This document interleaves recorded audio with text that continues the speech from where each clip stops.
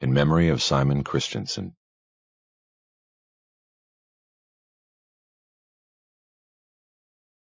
April Fool's Day.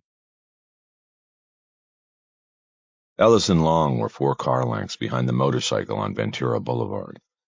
They were eastbound, coming up to the big curve where the road would turn south and head down through the pass into Hollywood. Ellis was behind the wheel, where he preferred to be, even though he was the senior partner and could dictate to Long who drove and who rode shotgun. Long was looking down at the screen on his phone, staring at the video feed, watching over what they called their investments. The car felt good. It felt strong.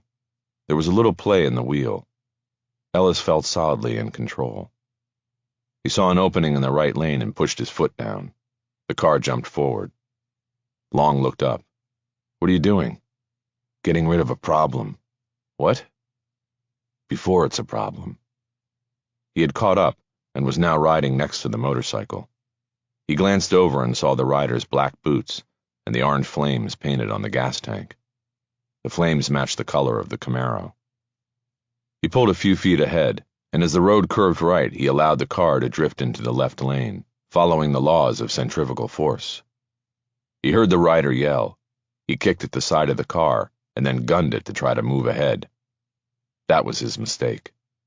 He should have braked and bailed, but he tried to gun his way out of it. Ellis was ready for the move and pinned the accelerator. The Camaro surged into the left lane, completing the cutoff. Ellis heard brakes squeal and a long sustained blast of a car horn as the motorcycle went into the oncoming traffic lanes. Then he heard the high-pitched scraping of steel and the inevitable impact of metal against metal. Ellis smiled and kept going. Chapter 1. It was a Friday morning and the smart people had already taken off for the weekend. This made traffic into downtown a breeze, and Harry Bosch got to the courthouse early. Rather than wait for Mickey Haller on the front steps where they had agreed to meet, he decided to look for his lawyer inside the monolithic structure that covered half a block of space, 19 floors into the air. But the search for Haller would not be as difficult as the size of the building suggested. After clearing the lobby metal detector, a new experience for him, Bosch took an elevator up to 15 and started checking courtrooms and using the stairs to work his way down. Most of the courtrooms assigned to criminal cases were on floors 9 through 15. Bosch knew this because of the time he'd spent in those courtrooms over the last 30 years. He found Haller in Department 120 on the 13th floor. Court was in session, but there was no jury. Haller had told Bosch he had a motion hearing that would finish by their lunchtime appointment. Harry slipped onto a bench in the back of the public gallery and watched as Haller questioned a uniformed Los Angeles police officer on the witness stand. Bosch had missed the preliminaries, but not the meat of Haller's examination of the officer. "Officer Sanchez, what I would like you to do now is go through the steps that led to your arresting Mr. Hennigan on December 11th of last year," Haller said. "Why don't we start with what your assignment was that day?" Sanchez took a moment to compose an answer to what seemed to be a routine question.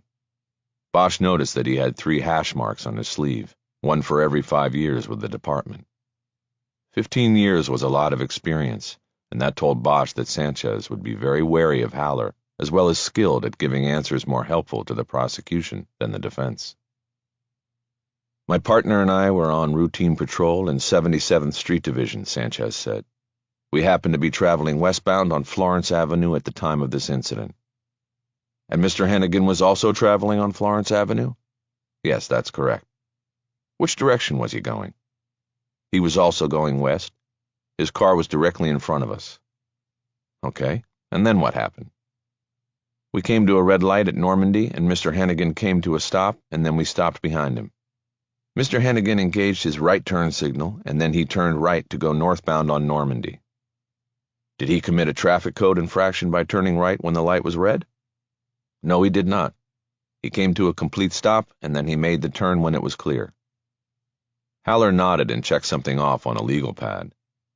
He was sitting next to his client, who was in County Blues, a sure sign that this was a felony case.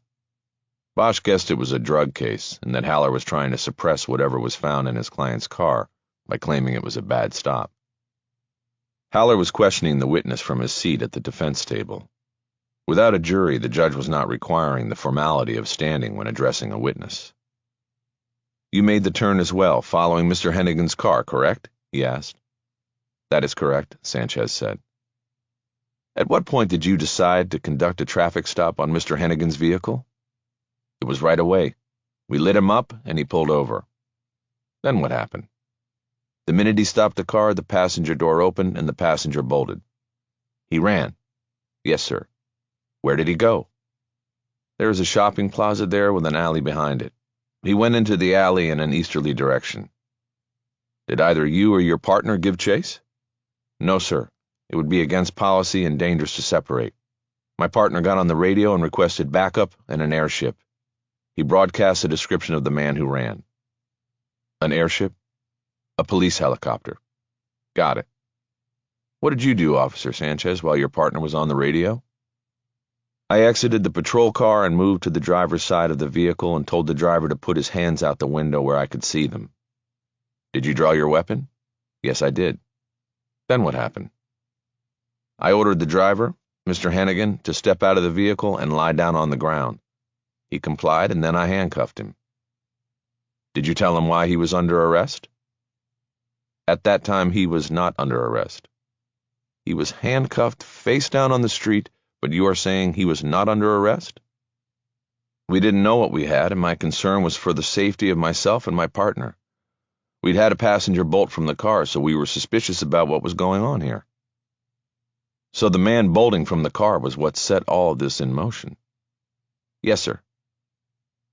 Haller flipped some pages on his yellow pad to look at notes, and then checked something on the screen of his laptop, which was open on the defense table. His client had his head tilted down, and from behind it looked as though he might be asleep. The judge, who had been slumped so low in his seat that Bosch had only been able to see the top of his gray head, cleared his throat and leaned forward, revealing himself to the courtroom. The placard at the front of the bench identified him as the Honorable Steve Yared. Bosch didn't recognize him, or his name, which didn't mean a whole lot, since the building housed more than 50 courtrooms and judges. "Nothing further, Mr. Haller?" he asked. "I'm sorry, Your Honor," Haller said. "Just checking some notes." "Let's keep this moving." "Yes, Your Honor." Haller apparently found what he was looking for and was ready to proceed. "How long did you leave Mr. Hennigan handcuffed on the street, Officer Sanchez?" "I checked the car, and once I was sure there was no one else in it, I went back to Mr. Hennigan, patted him down to check for weapons, then helped him up and placed him in the back seat of the cruiser for his own safety and ours." "Why was his safety in question?" "Like I said, we didn't know what we had here. One guy runs, the other guy is acting nervous. It was best to secure the individual while we determined what was going on."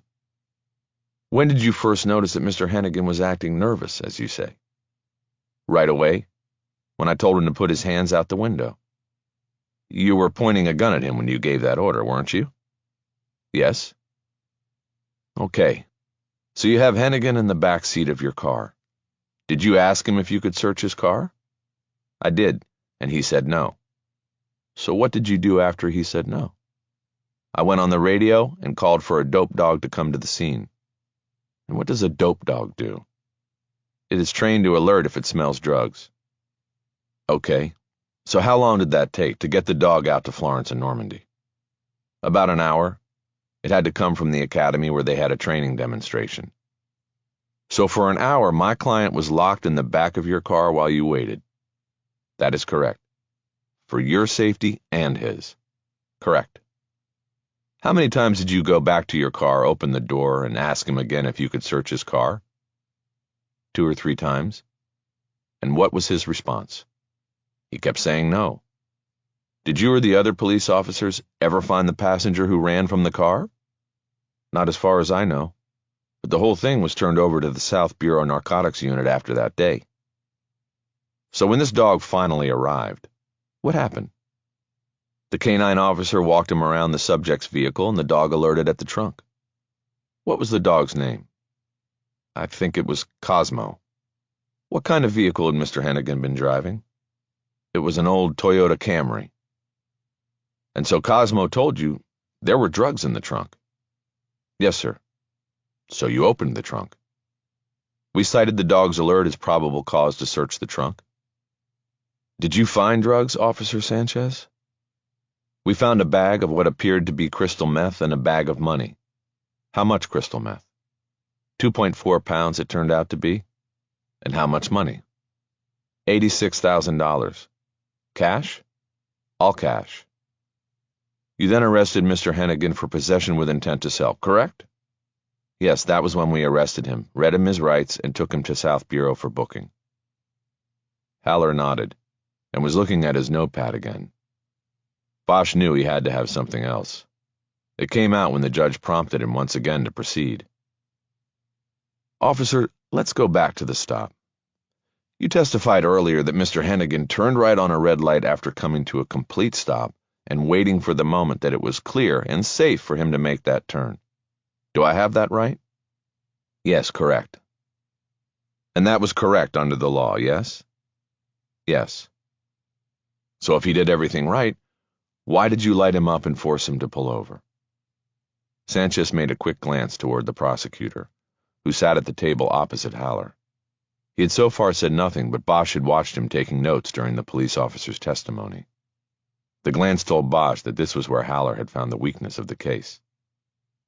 Your Honor, can you ask the witness to answer the question and not look at the prosecutor for the answer? Haller prompted. Judge Yared leaned forward again and told Sanchez to answer. Sanchez asked for a repeat of the question, and Haller complied. It was Christmas time, Sanchez said. We always give out turkey tickets at that time of year, and I was pulling them over to give them turkey tickets. Turkey tickets? Haller asked. What is a turkey ticket? Chapter 2.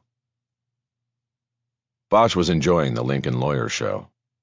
Haller had expertly put all the details of the arrest on the record, had circled back to the Achilles heel of the case, and was about to exploit it big time. Bosch now thought he knew why the prosecutor had been silent throughout the procedure. There was nothing he could do about the facts of the case. It was going to come down to how he argued them to the judge later. What are turkey tickets, Officer Sanchez? Haller asked again. Well, there is a chain of markets in South L.A. called Little John's, and every year around Thanksgiving and Christmas they give us these gift certificates for turkeys, and we give them out to people. You mean like a gift? Haller asked. Yes, a gift, Sanchez said. How do you choose who gets these turkey tickets? We look for good deeds, people doing what they're supposed to be doing. You mean drivers obeying the traffic laws? That's right. So in this case, you pulled over Mr. Hennigan because he did the right thing on that turn at the red light? Yes.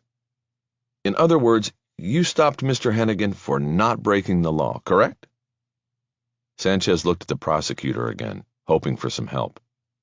None came, and he struggled through an answer. We did not know he was breaking the law until his partner bolted and we found the drugs and money. Even Bosch saw it as a pathetic stance, but Haller wasn't letting it go by.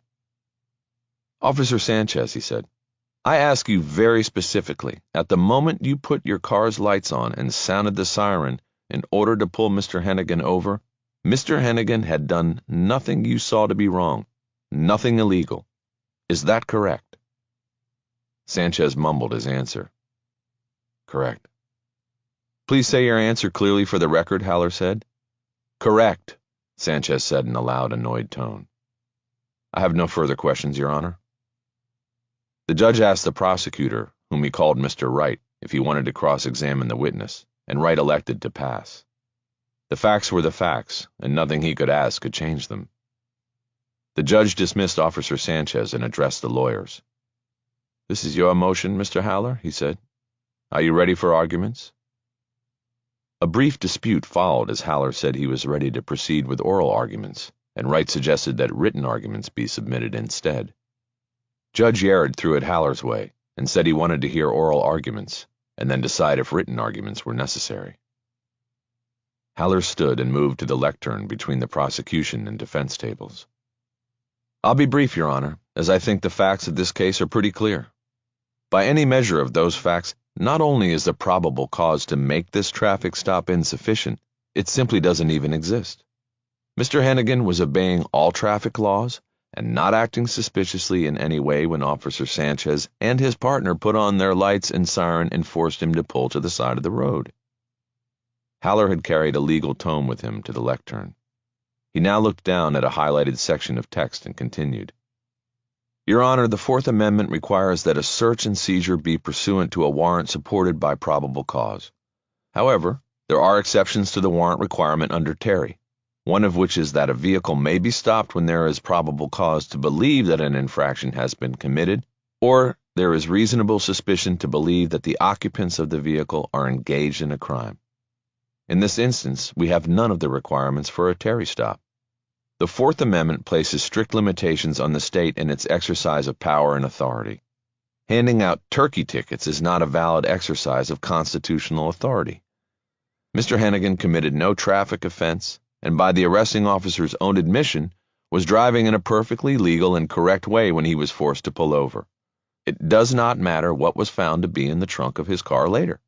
The government trampled on his right to be protected from unlawful search and seizure. Haller paused, perhaps attempting to gauge if he needed to say more. Additionally, he finally said, the 1 hour Mr. Hennigan spent locked in the back of Officer Sanchez's patrol car constituted an arrest without warrant or probable cause, again a violation of his protections against unlawful search and seizure. Fruit of the poisonous tree, Your Honor. It was a bad stop. Everything that came out of it was therefore tainted. Thank you. Haller walked back to his chair and sat down. His client gave no indication that he had listened and understood the argument. Mr. Wright, the judge said. The prosecutor stood and reluctantly approached the lectern. Bosch had no law degree, but he did have a solid working knowledge of the law. It was clear to him that the case against Hennigan was in trouble. Your Honor, Wright began, every day of the week police officers have what we call citizen encounters, some of which lead to arrest. As the Supreme Court says in Terry, not all personal intercourse between police officers and citizens involves seizure of persons. This was a citizen encounter, the intention of which was to reward good behavior. What turned this in a new direction and provided the probable cause for the actions of the officers was the passenger fleeing the defendant's vehicle. That was the game changer. Wright checked the notes on the yellow pad he had brought with him to the lectern. He found the string and continued. The defendant is a drug dealer. The good intentions of these officers should not preclude this case's going forward. The court has wide discretion in this area, and Officer Sanchez and his partner should not be penalized for carrying out their duty to the fullest. Wright sat down. Bosch knew his argument had been tantamount to throwing himself on the mercy of the court. Haller stood up to respond. Your Honor, if I could make one point. Mr. Wright is Mr. Wrong here. He quoted from Terry, but left out that when an officer, by means of physical force or show of authority, restrains a citizen, then a seizure has occurred.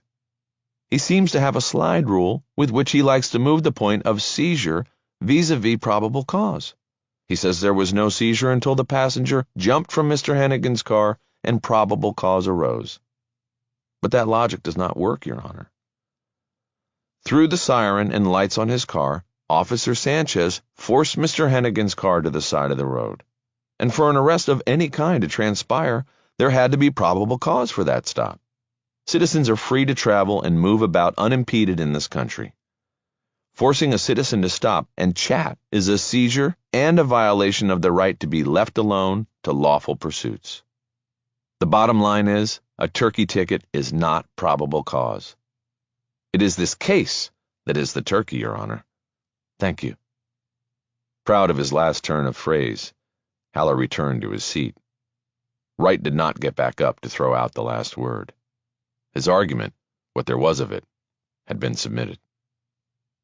Judge Yared leaned forward once again and cleared his voice right into the bench's microphone, creating a loud blast in the courtroom. Hennigan sat bolt upright, revealing that he had in fact been sleeping through the hearing that might decide his freedom. "Excuse me," Yared said after the ringing sound receded. "Having heard the testimony and the arguments, the court grants the motion to suppress. The evidence found in the trunk of—" "Your Honor," Wright shouted as he jumped up from his seat. "Clarification." He held his hands out wide, as if he were surprised by a ruling he certainly had to have known was coming. "Your Honor, the state has no case without the evidence from the trunk of that vehicle. You are saying the drugs and the money are tossed?" "That's exactly what I'm saying, Mr. Wright. There was no probable cause to make the stop. As Mr. Haller stated, fruit of the poisonous tree." Wright now pointed directly at Hennigan. "Your Honor, the man is a drug dealer. He is part of the plague on our city and society. You are putting him back out on—" "Mr. Wright," the judge barked into his microphone, "do not blame the court for the failings of your case. The state will be filing a notice of appeal within 24 hours. It's the state's right to do so. I'll be most interested in seeing if you can make the Fourth Amendment disappear." Wright dropped his chin to his chest. Haller took the moment to stand and pour salt on the prosecutor's wounds. "Your Honor, I would like to make a motion to dismiss the charges against my client. There is no longer any evidence in support of the filing." Yared nodded. He knew this was coming. He decided to grant Wright a small dose of mercy. "I'm going to take that under advisement, Mr. Haller, and see if the state actually does file an appeal. Anything else from counsel?" "No, Your Honor," Wright said. "Yes, Your Honor," Haller said. "My client is currently incarcerated in lieu of $500,000 bail. I ask that he be released on recognizance pending appeal or dismissal." "The state objects," Wright said. "This man's partner ran. There is no indication Hennigan won't do the same. As I said, we will be appealing this ruling and returning to prosecute the case." "So you say," the judge said. "I'm going to take consideration of bail under advisement as well. Let's see what the state does after considering the case further. Mr. Haller, you can always request a rehearing on your motions if the district attorney's office moves too slowly." Yared was telling Wright not to sit on this or he would take action. "Now, if there's nothing else, we're adjourned here," the judge said. Yared paused a moment to see if there was anything else from the lawyers, then stood up and left the bench. He disappeared through the door behind the clerk's desk. Bosch watched Haller clap Hennigan on the shoulder and leaned down to explain to his client the great victory he had just won. Bosch knew the rulings didn't mean that Hennigan would immediately waltz out of the courtroom or the county jail, not even close. Now the dealing would begin. The case was no doubt a wounded duck that couldn't fly, but as long as Hennigan was being held in jail, the prosecutor still had some leverage in negotiating an end to the case. Wright could offer a lesser offense in exchange for a guilty plea. Hennigan would end up looking at months instead of years, and the DA would still get a conviction. Bosch knew that was how it worked. The law could bend. If there were lawyers involved, then there was always a deal to be made. The judge knew this too. He had been faced with an untenable situation. Everyone in the courtroom knew that Hennigan was a drug dealer, but the arrest was bad, and therefore the evidence tainted. By keeping Hennigan in county lockup, he was allowing a resolution to be worked out that might prevent a drug dealer from walking away. Wright quickly packed his briefcase and turned to leave. As he headed toward the gate, he glanced at Haller and said he would be in touch. Haller nodded back, and that was when he noticed Bosch for the first time. He quickly finished conferring with his client as the courtroom deputy came over to take Hennigan back to lockup. Soon afterward, Haller came through the gate to where Bosch sat waiting. "How much of that did you catch?" he asked. "Enough," Bosch said. "I heard Mr. Right is Mr. Wrong." Haller's smile went wide. "I've been waiting for years to get that guy on a case and be able to say that." "I guess I should say congratulations." Haller nodded. "Tell you the truth, that doesn't happen too often. I can probably count on my two hands how many times I've prevailed on a motion to suppress." "You tell your client that?"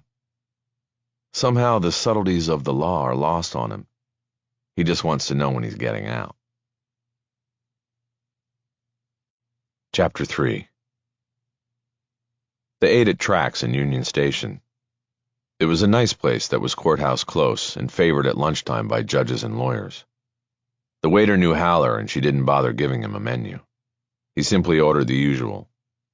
Bosch took a quick look and ordered a hamburger and French fries, which seemed to disappoint Haller. On the walk over, they had talked about family matters. Bosch and Haller were half-brothers and had daughters the same age. In fact, the girls were planning to room together in September at Chapman University down in Orange County. Both had applied to the school without knowing the other's intention until they celebrated their acceptance letters on the same day on Facebook. From there, their plan to be roommates quickly formed. The fathers were happy about this because they knew they would be able to pool their efforts to monitor the girls' well-being and adjustment to college life. Now, as they sat at the table with a window that looked out on the train station's cavernous waiting room, it was time to get down to business. Bosch was expecting an update on the case Haller was handling for him. The previous year, Bosch had been suspended from the LAPD on a trumped-up beef when he had picked the lock on a captain's office door so he could look at old police records connected to a murder investigation he was actively working. It was a Sunday, and Bosch didn't want to have to wait for the captain to come in the next day. The infraction was minor, but could have been the first step in the firing process. More important to Bosch, it was a suspension without pay that also halted payments to his deferred retirement option plan. That meant he had no salary and no access to his drop funds while he fought the suspension and took it to a board of rights, a process that would take a minimum of 6 months, pushing him past his retirement date anyway. With no money coming in to cover living expenses and college around the corner for his daughter, Bosch retired so he could access his retirement and drop funds. He then hired Haller to file a lawsuit against the city, charging that the police department had engaged in unlawful tactics to force him into pulling the pin. Because Haller had requested a meeting in person, Bosch expected that the news would not be good. Previously, Haller had given him updates on the case by phone. Bosch knew something was up. He decided to put off discussing his case by going back to the hearing that had just ended. "So I guess you're pretty proud of yourself getting that drug dealer off," he said. "You know as well as I do that he's not going anywhere," Haller responded. "The judge had no choice. Now the DA will deal it down and my guy will still do some time." Bosch nodded. "But the cash in the trunk," he said. "I bet that goes back to him. What's your piece on that, if you don't mind my asking?" $50K, plus I get the car," Haller said. "He won't need it in jail. I got a guy handles that stuff. A liquidator. I'll get another couple grand out of the car." "Not bad. Not bad if I can get it. Need to pay the bills. Hennigan hired me because he knew my name from a bus bench right there at Florence and Normandy. He saw it from the back seat of the cruiser they put him in, and he memorized the phone number. I've got 60 of those benches around town, and that costs money. Got to keep gas in the tank, Harry." Bosch had insisted on paying Haller for his work on the lawsuit, but it wasn't anything as stratospheric as a potential Hennigan payday. Haller had even been able to keep the cost down on the lawsuit by having an associate handle most of the non-courtroom work. He called it his law enforcement discount.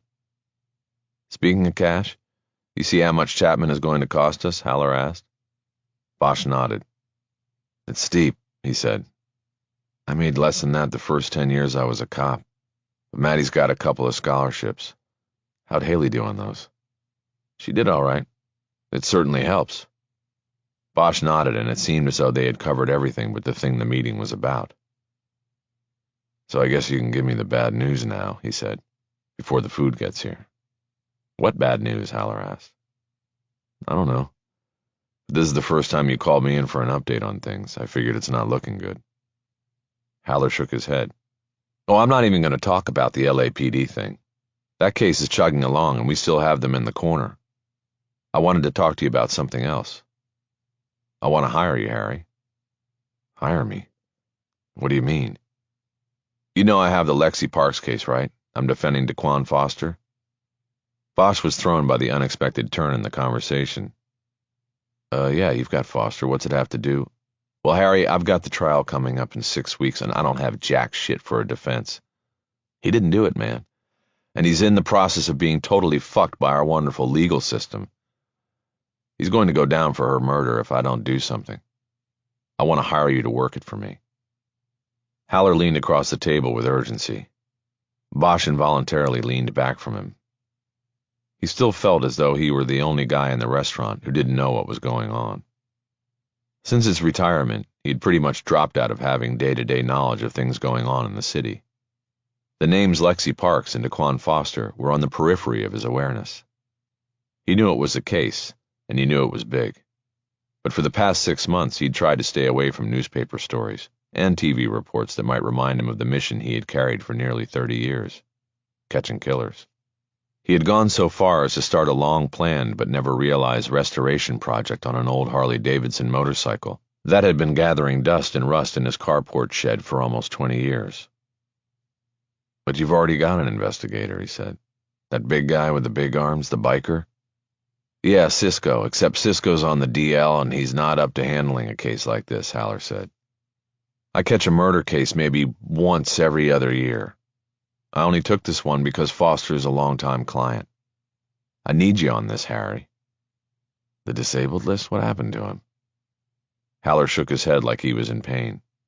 "The guy rides a Harley out there every day, lane splitting whenever he wants, wearing one of those novelty helmets that is total bullshit when it comes to protecting your neck. I told him it was only a matter of time. I asked him for dibs on his liver. There is a reason they call them donor cycles. And it doesn't matter how good a rider you are, it's always the other guy." "So what happened?" "He was cruising down Ventura one night a while back, and some yahoo comes up, cuts him off, and pushes him into head-on traffic. He dodges one car, and then he has to lay the bike down. It's an old one, no front brakes. And he skids through an entire intersection on his hip. Luckily, he was wearing leather, so the road rash wasn't too hideous, but he fucked up his ACL. He's down for the count right now, and they're talking about a total knee replacement. But it doesn't matter. My point is, Cisco's a great defense investigator, and he already took a swing at this. What I need is an experienced homicide detective. Harry, I'm not going to be able to live with it if my guy goes down for this. Innocent clients leave scars, if you know what I mean." Bosch stared at him blankly for a long moment. "I've already got a project," he finally said. "What do you mean, a case?" Haller asked. "No, a motorcycle. A restoration." "Oh, Jesus, you too?" "It's a 1950 Harley like the one Lee Marvin rode in the Wild One.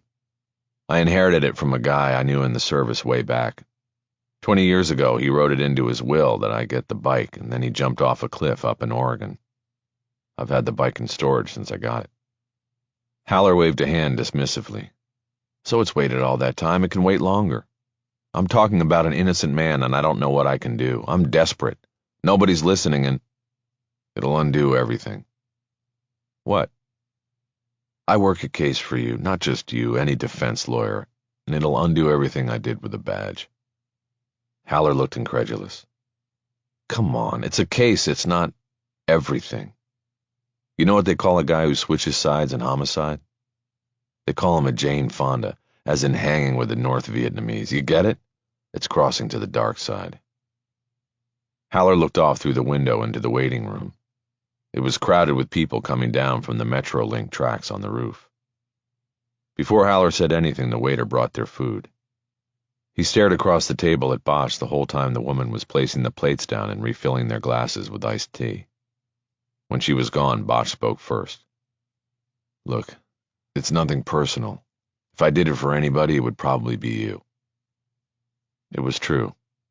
They were the sons of a fabled LA defense attorney, but had grown up miles and generations apart. They had only come to know each other in recent years. Despite the fact that Haller was across the aisle from Bosch, so to speak, Harry liked and respected him. "I'm sorry, man," he continued. "That's how it is. It's not like I haven't thought about this. But there's a line I can't bring myself to cross, and you're not the first one to ask." Haller nodded. "I get that. But what I am offering is something different. I got this guy I'm convinced was somehow set up for murder, and there's DNA I can't shake, and he's going down for it unless I get someone like you to help me. Come on, Haller, don't embarrass yourself. Every defense lawyer in every courthouse says the same thing every day of the week. Every client is innocent. Every client is getting railroaded, set up. I heard it for 30 years, every time I sat in a courtroom. But you know what? I don't have a second thought about anybody I ever put in the penitentiary. And at some point or other, every one of them said he didn't do it." Haller didn't respond, and Bosch took the time to take his first bite of food. It was good, but the conversation had soured his appetite. Haller started moving his salad around with his fork, but he didn't eat anything.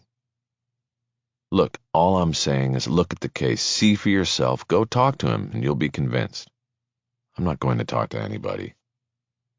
Bosch wiped his mouth with his napkin and put it down on the table next to his plate.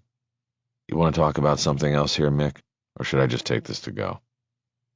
Haller didn't respond. He looked down at his own uneaten food. Bosch could see the fear in his eyes. Fear of failure. Fear of having to live with something bad. Haller put his fork down. I'll make a deal with you, he said. You work the case, and if you find evidence against my guy, you take it to the DA. Anything you find, no matter how it cuts, we share with the DA. Wide open discovery. Anything that doesn't fall directly under attorney-client privilege. Yeah, what will your client say about that? He'll sign off on it because he's innocent. Right. Look, just think about it. Then let me know. Bosch pushed his plate away. He'd taken only one bite, but lunch was over. He started wiping his hands on the cloth napkin. I don't have to think about it, he said, and I can let you know right now. I can't help you. Bosch stood up and dropped the napkin on his food. He reached into his pocket, peeled off enough cash to pay for both sides of the check, and put the money down under the salt shaker. All this time, Haller just stared out into the waiting room. That's it, Bosch said. I'm going to go. Chapter 4. Bosch successfully put off thinking about Haller's offer for most of the weekend. On Saturday, he and his daughter drove down to Orange County so she could visit her future school and get a feel for the surrounding town.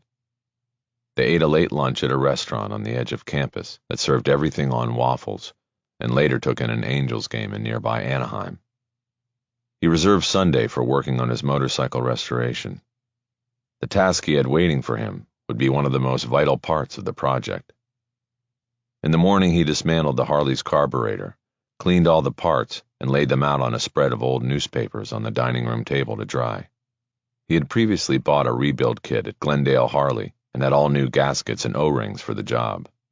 The Climber rebuild manual warned that if he misseated a gasket, left the pilot jet dirty, or mishandled any of a dozen things during the reassembly, then the whole restoration would be for naught.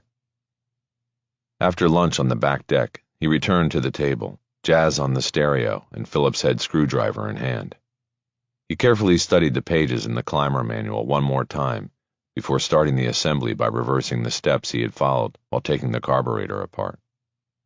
The John Handy Quintet was on the stereo, and the song was Naima, Handy's 1967 ode to John Coltrane. Bosch thought it was up there with the best live saxophone performances ever captured. With Bosch following the manual step by step, the carburetor quickly began to take shape. When he reached for the pilot jet, he noticed it had been lying on top of a newspaper photo of the state's former governor, cigar clenched in his teeth, a broad smile on his face as he threw his arm around another man, whom Bosch identified as a former state assemblyman from East L.A. Bosch realized that the edition of the Times that he had spread out was an old one that he had wanted to keep. It had contained a classic report on politics. A few years earlier, in his last hours in office, the governor had used his authority under executive clemency to reduce the sentence of a man convicted in the killing of another. He had happened to be the son of his pal, the assemblyman. The son had been involved with others in a fight and fatal stabbing, had made a deal with prosecutors and pleaded guilty, but then was unhappy when the judge handed him a sentence of 15 to 30 years in state prison. On his way out the door at the end of his term of office, the governor knocked it down to 7 years. If the governor thought nobody would notice his last official act in office, then he was wrong. The shit hit the fan with charges of cronyism, favoritism, politics of the worst kind. The Times cranked up an extensive 2-part report on the whole sordid chapter. It sickened Bosch to read it, but not so that he recycled the paper. He kept it to read again and again, to be reminded of the politics of the justice system. Before running for office, the governor had been a movie star specializing in playing larger-than-life heroes, men willing to sacrifice everything to do the right thing. He was now back in Hollywood, trying to be a movie star once again, but Bosch was resolved that he would never watch another one of his films, even on free TV. Thoughts of injustice prompted by the newspaper article made Bosch wander from the carburetor project. He got up from the table and wiped his hands on the shop cloth he kept with his tools. He then threw it down, remembering that he used to spread murder books out on this table, not motorcycle parts. He opened the sliding glass door in the living room and walked out onto the deck to look at the city. His house was cantilevered on the west side of the Cahuenga Pass, offering him a view across the 101 freeway to Hollywood Heights and Universal City. The 101 freeway was choked with traffic moving both ways through the pass, even on a Sunday afternoon.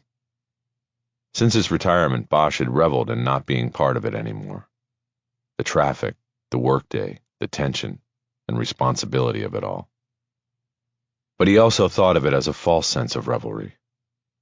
He knew that no matter how stressful it was being down there in that slow-moving river of steel and light, he belonged there, that in some way he was needed down there.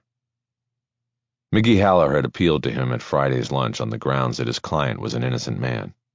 That, of course, would have to be proved. But Haller had missed the other half of that equation. If his client was truly innocent, then there was a killer out there whom no one was even looking for. A killer devious enough to set up an innocent man. Despite his protestations at the restaurant, that fact bothered Bosch and was not far from his thoughts throughout the whole weekend. It was something he had trouble leaving alone. He took his phone out of his pocket and hit a number on the favorites list. The call was answered after 5 rings by the urgent voice of Virginia Skinner. "Harry, I'm on a deadline. What is it?" "It's Sunday night. What are you—" "I got called in." "What's going on?" "Sandy Milton was involved in a hit-and-run last night in the Woodland Hills." Milton was a conservative city councilman. Skinner was a politics reporter for the Times. Bosch understood why she'd been called in on a Sunday. But what he didn't understand is why she had not called him to tell him, maybe pick his brain about who she should call in the LAPD to try to get details. It underlined for him what had been going on in their relationship for the month or so, or rather, not going on. "I have to go, Harry." "Right. Sorry. I'll call you after." "No, I'll call you." "Okay. Are we still having dinner tonight?" "Yes, fine, but I need to go." She disconnected. Bosch went back inside the house to grab a beer out of the refrigerator and to check its stores. He determined that he had nothing he could tempt Virginia with to come up the mountain. Besides, Bosch's daughter would be coming home from her police explorer shift at about 8, and it could get awkward with Virginia in the house. She and Maddie were still in the early stages of getting to know each other's boundaries. Bosch decided that when Skinner called back, he would offer to meet her somewhere for dinner downtown. He had just opened a bottle and switched the CD to a Ron Carter import recorded at the Blue Note Tokyo when his phone buzzed. "Hey, that was fast." "I just turned in the story. It's just a sidebar on the political implications for Milton. Richie Bedwetter will call me in 10 or 15 minutes to go over the edit. Is that enough time to talk?" Richie Bedwetter was her editor, Richard Ledbetter. She called him that because he was inexperienced and young, more than 20 years her junior, but insisted on trying to tell her how to handle her beat and write her stories in a once-a-week column on local politics, which he wanted to call a blog. Things would be coming to a head between them soon, and Bosch was worried that Virginia was the vulnerable one, since her experience translated into a higher paycheck and therefore a more appealing target to management. "Where do you want to go? Somewhere downtown?" "Or near your place, your call, but not Indian." "Of course, no Indian. Let me think on it and I'll have a plan when you're close. Call me before you reach Echo Park in case." "Okay, but listen, can you do me a favor and pull up some stories on a case?" "What case?" "There's a guy that got arrested for murder. LAPD case, I think. His name is Daquan Foster. I want to see—" "Yeah, Daquan Foster, the guy who killed Lexi Parks." "Right." "Harry, that's a big case." "How big?" "You don't need me to pull stories. Just go on the paper's website and punch in her name. There are a lot of stories about her because of who she was and because he didn't get arrested until like a month after it happened. And it's not an LAPD case, it's sheriff's. Happened in West Hollywood. Look, I gotta go. Just got the signal from Richie." "Okay, I'll—" She was gone. Bosch put the phone in his pocket and went back to the dining room table. Holding the corners of the newspaper, he pulled the carburetor project to the side. He then took his laptop down off a shelf and turned it on. While he waited for it to boot, he looked at the carburetor sitting on the newspaper. He realized he had been wrong to think that restoring the old motorcycle could take the place of anything. On the stereo, Ron Carter was accompanied by two guitars and playing a Milt Jackson song called Bag's Groove. It got Bosch thinking about his own groove and what he was missing. When the computer was ready, he pulled up the Times website and searched the name Lexi Parks. There were 333 stories in which Lexi Parks was mentioned, going back 6 years, long before her murder. Bosch narrowed it to the current year and found 26 stories listed by date and headline. The first was dated February 10, 2015. Well-liked WeHo assistant manager found murdered in bed. Bosch scanned the entries until he came to a headline dated March 19, 2015. Gang shot caller arrested in Parks murder. Bosch went back and clicked on the first story, figuring he could at least read the initial story on the murder and the first on the arrest before heading to his car for the drive downtown. The initial report on the murder of Lexi Parks was more about the victim than the crime, because the sheriff's department was revealing few details about the actual murder. In fact, all the details contained in the report could be summarized in one sentence. Parks had been beaten to death in her bed and was found by her husband when he returned home from working the midnight shift as a sheriff's deputy in Malibu. Bosch cursed out loud when he read the part about the victim's husband being a deputy. That would make Bosch's possible involvement in the case for the defense an even greater offense to those in law enforcement. Haller had conveniently left that detail out when he urged Bosch to look into the case. Still, he continued to read and learned that Lexi Parks was one of 4 assistant city managers for West Hollywood. Among her responsibilities were the departments of public safety, consumer protection, and media relations. It was her position as the chief spokesperson for the city and the frontline media interface that accounted for the well-liked description in the headline. She was 38 years old at the time of her death, and had worked for the city for 12 years, starting as a code inspector and rising steadily through promotions. Parks had met her husband, Deputy Vincent Herrick, while both were on the job. West Hollywood contracted with the sheriff's department to provide law enforcement services, and Herrick was assigned to the station on San Vicente Boulevard. Once Parks and Herrick got engaged, Herrick asked for a transfer out of the West Hollywood station to avoid the appearance of conflict of interest with both of them working for the city. He worked at first in the South County out of the Linwood station and then transferred out to Malibu. Bosch decided to read the next story in the digital queue in hopes of getting more detail about the case. The headline promised he would. Investigators: Lexi Parks murder a sex crime. The story, published one day after the first, reported that sheriff's homicide investigators were looking at the murder as a home invasion in which Parks was attacked in her bed as she slept, sexually assaulted, and then brutally beaten with a blunt object. The story did not say what the object was, or whether it was recovered. It made no mention of any evidence that had been collected at the scene. After these scant few details of the investigation were revealed, the story transitioned into a report on the reaction to the crime among those who knew Parks and her husband, as well as the horror the crime had invoked in the community. It was reported that Vincent Herrick had taken a leave of absence to deal with the grief arising from his wife's murder. After reading the second story, Bosch looked back at the list of stories and scanned the headlines. The next dozen or so didn't sound promising. The case remained in the news on a daily and then weekly basis, but the headlines carried a lot of negatives. No suspects in Parks murder. Investigators drawing blanks on Parks. WeHo offers a $100K reward in Parks' case. Bosch knew that going out with a reward was in effect announcing that you had nothing and were grasping at straws. And then they got lucky. The 15th story in the queue, published 38 days after the murder, announced the arrest of 41-year-old Daquan Foster for the murder of Lexi Parks. Bosch opened the story and learned that the connection to Foster seemingly came out of the blue, a match made on DNA evidence collected at the scene of the crime. Foster was arrested with the help of a team of LAPD officers at the Lamert Park Artist Studio, where he had just finished teaching a painting class as part of an after-school program for children. That last piece of information gave Bosch pause. It didn't fit with his idea of what a gang shot caller was all about. He wondered if Foster was booking community service hours as part of a criminal sentence. He kept reading. The story said that DNA collected at the Parks crime scene had been entered into the state's data bank and was matched to a sample taken from Foster following his arrest in 2004 on suspicion of rape. No charge was ever filed against him in that case, but his DNA remained on file in the State Department of Justice databank. Bosch wanted to read more of the stories in the coverage, but was running out of time if he wanted to meet Virginia Skinner. He saw one headline that came a few days after Foster's arrest. Park's suspect had turned life around. He opened the story and quickly scanned it. It was a community-generated story that held that Daquan Foster was a reformed Rollin' 40s Crips member who had straightened his life out and was giving back to his community. He was a self-taught painter who had work hanging in a Washington, D.C. museum. He ran a studio on Degnan Boulevard where he offered after-school and weekend programs for area children.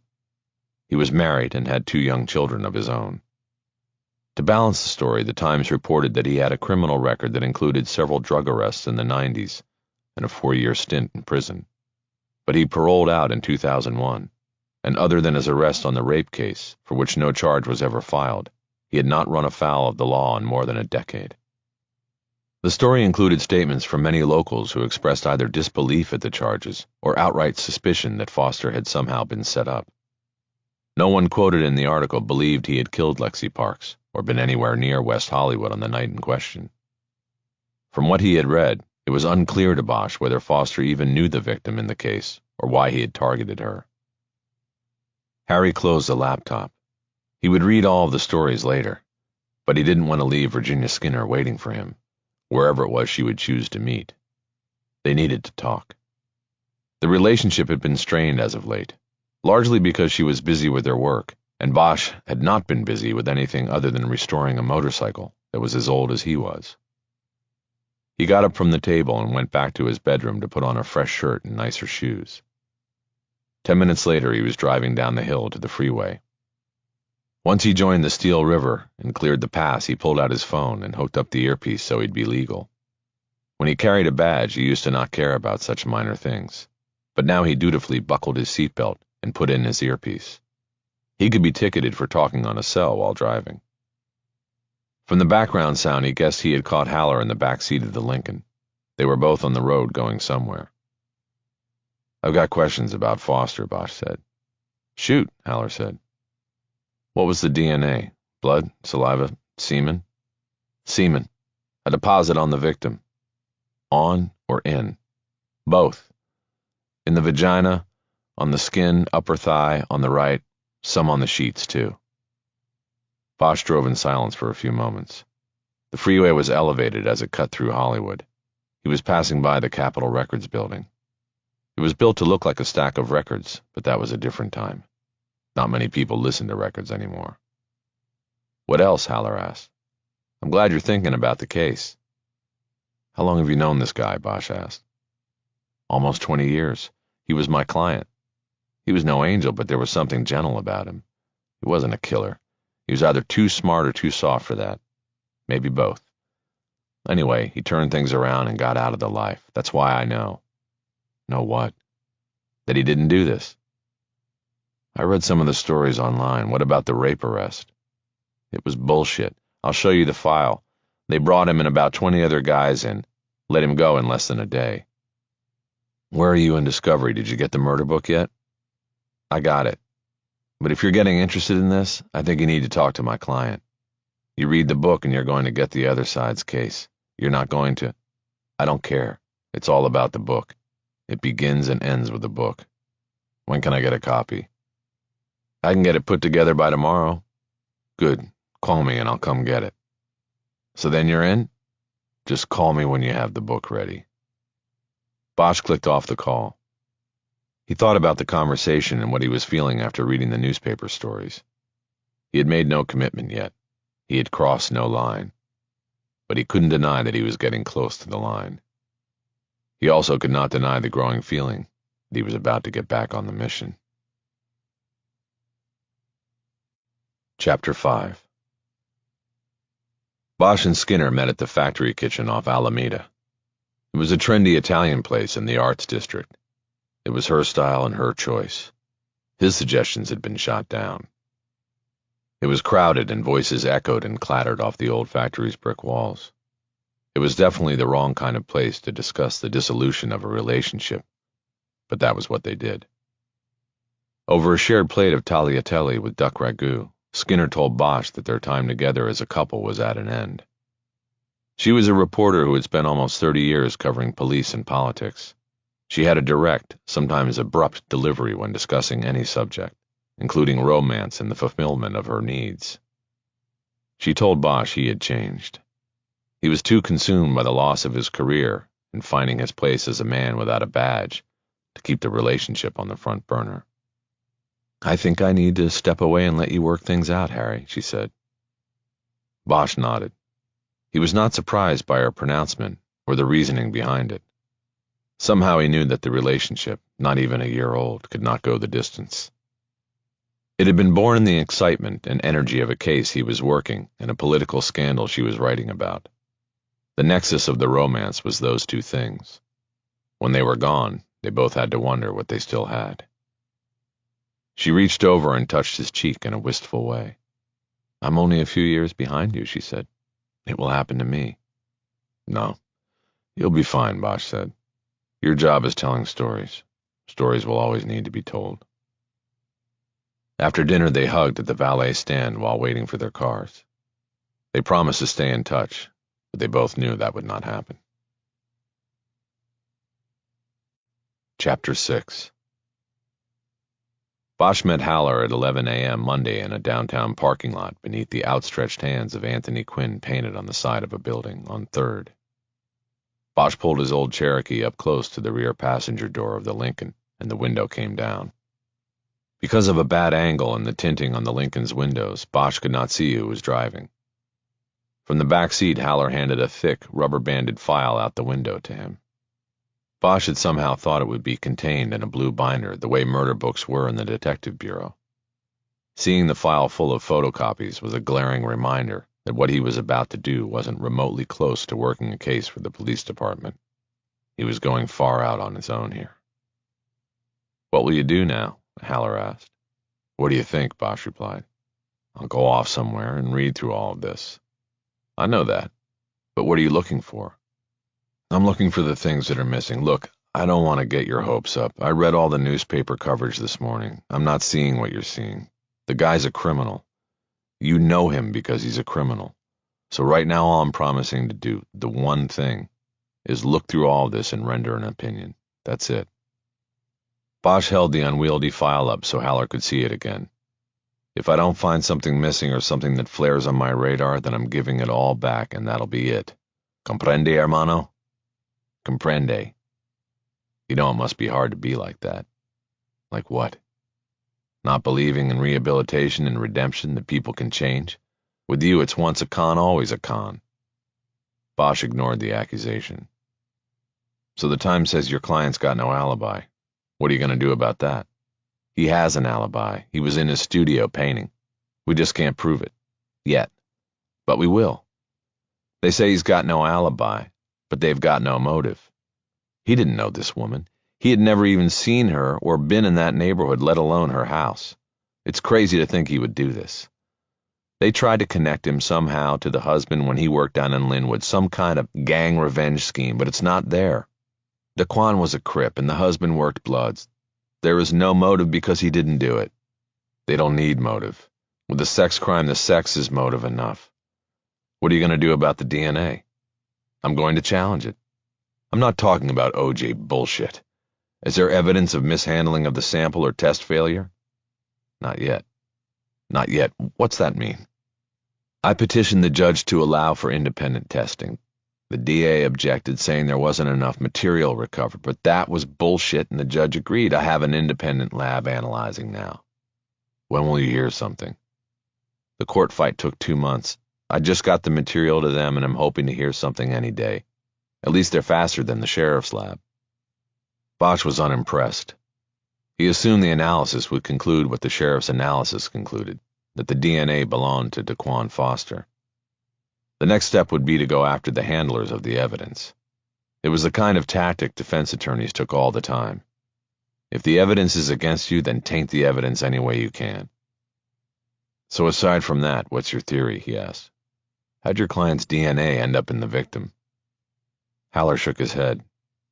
I don't think it was. Even if my lab says it's his DNA, I still won't believe he did it. He was set up. Now Bosch shook his head.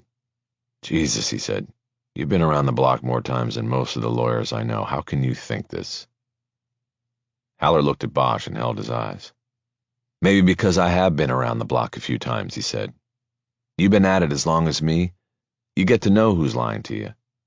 I got nothing else, Harry, but I have my gut, and it tells me something's wrong here. There's a setup.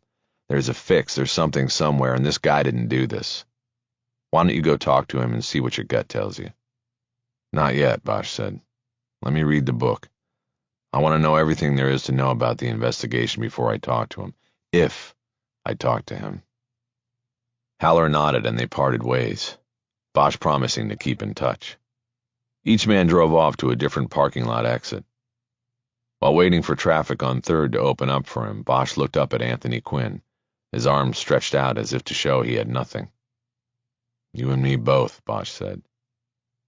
He pulled out on 3rd and then took a right on Broadway, driving through the Civic Center and into Chinatown. He found street parking and went into Chinese Friends for an early lunch. The place was empty. Carrying the file Haller had passed to him, Bosch took a table in the corner where his back would be to the wall, and no one would be able to look over his shoulder at what he was reading. He didn't want anyone losing his appetite. Bosch ordered without looking at the menu. He then took the rubber bands off the file and opened it on the table. For more than 2 decades, he had put together discovery packages for attorneys defending the men and women he had arrested for murder. He knew every trick there was when it came to planning obfuscation and misdirection in a murder book. He could write a how-to manual on the art of turning the discovery process into a nightmare for a defense attorney. It had been his routine practice back in the day to redact words in reports without rhyme or reason, to intermittently remove the toner cartridge from the squad room photocopier, so that pages and pages of the documents he was turning over were printed so lightly they were impossible, or at least headache-inducing to read. He now had to use all he knew in assessing this murder book, and experience dictated that his first job here was to put the book in the proper order. It was routine to shuffle the stacks of reports like a deck of cards, throw in a takeout menu or two, just to say fuck you to the defense attorney and his investigator. Each page turned over in discovery was stamped with a page number and date. This was done so that in court the attorneys from each side of the aisle could refer to the same page by a uniform number. So it didn't matter if Bosch reordered the pages. He could put his own system in place. All Haller would have to do is use the stamped page number if he wanted to refer to one of the documents in court. There was not a lot of difference between the reports filed by sheriff's investigators and the reports Bosch had authored for the LAPD. Some headings were different, a few report numbers as well. But Bosch easily had the book reshuffled and in correct order by the time his plate of thin-sliced pork chops arrived. He kept the stack of records front and center and the plate to the side so he could continue to work as he ate. On the top of the reordered stack was the incident report, which was always the first page of a murder book after the table of contents. But there was no table of contents. Another fuck you from prosecution to defense. So the IR was on top. Bosch glanced at it but was not expecting to learn anything. It was all first-day information. If it wasn't wrong, then it was incomplete. The pork chops were thin and crispy, piled on top of fried rice on his plate. Bosch was using his fingers to eat them like potato chips. He now wiped his hands on the paper napkin so he could turn the pages on the stack without soiling them. He quickly went through several ancillary and meaningless reports until he got to the chronological log. This was the murder Bible, the heart of any homicide investigation. It would detail all the moves of the lead detectives on the case. It would be where case theory would emerge. It would be where Bosch would be convinced of Daquan Foster's guilt or find the same doubt that had crept into Mickey Haller's gut. Most detective pairings had a division of labor that was worked out over several cases. Usually one member of the detective team was charged with keeping reports and the murder book intact and up to date. The chronological log was the exception. It was kept on computer as a digital file and routinely accessed by both detectives, so each could enter his or her movements on a case. It was periodically printed out on 3-hole paper and clipped into a binder, or in this case added to a defense discovery package. But the most active version was always a digital file, and it was a living document, growing and changing all the time. The printout of the chrono in the discovery file was 129 pages long and was authored by sheriff's investigators Laszlo Cornell and Tara Schmidt. Though over the years Bosch had had many interactions with sheriff's homicide investigators, he knew neither of them. This was a handicap because he had no measure of their skills or temperaments as he moved into their written work. He knew some of it would surface as he learned of their investigative moves and conclusions, but Bosch still felt like he was behind the curve. He knew other investigators in the Sheriff's Homicide Bureau he could call to discuss the pair, but he didn't dare do that and possibly reveal that he was working against them. Word of Bosch's betrayal to the cause would spread rapidly and jump from the Sheriff's Department to the LAPD in hours, if not minutes. Bosch didn't want that. Yet. The first 75 pages of the chrono documented the moves of the investigation before the DNA connection was made to Daquan Foster. Bosch carefully read these pages anyway because they gave insight into the investigators' initial case theory, as well as their thoroughness and determination. Lexi Parks' husband was fully investigated and cleared, and the efforts were well documented in the chrono. Though he had had an ironclad alibi, involved in the pursuit and arrest of a car thief for the time of his wife's murder, the investigators were smart enough to know that he could have set the murder up to be carried out by others. Even though aspects of the murder, the sexual attack and the brutality of the fatal beating, tended to point in another direction, the investigators were undaunted in their look at the husband. Bosch found a growing respect for Cornell and Schmidt as he read through these sequences in the chrono. The early investigation also went in many other directions.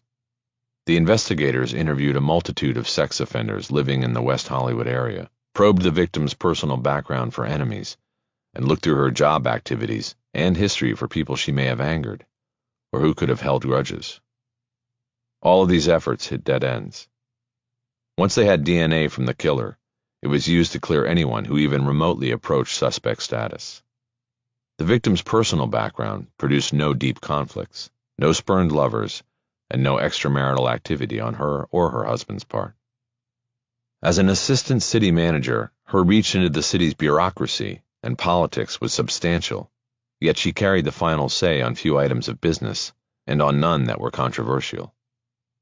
A profile of the murderer drawn from the details of the crime scene was what eventually pointed the investigation away from the victim's personal and professional life. The profile put together by the Sheriff's Department Behavioral Science Unit concluded that the suspect was a psychopath who was filling a complex of psychological needs in the murder of Lexi Parks. No kidding, Bosch thought as he read the conclusion. The profile stated that the killer was most likely a stranger to Parks, and that she could have crossed his path anywhere recently or long ago. Because she was a public figure who appeared regularly on West Hollywood's public access cable channel, as well as at public events, the circle of possibilities was even greater. Her killer could have simply seen her on the news or at a televised city council meeting. The crossing could have happened anywhere. The killing seemed to be both carefully planned and reckless in terms of the overkill and violence and the DNA evidence left behind. Other crime scene details that influenced the profile included the fact that the victim had not been tied up in any way, indicating that the killer did not need bindings to overpower and control her. The victim was also found by her husband with a pillow over her face, hiding the intense damage of the fatal beating from view and possibly indicating remorse on the part of the killer. Since her husband was a law enforcement officer, several security measures had been installed in the home, including an alarm system and multiple locks on all doors. The killer had gained entrance through the window of a home office, removing a screen and leaving it leaning against the back wall of the house, then jimmying the lock on the window. The victim apparently had not set the alarm system, and her husband said that she rarely did so, despite his often repeated request that she set it when he was working at night and she was home alone. All of this and other details added up to the profile of a suspect who was opportunistic and relentless as a predator. Parks had gone to the Pavilion supermarket on Santa Monica Boulevard on the evening of her murder. The investigators scoured security video from the store and shopping plaza where it was located for several days, tracking Parks' visit and hoping to find the point of intersection between victim and predator. But nothing came of it. In the store, Parks saw and acknowledged several acquaintances whom she knew socially or from her government work. but all of them were checked out and eventually cleared, either through voluntary DNA comparison or otherwise. It all added up to spinning wheels, but they were wheels that needed to be spun. Bosch's review of the first 80 pages of the chrono left him with the belief that Laszlo Cornell and Tara Schmidt had conducted a very thorough investigation, one that he would be proud to have put his name on himself. And all of it was for naught. That is until the 27th day of the investigation, when they received a letter from the California Department of Justice, informing them that the DNA sample they had submitted to the state's CODIS database had been matched to a convicted offender named Daquan Foster. Until that moment, neither Cornell nor Schmidt had ever heard of Daquan Foster in regard to Parks or any other case, but they started planning for when they would eventually meet him. He was placed under 24-hour surveillance to see if he made any moves that could be useful in his prosecution or threatened to harm another woman. Meanwhile, he was backgrounded, and the investigation proceeded under the tightest security so that no word would leak to the media or to the husband of the victim. 11 days after the DNA match came in from the state, the two lead investigators entered the artist's studio where Foster was alone, having just finished teaching a small class of children about primary colors. Leimert Park was in the city of Los Angeles. The investigators were accompanied by two uniformed LAPD officers from the South Bureau Gang Unit. Cornell and Schmidt asked Foster if he would accompany them to the homicide unit, where they wanted to ask him questions. Daquan Foster agreed. Bosch looked up and realized he had worked through the lunch rush in the restaurant. His check was sitting on the edge of the table and he had not noticed it. Feeling sheepish about not turning the table over during lunch, he put $30 down on the table for the $10 check, then gathered the reports back together and headed out. He cursed his luck when he found a parking ticket under the Cherokee's windshield wiper. He had paid for 2 hours on the meter, but had been in the restaurant for 2.5. He took the ticket from beneath the rubber blade and shoved it into his pocket. He never had to worry about parking tickets when he was driving a city car, when he carried a badge. It was another reminder of how his life had changed in the last 6 months.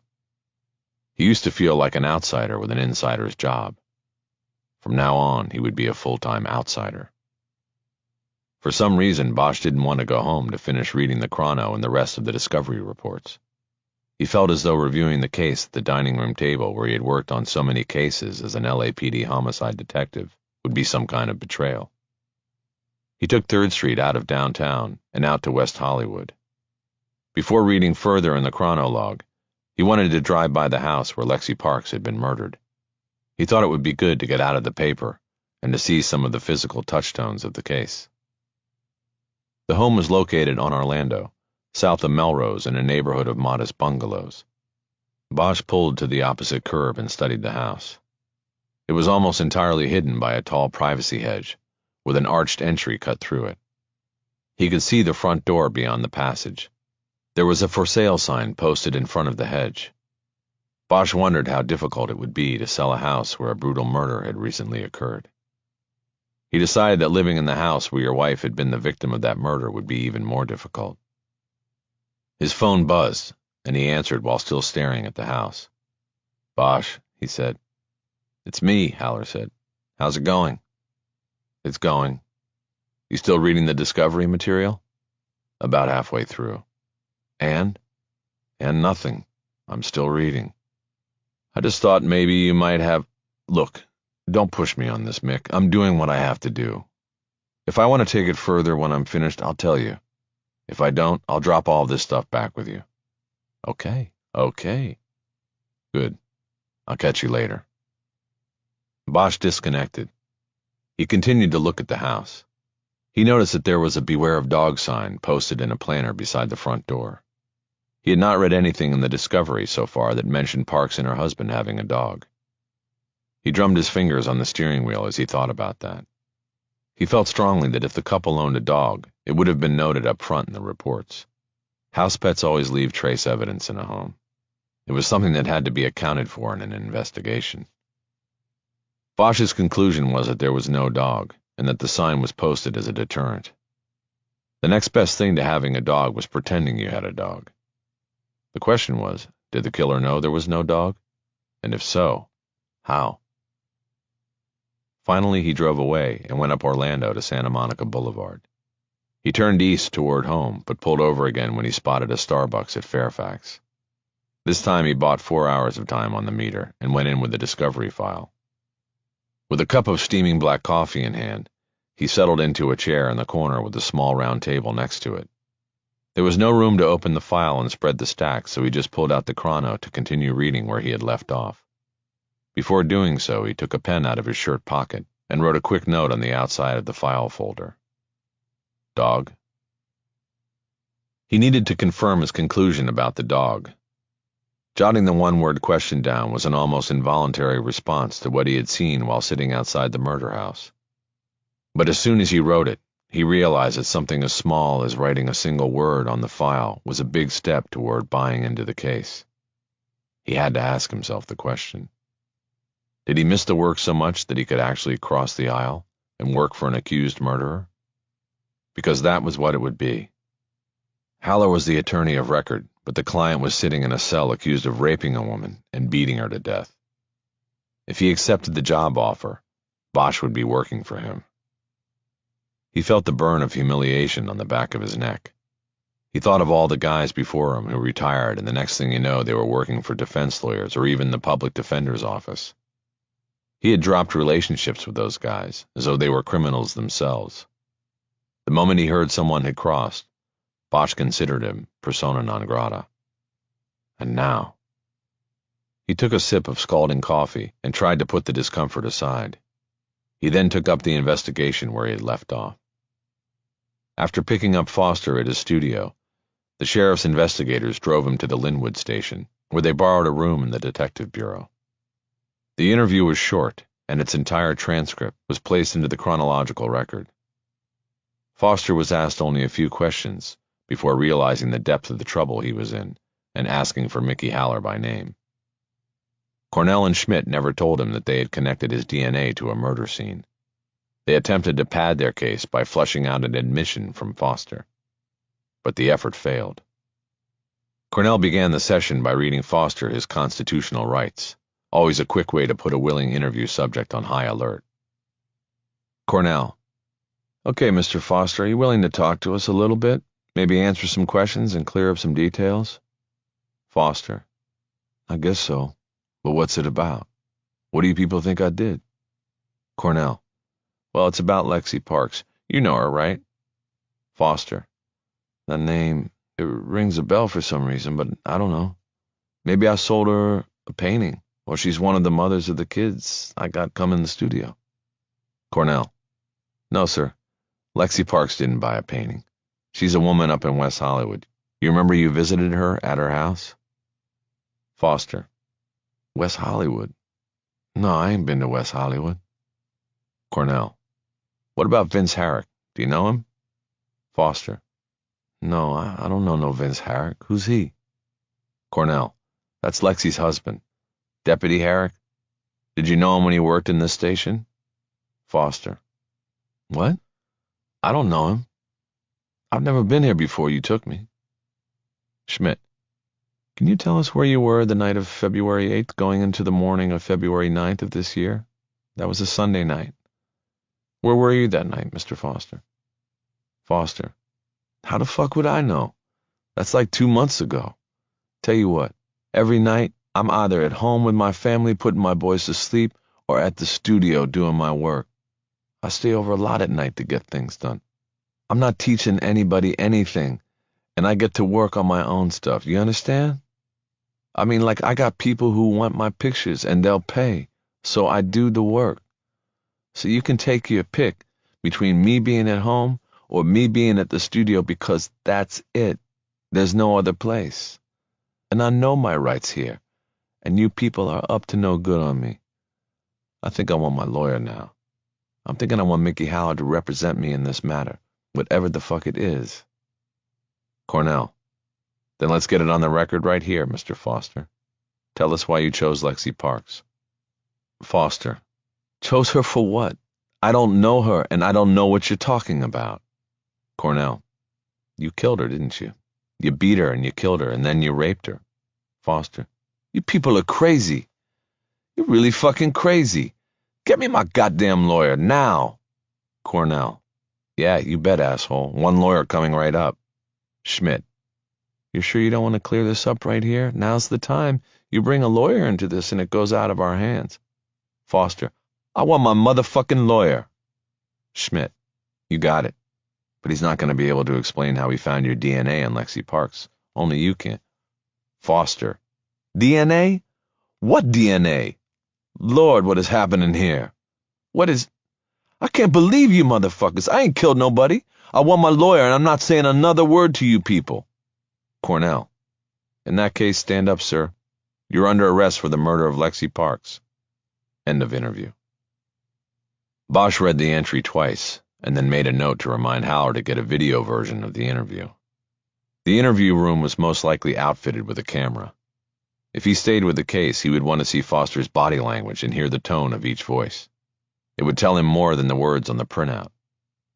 Still, knowing that, his take on the transcript of the brief interview was that Foster had not seen the questions about Lexi Parks coming. There appeared to be real surprise, and then panic in his words. He knew that didn't really mean anything. Sex murders were usually the work of psychopaths, and with that psychology was an innate ability to lie, to act, to feign surprise and horror when it was needed. Psychopaths were great liars.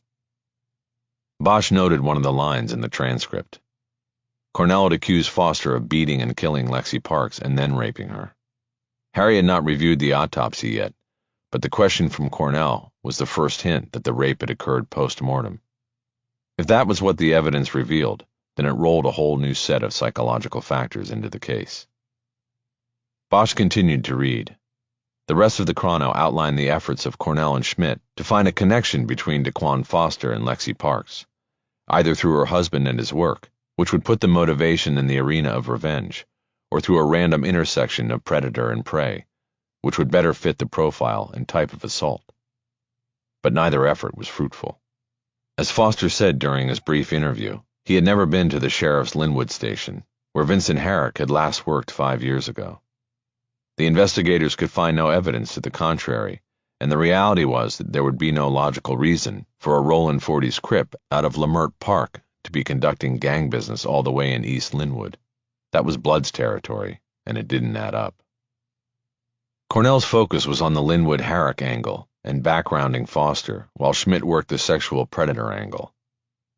Schmidt's task was the more difficult to investigate and prove because it relied upon the happenstance of Lexi Parks somehow, somewhere crossing the radar of a sexual sadist on the hunt. Bosch, like Cornell and Schmidt, had already read and seen enough to know the murder was not a crime of opportunity. There was more than enough evidence that the victim was stalked and the crime planned. The beware of dog sign was the starting point of this supposition. According to the discovery, there was no dog in the house, and the killer seemed to know it. That suggested that the house on Orlando had been cased. Other factors, such as the alarm system not being engaged and the husband working a midnight shift, also added to the theory. Schmidt carefully documented the victim's activities in the 6 weeks prior to her death, trying to find the place where Foster and Parks crossed paths. She looked at hundreds of hours of video taken from cameras along Lexi's path, but she never found Foster in one digital frame. Bosch knew that this was the juncture where cases could go wrong. They had a suspect in custody and a DNA match, but the investigators were being thorough. They were looking for more, and in doing so, they were sliding into the tunnel. The tunnel was the place where vision narrows and the investigator sees only the bird in hand. Bosch had to wonder if Schmidt had been looking for any other faces on those videos besides Foster's. Bosch made another note on the outside of the file, a reminder to tell Haller he should make a discovery request to be allowed access to all of the videos Schmidt had studied. The chrono had an oblique reference to a witness interviewed by Cornell and identified only as AW, which Bosch recognized as shorthand for alibi witness. It was not uncommon to use coded abbreviations in reports to safeguard witnesses who were not officially given confidential informant status. Bosch also knew that AW could be a witness fortifying or knocking down a suspect's alibi. In this case, the chrono said that Cornell met with the AW 7 days after Foster's arrest and that the meeting lasted an hour. Bosch skimmed through the remaining pages of the chrono and nothing else caught his eye. There were routine entries on preparations for the case to move toward trial. Cornell and Schmidt found nothing that directly tied Foster to the victim, but they had his DNA, and apart from the O.J. Simpson case 20 years before, DNA was as good as it got when it came to closing out a case. Cornell, Schmidt, and the prosecutor assigned to the case were locked and loaded. They sailed through a 4-hour preliminary hearing in April and were now ready for trial.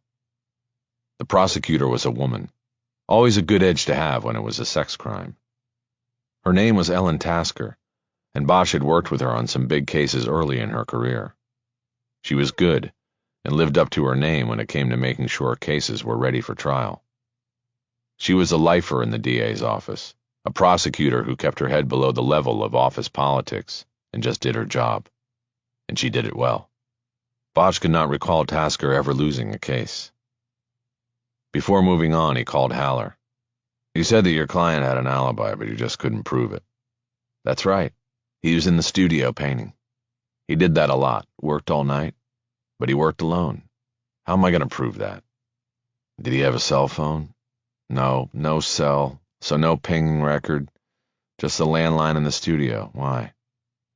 "There is a reference in the chronological log to one of the detectives meeting with an alibi witness. You know anything about that?" "No, and if they found somebody who supports DQ's alibi, they have to bring them forward." "DQ?" "DeQuan. He signs his paintings DQ. By the way, you know that's how I'm getting paid, right? In paintings. I figure we get an acquittal and the value will go way up." Bosch didn't care how Haller was getting paid. "Listen to me. I'm not saying this witness supports his alibi. It's probably the opposite. It was referenced in the chrono, and I just wanted to know if you were aware." "No, I didn't see that. It was coded in brief, which makes me think it might be significant. I'll look through the witness reports and see if I can find anything." "If you don't find it, then that's trouble for them. Violation of discovery." "Whatever. I'll call you later." Clicking off, Bosch realized he needed to be more guarded with Haller, and not just throw things out to him that he might tee up and take into court, dragging Bosch along with him. Bosch looked through the printouts until he found the stack of witness statements. He started paging through them, checking the summaries for who they were and what they said. The great majority were witnesses from the Lexi Park side of the investigation. Friends, co-workers, professional acquaintances who were interviewed as the investigation took shape. There were also statements from her husband and several sheriff's deputies who knew Parks through him. The second half of the stack contained interviews from people who knew DeQuan Foster. Many of these were LAPD officers who knew of him from his active gang days. There were also statements from former parole officers, neighbors, fellow shopkeepers, and the suspect's wife, Marta. Bosch found what he was looking for in a twofer, a report page that had statements from 2 witnesses summarized on it. It was an old discovery trick. Turn over reams of paper as a way of hiding the one thing you don't want the defense attorney to notice. Prosecution had not violated the rules of discovery, but had made finding the important piece of information a needle in the haystack. The top half of the witness report contained the summary of an interview with a neighbor of DeQuan Foster's, who said he did not see Foster's car parked in front of his house on the night of the murder. It was a relatively harmless comment because Foster was not claiming that he was at home. He was claiming he spent the night painting in his studio. But just a line below the neighbor's statement was the start of another statement from someone identified only as M. White. This statement said M. White stopped by Foster's studio on the night of the murder to see Foster, but the painter was not there. That was all that was included in the report, but it was enough for Bosch to know that Cornell and Schmidt had found someone who could counter Foster's claim that he had spent the entire night in the studio painting. The subterfuge employed by the detectives to hide the identity and value of the witness known as M. White didn't really bother Bosch. He assumed that M. White was not the witness's name, but rather his gender and race. He knew all Haller would have to do is file a motion citing insufficient discovery, and the sheriffs would have to cough up the real identity. It was all part of the game, and he had pulled the haystack move himself on occasion as a cop. What troubled him was the fact that now there was an alibi issue added to the DNA match that put Foster at the crime scene. It was enough to make him want to drop the review of the case right there and then. Harry thought about it for a little bit while he finished his coffee and gave his eyes a rest.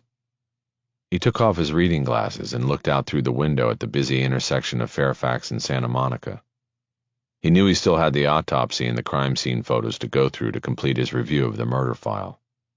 He had saved the photos for last because they would be the most difficult to look at, and were not something he would risk doing in a public place like a coffee shop. His eyes suddenly caught on a familiar face across the intersection. Mickey Haller smiling from the back of a bus moving south on Fairfax. The advertisement carried a slogan that made Bosch want to dump the whole file in the trash can. Reasonable doubt for a reasonable fee. Call the Lincoln lawyer. Bosch got up from the table and went to the trash can. He dropped his empty cup in and headed out the door. Chapter 7. Entering his house, Bosch looked at the empty dining room table and was tempted to sit down and spread out the printouts and photos from the case. But he knew his daughter would be getting home at any time, and he didn't want to risk her stumbling onto a bad scene. He went down the hallway to his bedroom, closed the door, and started spreading things out on his bed, right after he made it and smoothed the top covers. What he spread out were the 8x10 color copies of the crime scene photos from Lexi Parks's house. These included several dozen of the victim's body as it had been found on her bed. There were shots taken from many angles and from many different distances, ranging from full-room shots to extreme close-ups of specific wounds and parts of the body. There were also photos taken from many angles of all the other rooms in the house, and his plan was to look at them second. The crime scene photos created a grisly tableau on the bed. The murder of Lexi Parks had been excessively violent, and the harshness of it was not buffered by the one-step removed process of reviewing the scene through photos. There was a stark quality to the shots that Bosch was familiar with. Police photographers were not artists. Their job was to unflinchingly reveal all, and the photographer on the Parks case did just that.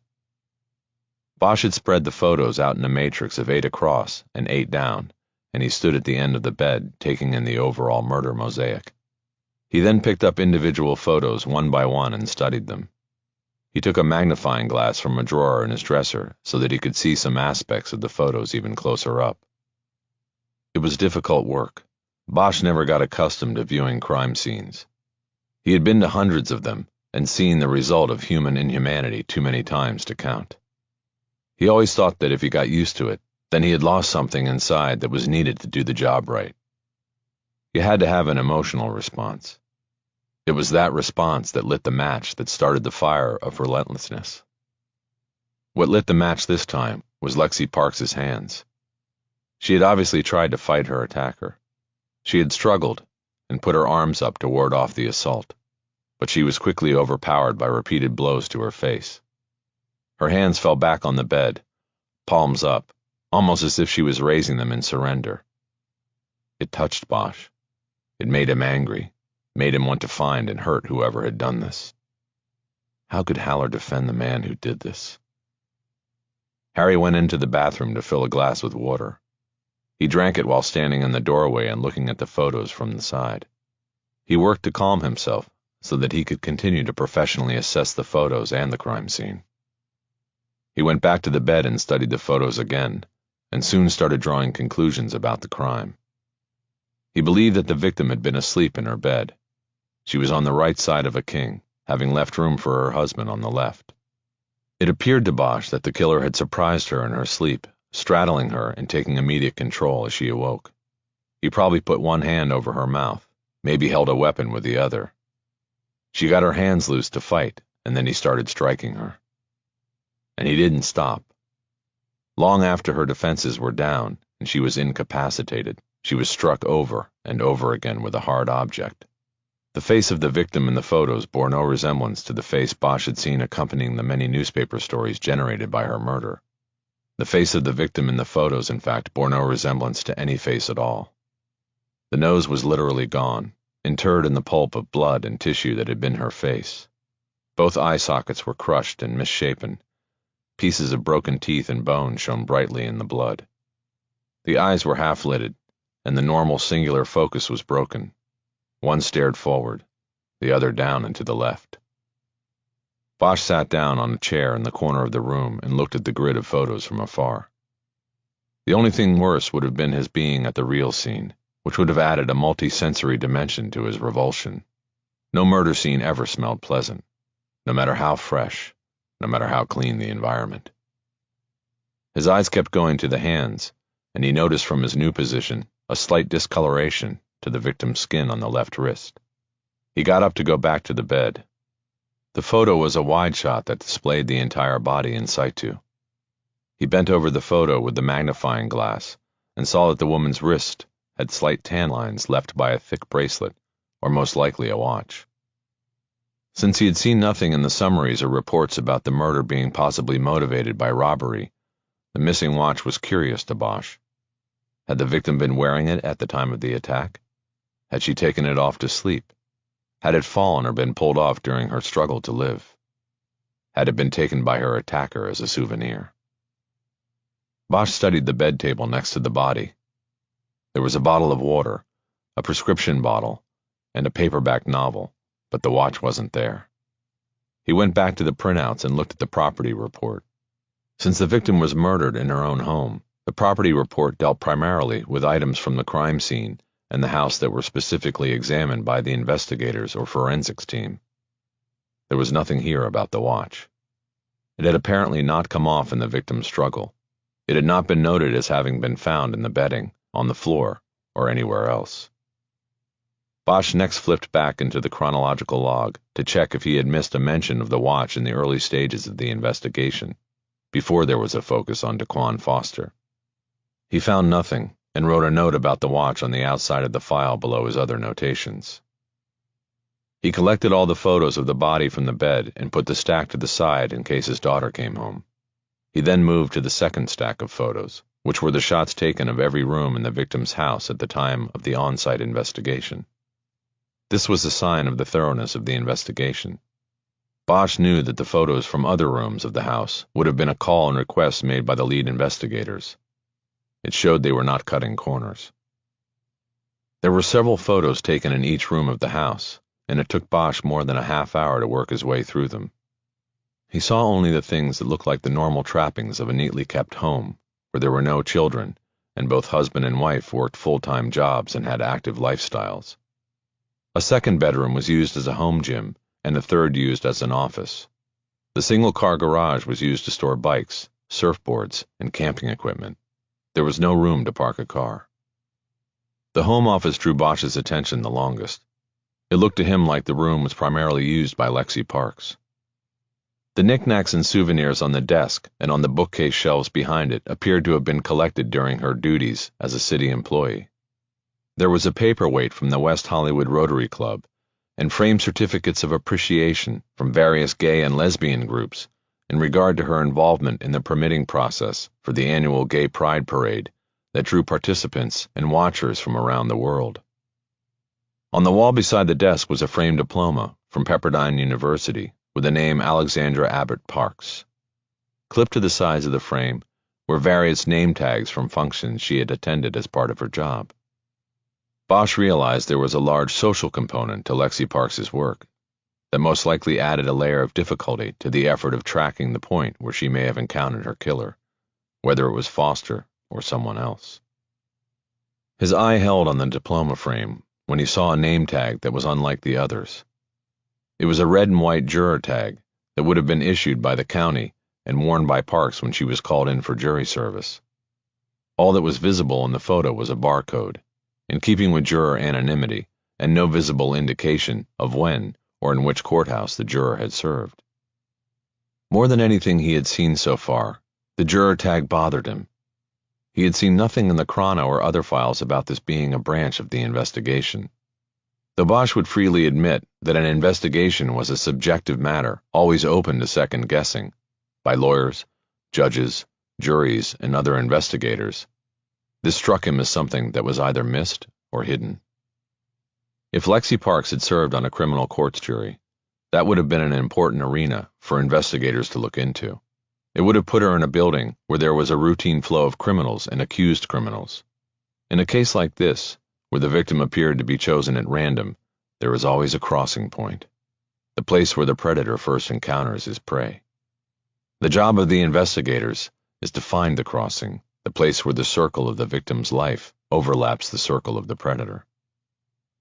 Now Bosch had to consider whether investigators Laszlo Cornell and Tara Schmidt had missed this possible crossing, or whether it was something they purposely left out of discovery to obfuscate the prosecution's case.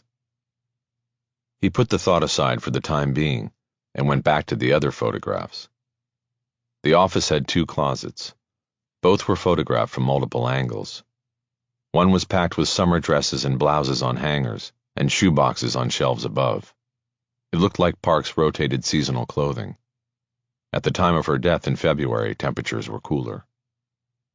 The second closet was used to store boxes from computers, printers, and other household items. On the top shelf, Bosch saw a small square box that was made of what looked like brown leather. There was no brand name or logo, but Bosch thought it might be a box that a watch would come in. He studied the photo with a magnifying glass. He knew there was no telling whether the box was empty or whether it was for a woman's or a man's watch. Brown leather favored it being a man's watch box. Bosch heard the front door of the house open. His daughter was home. He had started stacking the second set of photos when he heard her call to him. "In my room," he called back. "I'll be out in a minute." He then stacked all the files and photos together on his bureau. He got out his phone and called Mickey Haller. The defense attorney answered right away, and Bosch could tell by the background noise that he again was in his car. "Okay," Bosch said. "I'm ready to talk." Chapter 8. They met at the bar at Musso's, and both ordered a vodka martini. It was early enough that getting one of the precious stools was not a problem. Bosch didn't want to bring the thick stack of discovery documents in with him and draw attention, so he simply brought the empty file folder in which he had jotted his notes. Haller was still in a crisp court suit, but his tie was long gone. He noticed the empty file that Bosch put down on the old polished wood bar top. "Well, you're not giving it all back to me," he said. "That's a good sign." "Not yet, at least," Bosch said. "So what do you want to talk about, then?" "I'm ready to talk to your client." "Can you get me in?" "The easiest and quickest way is for us both to go in tomorrow. Attorney-client visit with an investigator in tow. It cuts through the bullshit. Do you have a problem with that?" Bosch thought for a moment before answering.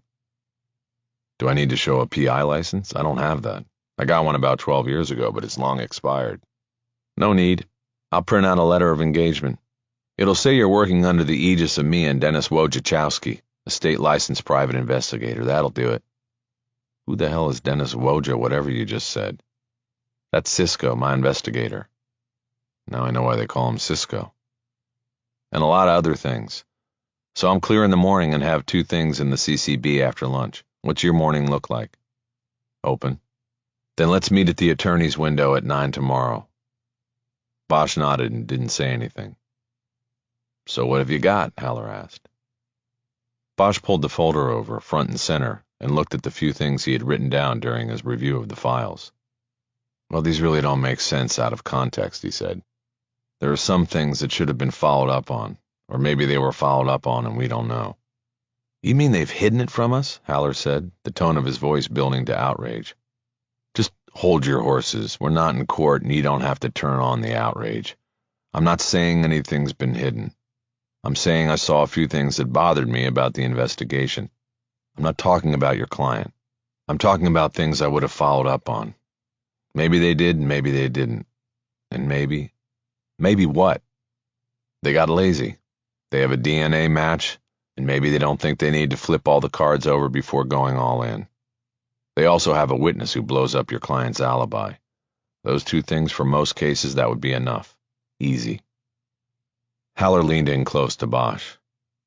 "Tell me about their alibi wit. Is it a woman?" "No, I think it's a white male because of the name in the report. I think they're hiding his identity, as well as hiding him so they can sandbag you. It's a guy who said he went to Foster's studio that night to see him and he wasn't there. That's why I want to talk to Foster, see if he's lying. If he's lying, I'm flying. I tell all my clients that." Haller poured the rest of his vodka from the shaker into his glass. He swished it around with the olive on the end of a toothpick, then ate the olive. "Dinner?" he said. "You want another one?" Bosch shook his head. "I can't stay. Maddie's home tonight and I want to spend some time with her. She's going out of town soon." Out of town, where? They have a seniors retreat at her school, before graduation. They go camping up at Big Bear, talk about the next step of their lives, stuff like that. I just want to be home as much as I can be when she's there. I also need to get ready for tomorrow, reread some stuff before I meet the man. So have you made the call? Guilty as charged? Nope. I think it's more likely than not, but like I said, there were some things they didn't do that I would have done. I don't like coming in and second guessing, but when you see it, you see it. Can't unsee it. Something like that. What's the biggest problem with the prosecution's case? Right now? Based on what you read. Bosch took a drink while he thought of an answer and composed it properly. The crossing. Meaning? Motive and opportunity. They've got DNA that puts your man in that house and at that crime scene. But how did he get there? Why did he get there?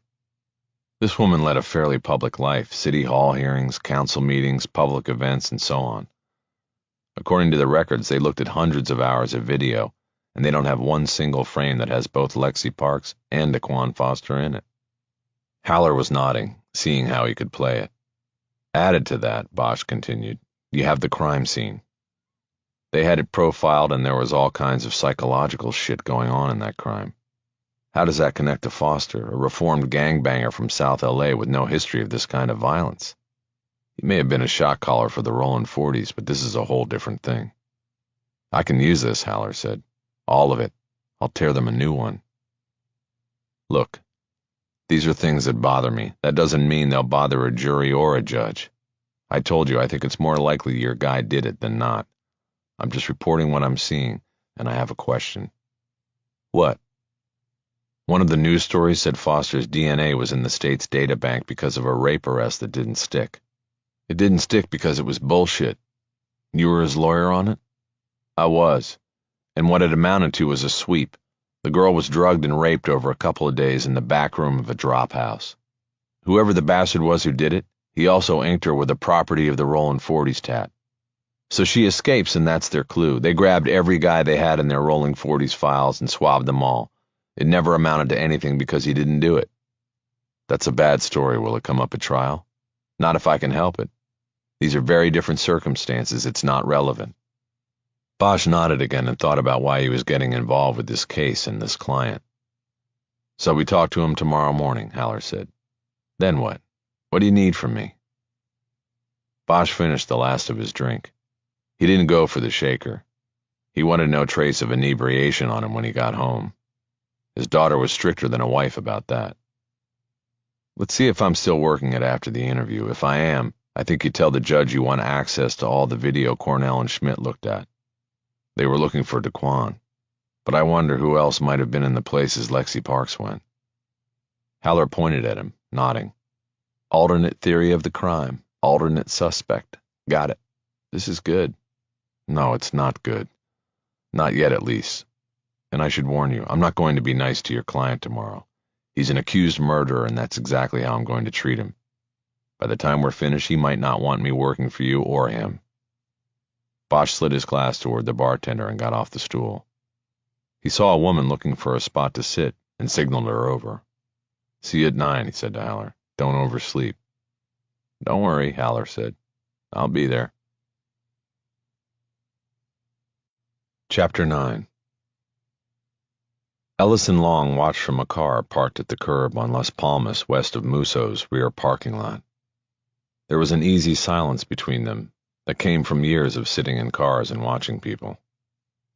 Long had gone into Musso's earlier and observed from the opposite end of the bar while the lawyer was meeting with another man, a man Long didn't recognize. So when he scanned the parking lot and saw the same mystery man standing under the light at the parking attendant's booth, he sat up straight in the passenger seat. That's him, he said. The guy he was meeting with. You sure? Ellis asked. He raised a pair of binoculars and studied the mystery man. Yeah, Long said. You should go, in case. In case the man at the booth had seen Long inside earlier. But they didn't have to finish sentences like that. Ellis left the binoculars on the dashboard and got out of the car. Long slid over behind the wheel, just in case. Ellis walked into the lot and ducked between two cars so it looked like he just parked and was walking in. He waited until the man got his keys at the booth and started walking toward his car. Ellis stepped out, hands in his pockets, and started walking down the same driving aisle as the approaching man. Ellis noted he was clean-shaven and had a full head of gray hair and a lean build. He guessed he was mid-50s, but could be one of those lucky fuckers who looked younger than he was. Just before they passed each other, the mystery man turned left between two cars and used his key to unlock the door on an old Jeep Cherokee. Ellis glanced casually at the rear plate and kept going toward the steps that led to the rear entrance of Musso's. He speed-dialed Long. When he answered, Ellis gave his partner the make of the car and the license plate number and told him he was going inside to check on the status of the lawyer. "Think I should tail the Jeep?" Long asked. Ellis thought a moment. On principle, he didn't like the idea of splitting up, but if this guy was a player, then it could be a missed opportunity. "I don't know," he said. "What do you think?" "Go get a beer," Long said. "I'll see where this guy goes." "He's driving a shitbox. He's probably not going far." "Those old Cherokees? Collector's items? Shitbox. Go on Craigslist. 10 grand for a good one, easy. 200,000 miles? Still 10 grand. Whatever. I'm going in. Haller's in the back bar, right?" "Yeah, back bar. No names, remember?" "Right." Ellis could hear the Cherokee's engine turn over behind him. Then a voice called to him from behind as well. "Sir, did you park?" He turned to see the parking attendant in the doorway of the booth. "No, I'm on the street." He pointed toward Las Palmas, then turned back and went down the stairs into the hallway behind the restaurant's kitchen. He followed it around past the old wooden phone booths and out into the new dining room. Musso's was almost 100 years old. There was the new room and the old room, but even that distinction was a half-century old. He followed an ancient waiter in a red half-coat into the old room and then moved into the bar area. It was crowded with a congregation, too deep behind the lucky ones sitting on the bar stools. He saw Haller on a stool near the far end. He was engaged in conversation with the woman sitting to his left. It looked like a pickup situation to Ellis, but he could tell the woman wasn't having any.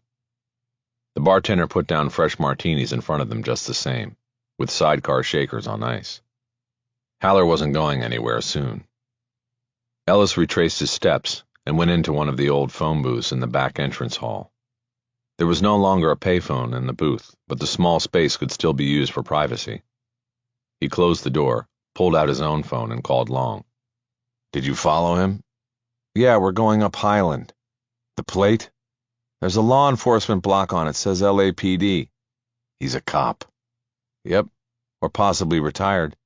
He looked like he could have put in at least 25. Either way, what's he doing talking to our guy?" "No way of telling. Let's see where he goes." "I'll be here.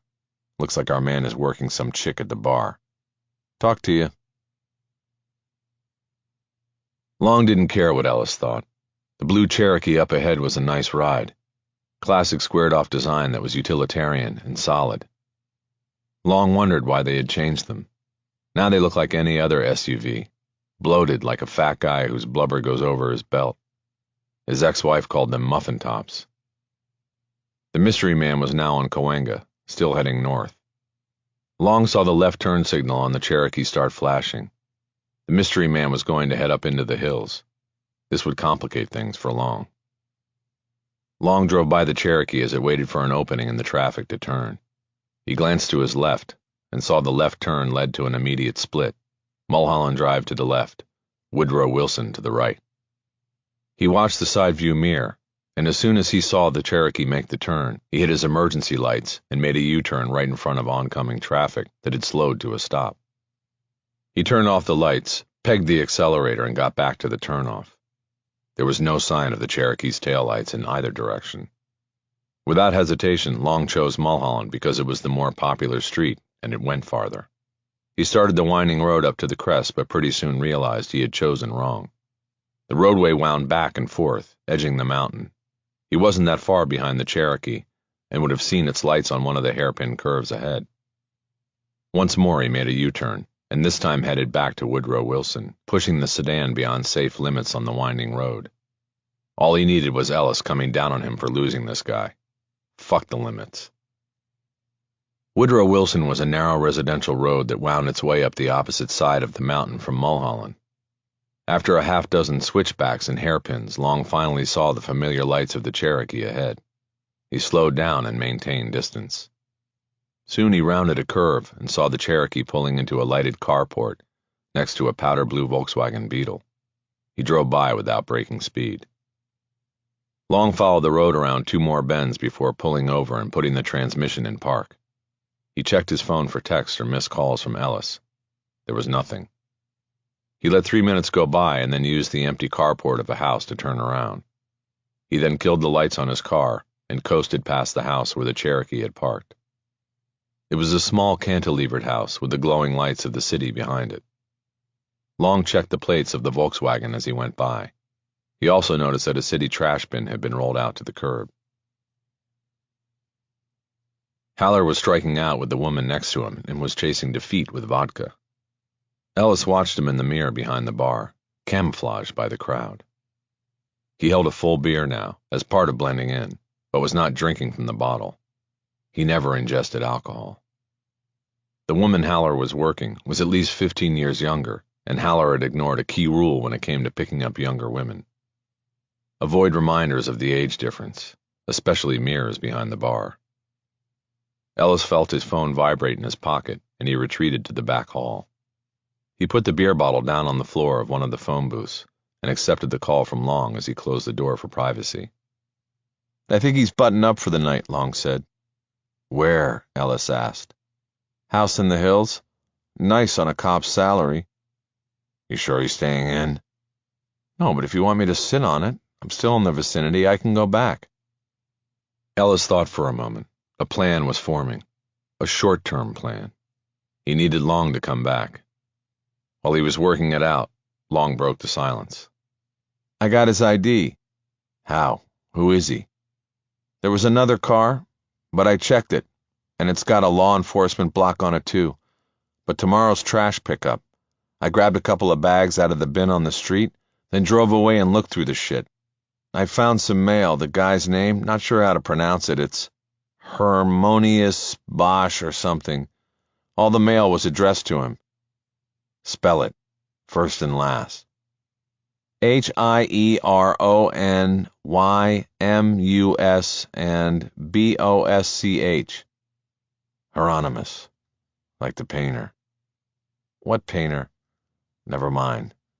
Just get back here. I have a plan to slow our guy here down." "Give me 15. Make it 10. I think he's about to split."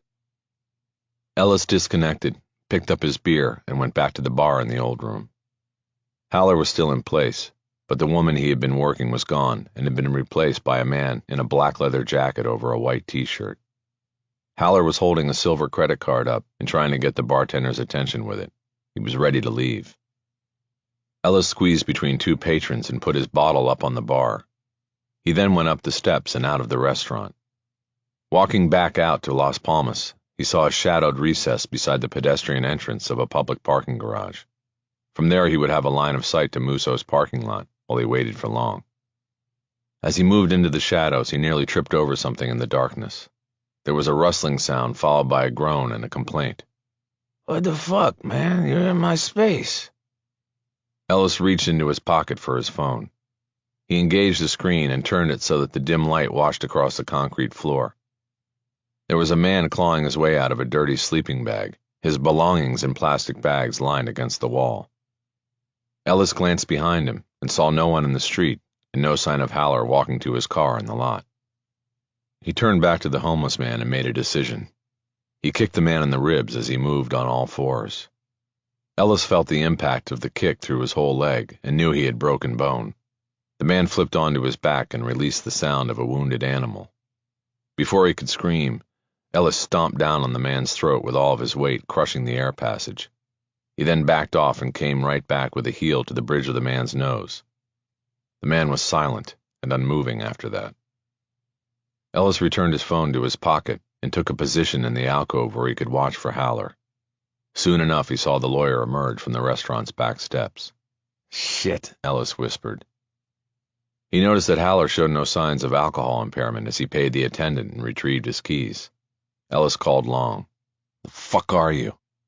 2 minutes, just turned on to Hollywood. I'll be at the same spot. Put on the radio. Okay, why? Ellis disconnected without answering. He noticed that Haller was talking on his cell phone as he walked to his Lincoln. Ellis reached into another pocket and pulled out a second phone and turned it on. He always carried a burner. While he waited for it to boot up, he heard a gurgling sound from behind him. In the enclosed concrete space, it echoed. He turned and drove his foot heel first into the darkness where he knew the homeless man lay. He connected with solid mass. The gurgling sound stopped. Once the burner was ready, he dialed 911 and pulled the sleeve of his jacket out over his hand to muffle his voice. The call was answered by an operator that Ellis identified as female in black. She sounded calm and efficient. 911, what is your emergency? There's a man. He's driving drunk, and he's going to kill somebody. What is your location, sir? Hollywood Boulevard in Las Palmas. He just pulled right out in front of me on Hollywood. Is he traveling eastbound or westbound? Westbound right now. And can you describe the vehicle? Black Lincoln town car.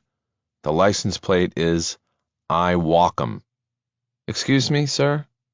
It's a personal plate. IWALKEM. I Walk 'em. He must be a lawyer or something. Hold a moment, sir. Ellis knew the operator would now send a hotshot to dispatch. She would then get back to him to request his name and details. He closed the phone, ending the call. He watched as Haller's Lincoln pulled out of the parking lot onto Las Palmas and headed the short distance to Hollywood Boulevard. The Lincoln passed the Caprice that Long was driving. Ellis stepped out of the alcove and into the street to rendezvous. Just as the Caprice pulled up, he bent down and put the burner in front of the back tire so it would be crushed. He opened the door and got into the passenger seat, telling Long to turn the car around. The broadcast on the possible DUI was already going out on the police radio. Any Hollywood unit, citizen reports a DUI driver going westbound on Hollywood Boulevard at Las Palmas. Suspect driving black late-model Lincoln town car, California license plate, Ida William Adam Lincoln King Edward Mary. The microphone cord was draped over the rearview mirror, its once tight rubber coils stretched straight by time. Ellis looped it off and brought the microphone to his mouth. 6 Victor 55, we are westbound Hollywood Boulevard and are 1 minute away from that location. He took his finger off the send button and turned to Long. Go west on Hollywood. He's probably heading home. Long gunned the engine and proceeded to the end of the block where he turned around in the intersection and then headed back down to Hollywood Boulevard. Ellis glanced toward the darkened entrance of the parking garage as they went by. What are we doing? Long asked. We're going to pull him over and book him for DUI. That ought to slow him down a little bit. What if he isn't drunk? Doesn't matter. He's a lawyer. He'll refuse to take the test or a breathalyzer and we'll get to draw blood. We'll end up booking him. I want to look in his trunk. Long nodded and drove in silence. They caught up with Haller at a red light at La Brea. Now? Long asked. No, Ellis said. Stay with him. Wait till he crosses La Brea, and we're in residential. Less people around, less cameras. Ellis raised the microphone to his mouth. 6 Victor 55, show us on a traffic stop Hollywood and Camino Palmero, possible DUI driver. License Ida, William Adam, Lincoln, King, Edward, Mary. Request any A unit for backup. When the light changed, Long jockeyed back and forth between lanes until he got into position behind the Lincoln. He hit the flashers and Haller pulled to the curb in front of a 2-story apartment building. Okay, I'll take lead, Ellis said. He opened the glove box to get out a plastic snap tie. He didn't want to use his cuffs because his intention was to hand off Haller to a patrol unit so he and Long could search the Lincoln. He's getting out, Long said. Ellis looked up and through the windshield. Haller had already gotten out of the Lincoln. He was talking on his cell phone. He finished the call and threw the phone into his car. He hit the lock button and closed the door. He then put his hands on the roof of his car and waited. He just locked the car, Long said. Keys are probably in it. Asshole, Ellis said. He thinks he'll keep us out of it. He got out and walked between the 2 cars to get Haller. Hello, detective, the lawyer said. Have you been drinking tonight, sir? Ellis asked. Yes, I have, Haller said, but not enough to warrant you pulling me over. Well, we received a 911 call describing your car down to its vanity plate and reporting erratic, dangerous driving. We were just behind you for about 5 blocks and you were all over the place. That's bullshit. I saw you guys. You were the ones doing the weaving trying to catch up to me. Who were you calling? Do you know it's illegal to talk on a cell phone while driving? The answer to question 1 is none of your business. And as to question 2, I didn't make the call until I pulled to a stop. There's nothing illegal about that. But do what you gotta do, Detective. It's Officer, actually. Where are you coming from? Musso and Frank's? Did you eat, or just drink? I ate some olives, that's for sure. Can I see your driver's license, please? Sure thing. May I reach into the front, inside pocket of my jacket, Officer? Slowly. Haller retrieved his wallet and handed Ellis his driver's license. Ellis glanced at it and then put it in his back pocket.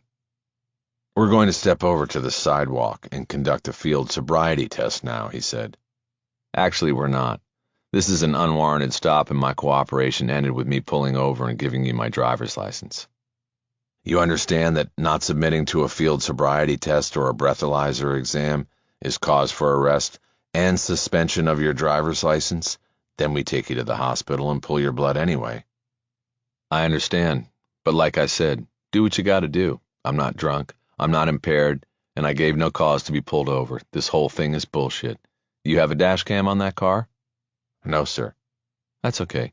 There are plenty of other cameras on Hollywood Boulevard. Good luck with that. I don't need luck. I take it, sir, you are a lawyer? That's right. But you already knew that. Ellis noticed that a patrol car had pulled in behind their unmarked sedan as backup.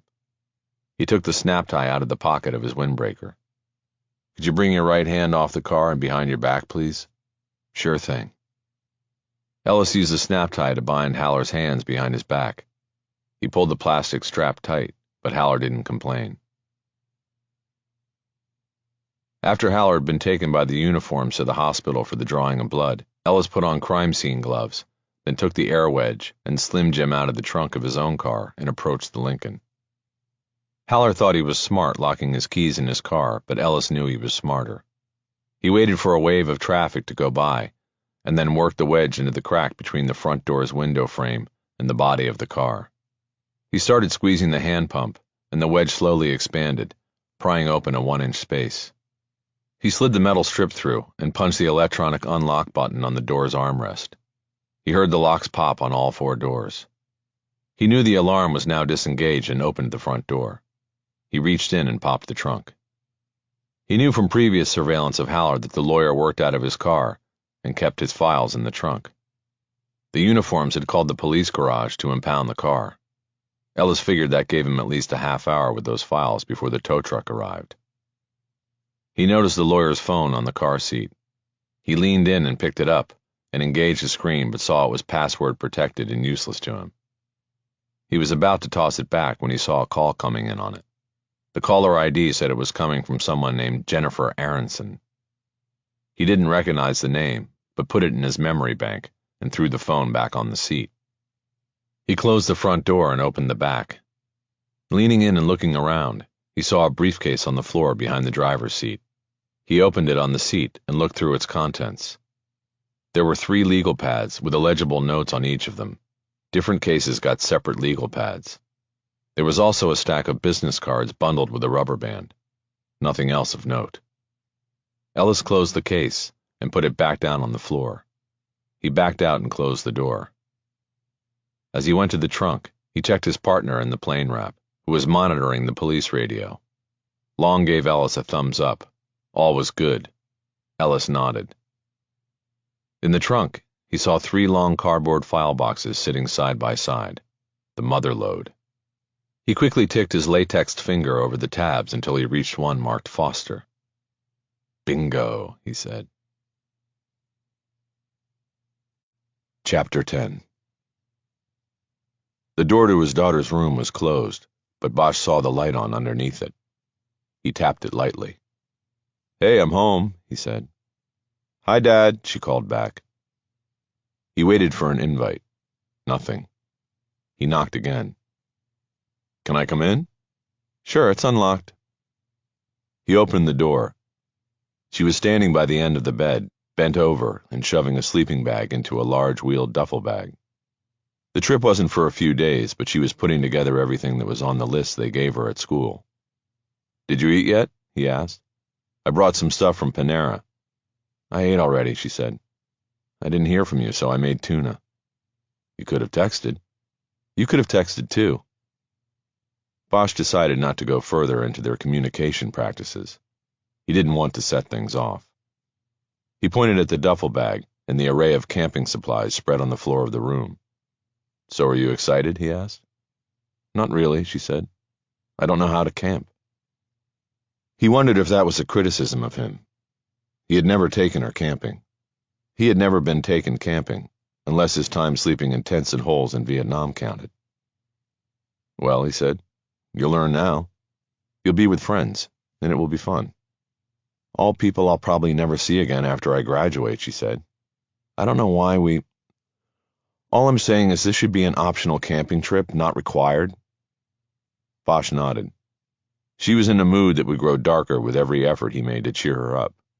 He had been down this path before. Well, I've got some reading to do, he said. Good night, baby. Good night, Dad. He stepped over and kissed her on the top of the head. He then gestured to the huge gray duffel bag on the floor. You should probably carry the sleeping bag separate, he said. It will take up too much room in there. No, she said curtly. They said everything has to be in one duffel bag, and this is the biggest one I could find. Okay, sorry. Dad, how much have you had to drink anyway? One martini with your uncle. I left. He didn't. You sure? Yes. I left. I have work to do. Look. Good night, okay? Good night. Bosch closed the door as he left the room. He reminded himself that his daughter was at a point in her life with a lot of stressors. She was learning to deal with them, but he was often the target when she let them out. He couldn't blame her or feel bad, but knowing that was the easy part. He did feel bad about throwing Uncle Mickey under the bus. He went into the kitchen to eat by himself. Chapter 11. At 9 a.m. sharp, Bosch approached the attorney check-in window in the lobby of the men's central jail, but Mickey Haller was nowhere to be seen. There was a young woman standing to the side of the window holding an attaché case, and she studied Bosch as he approached. Mr. Bosch? She asked. Bosch paused for a moment and didn't answer. He was still not used to being addressed as Mr. That's me, he finally said. The woman held out her hand. Bosch had to move the file he was holding to his other hand to shake hers. I think we've met before. I'm Jennifer Aronson. I work for Mr. Haller. If Bosch had met her before, he didn't remember it. He's supposed to be here, he said. Yes, I know, she said. He's tied up at the moment, but I will get you in to see Mr. Foster. Don't I need an attorney to go with me? I'm an attorney, Mr. Bosch. I'm associate counsel on this case. Bosch realized he had insulted her, assuming that based on her age, she had to be younger than 30. She was Haller's secretary instead of his associate. I'm sorry about that, he said, but I expected him to be here. Where exactly is he? Something came up that he had to handle and he was delayed, but he will try to join us shortly. That's not really good enough. I'm going to call him. Bosch stepped away from the check-in window to use his phone. Aronson followed him. You're not going to reach him, she said. Why don't we check in and start the interview and Mr. Haller will get here as soon as he can.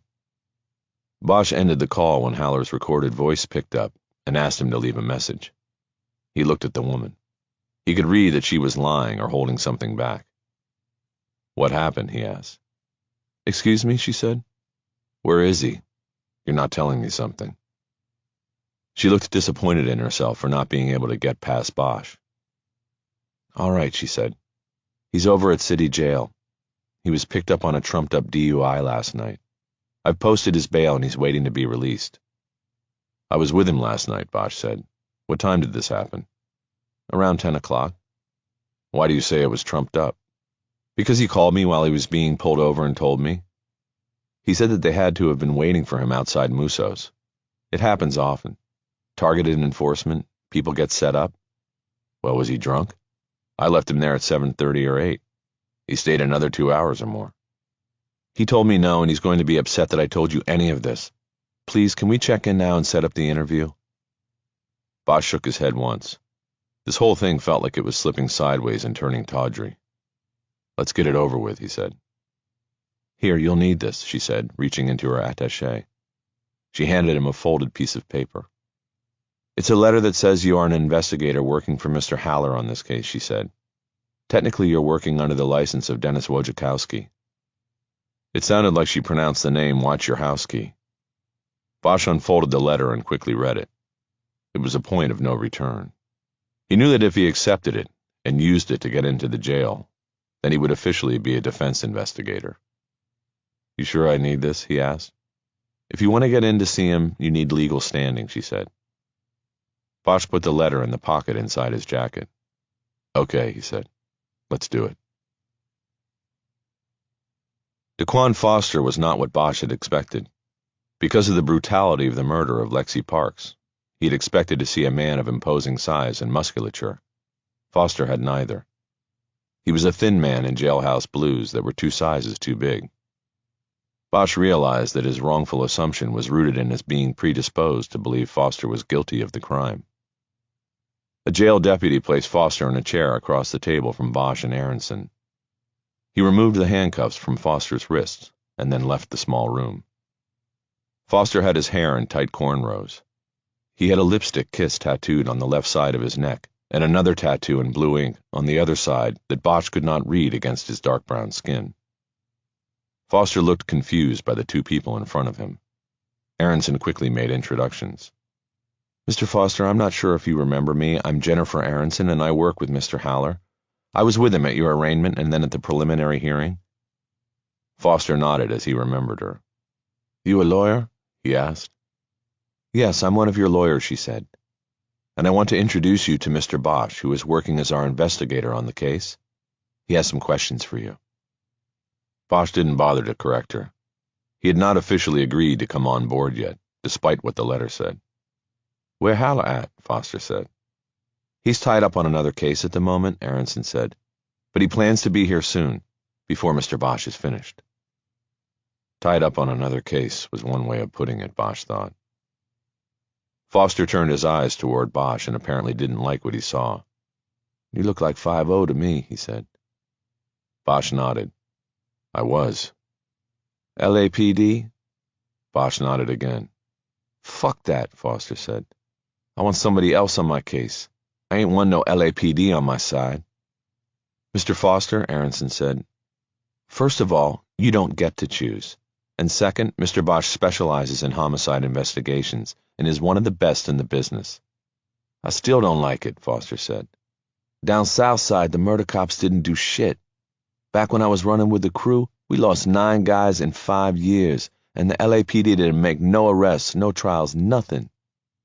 I didn't work Southside, Bosch said.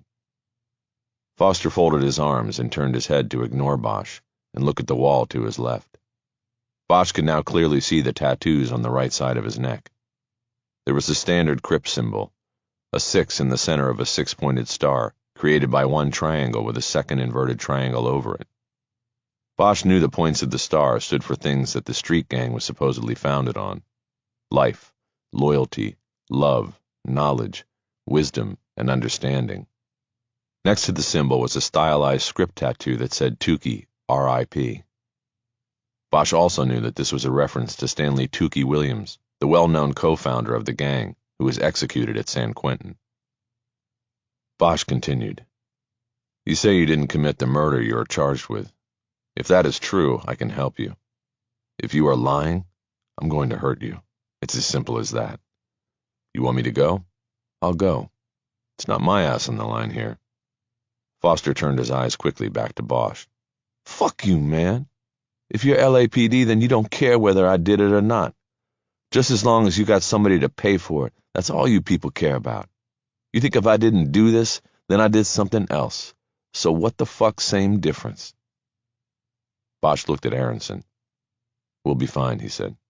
Why don't you go see if you can find Mickey and bring him in here? I think I should stay here while we conduct the interview, she said. No, we'll be fine. I'm conducting the interview and you can go. He gave her a hard look and she got the message. She stood up, insulted again, and went to the door and knocked. As soon as the guard opened the door, she stepped out. Bosch watched her go, and then turned back to Foster. Mr. Foster, I'm not here because I want you to be my friend, and you don't need me to be yours. But I'll tell you this. If you are innocent of this crime, then you don't want anybody else but me on it. Because if you're innocent, that means there is somebody else out there, not in jail, who did this. And I'm going to find him. Bosch opened the file and slid one of the crime scene photos across the table. It was a close-up color shot of Lexi Parks's brutalized and unrecognizable face. The reports in the murder book said that when her husband found her, a pillow had been placed over her face. In the psychological profile of the crime scene contained in the murder book, it was suggested that the killer did this because he was ashamed of what he had done and was covering it up. If that was the case, Bosch was expecting a reaction from Foster when he saw the horror of the crime. He got one. Foster glanced down at the photo and then jerked his head back and looked up at the ceiling. Oh, my Lord! Oh, my Lord! Bosch watched him closely, studying his reaction. He believed that in the next few seconds he would decide whether Foster had murdered Lexi Parks. He was a one-man jury reading the nuances of facial expression before rendering a verdict. Take it away, Foster said. No, I want you to look at it, Bosch said. I can't. Without bringing his eyes down from the ceiling, Foster pointed at the photo on the table. I can't believe this. They say I did that? That I would do that to a woman's face? That's right. My mother will be at the trial and they'll show that?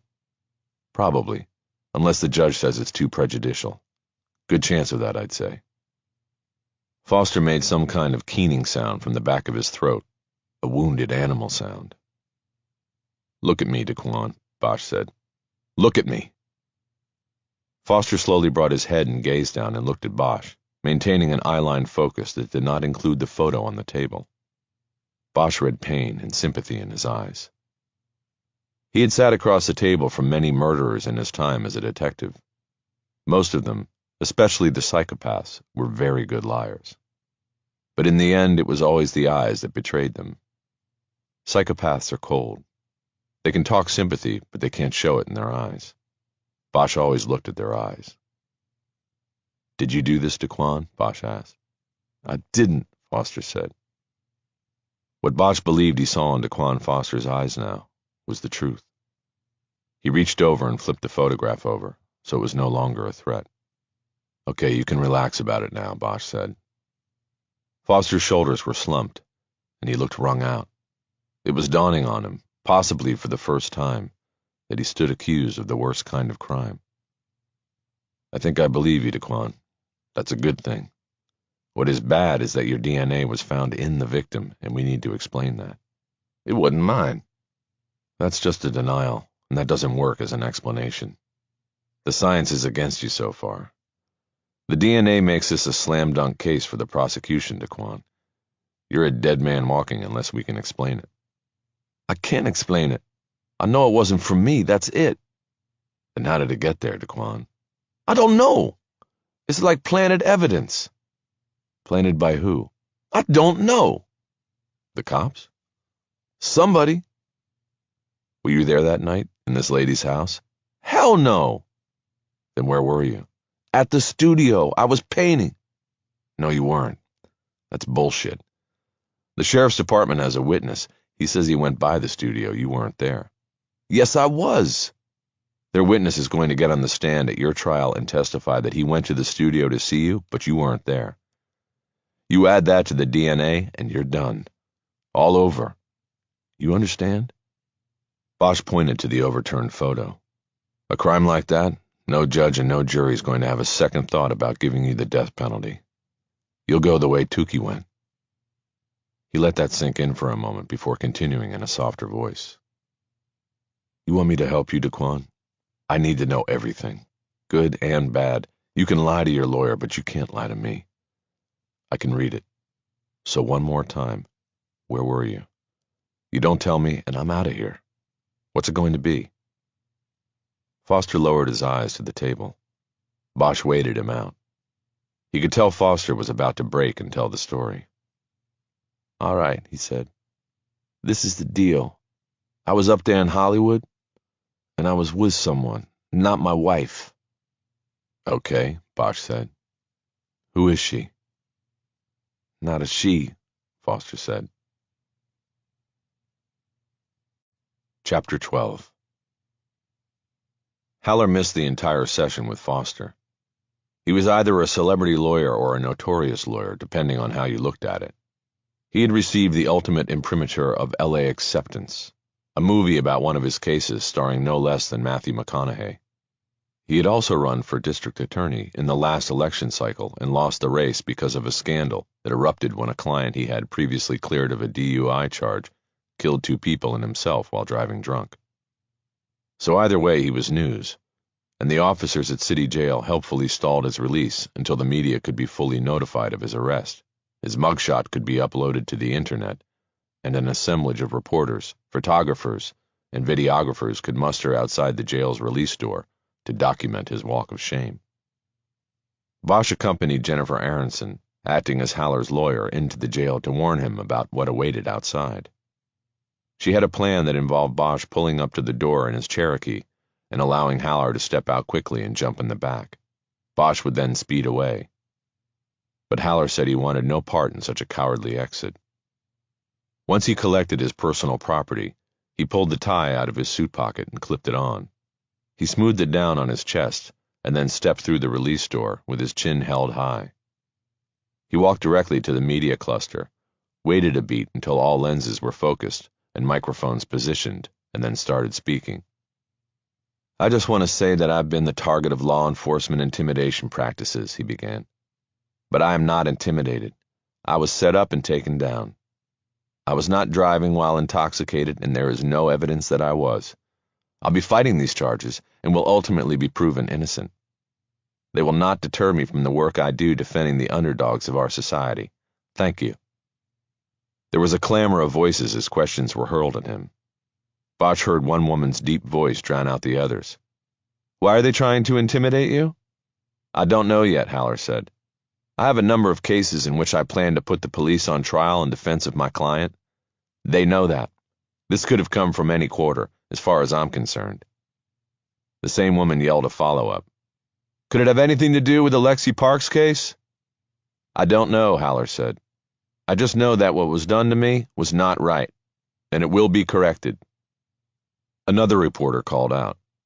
Bosch recognized him from the Times but couldn't remember his name. But he had sources in the police department and usually had valid information. Your blood was drawn at Queen of Angels, he said. The blood alcohol content was measured at .11, according to the LAPD. That is beyond the legal limit. Haller nodded as though he knew what was coming and relished the chance to attack the accusation. The measurement was .06. Check your source on that, Tyler, he said.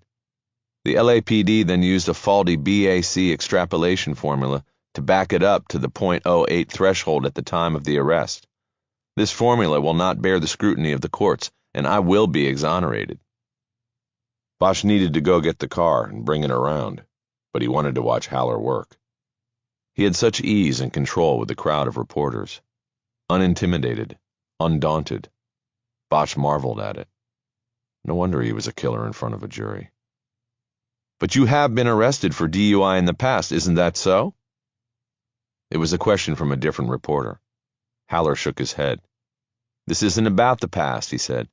This is about right now, and the question of whether we want our police department to be targeting law-abiding citizens. The intrusion of the government into our lives is pervasive. Where do we make a stand? I'm making mine right here. The questions started getting repetitive or bizarrely far afield. It was pretty clear the reporters weren't going to run out of things to ask until Haller ran out of responses. The assemblage was a mixture of legitimate local news media and softer entertainment reporters. Haller was one of those rare people with a foot in both camps. The last question Bosch heard before turning a corner to head toward the parking garage was someone asking Haller if he had been in touch with Matthew McConaughey and if there would be a sequel to the Lincoln Lawyer film. Haller said he didn't know. Chapter 13. Haller was starved, having passed on the bologna sandwich and apple offered at the jail for breakfast. but he wanted to get his car and cell phone back before eating.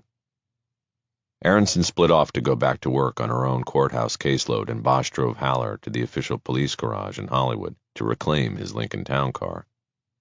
Along the way, Haller told him about the arrest, and how he was sure the plainclothes officers who popped him had been lying in wait. Nothing Bosch heard in the story supported that, and it appeared to him to be a pure case of paranoia. He did think it was curious that he had been pulled over by officers in plain clothes. He wondered if Haller had strayed into a vice operation.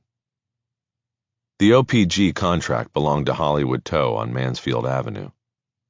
Haller paid the impound fees without dispute, and the attendant handed him his car keys. Haller stared at them in his hand and then looked at the attendant. "Did you people break into my car?" he asked. The man looked at the document Haller had just signed. "No, sir, we didn't," the man said. "No broken locks. It says the vehicle was OOA, open on arrival." "We track that sort of stuff, sir. You want to challenge that or make a complaint, I can give you the paperwork to fill out." "Really? I bet they'd jump right on it. Tell you what, just tell me where the car is." "Space 23, down the main aisle and on your left." Bosch followed Haller to the car. The first thing he did was grab his phone off the front seat and check to see if it had been tampered with. It was password locked and appeared to have been untouched. He then popped the trunk and looked through 3 side-by-side file boxes, ticking the tabs with his finger as if to make sure all the files were there. He then went to the back seat and grabbed his briefcase. He opened it on the roof of the car and checked its contents. They had plenty of time to copy anything they wanted, he said. "They?" Bosch asked. "Who?" "Whoever. The cops that pulled me over. Whoever sent them." "You sure you want to play it this way?" "How else should I play it?" "I think you're being a little paranoid. You were in there drinking for 3 hours by my count." "I was pacing myself, and I wasn't inebriated and certainly wasn't impaired. When they pulled me over, I got out and locked the car, with the keys inside it. Now the guy in there tells me it was unlocked when the tow truck arrived. Explain that." Bosch said nothing. Haller snapped the briefcase closed and looked at him. "Welcome to the other side of the aisle, Harry. Let's go eat. I'm fucking starved." He stepped over and closed the trunk. Bosch saw that the license plate said, "I walk 'em." He reminded himself that he never wanted to be seen riding in the car with Haller. They drove separately to Pink's on La Brea and grabbed one of the tables in the back room after getting their food. It was early for lunch, and the line was manageable. While Haller ravenously ate his footlong, Bosch told him about his visit with Daquan Foster and what Foster had said about his broken alibi. Haller didn't bother to wipe the mustard off his mouth until he had finished the first hot dog. "Hard to believe he'd be willing to go to prison over a secret like that," Bosch said. "He's a proud guy, and he's got standing in the community, plus the wife and kids. He didn't want to see all that undone. Besides, I think when you're innocent, you always think deep down that you'll be saved, that the truth will set you free and all of that bullshit. Even an old gangbanger like him believes the fantasy." Bosch pushed his untouched hot dog across the table to Haller and shook his head. "Bullshit." "I know it is. No, I'm not talking about the truth setting you free. I'm talking about your bullshit." "Me? What bullshit?" "Come on. This whole thing was a setup. You set me up." "I'm not seeing that." "You led me down the path, Mick. Put the scent in my nose and knew I'd eventually follow it to county and talk to Daquan. You knew they have a witness who knocks down his alibi, but you already knew the real story. You knew it all along." Haller paused after a bite of the second hot dog. He tried to smile with his mouth full. Then he swallowed and wiped the mustard off his mouth with a napkin. "How about next time you give me your hot dog, you don't put so much mustard on it?" "I'll remember that. Don't change the subject. What I don't understand is, if Daquan told you the truth about his alibi, why'd he start out lying to me about it?" "Maybe he didn't trust you at first. Maybe he was taking your measure." "That's just more bullshit. But it does make me wonder about your not telling me either." "You had to take my measure too?" No, nothing like that. I did it because I had to get you invested." "Invested? Bullshit. You used me." "Maybe. But maybe I saved you." "Saved me from what?" "You're a homicide investigator. The Los Angeles Police Department decided it didn't need you anymore. There are places, people, that still do. Bosch shook his head and brought his hands up on the table. Why didn't you just lay it out for me as it is? Then let me make a choice. What, you mean lay out for you that I had a guy accused of the most heinous murder this town's seen since Nicole Simpson got butchered? And that his DNA just happens to be inside the victim, and he just happened to lie about his alibi? Because his real alibi was that he was shacked up in a motel room with a transvestite who goes by the name Cindy, as in S-I-N, Cindy? Yeah, I guess that would have worked if I'd played it that way. Bosch didn't say anything because he sensed there was more. He was right. And here's the kicker. That alibi, as crazy as it is impossible to prove now, because Cindy got himself murdered in an alley in Hollywood before I could get to him. Bosch leaned forward as his body tensed. Foster hadn't told him that piece of information. When was this? He asked. Back in March, Haller said. Before or after Foster was arrested for Parks? After. How long after? A few days, I think. Bosch thought about that for a moment before asking the next question. Anybody picked up for it? I don't know. Not as of the last time I checked. This is why I need an investigator, Harry. A homicide investigator. Cisco was just getting into it when he laid his bike down and fucked himself up. You should have told me all of this. I just did. I should have known earlier. Well, you know it all now. So are you in, or are you out? Chapter 14. Bosch thought he would die soon. There was no physical or health threat that caused him to think this. He was actually in good shape for a man his age. He had worked a case years before in which a murder involved the theft of radioactive material. He had been exposed and treated. The twice-annual chest x-rays had been cut to annual checks in recent years, and each time the film came back clear. It wasn't that, or anything else from the job he'd held for more than 3 decades. It was his daughter who made him think this way. Bosch had been a step-in father. He didn't know he had a child until she was almost 4, and she didn't come to live with him until she was 13. It had only been 5 years since then, but he had come to believe that parents see their children not only as they are, but as they hope they will be in the future. Happy, fulfilled, not afraid. When Maddie first came to live with him, Bosch didn't have this vision right away. But soon enough he earned it. When he closed his eyes at night, he saw her older, beautiful and confident, happy and healed, not scared of anything. Time had passed, and his daughter had gotten to the age of that young woman in his vision. But the vision went no further. It didn't grow older, and he believed this was because one of them would not be around to see it. He didn't want it to be her, so he believed it was he who would not be there. When Bosch got home that evening, he decided he had to tell his daughter what he was doing. Her bedroom door was closed. He texted her and asked her to come out for a few minutes to talk. When she emerged from the room, she was already in her sleeping clothes. Are you all right? He asked. Of course, she said. Why? I don't know. Looks like you're going to bed. I just got ready. I want to go to bed early to stock up on my sleep. What do you mean? You know, like hibernating? I doubt I'm going to get any sleep when we go camping. Oh, right. The senior trip. You finished packing yet? I have a few things left. So what's up? Are you going to eat dinner? No, I'm trying to be healthy. Bosch knew this meant she had probably looked at herself in the mirror, and seeing something no one else could see, determined she had to lose weight. Skipping meals is not healthy, Maddie, Bosch said. You should talk, she said. What about all the times on cases you didn't eat? That was because I couldn't get food or didn't have time. You could eat dinner and be healthy about it. She made her end of conversation face. Dad, let me do this. Is that all you wanted? Bosch frowned. Well, no, he said. I was going to tell you something about what I'm doing, but I can tell you later. No, tell me, she said, eager to move on from discussing her eating habits. Bosch nodded. Okay, he said. Well, remember a while ago when we were talking about my work and how I thought what I did, the homicide work, was like a calling and how I could never work for a defense lawyer like your uncle? Yeah, sure, she said. Why? Bosch hesitated, and then decided to just get it over with. Well, I wanted to tell you that Mickey came to me with a case, he said. A murder case. A case where he felt sure that the client was innocent and that he'd been framed. He held there, but she didn't say anything. He asked me to look into the case, he continued.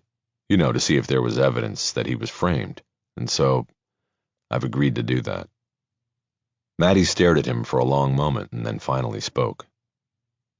Who was murdered? She asked. A woman, Bosch said. It was very brutal, awful. You said you could never do this. I know what I said, but with this case, I thought, if there is a possibility that this man didn't do it, then somebody is still out there who did. And that bothers me, that somebody like this could still be out there in the world with you and everybody else. So I told Mickey today I would look into it, and I just thought you should know. She nodded and dropped her eyes from Bosch's. That hurt him more than what she said next. Is he in jail? She asked. Yes, Bosch said. 2 months now. So the opposite of what you're saying is that you may be working to put a very bad person back out into the world with me and everybody else? No, Mads, I wouldn't do that. I'll stop before that happens. But how can you know for sure? I guess nothing can be known for sure. She shook her head at that response. I'm going to bed, she said. She turned from him and rounded the corner into the hallway. Come on, Mads, don't be like that. Let's talk about it. He heard her bedroom door close and lock. He stood still and considered her response. He expected news of what he was doing to bring a large backlash from those he knew in law enforcement, but he hadn't expected it from his daughter. He decided that he, too, had no appetite for dinner. Chapter 15. Bosch got up early to review his notes and the reports in the murder book. He waited to call Lucia Soto at precisely 20 minutes after 8. He knew that if she had not deviated from her routines since she had served as his partner in the last few months of his LAPD career, then she would be walking to the Starbucks on 1st Street, a block from the PAB. She answered right away. Soto? Lucia? Harry, what's up? Bosch had the caller ID on his phone blocked, so she still recognized his voice, or remembered that he was the only one who called her Lucia. Everybody else called her Lucy, or Lucky, or Lucky Lucy, none of which she cared for. You going to get coffee? You know me. It's good to hear from you. How's retired life? Not so retiring, it turns out. I was wondering if you might do me a favor when you get back to the squad with your latte. Sure, Harry. What do you need? Before I tell you, I want to be up front with you. I'm looking into a case for my half-brother. The defense lawyer. Yeah, the defense lawyer. And he's also the guy you're using to sue the department? That's right. Bosch waited, and there was a long pause before Soto responded. Okay, so what do you need? Bosch smiled. He knew he could count on her. I don't need your help on the specific case I'm working, but there is another case that I heard about that might be related in some way. I just need to get a line on it, find out what it is. He paused to give her a chance to shut it down, but she said nothing. So far, so good, Bosch thought. He had no doubt that she would do the favor for him, but he didn't want her to feel compromised, or feared that he might put her in any departmental crosshairs.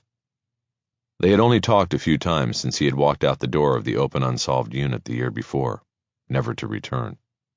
When he had checked in with her after the first of the year to see how she was doing, he learned that she had already been hit with some of the blowback from his departure. The captain of the unit had partnered her with a veteran detective named Stanley O'Shaughnessy, known as Stanley the Steamer by most of the other detectives in the robbery-homicide division. O'Shaughnessy was the worst kind of partner to be saddled with. He didn't work hard at solving murders, but was very active when it came to discussing what was wrong with the department and filing complaints against other detectives and supervisors who he felt had slighted him. He was a man who let his frustrations and disappointments with his life and career paralyze him. Consequently, his partners never stayed with him for long, unless they had no choice in the matter. Soto, being the low man on the totem pole in RHD, would probably be stuck with Stanley the Steamer until the next round of promotions brought new blood into the division. and that was only if a new detective coming in had less seniority than her. Since Soto had been on the job less than 8 years, the chances of that were almost non-existent. She was stuck, and she knew it. She spent her days largely working cases on her own, and only bringing in O'Shaughnessy when department policy required 2 partners on an excursion. All of this had been accorded her because she had been Harry Bosch's partner for the last 4 months of his career, and had refused to rat him out in an internal affairs investigation prompted by the same captain who handed out the partner assignments. When she told Bosch how she had landed, all he could do was encourage her to leave O'Shaughnessy behind and go out and work cases, knock on doors. She did that, and called Bosch a few times to tap into his experience and ask his advice. He had been happy to give it. It had been a one-way road like that until now. "Do you know the murder journals in the captain's office?" he asked. "Sure," she said. "I'm looking for a case. I don't have a name or an exact date, only that it was in Hollywood and probably took place within a week after March 19th this year." "Okay, but why don't I just look it up on CTS and do it real quick?" CTS was the LAPD's internal crime tracking system, which she could access from her computer. But to access it, she would have to sign in with her user key. "No, don't go on CTS," Bosch said. "I have no idea where this will go. So just to be safe, don't leave any digital fingerprints." "Okay, got it. Anything else?" "I don't know if it will be in the journal, but the victim was a prostitute. Might be listed as a dragon or a tranny or something like that. The street name was Cindy, spelled Sindy, and that's all I got." In the age of electronic data compilation and storage, the LAPD still kept a tradition of logging every murder in a leather-bound journal. The journals had been religiously kept since September 9th, 1899, when a man named Simon Christensen was found dead on a downtown railroad bridge, the first recorded murder in LAPD's history. Detectives at the time believed Christensen had been beaten to death and then placed on the tracks, so a train would hit his body and the killing would look like a suicide. It was a misdirection that didn't work, yet no one was ever charged with the murder. Bosch had read through the journals regularly when he worked in RHD. It was a hobby of sorts, to read the paragraph or two written about every murder that had been recorded. He had committed Christensen's name to memory, not because it was the first murder, but because it was the first and it was never solved. It always bothered Bosch that there had been no justice for Simon Christensen. "What do I tell the captain?" Soto asked. "He'll probably ask me why I'm looking at that case." Bosch had anticipated the question before he made the call to her. "Don't tell him you're looking at a specific case," he said. "Pull the latest journal and tell him you're just trying to keep up with what's going on out there. A lot of guys check those books out. I read through every one of them at least once." "Okay, got it. Let me get my coffee now, and then I'll go back up and do it first thing." "Thanks, Lucia." Bosch disconnected and thought about next steps. If Lucia came through, then he'd have a starting point on the Cindy case. He might be able to determine if there was any link to Lexi Parks and whether Daquan Foster's alibi was for real.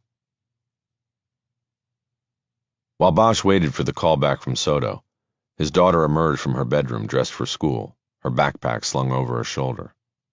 "Hey," she said, "I'm late." She grabbed her car keys off the table by the front door. Bosch got up from the table to follow her. "Not going to eat again?" he asked. "No time," she said, moving toward the door. "Maddie, I'm starting to get worried about this." "Don't. Just worry about that killer guy you're working for." "Oh, come on, Mads. Don't be so dramatic. If the guy's a killer, he won't be going anywhere. Trust me, okay?" "Okay, bye." She went through the front door, letting it bang loudly behind her. Bosch just stood there. After an hour of waiting for Soto to call, Bosch started to worry that something had gone wrong with the captain when she went into his office to look at the murder journal. He started pacing, wondering if he should call to check on her, but knowing that an ill-timed call from him, if she was in a jam with the captain, might make matters worse. Besides, if she was in a jam, there was nothing he could do about it. He was an outsider now. Finally, after another 20 minutes, his phone buzzed, and he saw on the screen that she was calling from her desk phone. He'd expected that when she called, it would be on her cell, and from outside the building, or at least from a stall in the women's room. "Lucia?" "Hi, Harry. I got you some information." You're at your desk. Where's the steamer? Oh, he's probably off filing a complaint or something. He came in and then mysteriously left without saying anything. He does that a lot. Well, at least it means he's out of your hair. So you got to look at the journal? Bosch sat down at the dining room table and opened his notebook. He took out a pen and got ready to write. I did, and I'm pretty sure I found your case. No problem with the captain? No, I said what you told me to say, and he sort of waved me off, told me to have at it. No problem. To make it look good, I took a couple of the other journals, too. The first one goes back to 1899. Simon Christensen. God, how do you remember that? I don't really know. I just do. Killed on a bridge and nobody ever charged. Not a good start for LAPD homicide, huh? No, not good. So what did you find for me?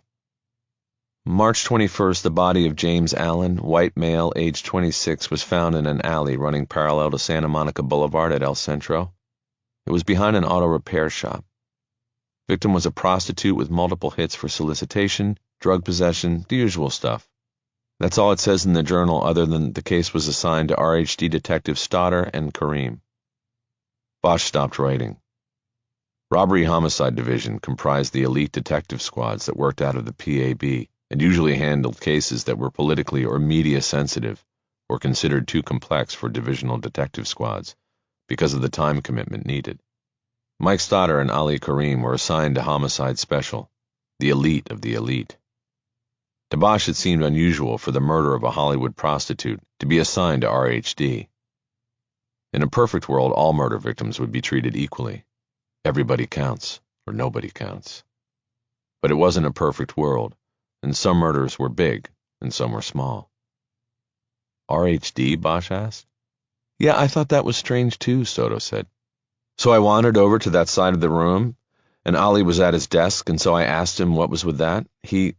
Lucia, you shouldn't have done that. You can't let anybody know you have any interest in this case, or it might come back to bite you on the ass if I end up making waves with it.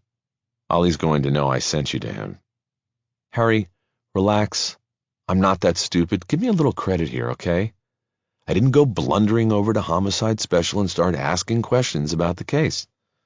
Besides, Ali and I are pals. He was called out the night of my thing in Rampart and handled the scene till the shooting teams got there. He was very nice to me that night. Calmed me down. Coached me up on how to deal with the shooting team. And when I got here after that, he was one of the few people who didn't look down their nose at me. You know what I mean? In fact, it was just Ali and you, to be exact. She was talking about her path to RHD in the open unsolved unit. Less than 2 years earlier, she was a sixth sleeve assigned to patrol in Rampart Division. But her bravery and deadly calm in surviving a shootout with 4 armed robbers that left her partner dead catapulted her into the media spotlight. She was dubbed Lucky Lucy in a profile published by the Times, and the department quickly took advantage of the rare bit of positive attention she was drawing. The chief of police offered her a promotion and told her she could pick her spot.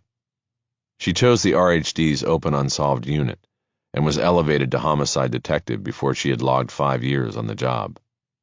The media loved it, but it didn't go over so well with those in the department, who had been waiting years and even decades for a slot on a homicide squad anywhere, let alone the elite robbery homicide division. Soto came in with that kind of enmity in her backpack and had to deal with a squad room where more than half of her colleagues didn't think she belonged there or had earned it.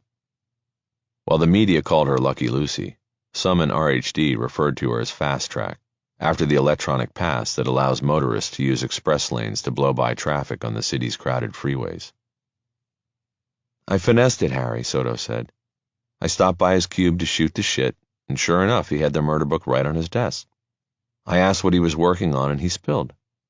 I also asked what was so special about it that made it a homicide special assignment, and he said the case got kicked to him and Mike because everybody in West Bureau was tied up on a training day the morning the body was found. Bosch nodded. It made sense. The murder rate in the city had fallen so much in recent years that many of the divisional homicide teams were consolidated.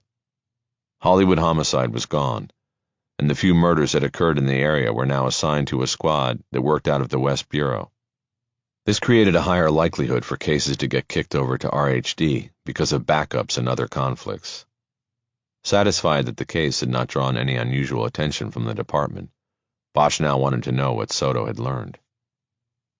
So you asked him about it? Yeah, I asked him, and you know Ali.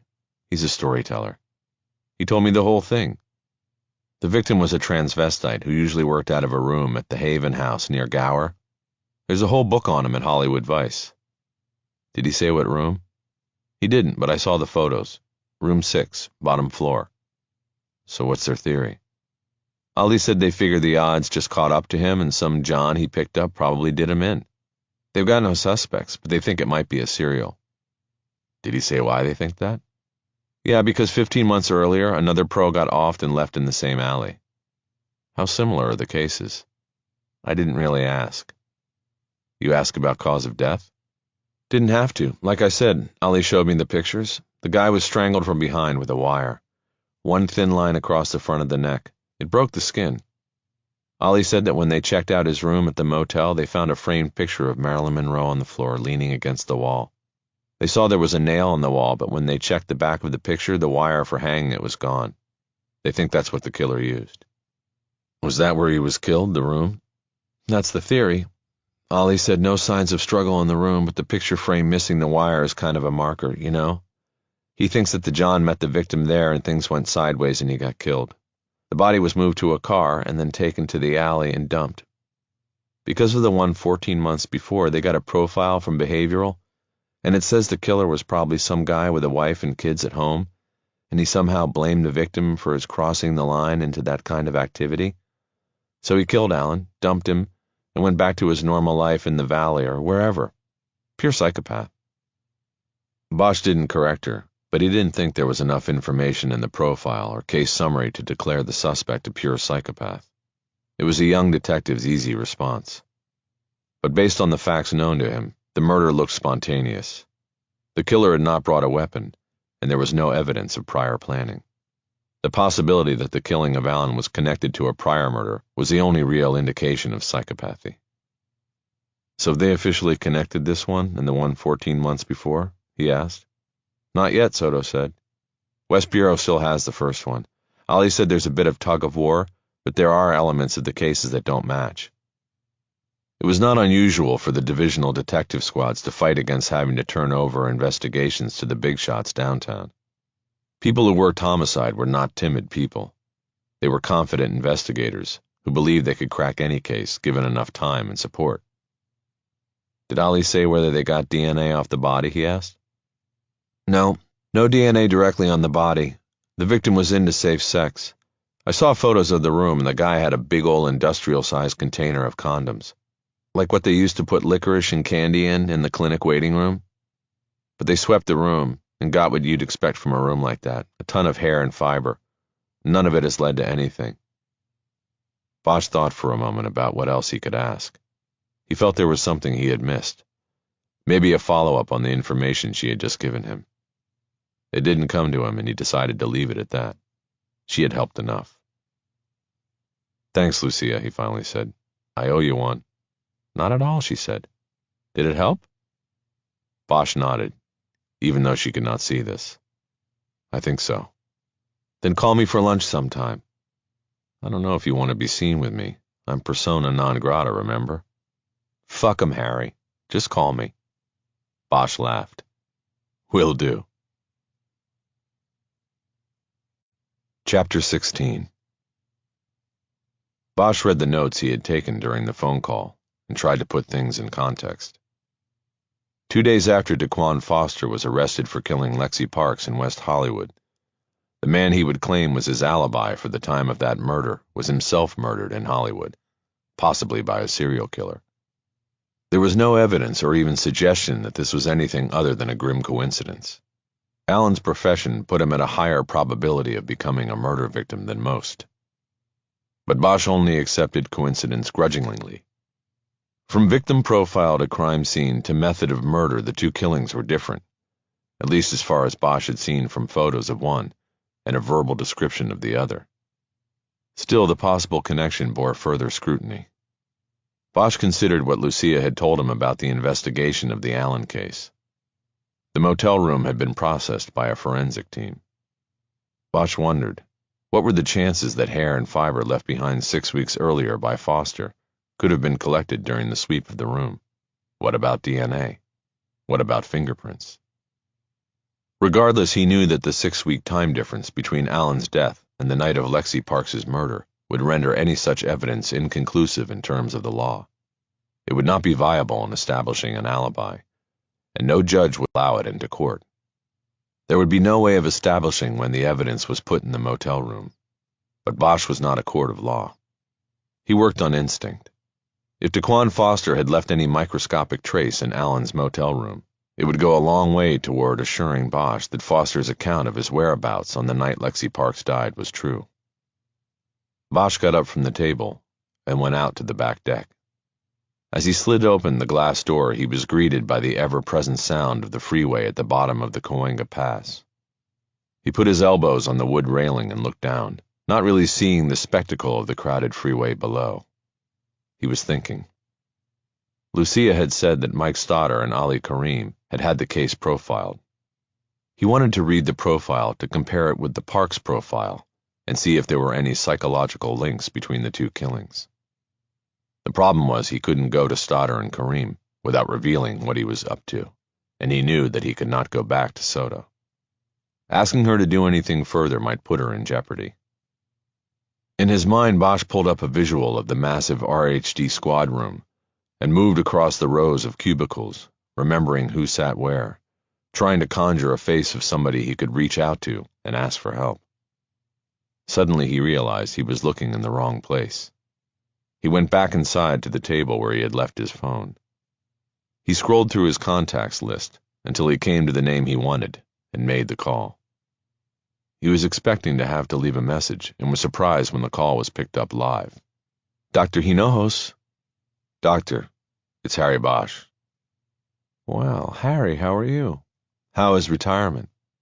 Retirement's not so bad. How are you doing? I'm okay, but you know I'm mad at you. Me? What for? I didn't get an invite to your retirement dinner. I thought for sure you would have. Doc, nobody got invited to my retirement dinner. I didn't have one. What? Why not? Every detective has a retirement party. And at every one of them, people stand around telling stories everybody else has heard 100 times before. I didn't want that. Besides, I went out under a cloud, you know. I didn't want to put anybody on the spot by asking them to come to my retirement party. I'm sure they all would have come. How is your daughter? She's good. She's actually the reason I'm calling. Bosch and Hinojos had known each other for 20 years. She was the head of the behavioral science unit now. She was a department shrink charged with determining whether Bosch was fit to return to duty after a suspension incurred when he had pushed a supervisor through a glass window for interfering with Bosch's interview of a murder suspect. It wouldn't be the last time she would have to make the return-to-duty call with him. The relationship continued in a new way 5 years earlier when Maddie had come to Los Angeles to live with Bosch and to try to get over the grief that engulfed her after her mother's murder. Hinojos had volunteered her services free of charge, and it was those therapy sessions that helped Maddie eventually make her way through. Bosch was indebted to Hinojos on many levels, and now was going to try to use her in an underhanded way. It made him feel guilty before he had even started. Does she want to come in and talk? Hinojos asked. I'll open my calendar. Actually, no. She doesn't really need to talk, Bosch said. She's going to college in September down at Chapman in Orange. Good school. What's she going to study? Psychology. She wants to be like you, a profiler. Well, with me, that's only been part of the job, but I have to say I'm flattered. Bosch hadn't lied so far, and what he was about to ask he could defend to a certain degree. He would do what he said, if Hinojos came through. So I was thinking, he said, most of what she knows about it is from watching TV and reading books, but she's never actually seen a profile of a real case, you know? That's why I'm calling. I was wondering if you had a few profiles of recent cases that you could give me to show her. You know, you could redact the names or whatever you needed to do. I'd just like her to actually see one of these things so she has a better idea of what the job's about. Hinojos took a few moments to answer. Well, she finally said, I think I might be able to pull something together. But are you sure she's ready for this, Harry? As you know, these profiles are very detailed, and they don't shy away from describing the most heinous aspects of these cases. The sexual assaults in particular. It's not gratuitously graphic, but the details are important." "I know that," he said. "I'm just concerned that she may not really understand what it's about. The kid's binge-watched 6 seasons of SVU and other stuff like that, and now wants to be a profiler. I want her to get a good read on it and not think it's like a TV show." Bosch waited. "Let me see what I can put together," Hinojo said. "Give me till the end of the day. It's actually been kind of slow in the profiling department, but we had a few cases so far this year, and I could look in the archives, too. Maybe it would be better to pull them out of closed cases." Bosch didn't want that. "Whatever way you want to do it, Doctor," he said. "But I think the more recent, the better. You know, it would show how it's done and put together right now. I'll leave it to you, and she'll be very thankful for whatever I can get for her. I'll make sure she calls you to tell you what she thinks." "I hope it makes her more certain of her choice," Hinojo said. "Should I call you later?" "That will be fine, Harry." Chapter 17. Bosch was late for his appointment when he pulled to the curb in front of the house on Orlando. He was supposed to meet the real estate agent who was selling the house where Lexi Parks was murdered, but didn't see a car in the driveway or anyone waiting near the front door. He thought maybe she had come and gone after he was not on time. Bosch got out of the car and called the number on the for sale sign below the agent's name. She answered right away. "Taylor Mitchell?" "Ms. Mitchell, it's Harry Bosch. I'm at the house on Orlando, and I think I may have just missed you. I'm sorry I'm so late. I got caught up with—" Bosch didn't really have a valid excuse, and had not taken the time to think of one. He went with the old reliable. "Traffic this morning." "Oh, don't worry about it," she said cheerily. "And you didn't miss me. I'm here in the house waiting for you." Bosch crossed the street toward the house. "Oh, okay," he said. "I'm here too, and I didn't see a car or anybody around. Thought I missed you. I live in the neighborhood and just walked over. I'll meet you at the door. See you soon." Bosch disconnected and walked through the archway cut into the tall hedge that surrounded the house. As he went up the 3 steps of the porch, the front door opened, and a young woman with reddish blonde hair was standing behind it. She was attractive with a sincere smile. She held out her hand to him and invited him in. "Thanks for getting me in on short notice," Bosch said. "Not a problem," she said. "Like I said, I live nearby. I work most days from home, and it's easy with a listing like this to just walk over." Bosch turned and took in what he could see of the house from the entry area. "Let me walk you through," Mitchell said. They started in the living room and worked their way toward the bedrooms in the back of the house. The house was furnished, but looked unlived in. None of the signs of daily habitation were visible. There were no photos on the fireplace mantel, no shopping list held on the refrigerator with a magnet.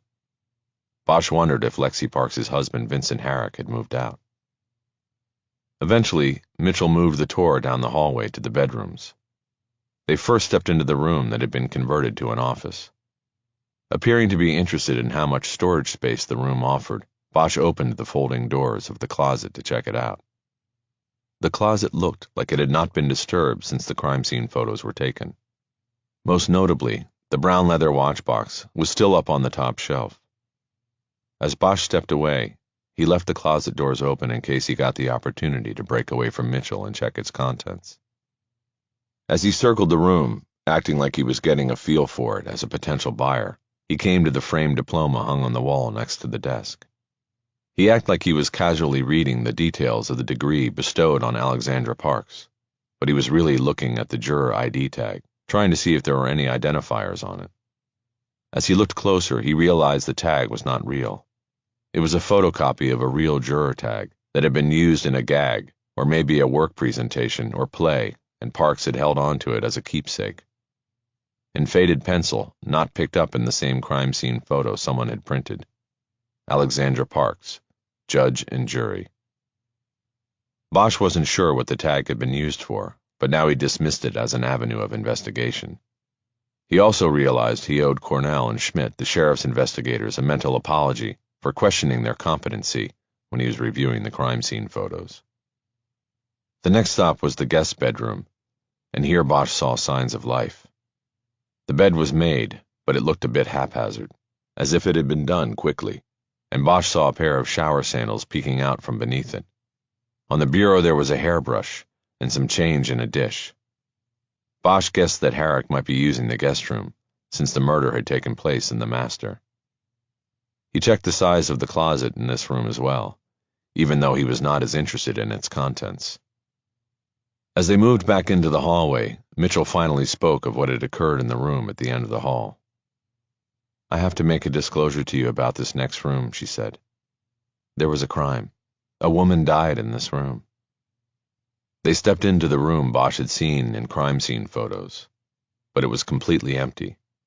Every piece of furniture had been removed, and the twin closet doors were open, revealing that space to be empty as well. Bosch was disappointed. His purpose in visiting the crime scene was to absorb it and to put together his own spatial orientation of things. It would be difficult now, because he was standing in an empty room. "Really?" he said. "A crime? What happened?" "Well, the woman who lived here was sleeping, and a man came in and killed her," Mitchell said. "But he was caught, and he's in jail, so there is nothing to worry about in that regard." Bosch noticed the smell of fresh paint in the room. The blood spatter tracks on the wall behind the bed and the ceiling had been covered over. "Did he know her?" he asked. "Who was he?" "No, it was like a random thing. It was like a gang member from downtown or something. Still, we understand that something random like that is disconcerting. That's why the price point on the property is where it is. It would be unethical to not disclose the history." "How long ago was this?" "It was earlier this year." "Wow, recent. Did you know her, you being in the neighborhood and all?" "I did. I sold this house to her and her husband 4 years ago. Lexi was a great person, and it's awful what happened. Just horrible. It could have been me. I live 1 block over." "Yeah, calling it random violence doesn't necessarily make one feel better about it." "No, I guess not. But I can assure you this has always been a very safe neighborhood. My kids play with their friends on the front lawn. What happened here was really an aberration." "I understand. Do you want to see the back porch? There's a built-in barbecue. You'll love it." "In a bit. I want to get the dimensions of the bedrooms to see if they fit everything I have." Bosch moved into the space where he knew the bed had been located. Working off his memory of the crime scene photos, he stood in the place where the victim had been found on the right side of the bed. He scanned the room, looking at what Lexi Parks would have seen. There were 2 windows on the opposite wall, and they offered views of the side yard and the hedge. He closed his eyes for a moment to concentrate and absorb. "Mr. Bosch, are you all right?" Bosch opened his eyes. She was staring at him. "Sure, do you have a tape measure by any chance?" "I might in my trunk." "Oh, that's right. I didn't drive here. Sorry. But I do have the dimensions on the listing sheet. There's a stack in the kitchen." "That'll have to do then." She headed toward the door and extended her arm to signal him to leave the room ahead of her. Bosch walked into the hallway and started back toward the kitchen. When he got to the door to the office, he paused and let her pass. "I just want to look at this room again," he said. "I have 2 daughters, and if one gets a bigger room than the other, I'm going to have a problem." "Of course," she said. "I'll go get the listing sheet." She continued up the hallway and he stepped into the office. He quickly went to the open closet and reached up to the watch box. He realized he would look like a thief if Mitchell came back and found him holding it. He tried to quickly open it, but the fine crafting of the box made it a puzzle to open. He finally realized the front panel opened like a drawer. He heard Mitchell's voice from the kitchen. She was talking excitedly to someone. Bosch thought it was a phone call, but then he heard the low bass sound of a male's voice in reply. Someone else was now in the house with them. As soon as he pulled the box open, he determined there was no watch in it. There was a brown velvet cushion on which the watch should be set when not being worn. But it was empty. There was an instruction booklet in the box and a small square envelope marked in handwritten ink. "Receipt. Don't look. Unless you are returning it. Frowny face." Bosch quickly put the box under his arm and opened the envelope. He removed the receipt and unfolded it. The watch had been manufactured by Audemars Piguet and purchased at a jewelry store on Sunset Boulevard called Nelson Grant & Sons. The watch was called a Royal Oak Offshore and had cost $6,322 when purchased in December 2014. The name of the buyer on the receipt was Vincent Herrick. Bosch assumed that the watch had been purchased by Herrick as a Christmas gift to his wife. He wondered briefly how a sheriff's deputy could afford such an expensive watch, but the question did not rise to the level of suspicion. People made all kinds of concessions to love, money choices being the least of them. He quickly put the receipt back into the envelope and returned it to the box. He closed it, having to push the front panel in and hearing the air whoosh out. He placed it back in its spot on the shelf and stepped away. He was in the middle of the room when Mitchell walked in, carrying the listing sheet. "This says both guest rooms are 14 by 12, she said. "This room probably just feels smaller because of the bookcase." Bosch looked at the shelves behind the desk and nodded. "Oh, okay," he said. "That makes sense." She handed him the listing sheet. He looked at it as if he were genuinely interested. "Do you want to check out the barbecue now?" she asked. "Sure," he said. "But is someone here? I heard you talking." "It was the owner. He thought we would be finished by now, but I told him we got a late start." "Oh, I can leave." "No, it's fine, and he's fine. Let's go out on the deck." Bosch followed her through the house to the sliding door off the kitchen. He did not see Herrick anywhere. They stepped onto a planked deck with a vine-covered latticework sun cover and a built-in barbecue station. It was all in good shape, but didn't look like it had been used in a long time. The yard beyond was tiny, but private. The front hedge ran along the sides and turned to continue along the property lines of the back, giving the yard and the back of the house complete privacy. "There is probably just enough room for a hot tub if you were interested," Mitchell said.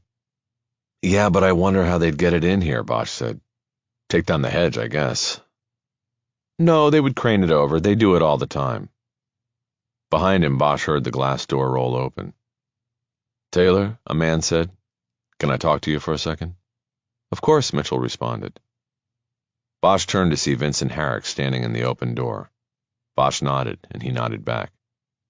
"Sorry, I won't keep her long," Herrick said. "I'll be fine," Bosch said. Mitchell went through the door, and Herrick shut it behind her so Bosch would not hear their conversation. Bosch felt sweat start to pop on his scalp as he wondered if he had put the watch box in the wrong position or had somehow been seen. Before he could worry further about it, the sliding door came open and Mitchell came back out. "So what do you think?" she asked. Bosch nodded. "It's nice," he said. "Very nice. I'll have to think about it and talk to my girls." He looked through the glass into the kitchen as he spoke, but didn't see Herrick. "I'll call you tomorrow," he added. "Just let me know if they'd like to take a look for themselves," she said cheerily. "I'm only a block away and can make that happen pretty quickly." "Great." Bosch headed toward the door. He was still holding the listing sheet, which he folded lengthwise and put into the inside pocket of his sport coat. He hesitated before going back into the house. "You think I should just go around the house so I don't intrude on the owner?" he asked. "Oh, he left," Mitchell said. "When I told him we weren't finished, he said he was going to run up the street to get something at Gelson's." She came up next to Bosch and opened the slider. He stepped in and walked through the house to the front door. He then thanked Mitchell again and left.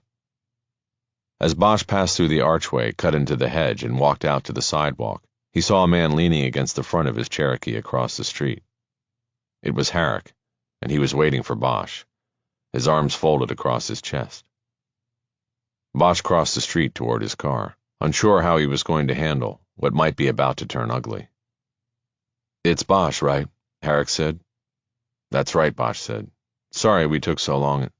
"Save your bullshit." Bosch stopped in front of him. There wasn't much sense in continuing the play since Herrick wasn't buying it. Bosch held his hands out, as if to signal "you got me." "I thought you were a fucking reporter," Herrick said.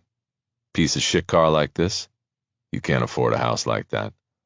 So I run your plate, and it's got an LAPD block on it. I make a couple of calls, and I get the story. Retired cop. Retired homicide cop. So tell me, Detective Bosch, what the fuck are you doing in my house?" Bosch knew that the situation could quickly go sideways. He was acting as an extension of Haller's defense of Daquan Foster. a complaint that brought the ethics of his scam with Taylor Mitchell before a judge could cause blowback for Haller. He had to salvage this somehow. "Look, I'll be honest with you," he said. "I've been asked to look into the case privately by someone who has reason to believe Daquan Foster was set up and that he didn't kill your wife." Herrick's eyes disappeared in the creases of his squint. His ruddy complexion turned a darker shade. "What the fuck are you talking about?" he said. "Who has reason to believe that?" "I can't tell you that," Bosch said. "It's a matter of client confidentiality. I agreed to look into the case and I wanted to see the crime scene. I apologize. I didn't expect you to be here and to be confronted by this. It was a mistake." Before Herrick could respond, Mitchell called from across the street while on her walk back to her house. "Do you need me for anything, gentlemen?" Both Bosch and Herrick turned to her. "We're fine, Taylor," Herrick called back. "Thank you."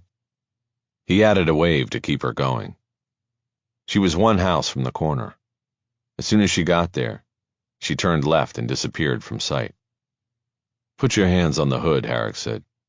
"Excuse me?" Bosch asked. "On the hood. Assume the position." "No, I'm not going to do that." "You want to go to jail, Bosch?" "You can take me to jail, but I don't think I'll be staying there long. I haven't committed any crime." "You've got a choice here. Put your hands on the hood so I can check for weapons, or go to jail." He took a phone out of his pocket and got ready to make a call. "I'm unarmed," Bosch said, and he stepped forward, put his hands on the front hood and spread his feet. Herrick quickly frisked him and found no weapons. Bosch didn't like the way this was heading. He had to change the course. "What happened to her watch?" he asked. Herrick's hands froze for a moment as he was patting down Bosch's front pants pockets. He then stood straight up, put a hand on Bosch's arm, and turned him away from the hood of the car. "What did you say?" Herrick asked. "Her watch," Bosch said calmly. "The one you gave her? The Audemars Piguet? If I'm saying that right. It wasn't on her wrist, and it wasn't on any property report from the crime scene. It didn't turn up in the search of Daquan Foster's house, studio, or van. It's not in its box either. So what happened to it?" Herrick took a half step back as he considered what Bosch had just said. Bosch recognized it as a move to create space between them and a potential prelude to a punch. He braced himself to block, but Herrick managed to control his rage, and the swing never came. "Just go," Herrick said. "You don't know what you're talking about. Get out of here." Bosch reached in his pocket for his keys and stepped around the front of the car. When he got to the driver's side door, he looked back at Herrick, who had not moved. "It doesn't matter who I'm working for if I'm trying to find the truth," he said. "If Foster didn't do it, somebody else did. And he's still out there. Think about that." Herrick shook his head. "Who are you, fucking Batman?" he said. "You don't know what you're talking about. The watch was broken. It was being fixed. It's got nothing to do with anything." "Then where is it? Did you get it back?" Herrick opened his mouth to say something, then paused and shook his head. "I'm not talking to you." He turned, checked for traffic, and then crossed the street toward his house. Bosch watched him disappear through the archway, then got into the Cherokee and drove off. He angrily banged his palm on the steering wheel. He knew that his anonymity on the case had just come to an end. Herrick didn't know who Bosch worked for, but he would soon enough find out. A complaint might follow. Whether it did or didn't, Bosch needed to get ready for the onslaught of anger that would come his way. Chapter 18. The Haven House was an aging two-story motel with neon promises of free HBO and Wi-Fi. It was the kind of place that probably looked shabby on the day it opened in the 1940s, and had only gone downhill from there. The kind that served as a last-stop shelter before the car became primary domicile. Bosch pulled into the parking lot off Santa Monica and cruised slowly. The motel was situated on what was known as a flag lot. A narrow fronting on Santa Monica led into a bigger, wider piece of property in the rear that ran behind other businesses. This afforded the rear parking lot and motel rooms significant privacy. It was no wonder that it had become a place favored by people engaged in illicit sexual transactions. He saw a door with a 6 painted on it, and parked in the spot in front of it. He realized it was the same sort of move he would make when he worked cold cases. Visit the scene of the crime long after the crime had been committed. He called it looking for ghosts. He believed every murder left a trace on the environment, no matter how old. In this case, only a few months had passed, but that still made it a cold case. Bosch got out and looked around. There were a few cars parked in the lot, and it was surrounded by the windowless rear side of the businesses fronting Santa Monica on one side and an L-shaped apartment building on two others. There was a row of tall and mature cypress trees buffering the line between the parking lot and the apartment building. The fourth side was lined by wood fencing that ran along the backyard of a private residence. Bosch thought about Lucia Soto's report on the James Allen case. The supposition was that Allen had been murdered in room 6, and then his body was removed and dumped in the alley off El Centro. Putting aside the question of why the body was moved, Bosch now saw that it could have been accomplished without great risk. In the middle of the night, the parking lot would have been deserted and unseen from the outside. He looked around for any cameras and saw none. It wasn't the kind of place where customers wanted to be photographed. Bosch walked back around the corner to the office at the front of the building. The office was not open to the public. The door had a shelf below a sliding window. There was a push-button bell there, and Bosch used his palm to ring it 3 quick times. He waited, and was about to hit it again when an Asian man slid the glass window open and looked at Bosch through watery eyes. "I need a room," Bosch said. "I want number 6. "Check in at 3, the man said. That would be in 4 hours. Bosch looked back at the parking lot and saw a total of 6 cars, including his own. He looked back at the man. "I need it now. How much?" "Check in 3, check out 12 noon. Rules." "How about I check in yesterday at 3, check out today at noon?" The man studied him. Bosch didn't look like his usual clientele. "You cop?" Bosch shook his head. No cop. I just want to look at room 6. How much?" "I'll be out by 12. Less than an hour." $40. "Deal." Bosch pulled out his cash. 60, the man said. Bosch looked up from his money at him and silently communicated the message that the man was fucking with the wrong guy. "Okay, 40, the man said. Bosch put 2 20s down on the Windows counter. The man slid out a 3x5 registration card, but didn't ask for any formal identification confirming the information Bosch quickly wrote on it. The man then slid out a key attached to a diamond-shaped piece of plastic with a number 6 on it. 1 hour, he said. Bosch nodded and took the key. "You betcha," he said. He walked back around the corner of the building and used the key to open room 6. He stepped in and closed the door behind him. He stood there, taking the whole room in. The first thing he noticed was the rectangular discoloration on the wall, where the picture of Marilyn Monroe had obviously hung. It was gone now, most likely taken as evidence. He turned his head and slowly swept the room, looking for anything unusual about it, but committing its well-worn furnishings and drab curtains to memory. Anything that had belonged to James Allen was long gone. It was just the threadbare room with its aging furnishings. It was depressing to think someone had lived here. Even more so to think someone may have died here. His phone buzzed, and he saw that it was Haller. "Yeah. Where are we?" "We? We are in the shabbiest shit room in a hot sheet motel in Hollywood, the place Daquan claims he was at when Lexi Parks was murdered." "And?" "And nothing. A big fat nothing. Might have helped if he'd scratch his initials into the bed table or put some gang graffiti on the shower curtain. You know, to show he was here." "I meant, and what are you doing there?" "My job. Covering all the bases, absorbing, thinking, looking for ghosts." Bosch's words were clipped. He didn't like the interruption. He was in the middle of an established process. He was also annoyed with himself for what he had to say next. "Look, I may have messed up." "How so?" "I posed as a real estate buyer and got inside the victim's house. I wanted to look around." "And look for ghosts?" "What happened?" "Her husband, the deputy sheriff, came by and ran my plate because he thought I was a reporter or something. Instead, he found out I was a retired cop and I was working on the case. That's not a mess-up. That's a full-fledged fuck-up. You know if the guy makes a complaint, it goes on me with the judge, right? I know. I messed up. I fucked up. I just wanted to see. You sure did.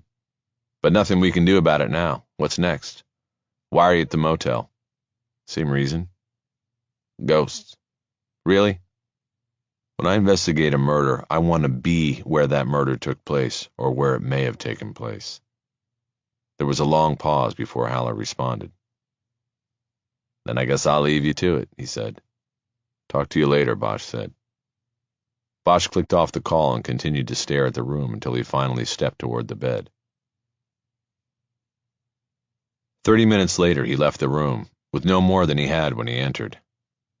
If anything had remained to prove Daquan Foster was there the night of the Lexi Parks murder, it had been swept up by the LAPD forensics team. As he walked to his car, he wondered if something more than forensics had been left behind that could help Foster. James Allen was a prostitute, after all, and many prostitutes kept records. In these digital times, a prostitute's little black book would more likely be his little black cell phone. After her conversation with Ali Karim, Soto had mentioned nothing about the recovery of a cell phone either from the body or from room 6. Bosch diverted and walked back to the office window. He rang the bell again, and the same man slid the window open. Bosch put the room key down on the counter. I'm out, he said. You don't even have to make the bed. Okay, very fine, thank you, the man said. He started to slide the window closed, but Bosch blocked it with his hand. Hold on a second, he said. The man who had that room back in March got murdered. Do you remember that? Nobody got murdered here. Not here. Or maybe not here. His body was found down the street in an alley, but he had room 6 here, and the police came to investigate. James Allen. You remember now? No, not here. Yes, here. Look, I'm just trying to figure out what happened to all his belongings. His property? The police took things, I know that. Did they take everything? No, his friends come. They take clothes and things. Friends? Did you get any names? No, no names here. Did they do what he did? Do they stay here? Sometimes they stay. Any of them here now? No, not now. Nobody here. Bosch pulled out his notebook and wrote his name and number down. He tore the page out and handed it through the window. If any of his friends come back, you call me and I'll pay you. How much you pay? $50. You pay now? No, I'll pay when you tell me they're here. Bosch rapped his knuckles on the shelf under the window and turned back toward the parking lot. He walked around the corner of the building and got in his car. Before starting the engine, he called Haller, who answered right away. We need to talk. That's funny, because I called you about a half hour ago and it was pretty clear you didn't want to talk to me. That was then. We need to talk about next moves. This is your show, and I don't want to do something that hurts things down the line in court. You mean like get caught sneaking into the victim's house? I told you that was a mistake. It won't happen again. That's why I'm calling. Did you find something? No, nothing. I still need to check the street, but so far nothing. I'm talking about other things. The next move. Whether you make it in court, or I make it out here. Sounds mysterious. Where are you? I can come now.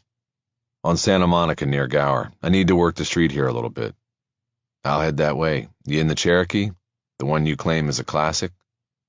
I am, and it is. Bosch disconnected and started the car. He drove to the motel's parking lot exit on Santa Monica and paused there while he looked right and then left at the small businesses that lined the 4-lane boulevard. They were a mixture of industrial and commercial businesses. Several of the big studios were nearby. He could see Paramount's water tower rising behind the shops fronting Santa Monica. This meant that there were also all manner of feeder companies in the neighborhood that lived off the scraps of the behemoths. Prop houses, costume shops, camera equipment renters, interspersed with a routine variety of fast food dreck. There was a do-it-yourself car wash, and across the street and down half a block was the entrance to Hollywood Forever, the one-time cemetery to the stars. Bosch nodded. The cemetery was his best lead. He knew Rudolph Valentino was buried there, as well as many other long-ago Hollywood greats and pioneers like Douglas Fairbanks Jr., Cecil B. DeMille, and John Huston. Many years back, Bosch had worked a suicide at Hollywood Forever. The victim was a woman who had laid herself out on top of Tyrone Power's crypt and then cut her wrists. Before she died, she managed to write her name in blood beneath his name on the memorial stone. Bosch did the math on the dead woman and determined she was not even born until 5 years after Power died. The case seemed to underline what many in homicide work knew. You can't explain crazy. Bosch knew that in any town in the country, the local cemetery was a draw for a certain class of odd people.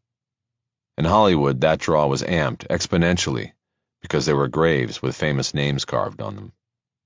That meant there would be security, and that meant cameras. The woman who killed herself on Tyrone Power's crypt had done it under a camera. The problem was, no one was watching, and she bled out. When the traffic momentarily cleared, Bosch turned left out of the parking lot and drove down to Hollywood Forever. The cemetery was surrounded by an 8-foot stone wall, interrupted only by entrance and exit lanes. As Bosch pulled in, he readily saw cameras affixed to the walls and focused on the auto lanes. Bosch couldn't tell by his cursory glance whether they were in position to also record activities a half-block down Santa Monica Boulevard. But he recognized that the cameras were placed in obviously public positions, thereby acting as a deterrent, as well as a recording device. He was interested in them, but he was also interested in the cameras nobody could see. Once past the wall, he saw a parking area and a complex that included the cemetery office, as well as a chapel and a casket and stone showroom. It was a full-service operation. Beyond this, the cemetery lay spread out and was sectioned by various driving lanes and other smaller parking areas. Rising above the back wall, Bosch could see the giant stages of Paramount Studios and the water tower. He could see cameras on the tower.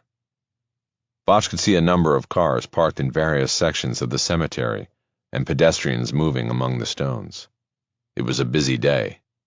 He could also see a Hollywood tour van moving slowly next to one of the larger monuments. It was garishly painted, with the roof cut off for an open-air viewing from the 6 rows of seats behind the driver. The van was packed with tourists. Bosch lowered his window and could hear the tour guide's amplified voice echoing off the mausoleums and carrying across the rows of stones. Mickey Rooney is the latest Hollywood great to join the others here at Hollywood Forever, the resting place of the stars. Bosch put his window back up and got out of the car. On the way into the office, he called Haller and told him where he would be. The man in charge of security at Hollywood Forever was named Oscar Gaskin. He was ex-LAPD, but had retired so long ago that there was no point in trading names to see who knew whom. Bosch was just happy to make the ex-cop connection and hoped it would give him an edge. He got right to the point. I'm working a case, trying to establish an alibi of someone accused of a crime. What, here? No, actually down the street at the Haven House. That dump? They should tear that place down. I wouldn't argue with that. So then how does HOFO fit in? It took Bosch a moment to translate HOFO into Hollywood Forever. They were in Gaskin's tiny office, sitting on either side of a small table that passed for his desk. There was a stack of pamphlets displaying headstones and statues, and Bosch got the idea that Gaskin wasn't only security director at the place, he was also in sales. Well, it doesn't really fit in, but I am interested in your cameras, Bosch said. I'm wondering if any of them captured the front of Haven House down the street. Gaskin whistled as if Bosch had just asked for the moon and stars in a box with a ribbon on it. What date are we talking about, he asked. February 9th, Bosch said. You keep video going back that long? Gaskin nodded and tapped the screen of an ancient computer on a second table to his side. Yeah, we're backed up on the cloud, he said. Insurance makes us keep everything a year. But I don't know. That's a whole block away. I doubt anything would be in focus that far off. He stopped there and waited. Bosch knew what he was doing. Harry picked up one of the pamphlets and glanced at it. You sell these too? He asked. Yeah, on the side, Gaskin said. What do you get for one of these? As a salesman. Depends on the stone. I made $1,000 on the Johnny Ramone statue. That had to be designed and special ordered. Bosch put the pamphlet back down. Tell you what, he said. My employer is on his way here to meet me. He would be willing to buy a stone, if there is something on the cameras we can use. The men studied each other. Gaskin looked very interested in the prospect of making money. Do you have access to the camera on the Paramount Tower? Bosch asked. It looked like it was pointed over here. Yeah, that's ours, Gaskin said. We need an overview perspective. We have a joint agreement with them. They have access to it too. Bosch nodded. So should we take a look, he asked. Yeah, sure, Gaskin said. Why not? Nothing's going on around here. I mean, it's pretty dead. Bosch said nothing. Get it? Gaskin asked. Bosch nodded. He was sure Gaskin used that line whenever he could. Yeah, I get it, he said. Gaskin turned to the computer and went to work. As he was typing commands, Bosch adopted a gossipy, casual tone when he asked his next question. Did you know there was a murder over there at Haven House in Marsh? Maybe there was, Gaskin said.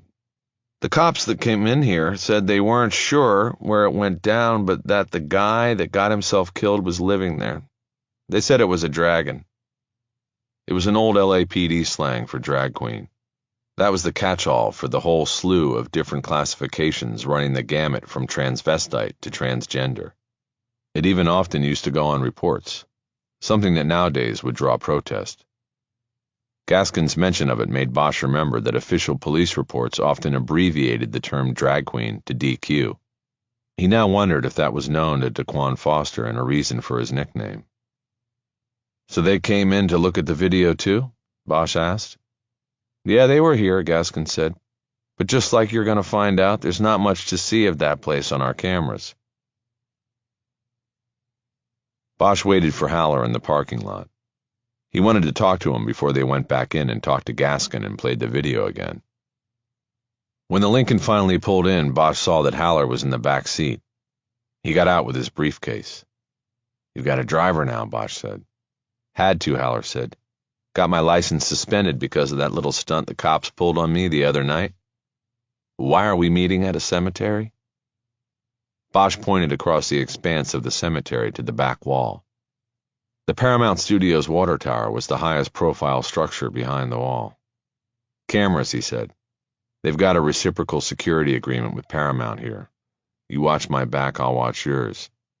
There is a camera up on that tower. Takes in the whole cemetery and then some. They headed toward the office door. This guy? You're going to have to buy a headstone, Bosch whispered. Haller stopped in his tracks. What? To get him to cooperate. I don't have a badge anymore, you know. He sells gravestones on the side, and I told him if he cooperated, you'd buy a stone. First of all, why would I want a headstone?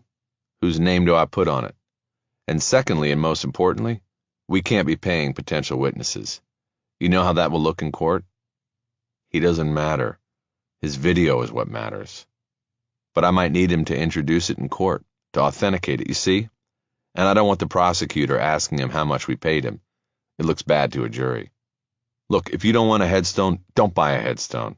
But this guy needs to be compensated for his cooperation. What he's got is important. It changes things.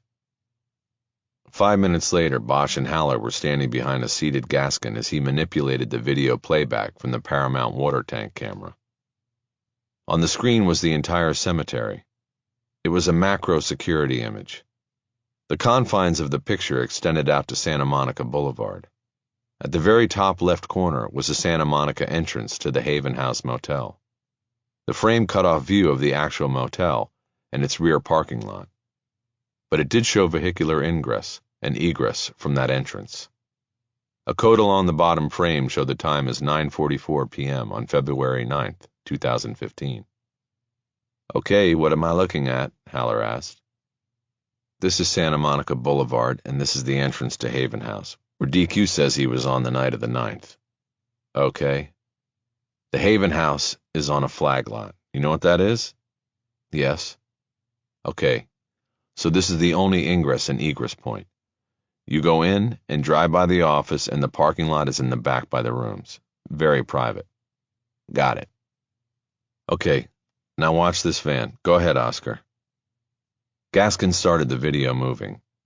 Bosch reached over his shoulder to point out the white van moving in a westerly direction on Santa Monica.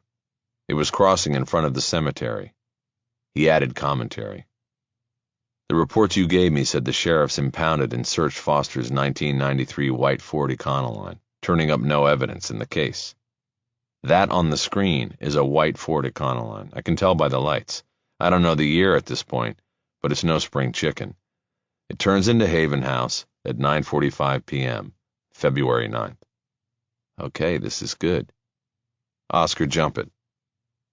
Gaskin put the playback on fast forward, and they watched traffic on Santa Monica speed by, and the minutes on the time counter moved like seconds until Gaskin slowed things down at the 11:40 mark. Now watch, Bosch said. At 11:43, the van came back into the picture, waiting to turn left out of the motel lot. Eventually, traffic opened up, and the van exited the motel lot and proceeded east on Santa Monica back the way it had come. If your client was coming up from his studio, he would take the 110 to the 101 and then exit on Santa Monica, Bosch said. He'd drive west to the motel, then he'd drive east on his way back. Does the sheriff's department have this? Haller asked. Not yet, Bosch said. We need to confirm that it's Foster's van, Haller said. Oscar, can you make a copy of this? Mickey, you will need to have someone enhance it and work on that. I've got a person. What about me? Oscar asked without taking his eyes off the screen. What about you, Oscar? Haller said. Mr. Bosch spoke too quickly. I don't want to buy a headstone. Don't have much use for one. But I've got a thumb drive on my keychain, and if you can put the video on it, I will pay for your time, and I will pay you well. Bosch nodded. That was the best way to do it. Sure, I think that should work, Gaskin said.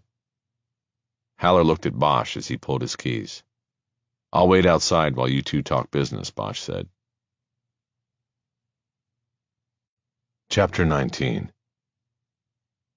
Bosch was standing at the edge of one of the cemetery lawns, looking at the grave of Mel Blanc, the voice artist behind 1,000 or more cartoons. On the stone it said, "That's all, folks." He turned as Haller approached after leaving the office. Good stuff, Haller said.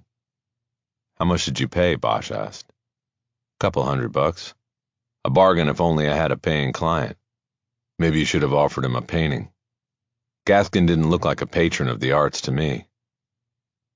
They started walking through the cemetery with no clear direction, other than trying to stay between the graves if possible. The coroner's report puts time of death at between 10 and midnight, Haller said.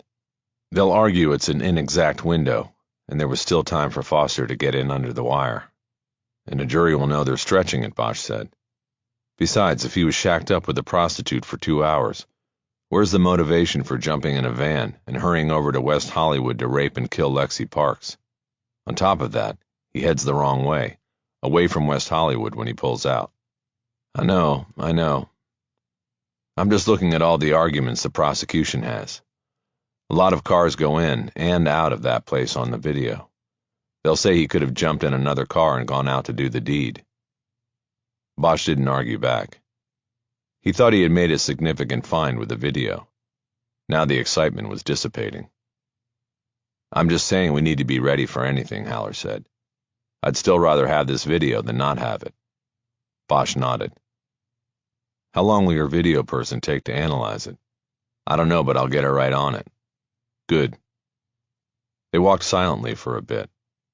Bosch was reading the names on tombstones, but not really comprehending. So what are you thinking? Haller asked. I'm doing a lot of thinking, Bosch said. A lot of possibilities, a lot of scenarios. I need to see the James Allen file. Haller nodded. They vacuumed the room, he said. Hair and fiber, fingerprints, they might have evidence that puts DeQuan in that room. Right, and with the van on the video, you can pin it to that day, February 9th. Very good. This is why I came to you, Harry. I think you came to me because you knew I would work for free. Bullshit. You'll get paid. You're a patron of the arts. Yeah, bullshit's bullshit. Your investigator would have gotten to the same point eventually. Maybe. So how do you want to do this? If you go into court and ask for access to the forensics on the Allen case, you'll be showing your hand to the prosecution. You cool with that? I'm never cool with showing anything to the prosecution. Let's see what my video gal comes up with on the van before we take that next step and advertise what we're doing. Bosch nodded. Your call.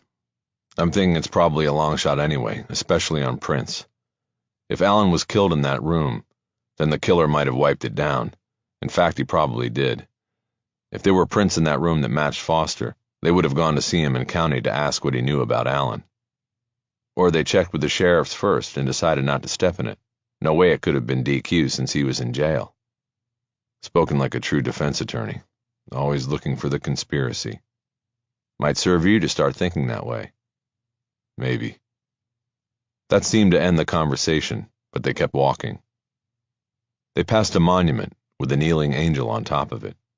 Its wings were broken and jagged from previously being toppled over by vandals or earthquakes. Bosch finally spoke. For now I can try to back-channel it and get a look at the murder book on Alan. Try to keep it quiet. Okay, step carefully. There's something else you should do, I think. What? The company doing your DNA analysis? See if they can check the sample for CTE. What is CTE? Condom trace evidence. I'm not following you. If the science is solid and your lab confirms the state's match, then you need to explain how Foster's DNA got to the crime scene, right? You need to explain the setup. If your client is innocent, how was his DNA taken from him and how was it transported? Haller stopped walking as he considered this. Holy shit, he said. I like it. I might be able to do great things with that in court. I really like it. Well, don't start loving it just yet, Bosch said. It's missing parts. A lot of parts. But I'm working on it. Wouldn't the sheriff's crime lab check for this CTE? No, they don't. The LAPD and the sheriff's labs are in the same building. I know for a fact that it's not part of the DNA protocol for either one. It costs too much money. So it's done only on request, and even then it's farmed out.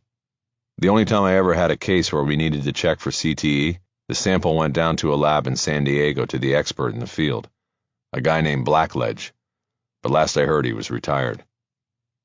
A lot of guys who retire from the public sector end up working in the private sector. Maybe that's what he's doing. Haller nodded. He had the scent in his nose and would follow it. Where do you go from here? He asked. You going to check out the alley where Alan was left? Bosch shook his head. He noticed that a peacock was following them through the graveyard. Not without seeing the crime scene photos, he said. No use going there until I know the layout of the scene. But you don't have to worry. I'm keeping busy. There is still a lot on Parks for me to be doing. He momentarily thought about the empty watch box. The explanation from Herrick bothered him. If the watch was broken and being fixed, why was the empty box still at the house? I'm not worried, Haller said. Haller looked down at the memorial plaque in the grass where he had stopped.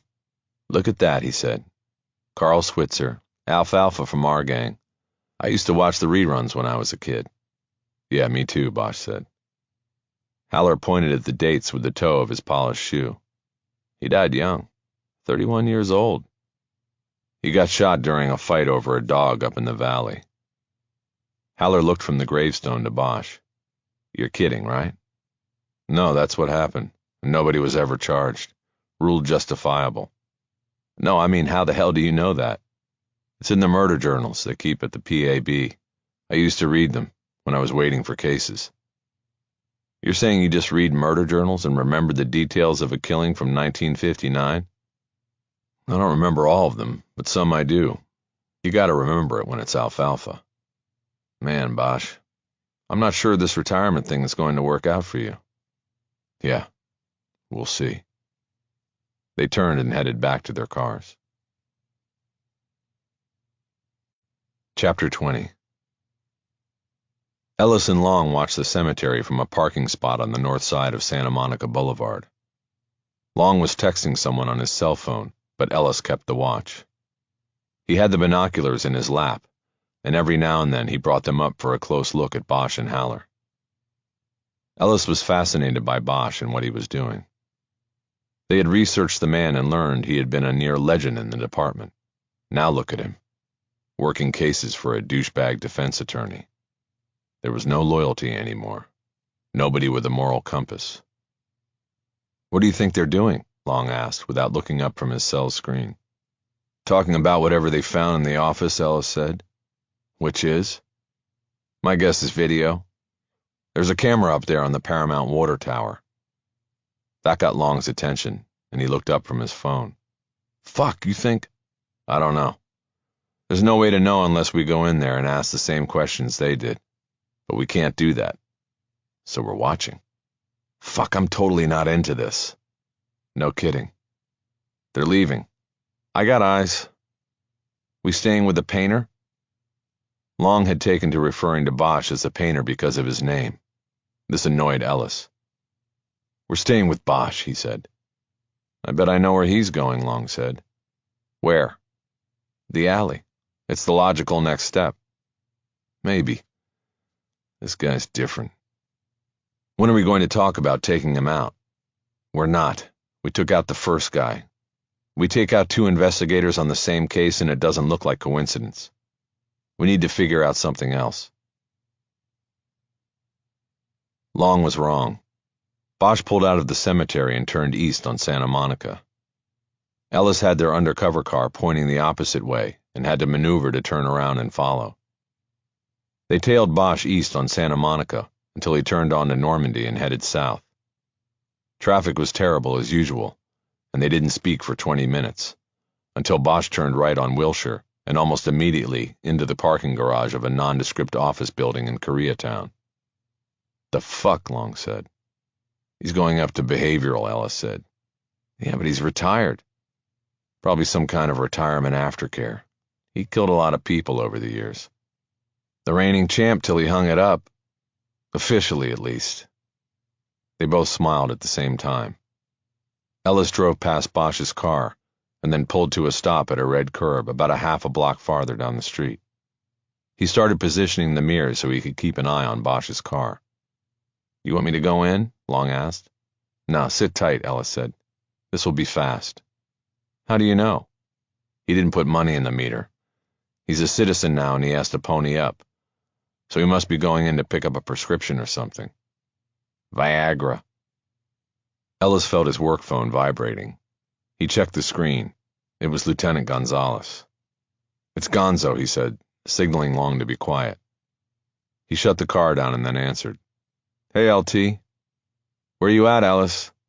Watching the suspect location, as instructed? Anything?" "Not yet." "Are they even home? Don't they work days up in the valley?" "Haven't determined that, LT. The complaint uses the phrase night and day. I was thinking if we don't see some sign of life soon, we'll think of something and door knock 'em. Look, I don't want you guys fucking around. If it's not there, we need to move on to the next one. I'm thinking one more day on it and then you throw a scare at 'em, move 'em to West Hollywood and let the sheriffs deal with it." "Yes, sir. Sounds like a plan." "And check in from time to time, Ellis. I shouldn't have to hunt you guys down." "Yes, sir. Absolutely. And tell your partner to wipe the shit-eating grin off his face." Gonzalez disconnected. Ellis lowered the phone and looked at Long and saw that he was indeed smiling. "Gonzo's got you pegged, partner. You better be careful about that." "Absolutely." Long laughed as Ellis shook his head. Ellis then saw Bosch come out through the glass doors of the elevator alcove. "He's back," he said. He watched in the rearview mirror as Bosch got back in his car. "He's carrying a file," he said. "Not a prescription." "What color?" Long asked. "Plain." "What's plain?" "Manila."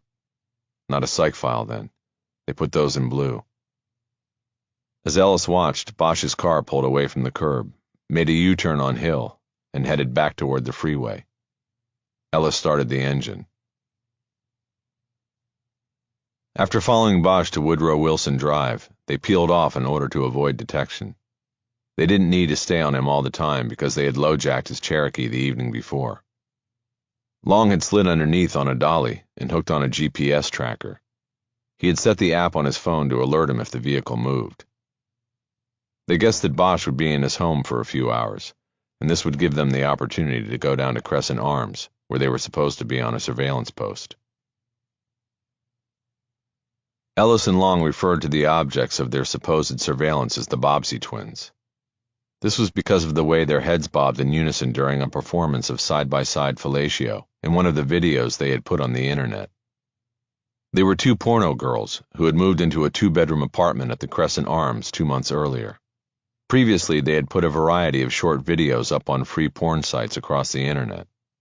These served to establish their credentials and draw viewers to their website, which included pay windows that allowed fans to make direct contact. There was a personal vetting process at that point, designed to weed out inquiries from law enforcement, and eventually invitations were made, and the most intrepid fans could finally pay for a face-to-face meeting with either performer or both, and all the sexual abandon that would come with it. Some customers had flown in from as far as Japan to cavort with the girls. Most of them never knew that they were secretly videoed from the moment they entered the apartment to the moment they left. The problem with the setup was that business was always good, and invariably too many men would be coming in and out of the apartment at all hours of day and night. Within days, this traffic was noticed by other tenants in the apartment complex. Within weeks, there were complaints to management, and by the 1-month mark, the problem reached the attention of the LAPD. It was a constant cycle. The porno girls, stage-named Ashley Jugs and Annie Minx, had moved house on average every 8 weeks in the last year. Finding new places to set up the operation had become a never-ending task for Ellis and Long. Making sure that they were the ones who handled the complaints when they were forwarded to the vice unit was also taxing. But the operation was too profitable to discontinue. The Crescent Arms was a 2-story courtyard-style apartment building with exterior stairs and walkways. When Ellis and Long got to apartment 2B, Ellis used a key to open the door without knocking.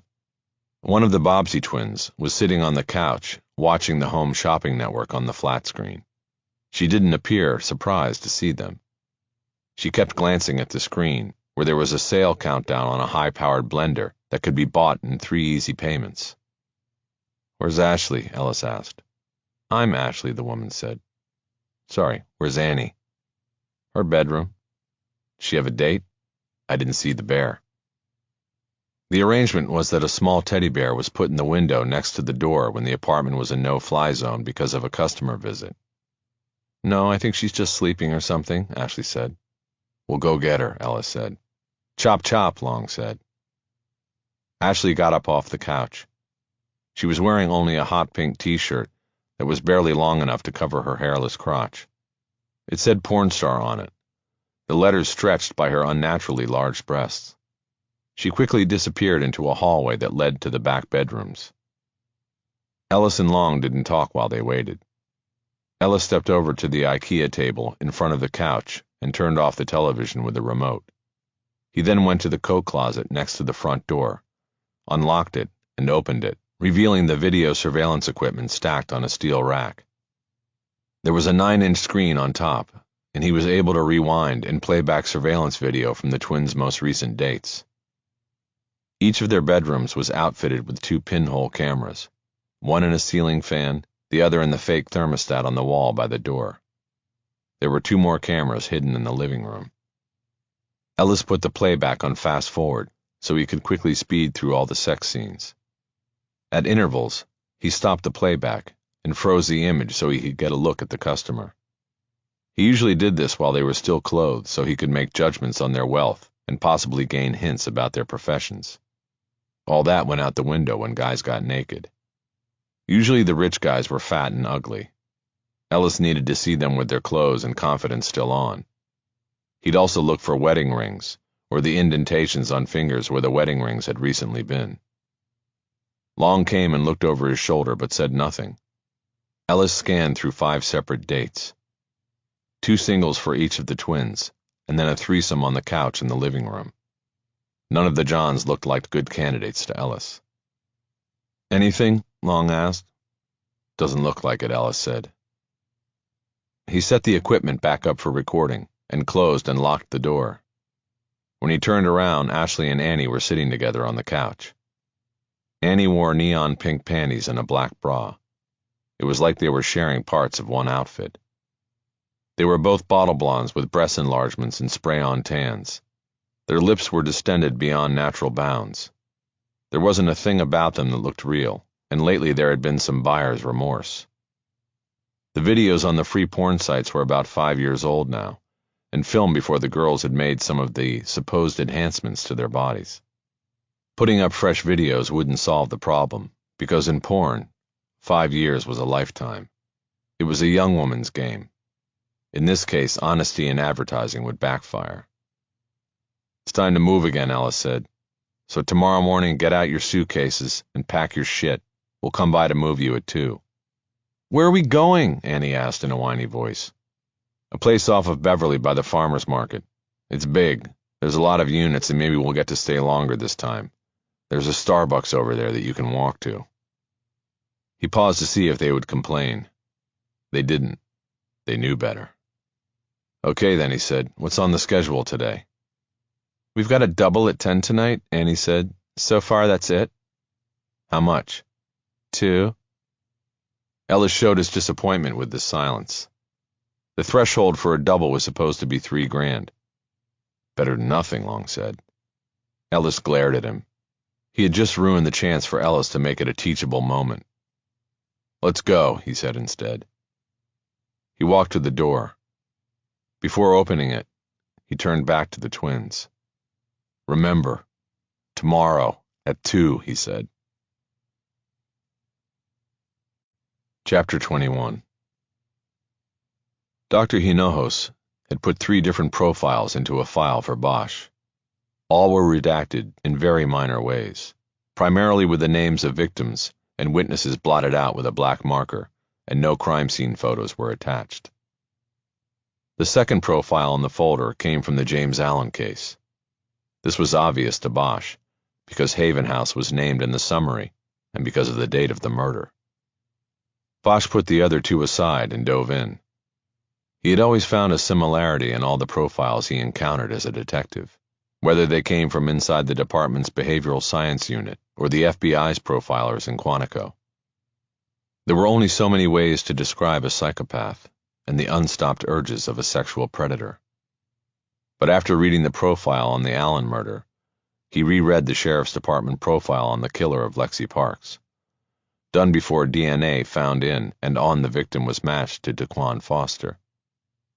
These profiles carried some basic similarities, but their conclusions about the killer from each case were distinctly different. The summary on the Parks case had pegged the killer as a nascent sexual predator who had likely stalked Parks and meticulously planned the deadly attack, only to be disorganized in carrying it out and to make several mistakes, chief of which was leaving his DNA behind. The culmination of his plan and murder left the killer feeling guilty enough to attempt to psychologically cover up his crime by placing the pillow over the victim's face. This was indicative of a sexual predator who was new at killing, who had moved up the ladder from other lesser sex crimes to murder, possibly for the first time. The profile of the murderer of James Allen was different. Because of the victim's occupation, it was concluded that the killing came out of a prostitution arrangement and was not motivated by a compulsive psychosexual urge. But as with the Parks killing, there was evidence of guilt being a motivating factor, this time with transference, blaming and punishing the victim for the killer's own actions. The profile suggested that Allen's killer was likely a closeted homosexual male who hid his sexual orientation behind the front of a heterosexual lifestyle. The profile suggested that the killer was probably married with children and a career, all of which he would consider threatened by a sexual liaison with Allen. The feeling of threat was turned into rage and then directed at Allen for exploiting the suspect's weakness. The killer blamed Allen and sought to end the threat to his family and livelihood by eliminating him. Discarding the body in the alley underlined the suspect's dismissal of Allen as nothing more than detritus. He was human trash left in the alley for pickup. It was also suggested that this killer could have acted in such a way before. Details of the prior murder that Ali had mentioned to Soto were contained in the profile, but also redacted. The victim's name was not given, but a summary of the facts of the case showed both eerie similarities and stark differences. The main similarities were that the victims were both male prostitutes who were murdered elsewhere, and then displayed in the alley in roughly the same spot and same pose. The differences were in victim type. Beyond both being prostitutes, one was a diminutive white man, and the other a heavy-set black man. The profile said their penetrative roles were different, with Allen being a bottom and the other victim being a top. These roles suggested different client bases, and therefore different killers. Investigators in the first case had not found the murder scene. The victim lived in a shared apartment in East Hollywood, but was not killed there, indicating an unknown rendezvous point with his killer, whereas in the Allen case, evidence indicated that he was murdered in his motel room and then taken to the alley and dumped. The profiler, Dr. Hinojos, concluded that the two killings were the work of two separate suspects. She further posited that Allen's killer might have had knowledge of the first killing through the media or street gossip or possibly law enforcement sources, and attempted to copy aspects of the crime to throw off the investigation. The profile noted several other aspects of the crime for consideration by investigators. No DNA evidence was collected from Allen's body, and no evidence of either sexual assault or consensual sex was found during autopsy. This seemed to suggest that the murderous rage erupted before there was a sex act. The profile also discounted any suggestion that the sex act had occurred much earlier and that the killer had returned to the hotel room to murder Allen. The use of the picture frame wire to strangle the victim indicated that the killer had not come prepared to commit murder, but that the killing was a spur-of-the-moment decision made while the killer was in the room. While Allen was in the bathroom, or otherwise distracted or incapacitated, the wire was removed from the picture frame and then used to strangle him. Bosch put the two profiles in the folder Hinojos had given him. He got up and started pacing the living room as he thought about what he had read and what he knew. It was time to walk himself through the cases and establish clear lines of theory. Two murders, two different killers. The profile suggested two different kinds of psychological motivation. Daquan Foster was charged with the murder of Lexi Parks, but the forensic profile drawn up before the DNA connection was made did not match him on psychological or evidentiary levels. Meantime, the irony was that aspects of his life did fit the profile in the James Allen case, for which he had an ironclad alibi. He was in jail. Bosch paused in his pacing at the sliding door to look out into the canyon, but what he saw was his own dark reflection in the glass. He shook his head at the thought of the complicated trail he had delineated between the two cases. Allen was Foster's alibi for the Parks killing, and with Allen's death, much of Foster's defense died. And then there was the DNA. If at the time of Parks' murder Foster was with Allen, as he reluctantly revealed, and as the video from Hollywood Forever inched toward confirming, then the DNA was planted on Parks in an effort to misdirect investigators and possibly frame Foster. Bosch stepped back from the glass and started moving around the room again. He felt his energy building. He sensed he was getting close to something, but wasn't sure what it was. He was still far outside the case and needed better access, but he was homing in just the same. He believed that Lexi Parks still held the secret to both cases. Why was she killed? Answer that, and Bosch knew everything would unravel. Loose ends and unexplained details always bothered Bosch. Unanswered questions. They were the bane of the homicide detective's life. Sometimes they were big questions, sometimes not, but they were always a pebble in the shoe. The missing watch still bothered him.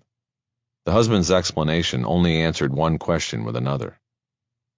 Why had she not turned the watch in for repair in its box? Had she simply dropped off the expensive watch at the jeweler's? That didn't completely make sense to Bosch, and so he could not put the watch aside. He was also anxious about the Allen case and the need to keep moving forward. When a case stalled, it was often difficult to get momentum back. Sometimes it was like trying to start a car with a dead battery. He called Lucia Soto's cell. "You still at the PAB?" "Yep, about to move the red magnet." Bosch remembered the board the captain had put up in the squad room. Each detective slid a red magnet to the off-duty square when checking out for the day. A stupid little device to give the captain a sense of control. He had probably gotten the idea from a book on corporate management. When he was with the department, Bosch had always made it his practice to ignore the magnets. "You feel like that drink tonight?" he asked. "Tonight? I want to pick your brain about what you saw in the Allen file." Well, yeah, I guess I could meet. When?" "Whenever. Wherever you want." "Really? You'll come to my turf?" She sounded impressed. "Your turf is my turf. Name the time and place." "Okay, how about 8? I'll be at my local in Boyle Heights." "Which is?" "East Side Love on First, a couple of blocks from Hollenbeck Station." Bosch heard the carport door to the kitchen open and knew his daughter was home. He had been so consumed with the phone call that he had not heard her car pull in. "Okay, I'll be there," he said into the phone. "Cool," Soto said. "See you then." He disconnected the call. He heard Maddie stop at the refrigerator before emerging from the kitchen, a juice bottle in hand, backpack over her shoulder. "Hey, Dad." "Hey, Mads." "What are you doing?" "Just finished a call. How was school?" "Fine." "Homework?" "Lots." "Sorry. Listen, I'm going to need to go out for a couple of hours in a little while. You okay making dinner or ordering in?" "No problem." "You will eat something, right?" "Yes, I promise." "Okay." He was thankful for that, and thankful that so far she hadn't brought up anything about his work on the defense case for Mickey Haller. "Who are you going out with, Virginia?" "No, I'm meeting my old partner for a drink." "Which old partner?" "Lucia." "All right, cool." "Hey, there's something I should probably tell you about, Virginia. We're not going out anymore." "Really? What happened?"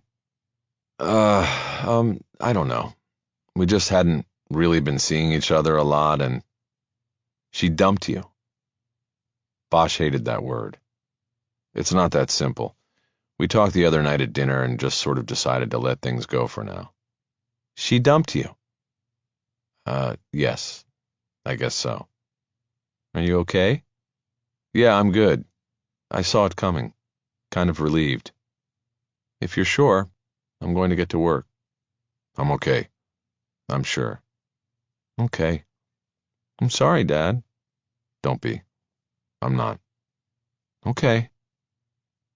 Bosch was glad to get the awkward conversation over with. She turned toward the hallway. She always disappeared into her room to do her homework. He then remembered something. "Oh, wait, take a look at this." Bosch went to the table and picked up the folder containing the profiles. "You remember Dr. Hinojos? I happened to see her today, and I asked if she had any case profiles that she could let me have to show you. I told her you wanted to study psychology and go in that direction. You know, profiling." "Dad, don't tell people that." Her tone implied that he had deeply humiliated her. He didn't understand his misstep. "What do you mean? I thought that's what you wanted to do." "It is, but you don't have to go telling people." "So then it's a secret? It's not a secret, but I don't like everybody knowing my business." "Well, I haven't told everybody. I told a profiler who might be pretty helpful to you down the road." "Whatever." Bosch held out the folder. He had given up trying to understand the way Maddie thought and trying to identify and read her stressors.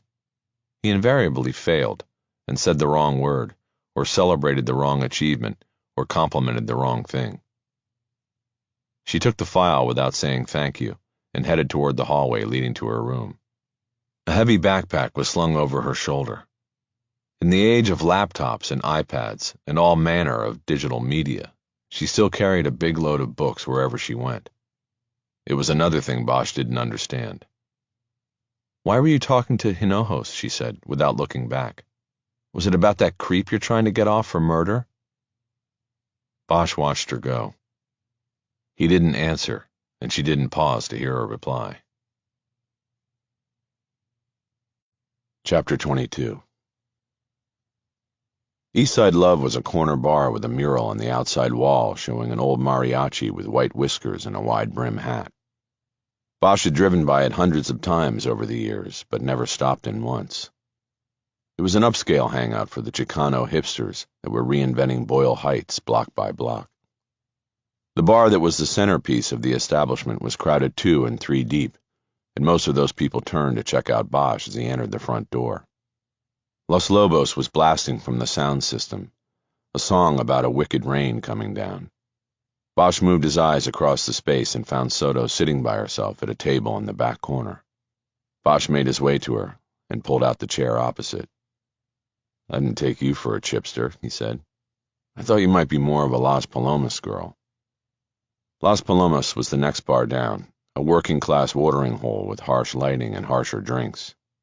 Bosch had been in there several times over the years looking for people. Soto laughed at his comment. "Sometimes I end up there, but not too often." She had already ordered 2 bottles of Modelo. They picked them up and clinked glass. "Thanks for seeing me," he yelled just as the music stopped. That brought another round of attention to him, and both he and Soto laughed. Soto looked like she was doing well. Her hair was down, and she was wearing a sleeveless black shirt and faded jeans. Her smooth brown arms showed off the tattoos she wasn't allowed to show on the job. There was an RIP list on the inside of her left forearm, containing the names of lost friends from when she was growing up in Westlake, and a tat on the right arm that was a string of Spanish words wrapping her biceps in a font that looked like barbed wire. "Hard to park around here," Bosch said. "I didn't see your car in the back." "I didn't drive," she said. "I Ubered it. A DUI would get me washed out of detectives and back on patrol." They toasted that and drank more beer. "Uber, that's that taxi thing, right?" Bosch asked. "Yes, it's an app, Harry," she said. "You should try it." "Sure. What's an app?" She smiled, knowing he knew what an app was, but also knowing he would never try Uber or any other one. "So you want to pick my brain, huh?" "Yeah, I just have more questions about—" "You don't have to. You can just look at the book." From the empty seat next to her, she raised a red tote bag up onto the table and then peeled it down around a thick blue binder. Bosch recognized it as an LAPD murder book, but he couldn't comprehend how and why she had it. "Is that the Allen case?" he asked. "It is," she said. "I sort of borrowed it off Ali's desk after he left for the day." Bosch was stunned. It was an infraction far worse than what had gotten him suspended and pushed out of the department. "Lucia, you can't do this," he said. "The last thing I want you to do for me is something that could sink your whole career, worse than a DUI. "Harry, relax," she said. "He's never going to know. You can look at it right now, and I'll take it back tonight. Besides, he broke the rules. It's supposed to be locked in the closet at night."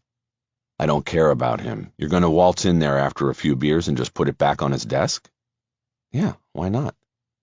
"You are taking a big risk, Lucia. I don't want it on my head if it goes sideways. What you did already was enough. I was just going to ask you some follow-ups, that's all." She nodded like his daughter always did when he spoke sternly to her. Soto was 10 years older than Maddie, but sometimes it was hard to tell. This was a foolish stunt. "Look, Harry, last year you took a big risk for me when we were partners," she said. "I owe you this, and I'm happy to be able to do it.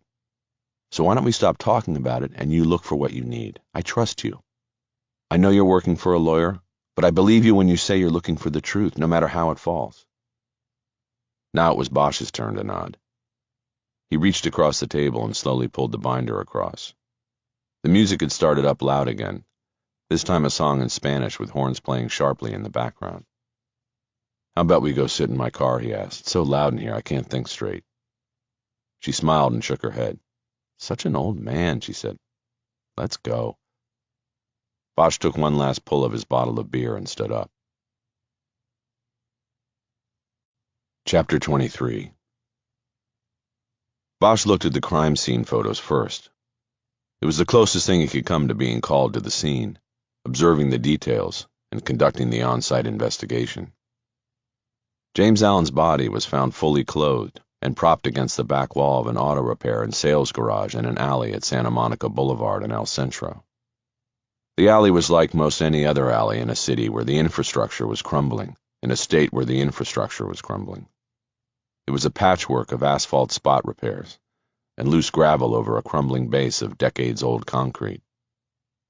Environmental shots of the spot where the body was discovered showed this part of the alley to be hidden well by the garage on one side and the backside of an apartment building on the other. The only windows on the apartment building that would give a view of the alley were glazed bathroom windows. Just another 50 feet up the alley going in from El Centro, it opened wider to accommodate a large parking lot behind a 4-floor brick loft building. The immediate impression Bosch got from viewing the photos was that the killer who left Alan's body there knew the alley and knew he could dump the body at the end, behind the car shop, without being seen. It was possible he also knew that the body would be discovered the following morning when workers in the loft building entered the alley to reach their parking lot. Next, Bosch studied the close-up shots of the body. The victim was clothed in a pair of gray running shorts and a pink-collared shirt.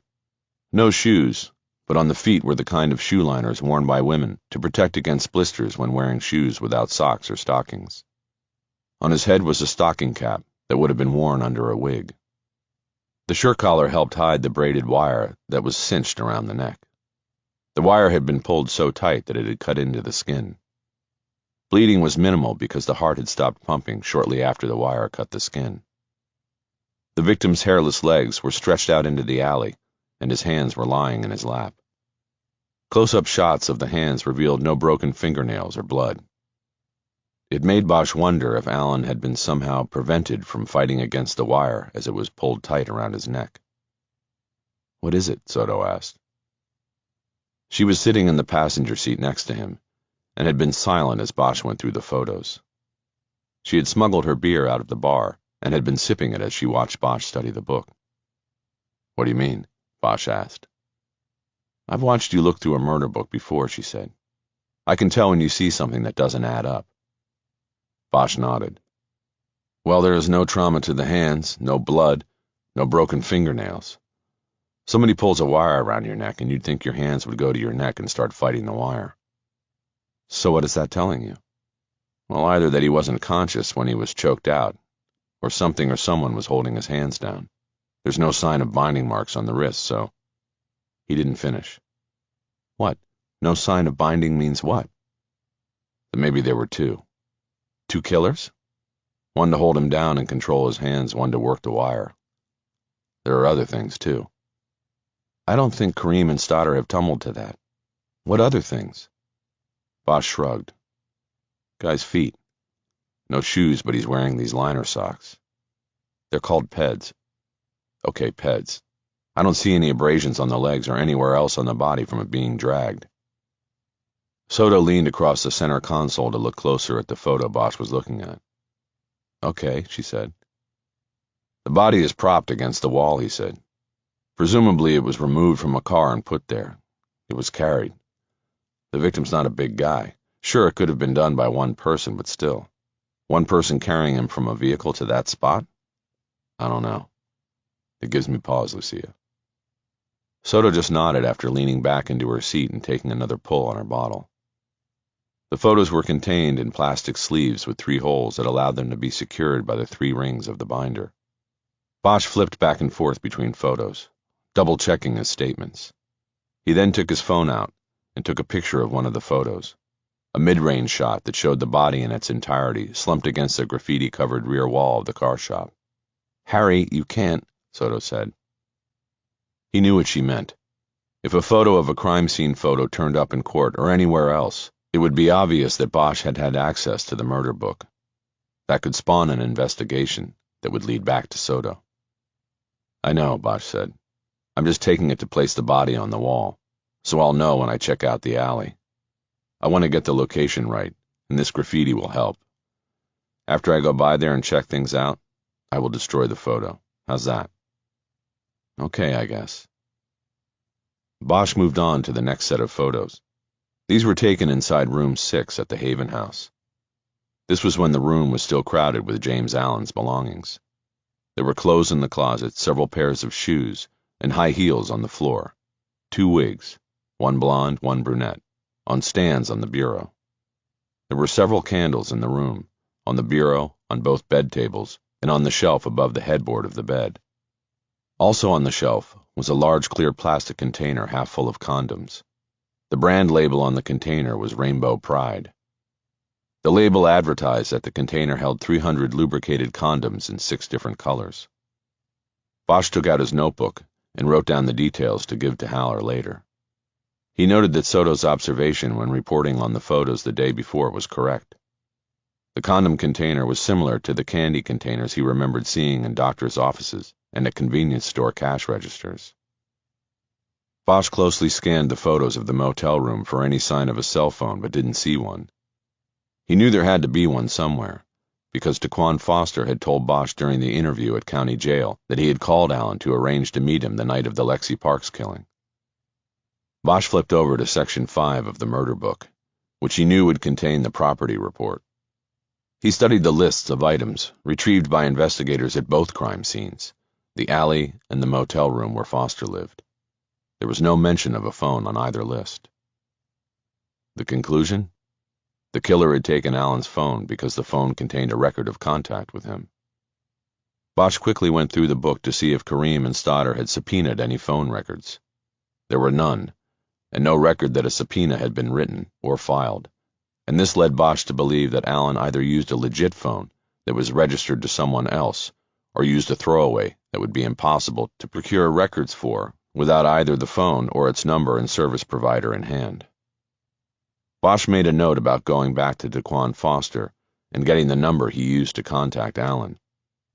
That would be a start in tracing Allen's phone activities. Sorry, Bosch said. What are you talking about? Soto said. I'm sure you weren't planning on spending your evening sitting in my car. It's okay. Things don't really get going in there until later. That's when people start dancing on the bar and taking off their clothes. Right. I'm serious. Oh. Then I'll hurry up here so you don't miss that. Maybe you should stay so you don't miss it. Maybe loosen you up some, Harry. Bosch glanced at her and then back at the book. He was looking for the autopsy report. You think I'm too stiff, huh? Well, around me. I think you always thought I was too fragile for the work. Deep down, I think you think it's men's work. No, not true. For a long time, my daughter wanted to do what you do. What I did. I didn't discourage it. But now she wants to be a profiler, right? I think. But you never know. She probably got the same message I got from you. You are not suited for this. Yeah, well, maybe I'm old-fashioned. I kind of hate the idea of women seeing the evil men do. Something like that. He found the autopsy. He had read 1,000 autopsy reports in his time. He knew the form of the document by heart, and that form had barely changed in the last 4 decades. He quickly paged through to the measurements of the body. He didn't need any of the conclusions. He just wanted to know what the victim weighed. Here it is, he said. Guy weighed 1.5 pounds. That's not a lot, but I'm thinking a lone killer drags 150 pounds. He doesn't carry it. I'll tell Allie and Mike, Soto said. No, you can't. You never had this conversation. Right. Bosch checked his watch. They had already been in the car an hour. He would have liked nothing more than to spend several hours scouring the murder book. He had yet to look at any records from the earlier murder, in which the victim was left in the same alley. But he knew he had to let Soto go soon. She had already gone above and beyond the call of duty to a former partner, especially one who was no longer a cop. Let me just take a quick run through the rest of this, and then I'll get you out of here, he said. It's okay, Harry, Soto said. You know, after you walked out the door of the squad, I thought I'd never get a chance to see you work again.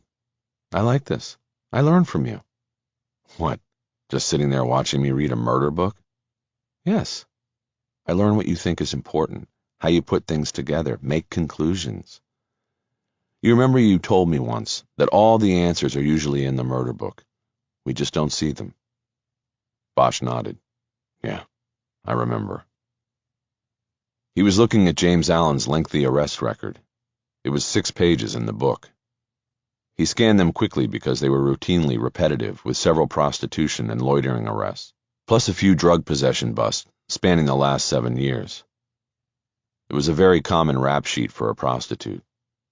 Several of the arrests were suspended or not prosecuted, as Allen was initially diverted into pretrial sex worker and drug rehab programs. Once that string was played out, his arrest started resulting in convictions and jail time. Never anything in a state correctional facility, always short stints in county jail. 30 days here, 45 there. The jail becoming not so much a deterrent as a revolving door. The sad norm for a recidivist sex worker. The only thing about Allen's rap sheet was his last arrest, a loitering with intent to commit prostitution bust. What brought Bosch's eye was that the arrest came 14 months prior to his death and had resulted in a nolli prosequi, meaning no charges were ever filed against him. Allen was simply released. "Wait a minute," Bosch said. He flipped to the front of the murder book and scanned the crime report and then the first summary filed by Kareem and Stoddard. "What is it?" Soto asked. "This guy hadn't been arrested in over a year," Bosch said as he was reading. "So?" "Well, he was sort of camped out there on Santa Monica." "So?" Bosch flipped back to the rap sheet and turned the book so she could see it. He started flipping through the pages. "This guy gets busted 3 or 4 times a year for 5 years, and then nothing for the last 14 months before he gets killed," he said. "That makes me think he had a guardian angel." "What do you mean, someone in the LAPD watching out for him?" "Yeah, that he was working for somebody. But there's nothing in here about him being a snitch. No CI number, no report. There were protocols for dealing with confidential informants, including in the event that an informant was murdered. But there was nothing in the murder book that clearly indicated that James Allen was an informant." "Maybe he was just lucky and avoided arrest in that last year," Soto said. "I mean, arrests have been down across the board the last year. All these shootings with cops in Ferguson and Baltimore and all of that, the uniforms are doing the minimum required. Nobody's proactive anymore." "Do the math," Bosch said. "These 14 months go back way before Baltimore, way before Ferguson." Bosch shook his head. He had now counted 17 arrests in 5 years for Allen on the rap sheet, then more than a year of clean living. "I think he was working for somebody," he said. "Off book." It was a violation of department policy for an officer to work a snitch without registering the individual with a supervisor and entering the name in the CI tracking system database, but Bosch knew it regularly occurred. Snitches were procured over time and often used in test situations. Still, 14 months seemed like a long time to test whether Allen would be a reliable informant. Stoddard and Kareem had pulled all of the arrest reports and Bosch started going through these. The names of arresting officers were not on the abbreviated summaries, but their unit call signs were listed. He noted that one number was the same on 3 of Allen's last 5 arrests before the 14 months of non-activity. It was 6-Victor-55. Hollywood Division was denoted by the 6. Victor meant vice, and 55 indicated it was a 2-officer undercover team. He wrote it down on a page of his notebook, then wrote it again on the next page. He tore the second page out and handed it to Soto. "I think these are probably the guys that were working him," he said. "Next time you're on the company computer, see if you can get me their names out of Hollywood Vice. I want to talk to them." She looked at the number, then folded the piece of paper and put it into the pocket of her jeans. "Sure." Bosch closed the murder book and handed it to her. She returned it to the red tote bag. "You sure you can get that back without causing a stir?" he asked. "They'll never know," she said. "That's good. And thanks, Lucia. It's going to help a lot." "Anytime. You want to go back in and get another beer?" Bosch thought for a moment, and then shook his head. "Nah, I got the vibe on this thing. I should stay with it." "Big Mo, huh?" "Yeah. I got momentum back. Thanks to you." "Okay, Harry, roll with it. Stay safe." "You too." She opened the door and got out. Bosch started the engine, but didn't move the car until he watched her walk safely through the back door of the bar. Chapter 24. Bosch pulled into the alley off El Centro and checked his watch. It was 10:40 p.m., and he knew that he was inside the window of time during which it was estimated that James Allen was murdered and left propped against the wall behind the car shop on the night of March 21st. Though time of death in the autopsy was estimated to have been anywhere from 10 p.m. to 1 a.m., He knew he would be encountering the same general environmental conditions as on the night of the murder. Evening temperatures in L.A. did not fluctuate much between March and May. But beyond climate, Bosch was interested in ambient light and its sources, a sense of how sound carried in the alley, and any other factors that might have been in play that night James Allen's body was left behind. Bosch drove past the car shop and stopped in the parking lot behind the loft building. The lot was deserted. He killed the engine, took a flashlight out of the glove box, and got out of the car. Walking back toward the car shop, he stopped once to take a wide shot of the alley and the scene of the crime with his phone. He then proceeded to the rear wall of the car shop.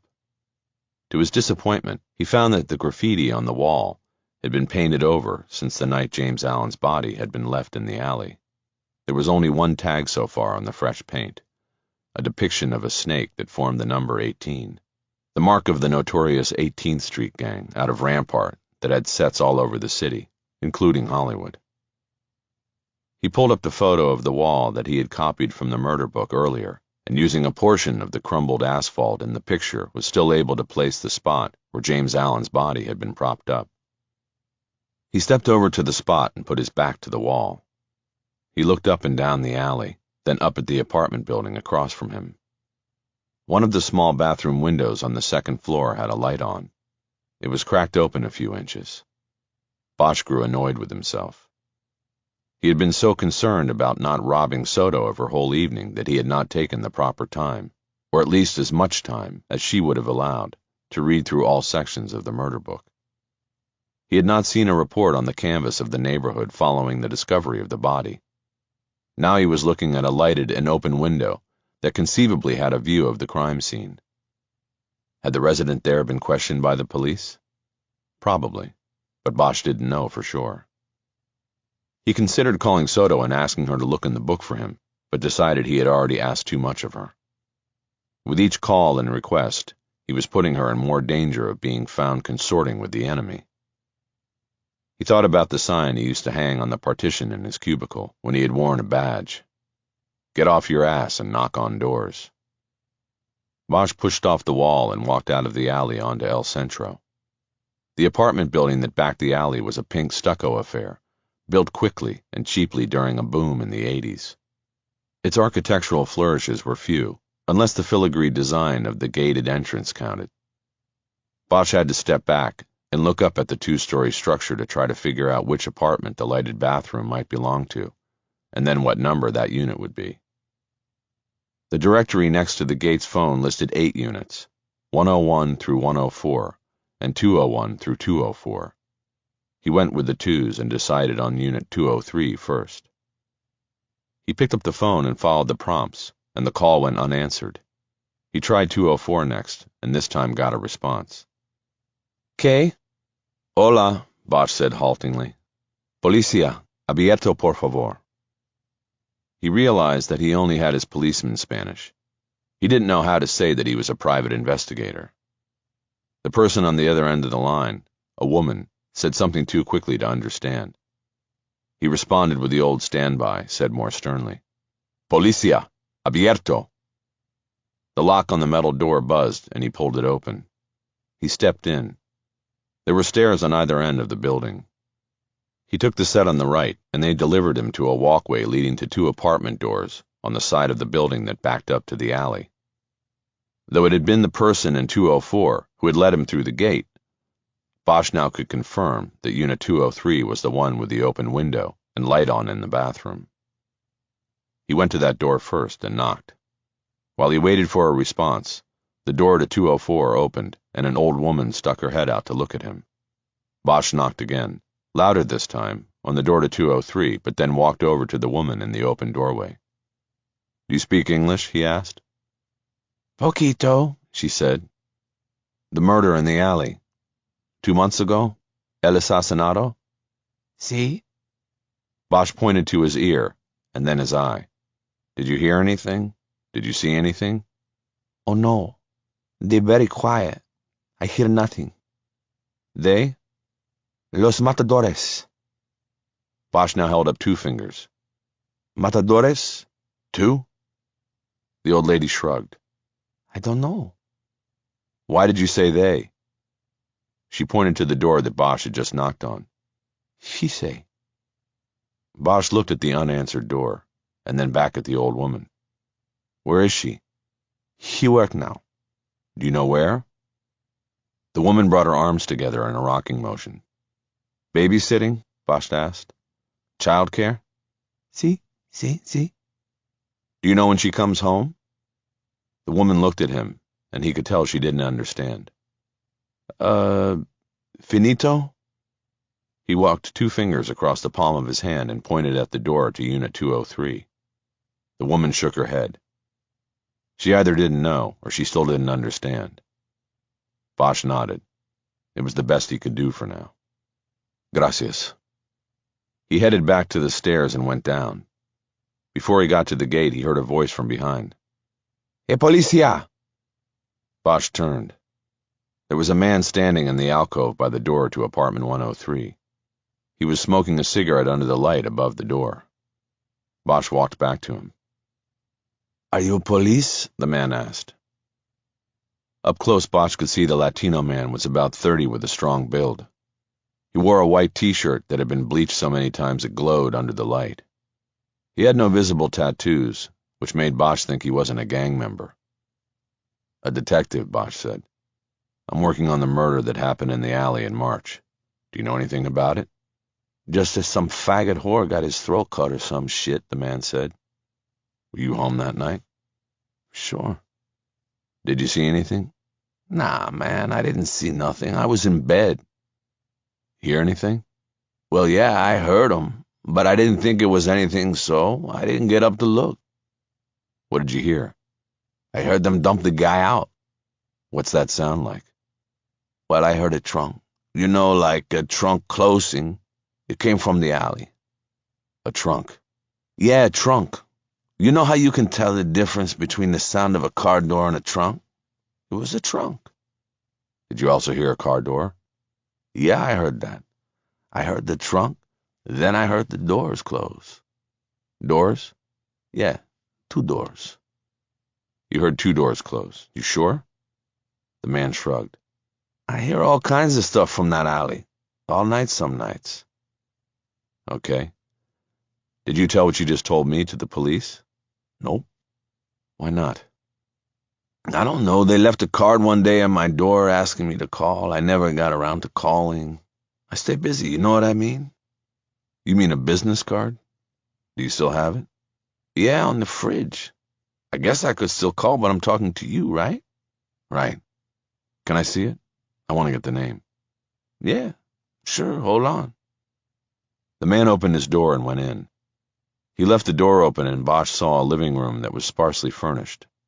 There was a crucifix on the wall and a couch with Mexican blankets draped over it. No expense had been spared on the large flat-screen television on the wall. It was showing a soccer game somewhere. The man came from the kitchen and closed the door as he stepped back out. He handed Bosch a standard-issue LAPD business card with the name Edward Montez on it. On the flip side, a handwritten note in 2 languages.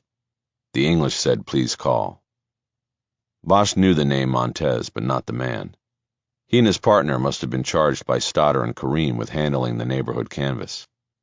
Montez had done a poor job if he left cards indoors and never followed up. It was not surprising, however. So few people in minority neighborhoods wished to get involved as witnesses in cases. Most efforts of investigators were focused on looking for non-human witnesses, cameras. So you've never talked to the police about that night, Bosch said. No, man. Nobody came that night, and I worked during the day. That's when they left the card. Do you know, did anybody in this building talk to the police? Mrs. Jimenez did. She lives upstairs. But she didn't see shit, and she can't hear too good. What else did you hear besides the sound of the trunk and then the doors? Nothing, man. That was it. You didn't look through a window to see what it was about? No, man, I was tired. I didn't want to get up. Besides what? You stick your nose into stuff like that, you might get a problem. You mean a gang problem? Yeah, like that. Bosch nodded. The 18th Street Gang was not known for its peaceful coexistence in the neighborhoods it claimed as its turf. He could not second-guess someone for not rushing to his window to check out the activity in an alley. You remember what time it was when you heard the trunk and the doors? Not really. Not anymore. But it was definitely the night of the murder because the next morning all the police were in the alley. I saw them when I left for work. Where do you work? LAX. TSA? He laughed like Bosch had made a joke. Oh, man. Baggage. I work for Delta. Bosch nodded. Okay. What's your name? Ricardo. Last name? You're not a cop, are you? I used to be. Used to be? What's that mean? I'm not sure. Just Ricardo, okay? Sure. Thanks, Ricardo. Ricardo dropped his cigarette to the concrete, crushed it with his foot, and then kicked it into a nearby flower bed. Good night, Mr. I used to be a cop. Yeah, good night. Bosch left through the gate and stopped to look at the directory. He confirmed the name Jimenez on Unit 203 and saw the name R. Benitez on the line next to 103. He headed back into the alley where his car was waiting. Once he was behind the wheel, he put the key in the ignition but didn't turn it. He sat for a moment looking through the windshield at the spot where James Allen's body was left and thinking about what Ricardo Benitez had just told him. He heard a car trunk being closed, followed by 2 car doors. Bosch envisioned a car coming into the alley with its lights off. 2 people get out, leave their doors open, and go to the trunk. They remove the body, prop it against the wall, then go back to the car. One closes the trunk as he goes around the back of the car. They get in, close their doors, and the car takes off. In and out in, 30 seconds, tops? Bosch nodded. 2 people, he thought. He turned the key and started the engine. Chapter 25. There was a line of light under the door of his daughter's room when Bosch got home. He hesitated in the hallway for a moment, and then lightly knocked. He expected there would be no reply, because she usually had her earbuds in and was listening to music. But he was surprised. "You can come in," she called. Bosch opened the door and stepped in. Maddie was under the bed covers with her laptop open in front of her. She had her earbuds in. "Hey, I'm home," he said. She pulled out the buds. "I know." "So what are you doing?" "Just music." Bosch came over and sat on the edge of her bed, trying not to show any frustration with her 1- and 2-word answers. "What music?" "Death Cab." "That the song or the band?" "The band is Death Cab for Cutie. The song I like is Black Sun." "Sounds uplifting." "It's a great song, Dad. It reminds me of you." "How come?" "I don't know. It just does." "Did you look at those profiles?" "I did." "And?" "Well, first of all, they were amazingly repetitive. Like you could apply the same stuff to every case even though they were different cases and different kinds of murders." "Well, they say it's an inexact science." She folded her arms across her chest. "What's that supposed to mean?" she asked. "I don't know. That they try to cover all the bases," he said, "so that when someone gets caught, they're covered by the generics." "Let me ask you something, Dad. Did a profile of a killer or a crime scene ever help you solve a case? Tell the truth." Bosch had to think for a moment, because there wasn't a ready answer. "I guess that answers my question," Maddie said. "No, wait," Bosch said. "I was just thinking I haven't had a case where I got a profile and it was so dead on that it pointed me right to the killer. But they've been helpful to me a lot of times. Your mother." She waited, but he didn't go on. "My mother what?"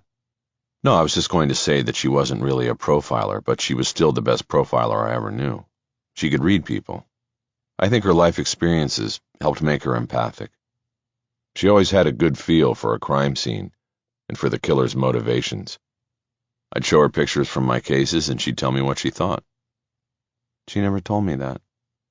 "Well, you were young. She wouldn't talk about murder with you, I think." Bosch was silent for a moment as he realized he had not thought about Eleanor Wish in a long time. It made him feel bad. She had this theory," he said quietly. "She always said that the motivation for all murders could be dialed back to shame. Just shame? That's it? Maddie asked. Yeah, just shame. People covering up shame and finding any kind of way to do it. I don't know. I think it was pretty smart. Maddie nodded. I miss her, she said. Bosch nodded. Yeah, he said. I get that. It will probably always be that way. I wonder what it would be like, if she were still around, she said. Like when I have to decide things, I wish she was here. You can always talk to me, Bosch said. You know that, right? I'm talking about girl things. Right. Bosch wasn't sure what to say. He was happy that Maddie was opening up for the first time in a long time, but he felt ill-equipped to seize the moment. It underlined his failings as a father. Is it school? He asked. Are you worried about anything? No, school is school. It's like all the girls talk about how their mothers are dumb or about how they want to control them and everything about graduation and college and all of that. I kind of wish I had that sometimes, a mother to tell me stuff. Bosch nodded. I should talk, she said. You didn't have a mother or a father. It was a little different, I think, Bosch said. I think a girl really needs a mother. Oh well, I lost my chance. Bosch leaned over and kissed the top of her head. For the first time in a long time, he picked up no vibe of resistance from her. He stood up from the bed and saw her big gray duffel bag on the floor, all packed and ready to go. He realized that she was leaving from school for the camping trip the very next day. Shit, he said. What? She said. I forgot tomorrow's the day you leave. I shouldn't have gone out. It's okay. I had to finish packing. I'll only be gone 3 nights. Bosch sat back down on the bed. I'm sorry, he said. Don't be, she said. I hope you have some fun up there. I doubt it. We'll try, okay? Okay. And text me? They told us the service is really bad up there. Okay, well, if you get a signal, let me know everything's all right. He leaned over and kissed the top of her head again, mindful this time not to breathe out and reveal he had beer on his breath. He stood up and headed toward the door. I love you, kid, he said. I'll see you in the morning before you go. Love you, Dad, she said. He believed she meant it. Chapter 26. The next morning, Maddie grudgingly allowed him to lug her duffel bag to her car. She then went off to school on her required camping trip, telling Bosch that a bus would pick the campers up from the school and take them to the mountains.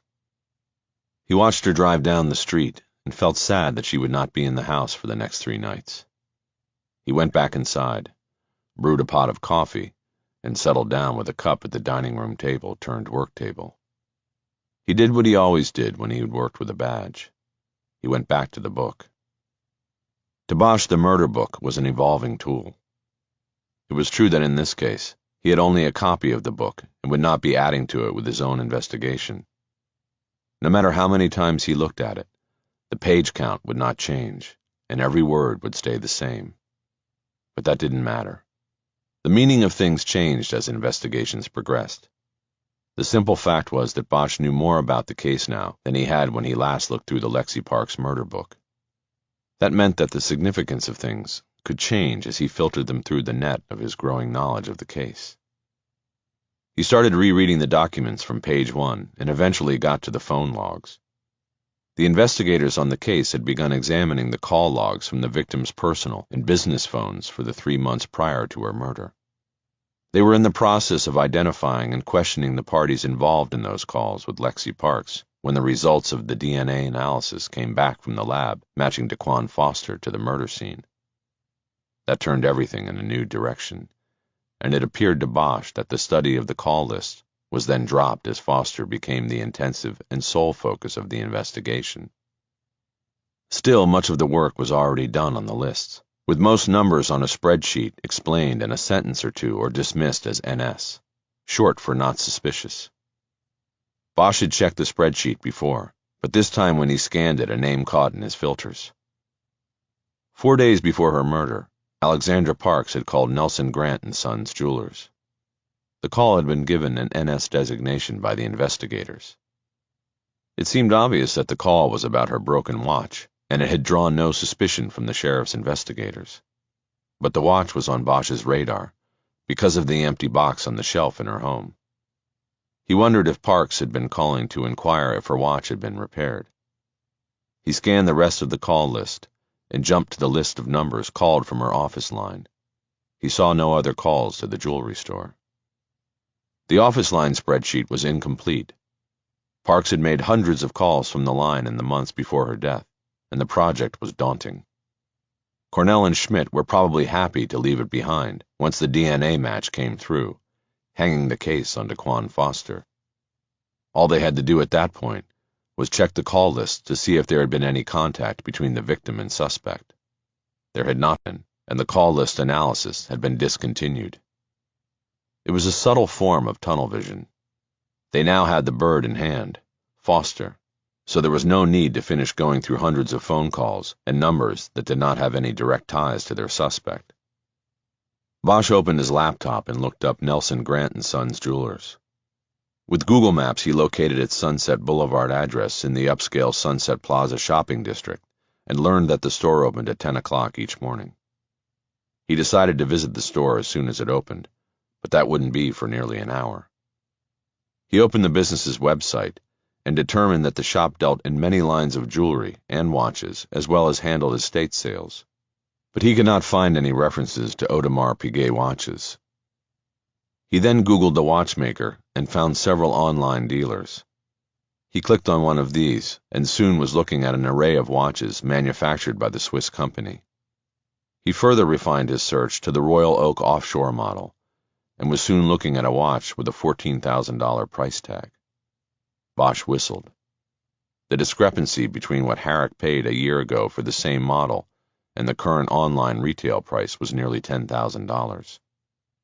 He went back to the manufacturer's website and clicked on the list of certified Audemars Piguet dealers. There were only 3 shops and service centers in the United States, and the closest to LA was in Las Vegas.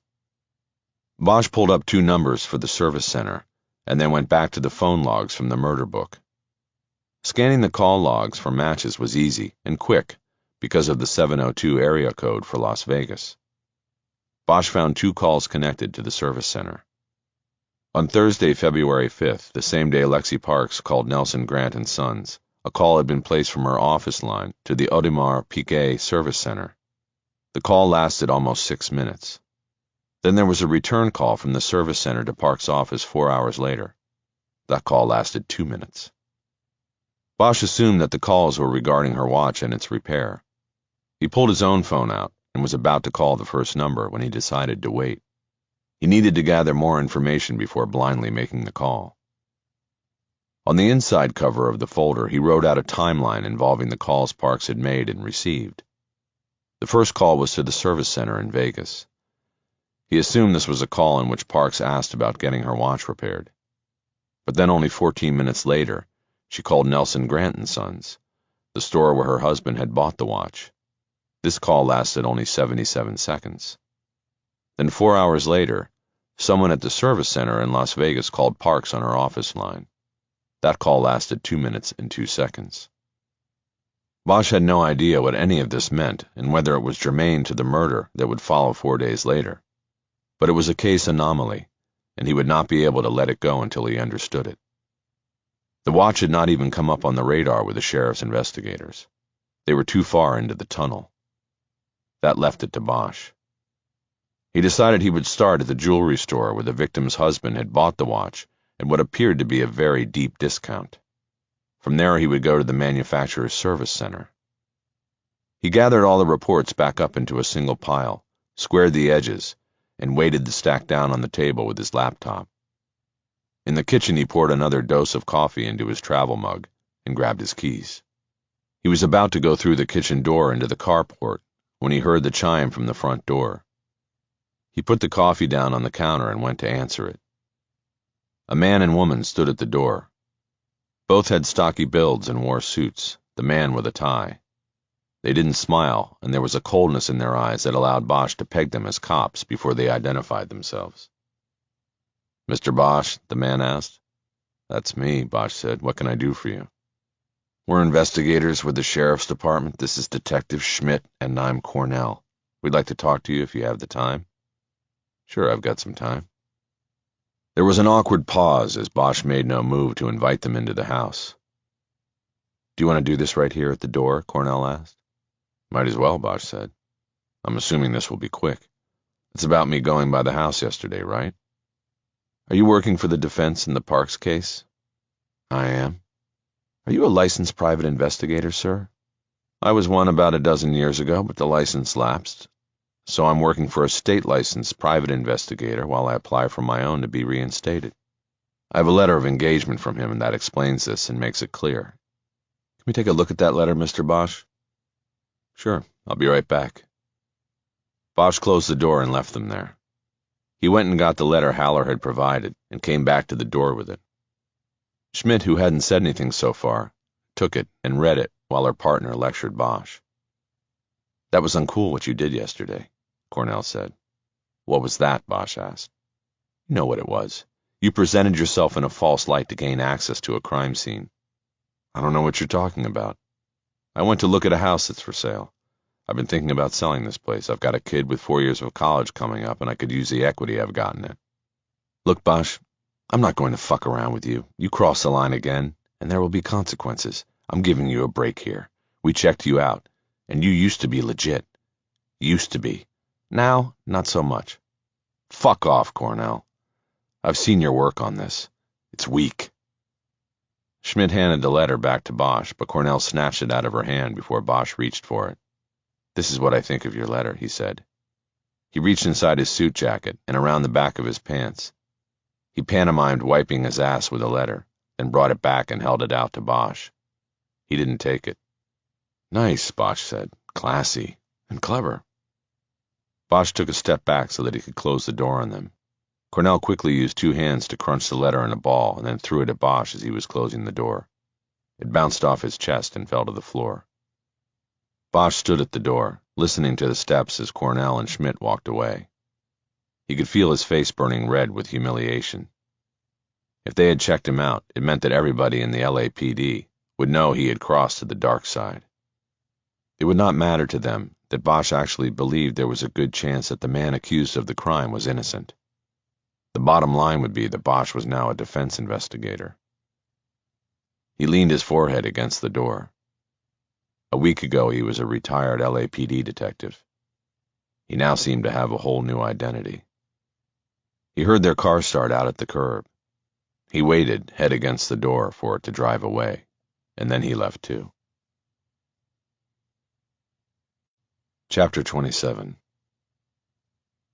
Bosch was parked at the curb in front of Nelson Grant & Sons before it opened. He saw lights go on first, and then at 10:05 he watched a young Asian man inside the shop come to the front glass door and stoop down to unlock it at the bottom. He then stepped outside with a folding sign that advertised estate sales, positioned it on the sidewalk, and returned to the shop. Nelson Grant & Sons was open for business.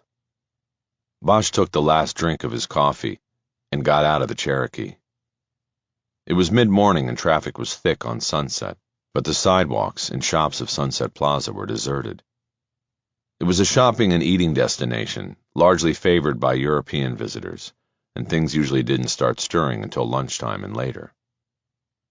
There appeared to be no one in the store when Bosch entered, setting off a low chime somewhere in the back. A few seconds later, the man he had seen before stepped out from a back room, his mouth full and chewing. He took a position behind the center segment of the U-shaped glass display counter and held up a finger asking for a moment. He finally swallowed whatever he was eating and smiled and asked Bosch if he could help him. "I hope so," Bosch said, stepping to the counter directly across from the man. "Do you sell watches by Audemars Piguet?" "Audemars Piguet," the man said, pronouncing it quite differently than Bosch had. "We are not a dealer, but on occasion we sell AP watches through estate sales. We had 2 last year, but they sold. They're collector's items, and they go quickly when we get them." "So they would have been used." "We prefer to say estate-owned." "Got it, estate-owned. You know, now that you mention it, I think I was in here last year and saw one. It was a lady's watch. Was that back in December when you had it?" Yes, I believe so. That was the last one we had. A Royal Oak, right? Actually, the model was a Royal Oak offshore. Are you a collector, sir? A collector? In a way, yeah. So I have a friend, Vincent Herrick. Do you know him? He was the one who bought that AP watch back in December, right? The man looked suspicious and confused at the same time. I'm not at liberty to discuss our client, sir. Is there a watch here that we do have that I can show you? He gestured with his arm across the glass top of the counter. Bosch looked at him without answering. There was something off. As soon as Bosch mentioned Herrick and the watch bought in December, the man seemed to grow nervous. He had made a furtive glance behind him at the door to the back room. Bosch decided to push things a bit and to gauge the man's reactions. So who died, he asked. What are you talking about? The man replied, his voice almost shrill. To have an estate sale, somebody's got to die, right? No, that is not always the case. We have people who decide for whatever reason to sell their jewelry collections, their watches. These are considered estates. He turned slightly and looked back at the door again.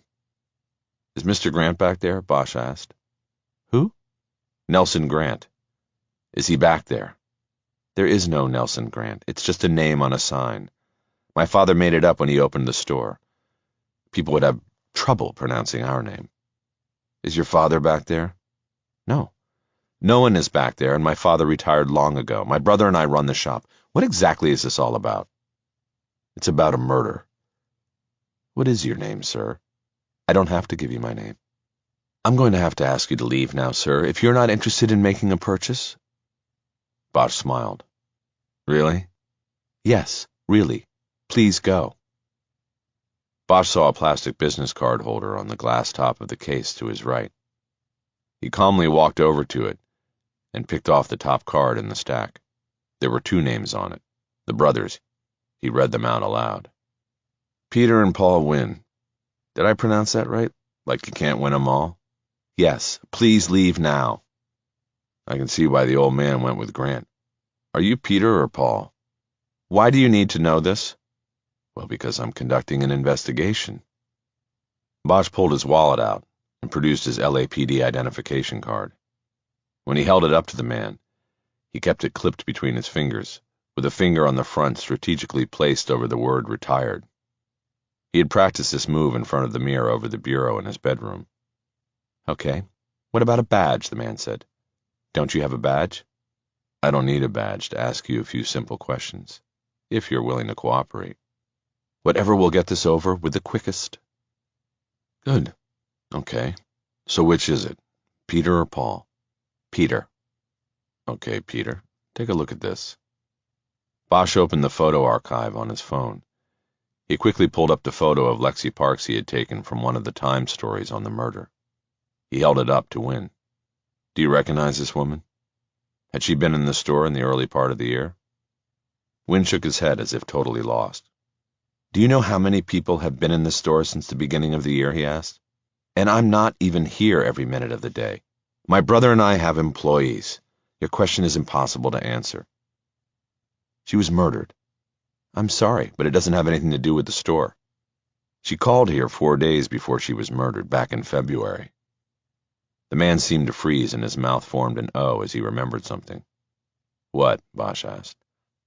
I remember now, the man said. The sheriff's department called about that. A detective called and she asked about that woman who was killed in the phone call. Was her name Schmidt? What did you tell her? I can't remember the caller's name. I had to check with my brother, who was on duty here that day they were talking about. He said the woman who called asked about how to get her watch fixed, and he told her to look up the brand online and make contact with them. We don't do watch repairs. We strictly just sell. Bosch stared at him. He thought he was either lying or had been lied to by his brother.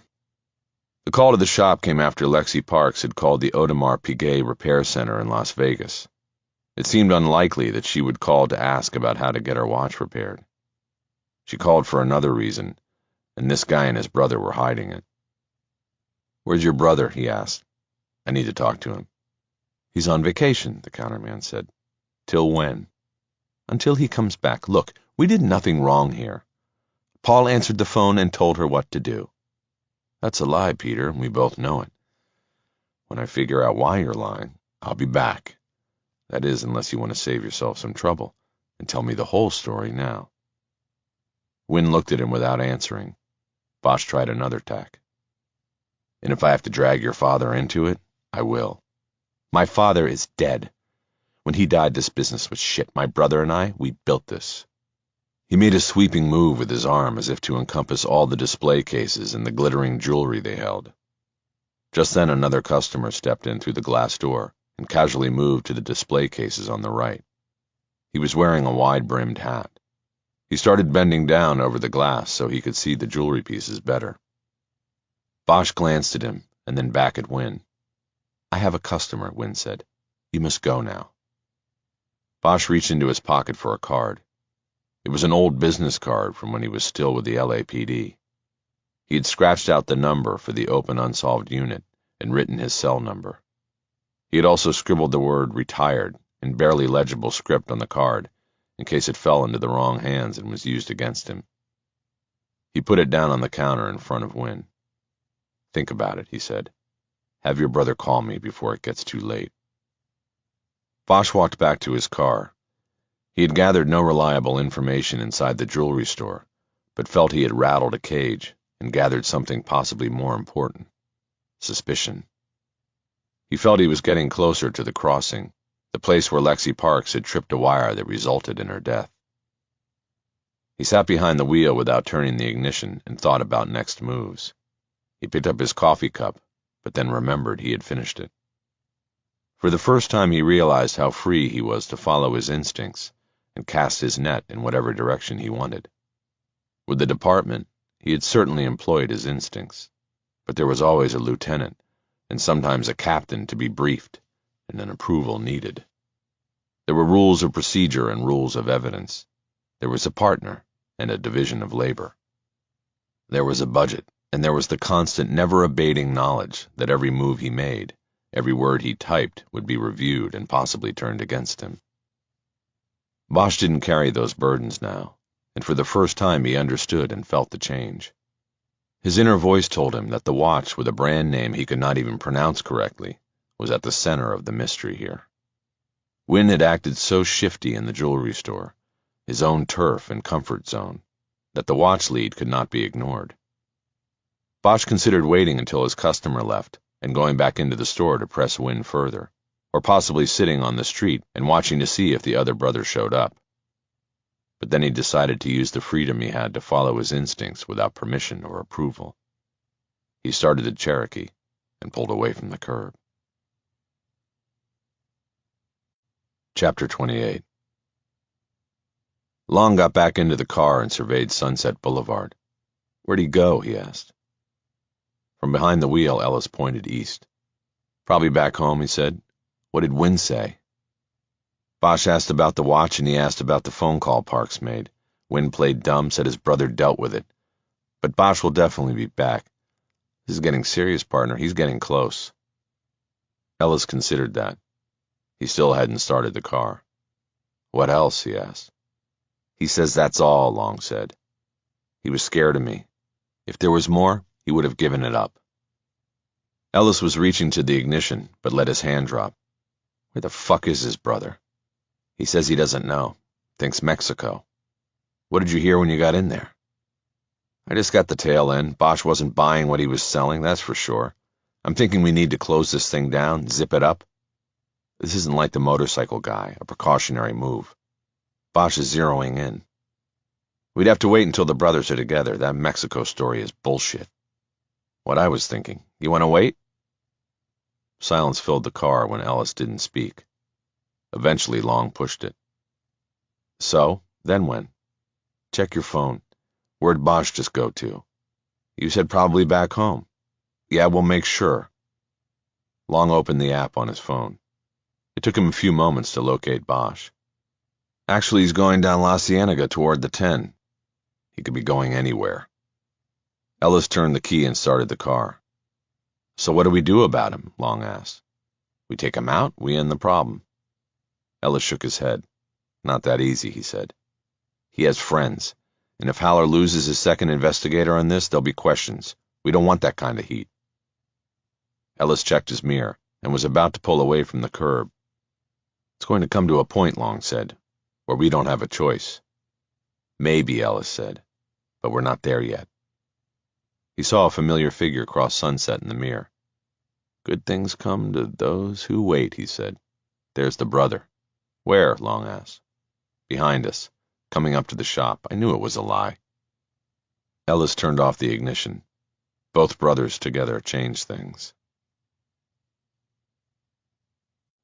Chapter 29. Bosch took La Cienega south from Sunset toward I-10.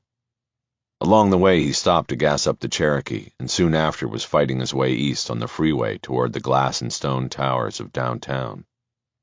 He didn't break free until he cleared the city's center and got out to I-15, where he started heading north on a clear shot to Las Vegas.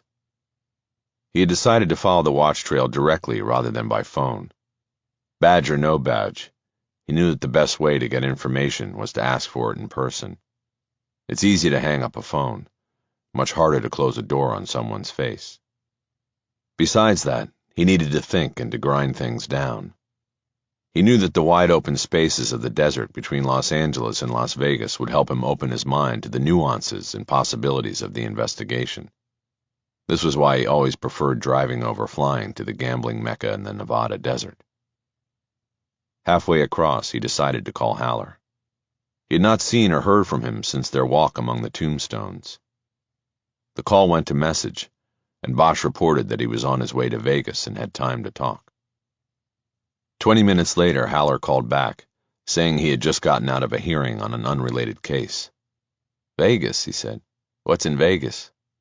Not sure, Bosch said. Sort of following a flyer. If it amounts to anything, you'll be the first I let know. Couldn't you just call over there? That's a 4-hour drive.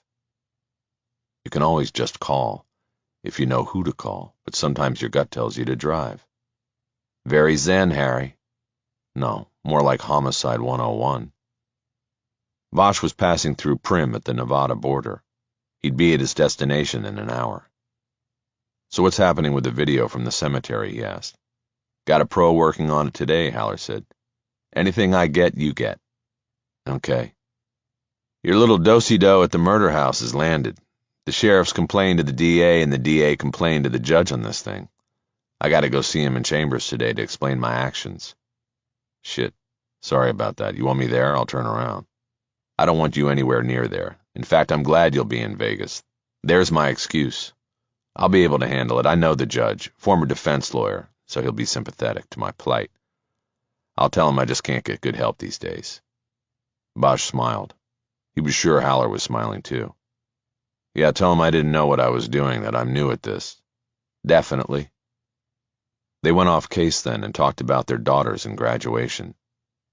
Haller proposed giving the girls a joint gift, a cruise up the west coast of Canada to Alaska, where they could dog sled on glaciers while getting to know each other better before rooming together at Chapman in the fall. Bosch felt blindsided because he had not even been thinking about a graduation gift. He hadn't realized there should be one. He ultimately agreed to the cruise idea, and Haller said he would handle it. He had a travel agent he worked with. They signed off then, and Bosch went back to thoughts about the case and prepping for his destination. It had been a long time since Bosch had come to Vegas on a case, and he found that once again the city had redefined itself, with new casinos, traffic patterns, and shopping meccas. The Audemars Piguet shop and service center was located in a new shopping center on the Strip. It was part of a massive glass complex of casinos and hotels, and commercial and residential structures that dwarfed everything around it. The whole thing had been built since the last time Bosch had been in the city. He circled the project twice, a journey of 15 minutes because of traffic, before finding an entrance to a parking garage. Soon afterward, he was walking through a mall lined with the most upscale collection of shops he had ever seen in one location, including Rodeo Drive in Beverly Hills. The Audemars Piguet shop was all dark wood and glass cases where watches were displayed on individual pedestals. There was a security man, complete with Secret Service-style earbud, posted at the entrance. He wore a suit nicer than anything Bosch had ever owned. A woman who looked like she was dressed for the opera sat behind a reception desk and welcomed Bosch with a sincere smile. She knew better than to judge Bosch by his blue jeans and corduroy sport jacket. Vegas gamblers often chose to hide wealth behind a rumpled facade. Bosch had the facade, at least. He felt lucky that the cuff of his jacket was just long enough to hide that he wore a Timex on his right wrist. "Is there a different entrance for the service center?" Bosch asked. "No, this is our showroom as well as our service center," the woman said cheerfully. "Are you here to pick up a watch?" "Not exactly. I'm wondering if there is a service manager I could speak to. I need to ask about a watch that came here for repairs earlier this year." The woman's eyebrows rose at 45-degree angles as she frowned. "Let me get Mr. Gerard for you," she said. She stood up and disappeared through a doorway behind her station. Bosch spent the waiting time looking at the various displays, all the while feeling the eyes of the security guy on the back of his neck. "Sir?" Bosch turned and saw a man standing by one of the counters. He wore a suit and tie and had a full beard, maybe to make up for the loss of hair on top, and glasses with a pull-down magnifier over the left lens. "Can I help you?" he asked. "Yes," Bosch said. "I want to make an inquiry about a watch I believe was sent to you for repair earlier this year." "I'm not sure I understand. Are you the owner?" He spoke with an accent Bosch could not readily identify. Something European, maybe Swiss, maybe German. "No, I'm not the owner. I'm an investigator from Los Angeles, and I'm trying to locate the watch and find out the details surrounding it." "This is very unusual. Are you the police?" "I just retired from the Los Angeles police. I have been asked to look into this matter. It involves a murder." The last word seemed to crowd the man's face with suspicion. "A murder?" "Yes, I was a homicide detective. If you're concerned about talking with me, I can provide you with names and numbers of people in the LAPD who can verify and vouch for me."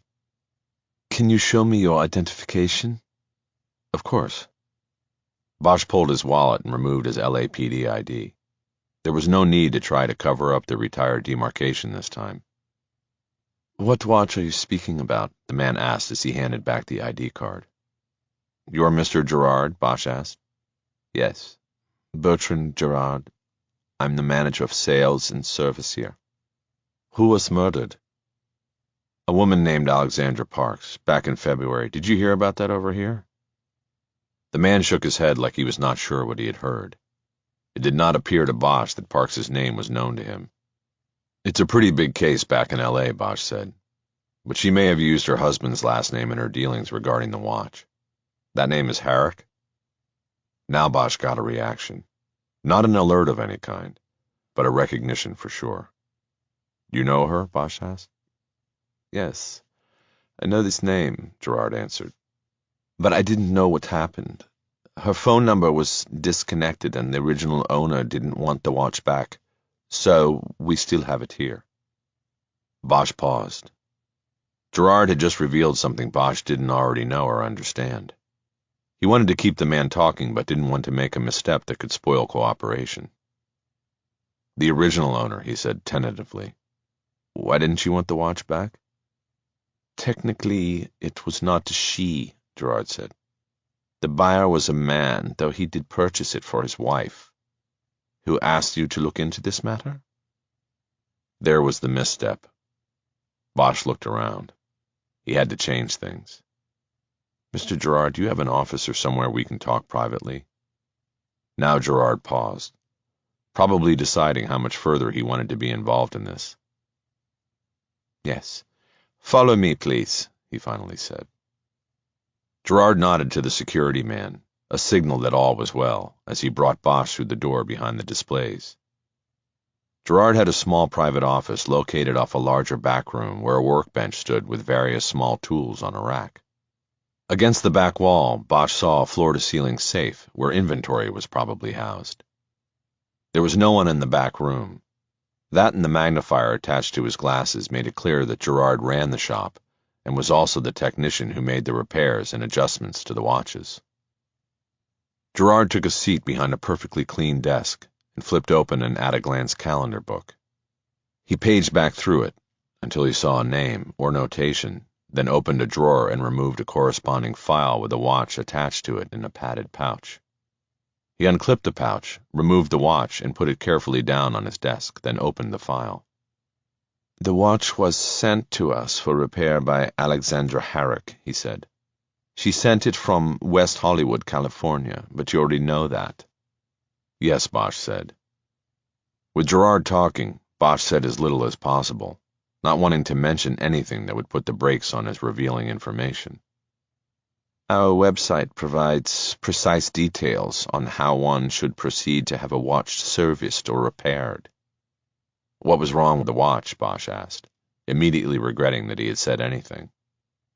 Gerard picked up the watch and used a finger to circle its face. "The crystal was fractured," he said. "No explanation given, but it was a simple repair. The only issue was the replacement crystal. I had to order it from Switzerland, and that took about 10 days.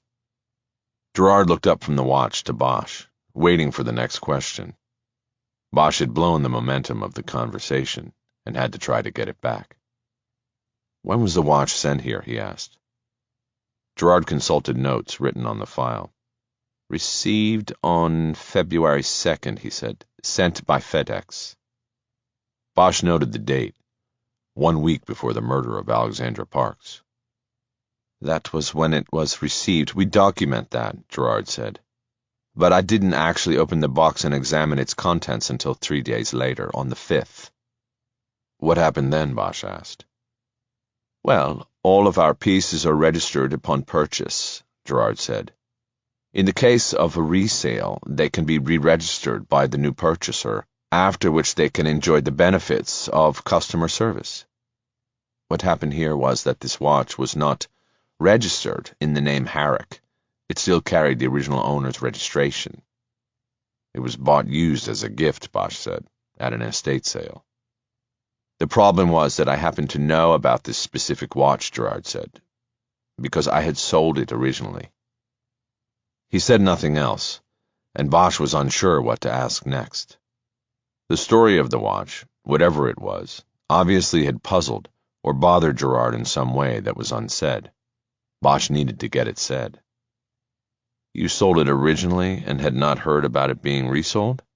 "Exactly." "Who did you sell it to originally?" "I can't tell you that. We have a privacy policy and we can't reveal client names. People who buy these watches expect and get a high level of confidentiality." "All right, so what did you do?" "The original purchaser had bought 2 watches from me in the past 3 years. He was a collector of fine timepieces and bought for himself and his wife. And as far as I knew, he still had them both, but then his watch came in from someone else. So I took the initiative to call his home to verify that the repurchase was legitimate."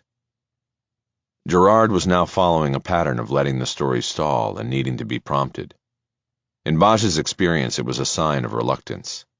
It happened often when people, completely innocent or uninvolved people, were questioned about things related to a murder. "What did he tell you?" "I didn't talk to him at first. His wife answered the phone. I asked for the husband, but he was not home." "So you talked to her?" "I didn't feel I should raise an alarm with her if it wasn't necessary.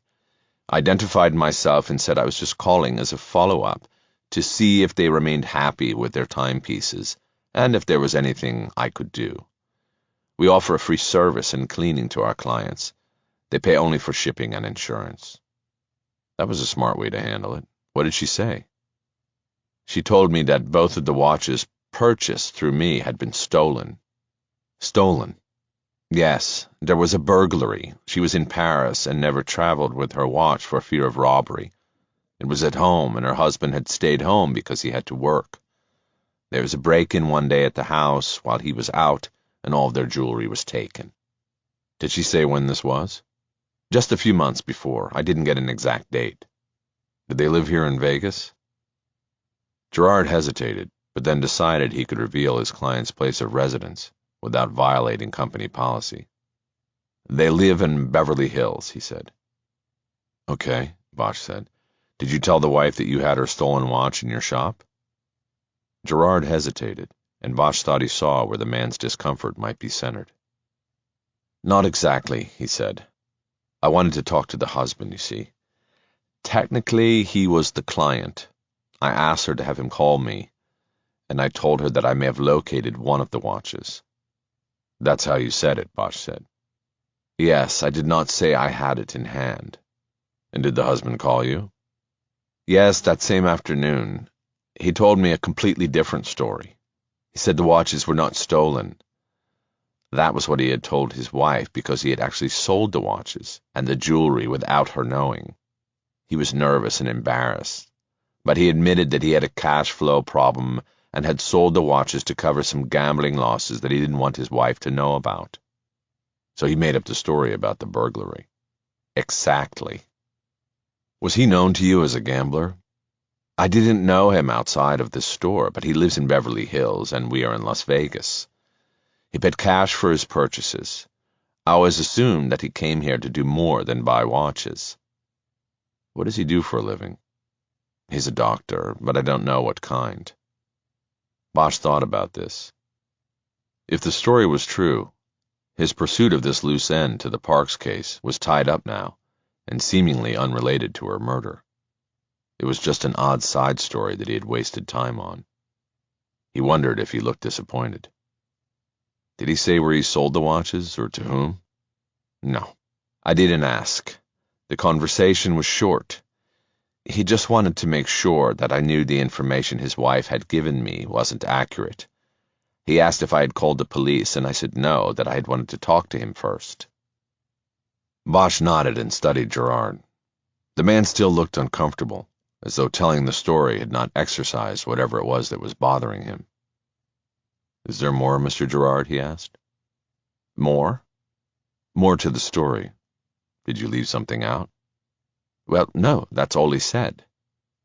Had you called the police? No, of course not. I didn't lie about that. What about Mrs. Herrick? Did you ever talk to her about any of this? Gerard averted his eyes, looking down at his hands on the desk, and Bosch knew he was zeroing in on something. You talked to her, he said.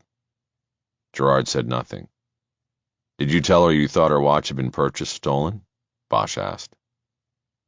Gerard nodded without looking up. She happened to call between the time I talked to the original purchaser's wife and when he, the doctor, called me back.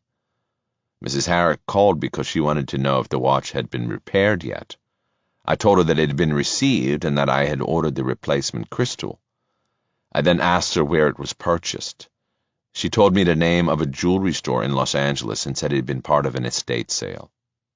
Nelson Grant and Sons? I don't recall the name. So what did you tell her? I was honest. I told her the repair would be easy once the crystal arrived, but that I was not sure I could work on the piece because there was a question about its ownership. What was her reaction? Well, she was a bit shocked. She said it was a legitimate purchase, that her husband had bought the watch and that he was a policeman. She said she would never buy stolen property, that she could lose her job and her reputation. She got very upset with me for implying such a thing. I tried to calm her down. I apologized and told her that I was waiting for additional information and to please call me back in a day or two when I could know more. Gerard finally looked up at Bosch, his eyes filled with regret over the phone call. And then the doctor called you, Bosch said. Yes. The doctor called and told me his story and said he had sold the watch in question. Gerard shook his head at the memory of the mess he had created. Did you call Mrs. Herrick back and tell her? Bosch asked. Yes, I called her, and of course she was very angry, but there was nothing I could do. Some people can't be mollified. Being in retail, I notice. Bosch nodded. This seemed like a dead end to him.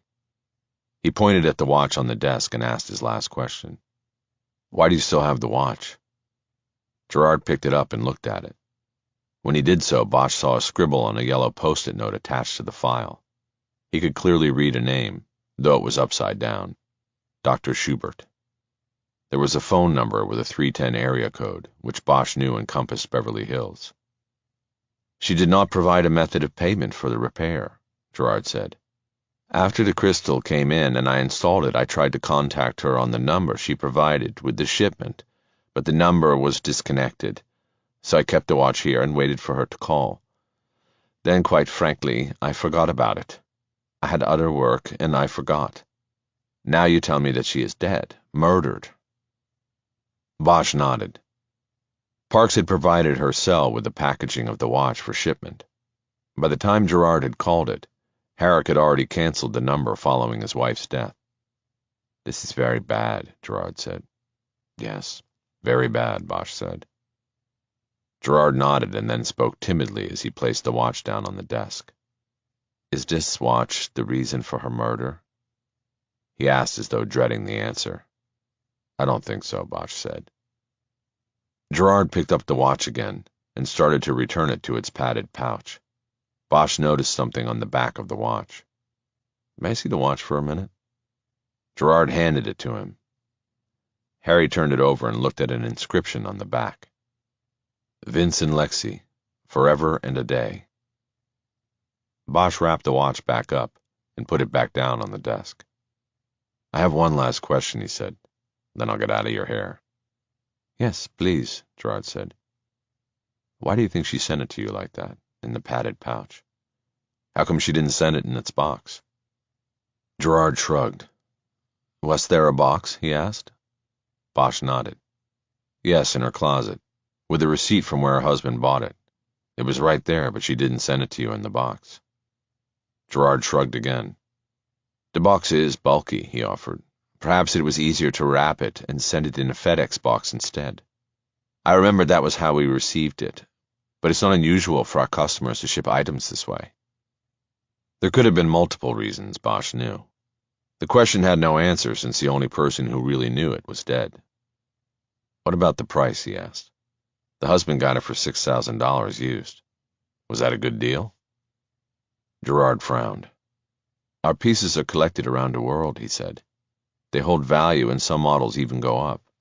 Yes, that was a good deal, a very good deal, a deal to quickly initiate a sale."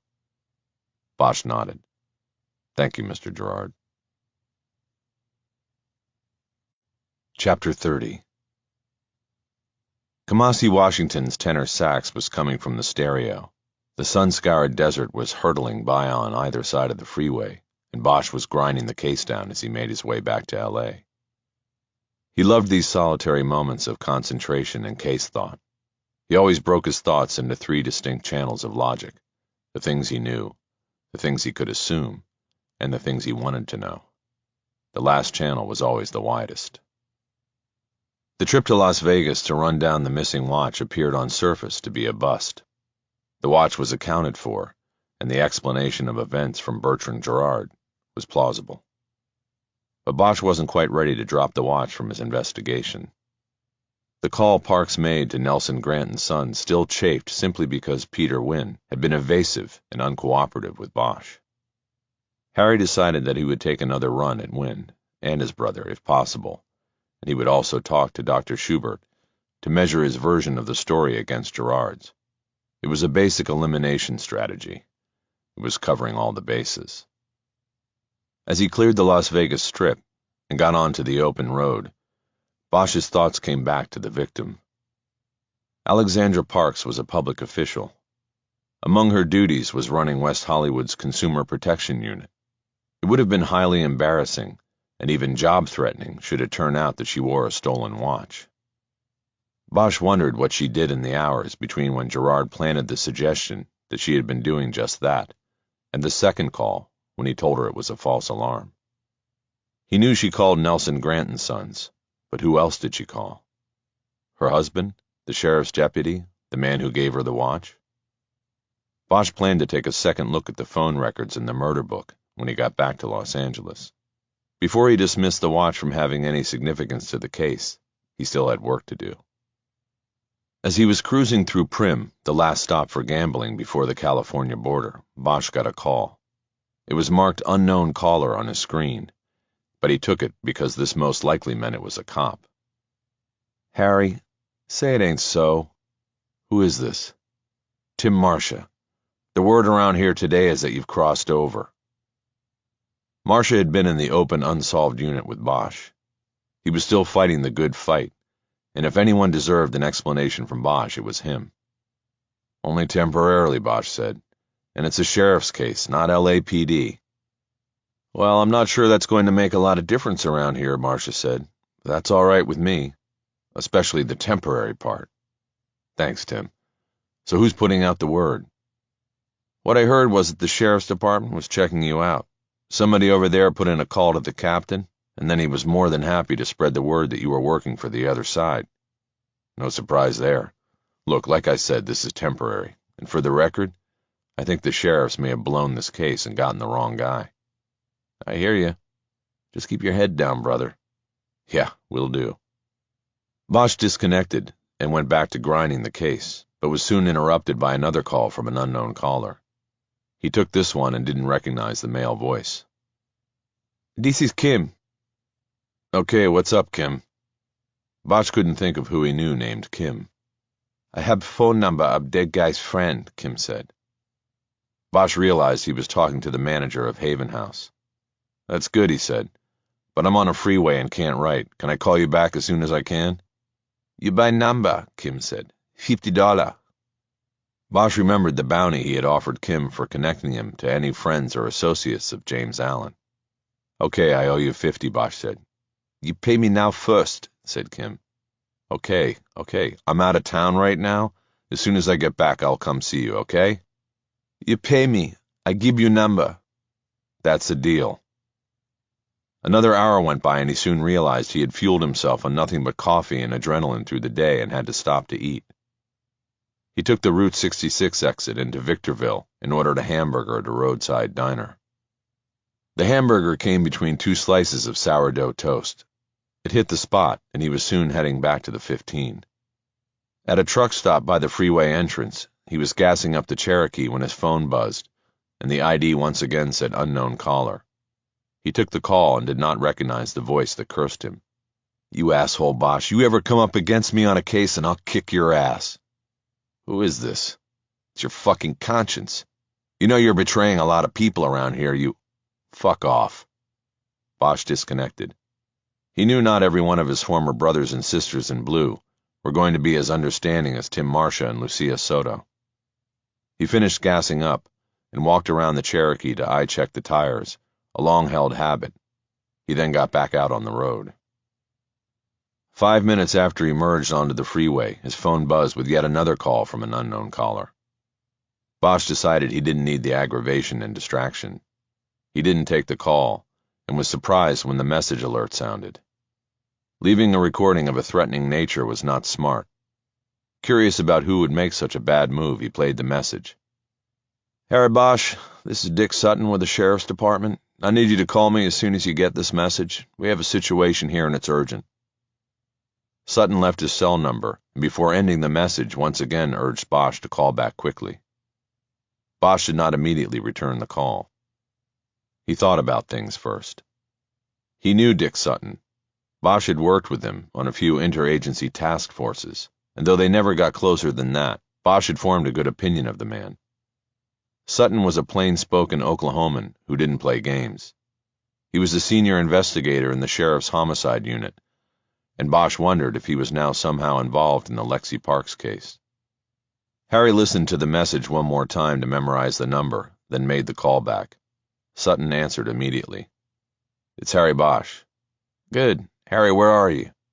The 15 freeway coming back from Vegas. You were in Vegas today? That's right, what's up? Harry, we need you to come in and talk to us. How far out are you? Depending on traffic, 2 hours max. What do I need to talk to you about, Dick? There was a double homicide today in West Hollywood. 2 guys who run a jewelry store in Sunset Plaza, a place called Nelson Grant & Sons. You know it? You know I do, Dick. You found my business card, right? Yeah, that's right. When were you in there? This morning when one of them unlocked the door and opened up. There was a long pause before Sutton responded. Well, Harry, he said, you got lucky. Tell me about it. I will when you get here. Come straight away, okay? No problem, but let me ask you something, Dick. Am I a suspect? Harry, come on. You and I, we go way back. You're not a suspect. We need your help. We don't have anything going on this and can use all the help we can get. You at the scene? I am now, but I'll be leaving soon for the West Hollywood substation to start talking to people. Bosch knew this meant that others had been brought in to be interviewed. "You know where it is, right?" Sutton asked. "On San Vicente," Bosch said. "That's the one. I'll see you there." After disconnecting, Bosch thought about what Sutton had said about him not being a suspect. It was counter to the other thing he said about not having anything going on in the investigation. The rule was that when you were drawing blanks on a case, then everybody was a suspect. Bosch liked and respected Sutton, but he had to recognize the situation he was in. He was on the other side of the aisle now, the so-called dark side, and Sutton would certainly view him differently than he did when they were fellow homicide investigators working out of different law enforcement agencies. Bosch decided to call Mickey Haller to tell him what was going on. There was no answer, so he left a message. "It's Bosch. At 7 o'clock tonight, I'm going to need you to meet me in front of the sheriff's West Hollywood substation. I'm going in to see a homicide investigator named Dick Sutton, and I think I might need a lawyer." Bosch almost disconnected at that point, but then added one more thing. "And Haller, be careful. I don't know what's going on, but just watch your back." Chapter 31. Haller was waiting for Bosch on the front steps of the sheriff's substation on San Vicente Boulevard by the Pacific Design Center. Before going in, Bosch filled him in on what he knew and what he guessed was about to go down. Haller said he would protect Bosch from making any misstep, but that he also wanted Bosch to think about what best served their client before he answered every question. "Remember, you don't carry a badge anymore," Haller said as he opened the front door of the substation. Dick Sutton was waiting for Bosch in the detective bureau. As a well-known defense attorney and former candidate for district attorney, Haller was immediately recognized by Sutton. "Oh, come on. We're old friends here," he said. "A defense attorney, Harry? Really? There is no need for extreme measures." "I don't think that protecting oneself legally is an extreme measure," Haller said. "Sorry, Dick," Bosch said, "but I've got a kid and no wife. I need to make sure I get home tonight." He didn't bother to mention that his kid was out in Big Bear for the next 3 nights. "Well, I've got a double homicide, and I think you might be the only man who can help me make sense of it," Sutton responded. "Let's go into the meeting room and put our cards on the table." He escorted Bosch and Haller into a large meeting room with a wide oval table big enough to seat the board of directors of a mid-sized company. It was a smooth move on Sutton's part, not putting Bosch into a regular interrogation room. That would have iced things over. Instead, he was trying to make Bosch feel like he was part of the investigation, not the subject of it. Waiting and already seated were Cornell and Schmidt, whom Bosch had just met that morning, and another man he didn't recognize but assumed was Sutton's partner. "I understand you already know Detectives Cornell and Schmidt," Sutton said, "and this is Gil Contreras, who puts up with me." Sutton pointed to the visitors and introduced Bosch and his lawyer. A mild grumbling about the lawyer followed, and Haller attempted to quell it by holding his hands up, as if in surrender. "I'm just here to protect my client and facilitate an exchange of information I hope will be beneficial to us all," he said. Haller and Bosch pulled out chairs next to each other and sat down. Sutton moved around the table and sat next to his partner and directly across the table from Bosch. "Isn't that some kind of a conflict of interest?" Schmidt said. Haller calmly clasped his hands together on the table and leaned forward so he could see past Bosch and down the table to Schmidt. "How so, Detective?" he asked. "He's your investigator on the Parks case, and now you say he's your client," she said. "I don't see it," Haller said. "But if you want to postpone this meeting until we can find a lawyer for Mr. Bosch that passes your conflict test, then we can do that. Not a problem." "We don't want to do that," Sutton interjected quickly. "Let's just have a talk among friends here." He threw Schmidt a look that said, "Stand down." "Then where do we start?" Haller said.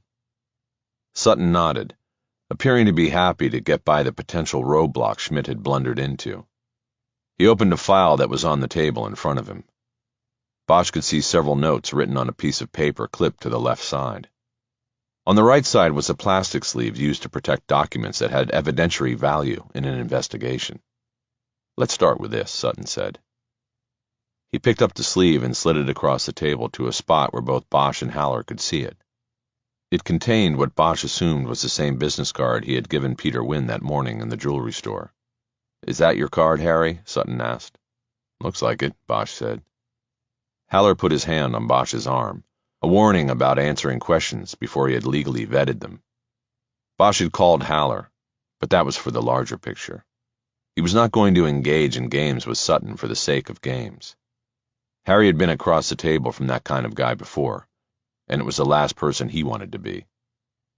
"Can you tell us who you gave it to?" Sutton asked. "We're going to step outside," Haller said quickly. "It'll just be a quick minute." "These are basic questions," Sutton said, protest in his voice. "Just a quick conference," Haller said. He got up and Bosch reluctantly followed, embarrassed that he was acting the way he had seen so many suspects act with their attorneys over his years as a detective.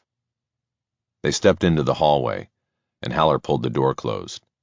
Bosch spoke first. "Look, I need to tell them what I know," he said. "This may actually help Foster. I didn't call you out so you could object to every—" "It's not Foster that I'm worried about," Haller said. "If you think that they're not looking at you for this, then you are not as smart as I thought you were, Bosch. They have nothing. When you have nothing, everybody's a suspect. I get that. They'll see pretty quick that I'm not the guy." Bosch made a move toward the door. "Then why am I here?" Haller asked. Bosch paused with his hand on the doorknob. He looked back at Haller. "Don't worry. I'm going to need you," he said. "But not until we get this basic stuff out of the way." "Let me try one thing when we go back in," Haller said. "Just a quick thing. Let me talk first." "What?" "You'll see." Bosch frowned but opened the door and they went back to their seats. "Detectives, let's make this a fair playing field," Haller said. "Let's make it a fair trade of information." "We're not trading information on a double homicide," Sutton said. "We ask questions. Harry answers them. That's how it goes." "How about we ask a question for every question you ask?" Haller insisted. "For example, what are Connell and Schmidt doing here? Is this double homicide you're investigating related to the Parks case?" Sutton looked annoyed and Bosch knew why. The one lawyer in the room was trying to hijack the interview. "We don't know what this case is related to," he said impatiently. "Harry's card was found at the crime scene, and it so happened that I heard these two talking about Bosch earlier today, so I called them out. Does that answer your question? Can I ask mine now?" "Please," Haller said. "It's a two-way street." Sutton turned his attention to Bosch. "Harry, this card was found in the coat pocket of one of two men shot to death late this morning in the rear room of the Nelson Grant & Sons jewelry store. Can you tell me about it?" "I'm assuming it was in the pocket of Peter Wynne," Bosch said. "I gave it to him this morning when I was in the store." "Exactly what time was that?" "I was there as soon as he unlocked the door at 10. I was gone by 10:15 tops." "Who was the other victim?" Sutton hesitated before answering, but not for too long. "His brother, Paul. I don't think he was there when I was, but he might have been expected. Peter kept checking the door to the back room like he was waiting for somebody to come through. When did this go down?" "We're not sure yet. They were found by a customer about noon. They were on the floor in the back room. The coroner will narrow it down later."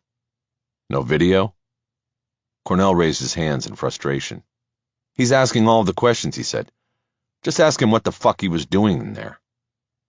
Sutton held Cornell with his eyes, silently communicating the rebuke for the interruption and the language. Sutton's glare reminded Cornell and Schmidt that they were observers. This was Sutton and his partner's case. No video," Sutton said. "Whoever killed them took the disc out of the recorder. It's an old system with no backup to the cloud. The shopkeeper next door thought she saw two men go in that back door off the rear parking lot about 10:45. They were wearing white overalls. She thought they were window washers. She didn't hear any shots." "Two men." "Yes, two men. We're looking for cameras in the area, but so far no luck with that." "So what were you doing in there, Harry?" Bosch felt a sense of dread crowd into his chest. He couldn't help but feel responsible for the killing of the Wynne brothers. All of his instincts told him he had led the killers there, or at the very least created the need for the Wynne brothers to be killed. "What was taken?" he asked. "Harry, your lawyer said this is a two-way street," Sutton said. "You're giving me nothing, and you're asking all the questions. Just one last question. Was it a robbery or an execution?" Sutton shook his head. He had let the interview get away from him. Bosch had seized control. It was certainly either a robbery or made to look like a robbery, he said. One of the display cases was cleaned out. Only one, Bosch asked. Which one? The case on the right when you walk in the front door. That was the estate stuff, right? Sutton shook his head. That's it, Harry. No more. You answer questions now. Why did you go in there this morning? Haller leaned in close to Bosch and whispered, Let me remind you that you are working for me, and the protection of confidentiality that my client enjoys extends from me to you, he said. So you be careful here. Bosch looked at Sutton. I have a confidentiality issue here, he said. I am working as a defense investigator, and I can't talk to you about things pertaining to that case without my client or his attorney's approval. And you're not going to get that, Haller added. Bosch backed him off with his hand and continued. Suffice it to say, I don't know who killed the Wynn brothers, he said. If I did, I would tell you, client or no client. What were you doing there? Sutton asked. Bosch looked directly at Cornell while he answered. I was asking about a watch they sold about 6 months ago to the husband of an Alexandra Parks. As you know, she was murdered. Her watch was unaccounted for in the investigative file. I don't like loose ends like that and was trying to tie it up. Was Peter Wynn helpful? No, he was not. Was that where the watch was bought? I believe so. And what makes you believe that? Haller answered before Bosch could. He's not going to answer that, Haller said. I think we need to cut this off here, detectives. Cornell muttered something under his breath again, and Haller jumped on it. What's that? You have a problem with Harry Bosch doing your job for you? Fuck you, lawyer, Cornell said. This is all just smoke and mirrors, trying to muddy the waters your client is drowning in. He's still going down. You keep thinking that, Haller said, and we might go out and solve this thing for you. I mean, really solve it, not pin it on somebody. I'm truly frightened of that. Haller shook off the sarcasm with a killer smile aimed at Cornell, and then slowly turned toward Sutton. What do you say, detective? Anything else? Not for now, Sutton said. Then we won't trouble you any further. Haller got up and Bosch followed. They didn't speak until they were standing on the sidewalk outside the building. Bosch was upset. He felt as though he had betrayed someone. Maybe himself. Look, I don't like doing it this way, he said. I should be telling them everything I know. Really? Haller said. What exactly do you know? The truth is you don't know anything. We don't know anything. Not yet. I know that I probably led those 2 killers to the 2 brothers in the store. Really? How? You're saying that the 2 brothers weren't involved in this and they got whacked because you talked to them? No. Look, less than an hour after I was in that store, they get hit. You're saying that's a coincidence? What I'm saying is we don't know enough to go around telling the cops anything, not when we have a client in county who is looking at the rest of his life in prison.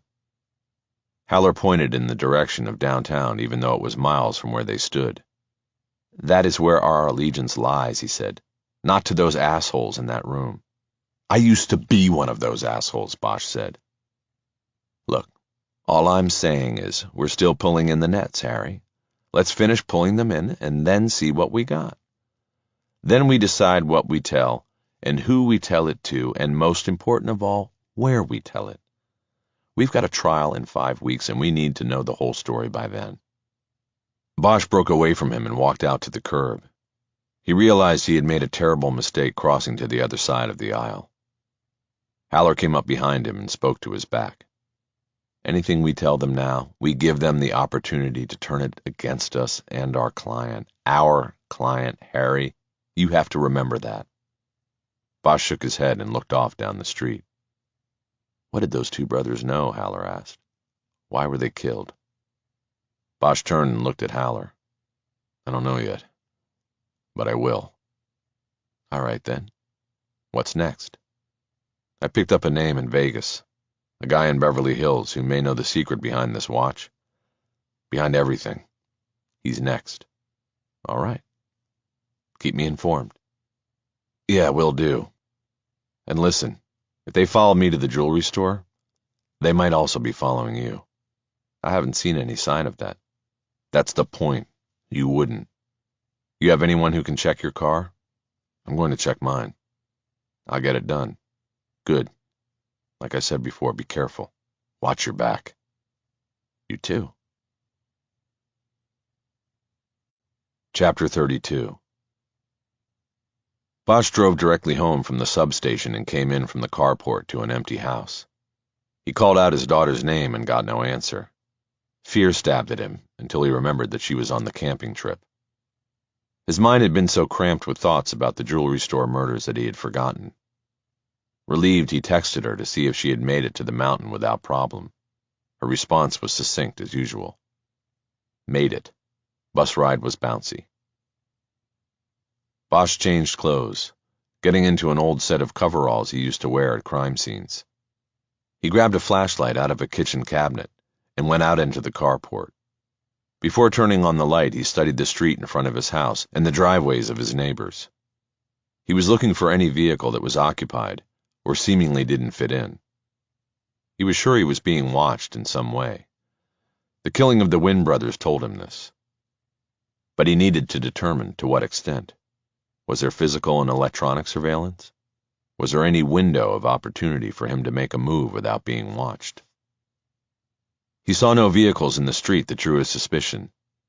He next studied the utility poles and trees for a reflection of light that might come off of a camera lens. He saw nothing, and emboldened stepped down the short incline driveway to the street to further extend the sweep of his visual search. He covered what he was doing by going to the mailbox and retrieving the day's delivery. Bosch saw no indication of surveillance in either direction on the street. He walked back up the driveway and into the carport, flipping a light switch that illuminated his car. He walked to the front of the Cherokee and then crouched down in front of its grill. He flicked on the flashlight and began a search of the front end, looking in all places where a GPS transmitter could be attached. Soon he was under the car, the engine compartment close to his face and still hot. He felt as though he were getting slow roasted from above, but pursued the search, even after a searing drop of engine oil streaked down his cheek and he cursed out loud. He found the GPS tag in the front left wheel well behind one of the suspension struts, where it would not be in danger of getting hit and knocked off by any road debris kicked up by the tire. It was in a plastic case, held to the internal cowling with two heavy-duty magnets. The case snapped open to reveal the transmitter and the power source consisting of two AA batteries. The device would send an uninterrupted signal to a cellular receiver, allowing its holder to track the movement of the Cherokee in real time on a laptop map. The fact that the device was battery-operated and not hardwired to an electrical line in the car indicated to Bosch that this was most likely considered a short-term surveillance by those watching his moves. Bosch snapped off the flashlight and lay unmoving under the Cherokee for a few minutes, as he thought about whether to remove the tracker, and thereby reveal to his followers that he had found it, or leave it in place and fold it into his investigative strategy moving forward. He decided to leave the tracker in place for now. He climbed out from beneath his car, turned off the light, and stepped out to the end of the carport. He looked around once more and saw no one. Bosch went back into the house and locked the door behind him. He changed back into his regular clothes and then made a call to Lucia Soto. She answered right away. "Harry." "Hey, how's it going?" "All right. I was going to call you. The secret's out and everybody knows you're doing defense work." "Yeah, I've been getting the calls." "Well, it wasn't me if that's why you're calling. I didn't tell a soul." "No, I know it wasn't you." "So then what's up?" My daughter's not around and she usually helps me with the phone stuff. You mentioned Uber last night. How do I go about getting that?" "That's easy. First put your phone on speaker so you can hear me while I walk you through it." "How do I do that?" "Are you kidding me?" "Yeah, you're on speaker." Soto talked him through the setup. The operation took less than 10 minutes. "Okay, you're ready to rock," Soto said. "Cool," Bosch said. "So I can just order a car now?" "That's right." "Great. It's late. Where are you going?" "I don't know. Just for a ride. I want to check out a place." "What place?" Bosch worked the screen and successfully ordered a car. "Just some guy's place. Says the car will be here in 6 minutes. The driver's name is Marco and he's driving a black Tesla." "Well done." "It's asking my destination." "You can put it in or leave it blank. They'll still come. That way they don't program an address, and you can tell them what way to go. Bosch left it blank because he wasn't sure of his destination yet. Thanks, Lucia. I'm gonna go now. Oh, wait. One question. Is this like a cab? Can you make the driver wait? Like if you have to go into a store or a house or something? Yeah. You just tell them what you want, and it goes on your credit card. I think there's like a charge for every 15 minutes of waiting time. Okay, cool. Thanks, and good night. Good night. Bosch waited out in front of his house so that he could get a read on whether his Uber driver was followed up the hill. Marco was now supposed to arrive in 3 minutes, according to the app. While he waited, Bosch went on his phone's search engine and plugged in Schubert, MD, Beverly Hills. He got a hit for a plastic surgeon named George Schubert with offices at something called the Center for Cosmetic Creation on 3rd Street near the Cedars-Sinai Medical Center. The address was actually in West Hollywood. Nothing else came up, and there was no listing for a residential address. Bosch clicked over and made a call back to Lucia Soto, hoping she hadn't gone to sleep or out to East Side Love again. Now what, Harry? You want to know about the phone dating app? No. You mean there is one? There's an app for everything. What's up? I have to get to bed? Last night I stayed at it way too long. You danced at the bar at East Side Love? Matter of fact, I did, but I kept my clothes on. What's up? Bosch could see headlights coming around the bend. His ride was arriving. You got your laptop at home with you? What do you need? I was wondering if you could use your tracker software to run a name for me, a doctor in Beverly Hills. When they had been partners, Soto was the one who was computer adept and had subscribed to a number of internet services and software that helped track addresses through financial, property, and utility records. These methods were often quicker and more reliable than established law enforcement databanks. What Bosch was asking her to do broke no rules because she was using her own laptop and software. No problem. Bosch gave her Schubert's name, and she said that she would call him back as soon as she had something. He thanked her and disconnected. A car had now cleared the bend and was approaching with its high beams on. Bosch felt lit up and vulnerable in the darkness. The near-silent Tesla came to a stop in front of him. Bosch checked the clock on his phone. Marco was right on time. Being new to Uber, Bosch didn't know if he was supposed to get in the front or the back, but opted for opening the front door. Marco? Yes, sir. A deep Eastern European accent. Where do I sit? Right in front is very good. Bosch got in. Which way? Marco asked. You did not put in destination. I thought that was an option, Bosch said. I want you to go up the hill. When we get to the top at Mulholland, we'll turn around and come back down. That's it? No, then we're going to go down into Beverly Hills, I think. Do you have an address? I plug it in. Not yet, but I'll get it before we get there. Whatever you say. The car took off up the hill. There was no engine sound. It reminded Bosch of amusement park bumper cars. It's quiet, he said. You could sneak up on people. Yes. I drive Tesla, Marco said. The people out here like the electric car. The Hollywood people? I get the repeat business, you see. Besides this, I am Serb from Smiljan. Bosch nodded like he understood the connection between Hollywood and Smiljan. Tesla, Marco explained. A great man who came from my hometown. The car? It's his company? No. He worked with Edison to make electricity, long time ago. The car, it is named for him. Right. I forgot. Bosch noted that based on his singular experience, Uber drivers seemed to talk way more than taxi drivers. The ride was as much a social outing as it was getting from point A to point B. When they got up to the stop sign at Mulholland, Bosch told Marco to turn the car around and go back down Woodrow Wilson past his house. Bosch saw nothing suspicious on the ride back through his neighborhood. No out-of-place cars, no pedestrians who didn't belong, no glowing cigarettes in the dark recesses between houses. He felt confident that the GPS tracker on his car was the key to the surveillance. He could work with that. Drive the Cherokee when he needed to go to insignificant locations, just to show movement, then use Uber or rent a car for when he needed to go places he didn't want the followers to know about. Just to be sure, Bosch turned and looked back through the rear window to see if a car was trailing in their wake. He saw nothing. Soto called him back just as they got to the bottom of the hill and had turned south on Cahuenga toward Hollywood. She had come up with a residential address for Schubert on Elevado in the flats of Beverly Hills. It comes up the same on 3 different searchwares, so I think it's legit and current, she said. Excellent, Bosch said. Thank you. Glad to help, Harry. Anything else? Actually, one other thing. Did you ever get the names on that Vice unit I gave you the call sign for? The guys that might have been working James Allen off book as an informant? Yeah, I thought I sent that to you, Soto said. You mean an email? I haven't checked. I'll do it as soon as... Just hold on. I have it right here.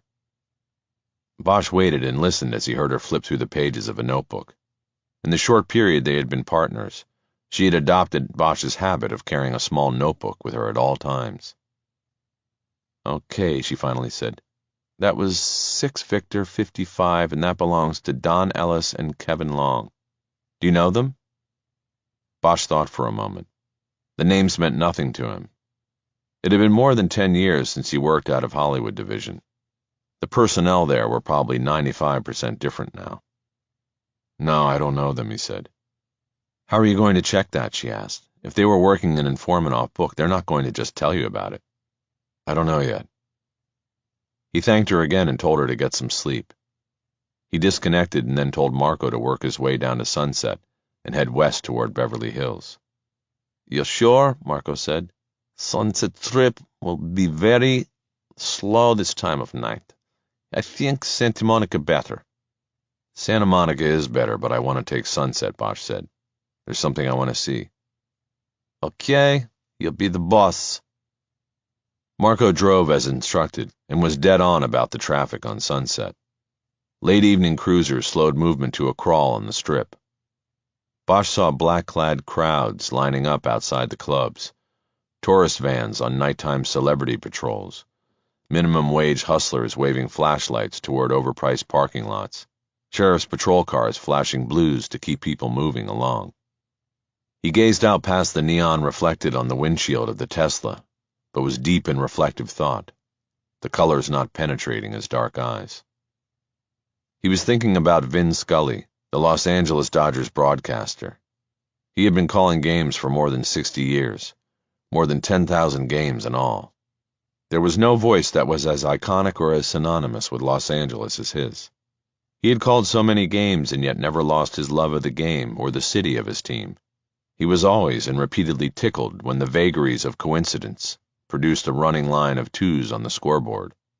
The deuces are wild, he would announce before a pitch. 2 balls, 2 strikes, 2 out, 2 on, and 2-2 in the bottom of the second. Bosch could hear Scully's voice in his head as he considered that the deuces were now wild in his own game.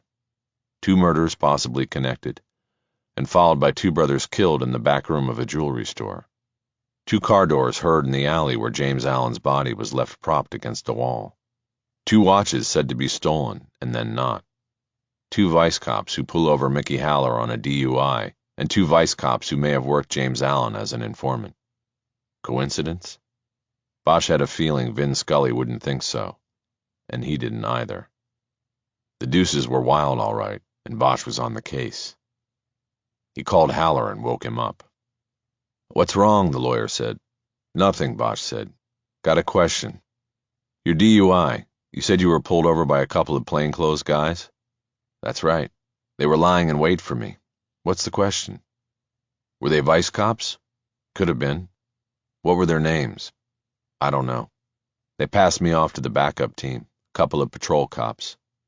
Aren't their names on the arrest report? Maybe, but I haven't gotten it yet. Shit. Why are you calling me up at this hour asking about those bastards? Not sure. When I know more, I'll call you back. Make sure it's tomorrow. I'm going back to sleep. Bosch disconnected and bounced the phone a couple times off his chin as he thought about what he could do to answer the question he had just posed to Haller. He knew he could go back to Lucia Soto, but he also knew that a record search for an arrest report would leave digital fingerprints. He couldn't put her in that kind of danger. He had to find another way of getting there. When they drove by Nelson Grant & Sons in Sunset Plaza, the media trucks were gathered along the curb in front of the jewelry store. Bosch saw television reporters and videographers claiming spots and setting up for live reports at 11. Looking past them, Bosch could see mobile lights set up in the store's showroom. The crime scene was still being processed 12 hours after the murders. 2 sheriff's deputies were stationed outside the door for security. Something bad happened there, Marco said. Yeah, Bosch said. Something really bad. Once into Beverly Hills, they made a left on Camden and dropped down into the flats, a square mile or so of residences between Sunset and Santa Monica Boulevard that comprised one of the wealthiest neighborhoods in all of California. It was a cool, crisp night, with wind rippling through the fronds of the palm trees that lined the streets. The Tesla took one more turn and then came to a silent stop against the curb on Elevado. The house where William Schubert lived was a mansion of Spanish design that sprawled across 2 lots and stood tall behind a wide and deep lawn displayed beneath lights attached to the palm trees. The lawn's edges were cut razor sharp, and it seemingly was untouched by the ravages of the California drought. In Beverly Hills, the lawns always somehow managed to stay green, even in times of water restriction. Bosch made no move to get out. He just studied the home through the car's window. Finally, Marco spoke. You get out here? Marco asked. No, I'm just looking, Bosch said. What do you look for? Nothing. Nobody. Just looking. Several lights were on behind the windows of the house, and as he lowered his window, Bosch thought he could hear music coming from within. He made no move to get out of the car. Music and lights aside, he saw no movement behind the windows. He checked his watch. It was 11 o'clock, and knew it was too late to brace Schubert at his door. So are you Pi? Marco asked. Bosch turned his eyes from the house to look at him. Excuse me, he asked. You know, Pi, Marco said. You watch people and investigate? Bosch understood. You mean a PI? Private investigator. Yeah, I'm a PI. PI? Very cool, yes? Bosch shrugged and turned back to look at the house. He thought that the lighting configuration had changed. Bosch was sure a light had been turned out behind one of the windows, but he couldn't remember which one had been lit. So, Marco said, we stay? Bosch didn't look back at him this time. He kept his eyes on the house. You still get paid for sitting here, right? He asked. Yes, I make pay, Marco said. Okay then, let's sit here for a little while, see what happens. Is it dangerous, this work? If so, I should get extra pay. No, it's not dangerous. We're just sitting here watching a house. How much you get paid to watch house? As a matter of fact, nothing. This then is not very good job for you. No kidding. Bosch grasped the door handle, but still hesitated.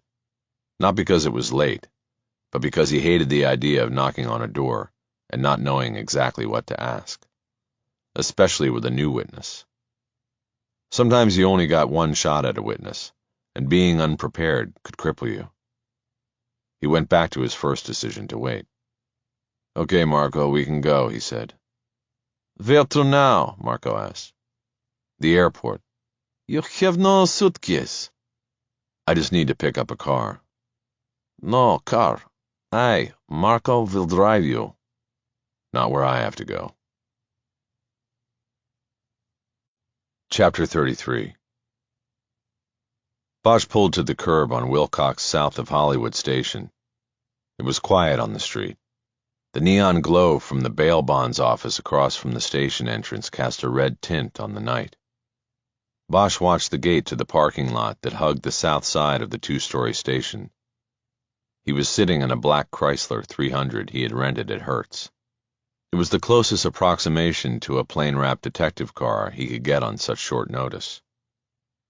He was counting on the lateness of the hour working in his favor. They would be shorthanded on the midnight shift in the watch office. He doubted anybody would be watching the lot monitors.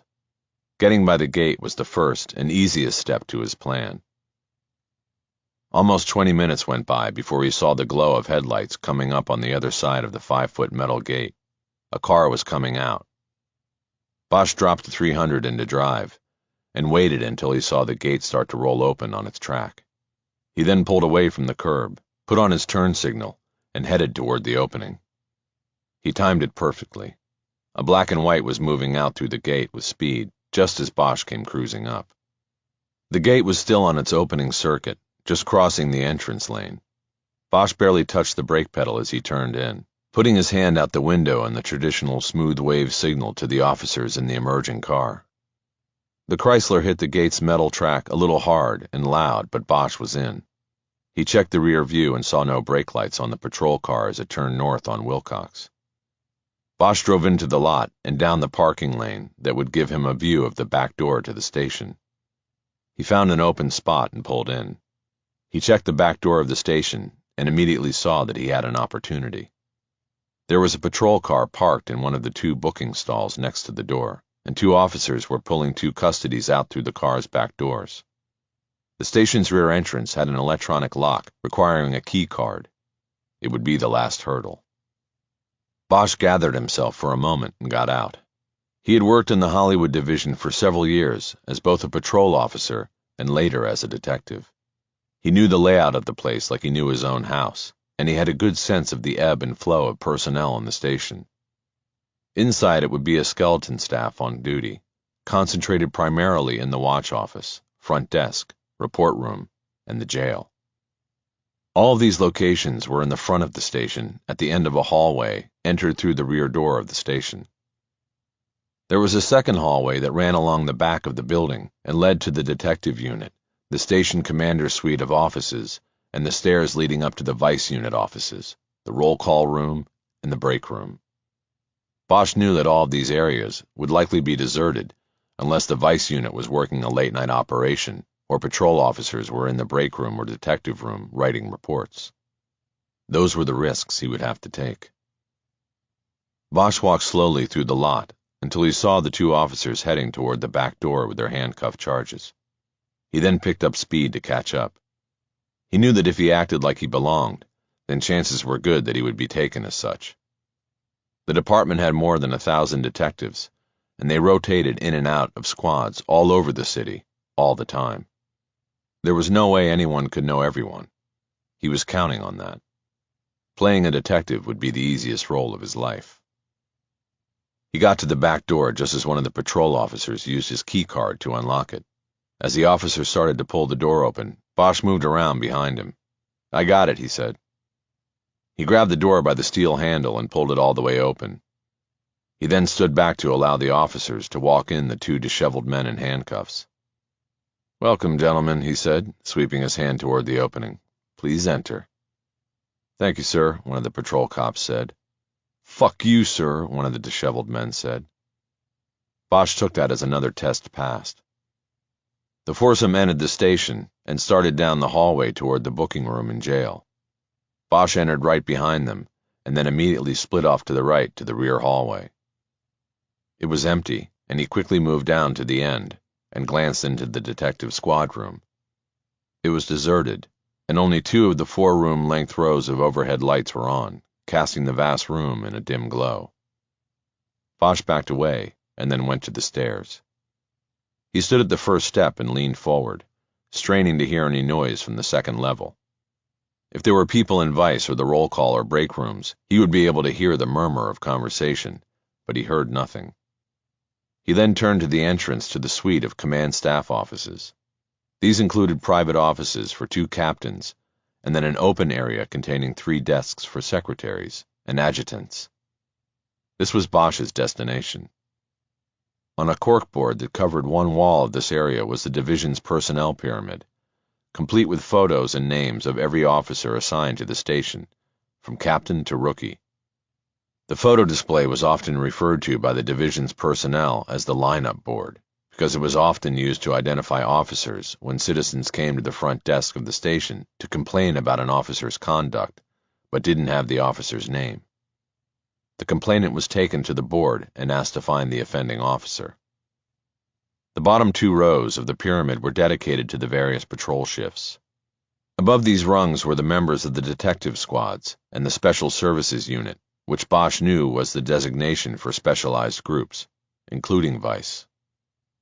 He looked at these photos, and immediately came upon the face shots of Don Ellis and Kevin Long. Both were white. Both had the practiced dead-eyed stare of veteran street warriors, cops who have seen it all 3 times over. Ellis was the older of the two, and something about the way he stared coldly at the camera told Bosch he was the alpha of this street team. The photos were pinned to the board. Personnel shifted too often to make a permanent installation of anyone on the pyramid. Bosch unpinned the photos of Ellis and Long and took them over to the color copier next to the desk of the station commander's secretary. He put them side by side on the glass and made 2 copies, blowing them up larger than the original face shots. When he reached down to the tray for them and saw the enlarged photos, he was struck with a familiarity about Ellis. He straightened up and looked at the photocopy for a moment and tried to place where he had seen or known him before. The vice cop looked like he was in his early 40s and had probably 20 years in with the department. It could easily be the case that he and Bosch had crossed paths somewhere. A crime scene, a police station, a retirement party. There were myriad possibilities. Suddenly Bosch heard approaching voices in the back hallway. He reached for the knob on the commander's office door, but it was locked. He then quickly moved to the wall of file cabinets that separated one secretary's desk from another. He crouched down, but knew that if the voices were coming this way, he would be found. He waited, and listened, and realized the discussion was about how to word the probable cause statement on a search warrant. It had to be 2 detectives heading to the squad room at the end of the rear hallway. Bosch folded the photocopies and put them in the inside pocket of his sport coat. He waited and heard the voices go by the opening to the command suite. As soon as he judged it was clear, he stood up and headed out of the suite into the back hallway, maintaining his pose of familiarity and belonging. There was no one in the hallway. He had a clear shot to the exit. He moved quickly, but not like a man trying to escape. He turned the last corner and pushed through the heavy steel door and out into the night. The drive-up drop-off alley was clear, but out in the lot were 2 patrol officers closing shop. That is, finishing their shift and taking the shotgun and personal equipment out of their car. They were too busy with the process of going off shift to pay any attention to Bosch as he crossed the lot to his rental car. The parking lot gate automatically opened for cars approaching from the inside. Bosch didn't breathe easy until the Chrysler rolled through the gate and out onto Wilcox. He turned north toward Sunset Boulevard. When he caught the light at Sunset, he pulled out his phone and called Haller once again. "Twice in one night, Bosch?" he protested. "Are you kidding me? It's after midnight." "Put on your bathrobe," Bosch said. "I'm coming by." He disconnected the call before Haller could protest further. Chapter 34. Haller was indeed wearing a white terry-cloth robe when he opened his front door. Bosch could see the words Ritz-Carlton in gold over the breast pocket. Haller's hair was unkempt and he was wearing black-framed glasses. Bosch realized for the first time that he must wear contact lenses during normal waking hours. "What is so important that it can't wait for the morning?" Haller asked. "I've got an 8 o'clock motions hearing tomorrow and I'd like to get some sleep so I'm fully functioning." "Motions on Foster?" Bosch asked. "No, another case, unrelated, but it doesn't matter. I still need to... Just take a look at these." Bosch pulled the photocopies out of his pocket, unfolded the sheets, and handed one to Haller. He refolded the other and put it back in his pocket. "Are those the guys?" he asked. "What guys?" Haller asked. "The cops who pulled you over on the Deuce." Bosch said it in a tone that implied that he was frustrated by Haller's inability to follow Bosch's own logic. "Why do you care who pulled me over that night?" Haller said. "It's not your Just look at the pictures," Bosch commanded. "Are those the guys?" Haller held the photocopy at arm's length. Bosch guessed that his glasses carried an old prescription. "Well, one guy stayed in the car and I didn't really see him," Haller said. "The other, this one on the right, this guy could have been him. Yes, it's him. This is the one that came up to the car." Haller flipped a page over so Bosch could see his choice. It was Ellis, the one Bosch thought had looked familiar. "So what's going on, Harry?" Haller asked. "Why are we standing here in the middle of the night with this?" "Those guys pulled you over?" Bosch said. "They also arrested James Allen several times, and I think they were using him as an informant." Haller nodded, but showed no excitement. Okay, he said. They're Hollywood vice cops. It's not surprising that they would have popped down a few times or that they used him as an informant. And as far as my thing goes, they picked off the radio broadcast because they were in the area, that area being Hollywood where they work. It sounded like a different tune from Haller. Outside the jail after he was bailed out, he was spinning tales of conspiracy and lying in wait to the media. Now he was giving reasons for why the conspiracy Bosch was beginning to see was perfectly explainable. I've got a witness who heard 2 car doors close in the alley the night Allen's body was dumped there, Bosch said. And you heard Dick Sutton a few hours ago. They think it might have been 2 guys who went in there and killed the Wynn brothers. The deuces are wild on this, Mick.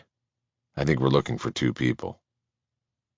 They were still standing in the entryway of Haller's house. He looked down at the photocopies, one in each hand. You drink bourbon, he said. On occasion, Bosch said. Let's sit down and work this through some Woodford Reserve. He stepped back and let Bosch enter the living room. Have a seat, Haller said. I'll get a couple of glasses. You take it with ice? Couple cubes is all, Bosch said. He took a seat on a couch that gave him a view through the picture window to the lights of the city. Haller's house sat on the shoulder of Laurel Canyon and offered unobstructed views of the city to the west and out toward Catalina. Haller was back soon with 2 glasses filled with amber liquid and easy on the ice.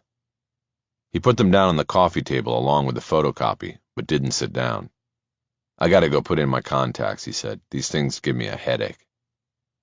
He disappeared down a hallway toward the back of the house. Bosch took a sip of the Woodford and felt it burn on the way down. It was good stuff. A better bottle of bourbon than he ever kept on hand at his house for unscheduled visitors. He took another sip and then studied the photos of these 2 vice cops.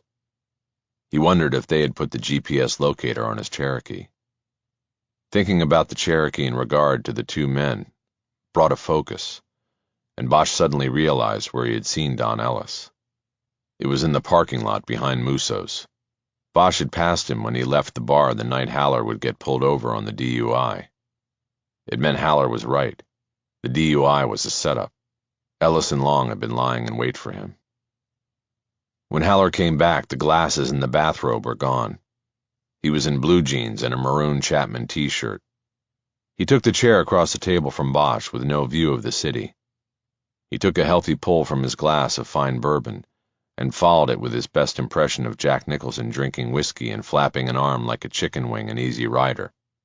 He then settled back in his chair and looked at Bosch. So, he said, what do we do?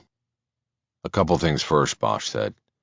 Tomorrow morning after your driver drops you at court, have your driver or somebody you trust get your car checked for a GPS tag. There's one on my car, and I think these 2 guys put it there. He pointed toward the photocopy on the coffee table. It was already on my to-do list, Haller said. Well, get it done, Bosch said. And if something's found under there, don't remove it. Don't let them know we're on to them. We can possibly use this to our advantage. I rented a car tonight. I'll use that for when I don't want them to know where I'm going. Okay, Haller said. First thing. I also want to talk to your investigator. Cisco? Why? Bosch reached down, grabbed his glass, and took a large gulp.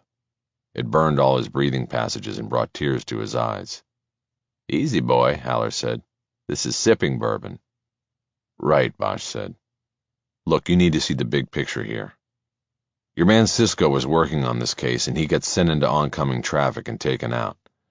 You're on the case, and you get pulled over on a set-up DUI. The Wynn brothers get whacked for reasons we don't know, less than an hour after I talk to them. We can believe it's all coincidence, or we can look at it in its entirety and see a bigger picture. I want to ask Cisco what he was working on the day somebody knocked him out of the game. Haller nodded. He has physical therapy every morning at the Veterans in Westwood. Good, Bosch said. I'll see him there. What else? Pointing to Ellis and Long, Bosch said, one of us should talk to DQ and see if he's ever had any interaction with these 2 guys, just to be sure. I can do it, Haller said. I need to see him about some pre-trial stuff and get his measurements for a trial suit. Hope I got something that fits in my client closet. He pointed to the photocopy on the table. Can I take that? Show it to him, he asked. I've got another, Bosch said. Bosch remembered something. When you see him, ask him if he remembers James Allen's phone number. Cops never found Allen's phone. If I can get the number, we might be able to pull records that will show the two of them in contact. And bolster the alibi. Good one. What about you? I still think the watch is the key to all of this. I need to get to the original buyer. The guy in Beverly Hills? Yeah, I went by his house tonight. Nice spread. He's got money. I need to corner him and see where the connections are. Good luck with that. Thanks. They sat there for a few minutes without talking. They sipped bourbon and worked their own thoughts. Finally, it was Haller who spoke. This is good stuff, he said. Bosch looked at his glass and rolled the ice around the bottom of it. Better than I got at home, he said. But don't get me wrong, the bourbon is good, but I'm talking about everything you've pulled together these last few days. There's a lot here, a lot I can work with. We're going to be able to mount an actual alternate theory defense. This stuff goes beyond reasonable doubt. Bosch finished the remaining bourbon in his glass. He realized that he and Haller would always have a fundamental difference in how they looked at evidence and other nuances of an investigation.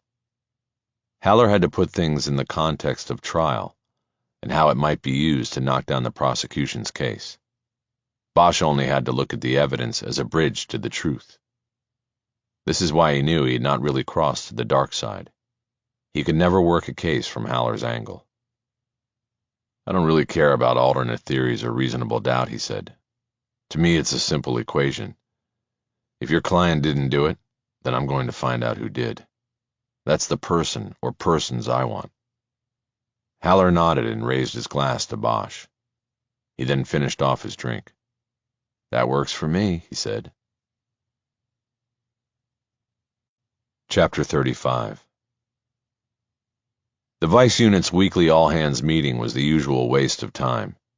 It finally ended, and Ellis crossed the hall to the break room so he could refill his cup with black coffee. He was unused to coming in so early, and he needed to double down on the caffeine. But he had to wait his turn behind Janet, the captain's secretary, who looked like she was putting together an order of coffees for the whole command staff downstairs. Janet was a wide body, and Ellis could not get to the coffee urn until she was finished adding cream and various sweeteners to the 5 cups in front of her. This annoyed Ellis because he just wanted to top off his cup with the straight black stuff and then get back over to the unit. Sorry, Janet said, sensing someone behind her. No problem, Ellis said. Take your time. Recognition of his voice made Janet glance back and confirm it was Ellis. Oh, Don, I wanted to ask you something. Fire away. Were you in the office this morning or last night? What office? I'm sorry, I mean downstairs, the command offices. Ellis shook his head, confused. No, what do you mean? Well, it's just funny. I came in today and I had to make copies of the overnight log for both captains. It's the first thing I do every day. She turned back to finishing her work on the array of coffee cups on the counter in front of her. Okay. And when I went to the copier, I found your and Kevin's photos already in the machine, like they'd been left there by accident. Ellis wanted to grab her and turn her around. I don't understand, he said. Our photos? What were we doing in the photos? Janet laughed at his confusion. No, you weren't doing anything. It was your photo from the station personnel chart. The one on the wall down there? Somebody unpinned your photos, took them over to the copy machine, and then I guess made copies. Then forgot to put them back on the wall. They were under the flap on the glass this morning when I went to make copies of the overnight log. She was weaving her fingers through the handles of 5 coffee mugs now. Ellis threw his cup into a trash can and moved in next to her at the counter. Let me help you, he said. You'll burn yourself. She laughed that possibility off. I do this every morning and every afternoon, she said. I've never burned myself once. I'll help you anyway, Ellis said. Did you ask in the office if anybody was making the copies? The captain, maybe? Yes, and that's the mystery. Nobody did it. I asked everybody, including both captains. Somebody must have come in after hours to do it and then forgot to put the photos back up. I thought you might want to know, in case somebody's pulling a prank. Thanks, I do. And I think you're right about somebody working up a prank. Janet laughed. Some people have too much time on their hands, that's for sure. There was a long tradition of pranking in every station in the LAPD. Photos were often used in the commission of such efforts. Ellis was thinking that something else might be in play, but was happy to allow Janet to think otherwise. He followed her down the steps, across the back hallway, and into the command office suite. He put the 2 cups of coffee he was carrying down on her desk for her to deliver, then scanned the room and looked at the personnel pyramid on the opposite wall. His photo was in place next to Long's on the line containing the undercover units. All was how it should be. "Thank you, Don," Janet said. "Glad to," he said. "Thanks for the heads up on the prank. I wonder what they're up to. Like you said, some people have too much time on their hands." Ellis and Long shared a cubicle in the corner of the vice unit. It afforded them the most privacy available in the room, and they got it because of Ellis's seniority. Ellis now came back to the cubicle and signaled his partner to roll his chair over so they could huddle and speak privately. "What's up?" Long asked. "Not sure," Ellis said. "You checked on our guy today?" "He was still at home. I get a text if he goes anywhere." "What about last night?" "He stayed in." "According to your phone?" "Well, yeah." "Well, maybe just his car stayed in. I want you to go up there, confirm that he's there." "What, now?" "Yes, now. I'll cover for you here. Go." "What happened? What's going on?" "What's going on is that your phone says his car didn't move. But last night somebody was in the station making copies of our photos off the wall in the captain's office." "The fuck?" Ellis checked the rest of the squad room to make sure Long's outburst had not drawn unwanted attention. He then looked back at Long. "Exactly," he said. "I think Bosch is up to something, and I want to know what. It starts with you going up there and trying to figure out if he's even there, not just his fucking car." Okay, I'm going. But maybe we have to rethink things and figure out a way to remove the threat, you know?" "Yeah, and look where doing that has gotten us. It's like fucking dominoes. One thing we do leads to the next thing. Where does it stop?" "I'm just saying." "Yeah, I'm just saying, go up the hill and find out if Bosch is there or if he's fucking with us." Chapter 36. Long drove by the house twice. The Cherokee was in the carport, but there wasn't any other sign that anyone was home. The Volkswagen was gone, and he guessed that the girl had school. He drove down the hill and around the next bend in the road. He had seen an opening where a house had been cleared off a cantilevered pad to make way for a rebuild. It would give him a good look at the rear windows and deck of Bosch's house. He parked in front of someone's garage and got out of the car with the binoculars. He hurried across the street and ducked under the yellow Danger Peligro tape, strung between 2 stakes at the front of the pad. He walked out and immediately realized how out in the open he was. He first posed with the binoculars as if he were looking toward Universal City or the mountains beyond. But then he turned slightly to his left and focused the binoculars on Bosch's house. He saw no activity behind any of the glass. The deck was empty and its sliding glass door closed. He lowered the binoculars and acted once again as though he were just taking in the sights. He glanced once more at Bosch's house and saw no movement. He turned and started walking off the pad, wondering what move he should make next to confirm Bosch's absence. When he got back to the yellow tape, there was a man standing there waiting for him. "You're trespassing," he said. "No, I'm not," Long said. "I have permission." "Really? From whom? Give me a name." "No, I don't need to do that." Long ducked under the yellow tape and crossed toward his car. "I have your license plate," the man said. "You're up to something." Long turned and walked right back toward the man, pulling his badge, which was on a neck chain under his shirt. "Mister, you are impeding a police investigation," he said. "Go back to your house and mind your own business, or you'll find yourself in a cell." The man stepped back, looking almost scared of Long now. Long turned back to his car. "It's called Neighborhood Watch," the man called after regaining his courage. "We watch out for one another up here." "Whatever," Long said as he opened his car door. Long drove away and at the first chance turned the car around and headed back up the hill. He passed the busybody still standing in the street in front of the cantilevered pad. Driving around the bend, he once more came to Bosch's house and stopped directly in front. He studied the house, thought about what to do, and grew frustrated. Fuck it, he said. He honked the horn 3 times like he was there to pick someone up. He kept the car in drive and watched the front door. If Bosch or anyone else opened the door, he would take off. The windows on the car were smoked dark enough that he felt he would not be identified. Nobody opened the door. Long honked once more and waited and watched. Nobody answered. Fuck it, he said again. Long pulled away, drove up to Mulholland, and then turned around. When he drove back down Woodrow Wilson and past Bosch's house, he honked impotently once more without stopping.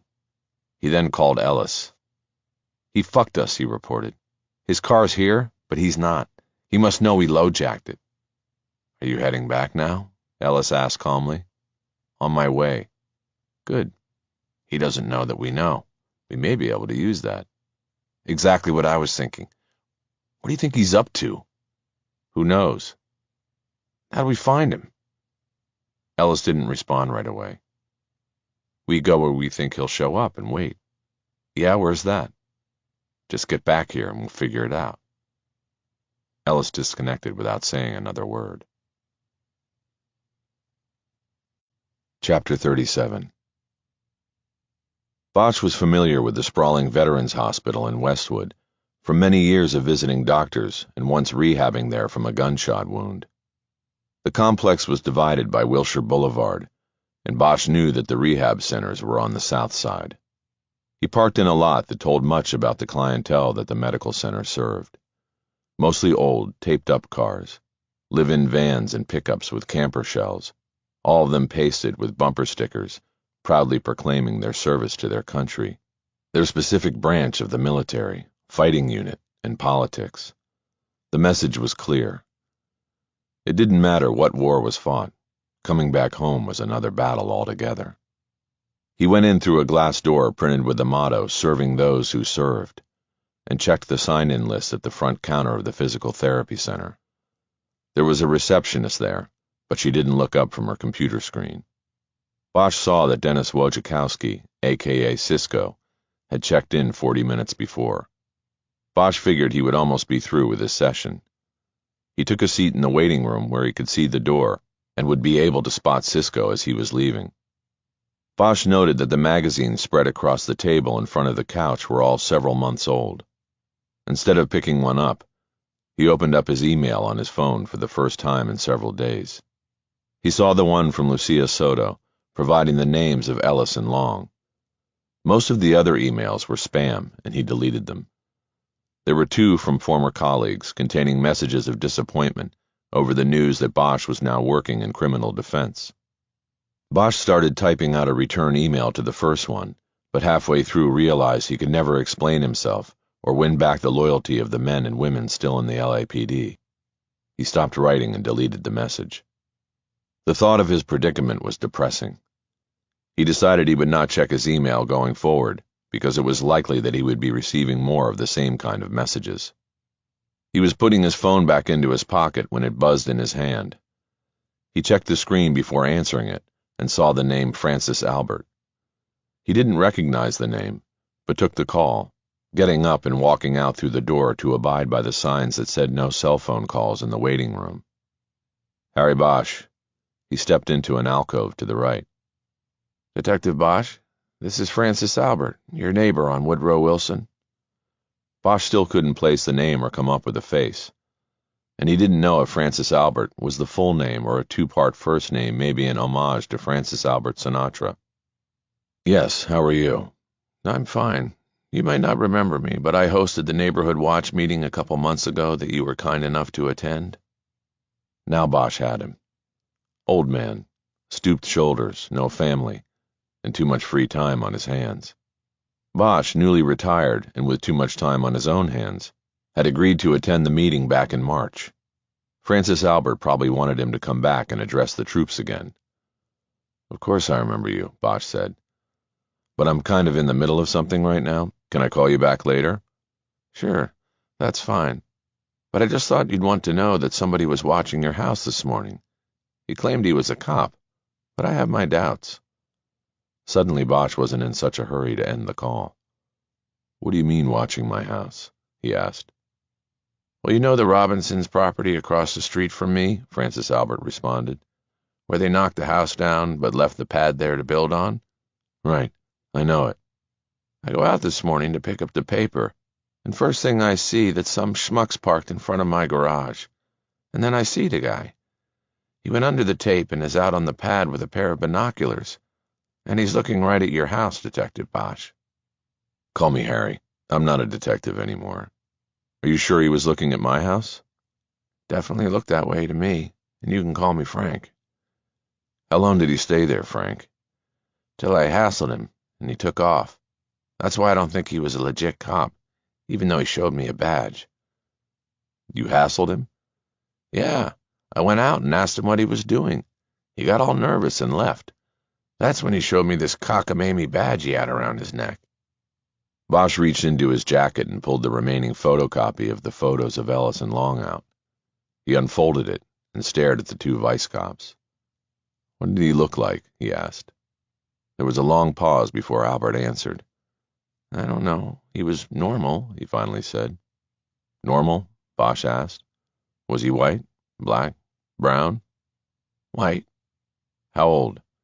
40s, I think. Maybe 30s. Bosch looked at the two photos. Did he have a mustache? Yeah, he had a mustache. You know him? Long had a mustache. Ellis didn't. I don't know. Are you going to be around later? I have a couple photos I'd like to show you. Sure, I'm here all the time. Thanks, Frank. Just watching out for the neighborhood, that's what we do. Bosch disconnected and looked at the photos of the two vice cops. He didn't think he needed to go by Frank's to confirm what he knew in his gut. It had been Long with the binoculars. It seemed odd to Bosch that he was snooping around so soon. It was only 9:30. Why had he already gotten suspicious about the Cherokee not moving? Bosch decided that there must be something else that had sent Long up the hill. He folded the photocopy and put it back into his jacket pocket. While he was doing it, he saw a man he believed was Wojciechowski walking out through the front door of the rehab center. The man had a noticeable limp and was walking with the aid of a cane, black with flames painted on it. He wore blue jeans, a black t-shirt, and a leather vest with the Harley-Davidson insignia on the back. The traditional wings of the logo were broken. Bosch knew this was to indicate the rider had gone down, gotten hurt, and had survived. "Cisco?" Bosch called. The man stopped and turned back to see who had called out. Bosch caught up to him. "You're Cisco, right?" "Maybe." "Who are you?" "Harry Bosch, Mickey Haller's investigator. Yeah, you took my job." "I was going to say brother. I didn't take your job. I don't want your job, and it will be there for you as soon as you're ready to go back. I'm just working this one case for him, and that's it." Cisco put both hands on the cane. Bosch could tell that standing and walking weren't his favorite pastimes at the moment. There were several benches lining the walkway, places for people to wait for those in rehab. "Can we sit down for a minute?" Bosch asked. He pointed to one of the benches. Cisco headed that way and seemed relieved to take his weight off his knee. He was a big man with massive arms and a powerful V-shaped torso, an inverted pyramid, unsteady on its points of support. "So this isn't a coincidence?" he asked. "Mick told me you were in the Army, too." "I was in the Army, and I've been in this place before. But this isn't a coincidence," Bosch said. "I came looking for you. I need to ask you a few questions." "About what?" "Well, let's start with your accident. Mickey told—" "It was no accident." "Well, that's what I want to know. Tell me what happened." "I don't get it. Why?" "You heard that Mickey got popped for a DUI, right?" "Yeah. Your old pals, the LAPD. It was a setup. I think it was to hinder his efforts on the Foster case. I think the same thing might have happened with you. So what happened?" Bosch could see a coldness set in Cisco's eyes. "It was fucking April Fool's Day. I was on Ventura Boulevard in Studio City heading down toward Hollywood. The guy in the lane next to me pushes over and I had no choice. Let him knock me down and go under his wheels or take my chances in the oncoming lanes. I almost made it." "What makes you think it was intentional?" "I don't think it. I know it. Two things. Number one, the guy didn't stop. I mean, he didn't even slow down. And number two, He knew what he was doing. Hell, I reached out and kicked the side of his car, and he still kept coming. Steel-toe boot, man. He heard it. He knew I was there. You saw the driver? Bosch started taking the photocopy back out of his coat pocket. No, I didn't see him, Cisco said. The windows on the car were tinted too dark, way beyond legal. Bosch left the photocopy in his pocket. He knew that a favored tactic of the UC units in the LAPD was to smoke the windows of their cars beyond legal limits. What kind of car was it? A Camaro, burnt orange with black rims and yellow calipers. I got a good look at the wheels, you could say, real up close and personal. But I take it you didn't get the plate. Too busy trying to stay alive by that point. What's in your pocket anyway? What were you going to show me? Bosch pulled out the photocopy. These are the two guys who pulled over Haller. I thought maybe you'd recognize one of them, if you'd seen the driver. Cisco unfolded the page and looked at the two faces. They were just headshots, but in both the top collars of police uniforms were evident. So you're saying two cops might be behind all of this? He said. Bosch nodded. It's beginning to look that way. Jesus Christ. Rogue cops. What do they think of next? I'm going to need you to keep all this to yourself. Haller's okay, but nobody else. It might fuck things up if it leaks. You didn't have to say that. Right. Sorry. So your accident, it occurred? I told you it was no accident. Right. Sorry. Wrong word. So this attack occurred right after Haller got the Foster case. Had you started working the case yet? Not in a big way. We had the case and we were gearing up for it, but the discovery hadn't come in yet, and so we were sort of waiting on the DA to cough up the murder book. Bosch nodded. So you really hadn't begun? Not really. Just sort of grasping at straws until we got our hands on those records. That's where it all starts, you know. Yeah, I get that. So grasping at straws. What does that mean? Well, you always get your client's side of the story and you can pursue that. One guy said he had an alibi, so I looked into that and found we were a day late and $1 short. The pro he said he was going with got himself murdered. James Allen. That was the guy. How deep did you go into that? Not that deep. The guy was dead, and we couldn't talk to him. End of story. I had a couple of calls into the LAPD guys on it, but, big surprise, hadn't heard anything back. Do you think you did anything on the investigation that could have brought about the attack with the Camaro? Anything come to mind at all? Cisco thought for a moment, and then shook his head. I really don't, or else I would have already jumped on it, you know? Yeah. Bosch realized that if there was a connection between Cisco being sent into oncoming traffic and Ellis and Long, then he was going to have to find it through other means. Sorry, I'm not much help, Cisco said. You gave me a solid description of the car. That'll help. I wish I knew something. But I don't know what I did that would have brought them on. Mickey, I get. But I'd barely started on the case. Well, you did something. Or they thought you were about to do something. Maybe they just wanted to put Haller in the hole by knocking out his investigator. Maybe we'll never know. Maybe. Did you report the incident to the police? Sure, but that was a waste of time. Why do you say that? Come on, man, look at me. The cops take one look at me and say biker. They think whoever ran me off the road was doing the public a solid. I called them and they didn't give a shit. The report went straight into the circular file. All it got me was my insurance payout, but the cops I never heard from again. There was a time when Bosch might have defended the LAPD against those kind of accusations, but he wasn't in the fold anymore. He just nodded in an understanding way. The men exchanged cell numbers, and then Bosch headed off, leaving Cisco on the bench. He said he was going to rest the knee a little longer before getting up and going to the parking lot. Chapter 38. It wasn't that Bosch had expected Cisco to identify one of his attackers as Ellis or Long, but he had hoped for further confirmation of his belief that the two vice cops were behind everything that had happened involving the case.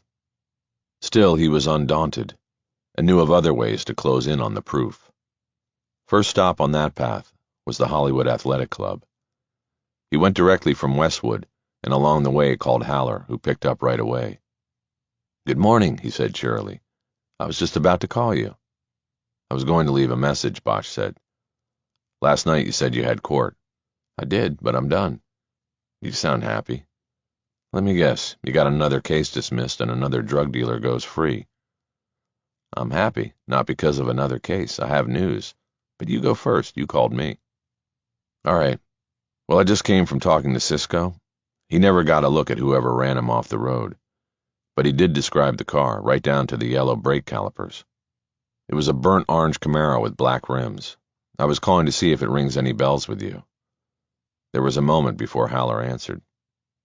No, he finally said. Should it? What about the car that pulled you over on the DUI, Bosch asked. No, it wasn't a Camaro, it was a Dodge. A Challenger or a Charger. I didn't look closely, but definitely not a Camaro. You sure? Hey, I'm the Lincoln lawyer. I know cars. Plus, it wasn't burnt orange. It was jet black, like the souls of those two fuckers who were riding in it. Okay. Well, that's all I had. Strike two. First Cisco, now you. Lift my spirits. What's your news? Got our DNA back today? And Foster isn't a match. No, not quite. He's a match, all right. And that's what's making you so happy? No, the condom trace evidence is what's doing that. You were right. They found it in the sample. Bosch thought about that. It was a moment of vindication. The findings supported the case theory that semen from Daquan Foster could have been transported to the murder scene and planted in and on the body of Alexandra Parks. Next, they have to try to match it to a specific brand, Haller said. I gave the go-ahead on that. Put a rush on it. It'll cost a pretty penny, but it could blow the case wide open. Okay, Bosch said. You know, usually I feel like I'm shooting at the state's case with a damn BB gun. I'm beginning to think we got ourselves a shotgun on this one. Double barrel. We are going to blow big holes in their case. Big fucking holes. Haller sounded almost giddy about the DNA analysis, but for Bosch the upcoming trial was still too far distant. Long and Ellis were running around loose, and 5 weeks was too long to wait to get something done. All you think about is the trial, Bosch snapped. Because that's my job, Haller said. Our job. What's going on, Harry? I thought this would be good news for you. You're on the right track, man. What's going on is Ellis and Long are out there doing what they do. They're watching my house. They know about my kid.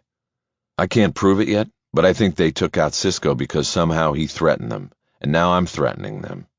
The trial is more than a month away, and we have to be thinking about the right now. You get Foster off at trial, and so what? The prosecution will spin it, call it smoke and mirrors, and not do anything about these two guys. What happens then? Haller took some time to compose his response.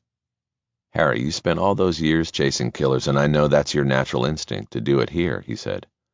But I keep telling you, we are working this from a different angle. It's not what you're used to, but our responsibility, above all, is to the client.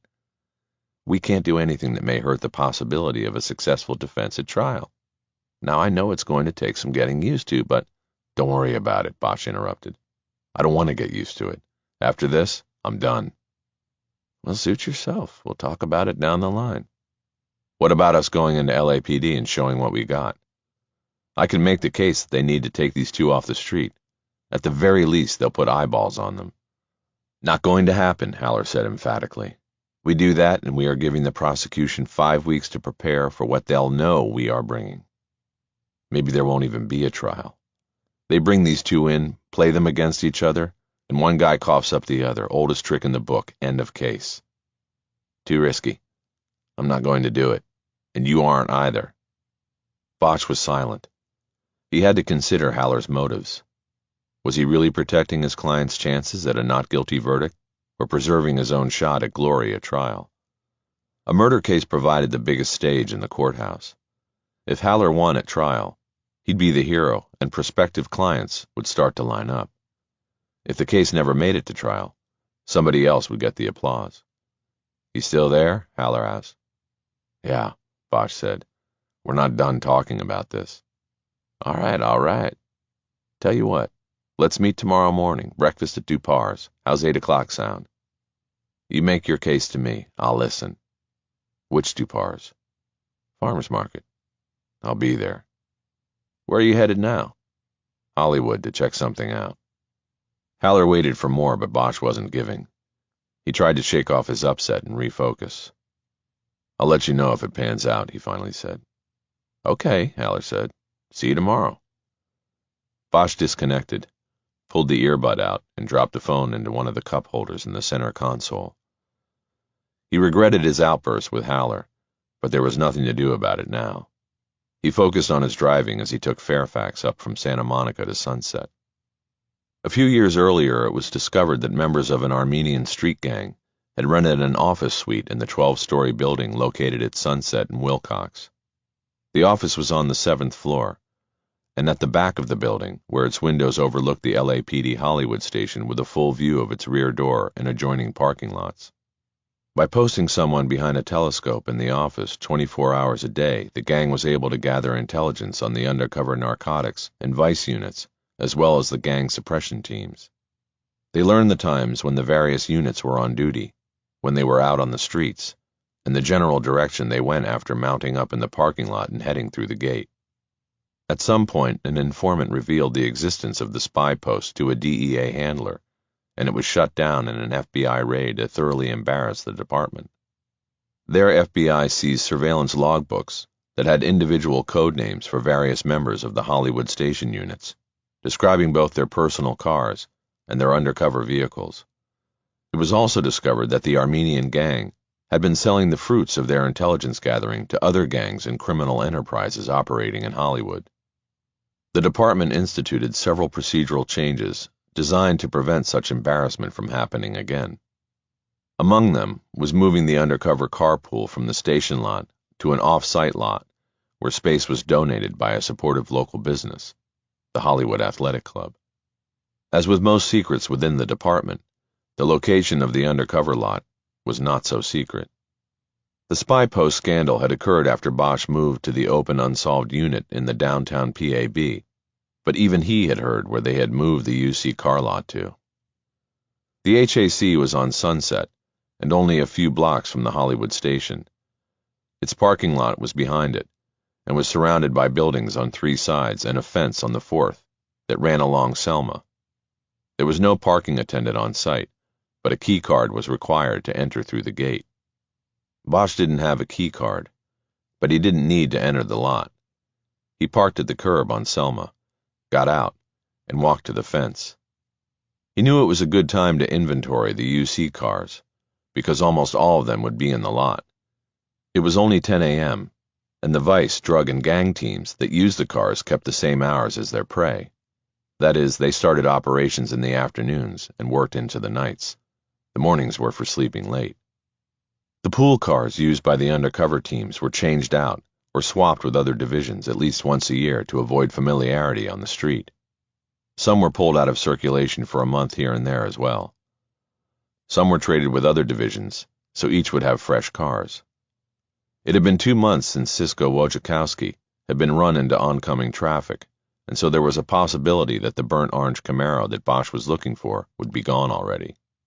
The fact that Ellis and Long were using a different UC car when they bagged Haller on the DUI seemed to indicate that the car had been changed over.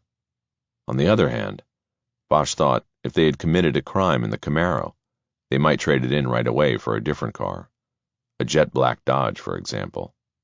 Either way, Bosch had to make sure, and his diligence paid off.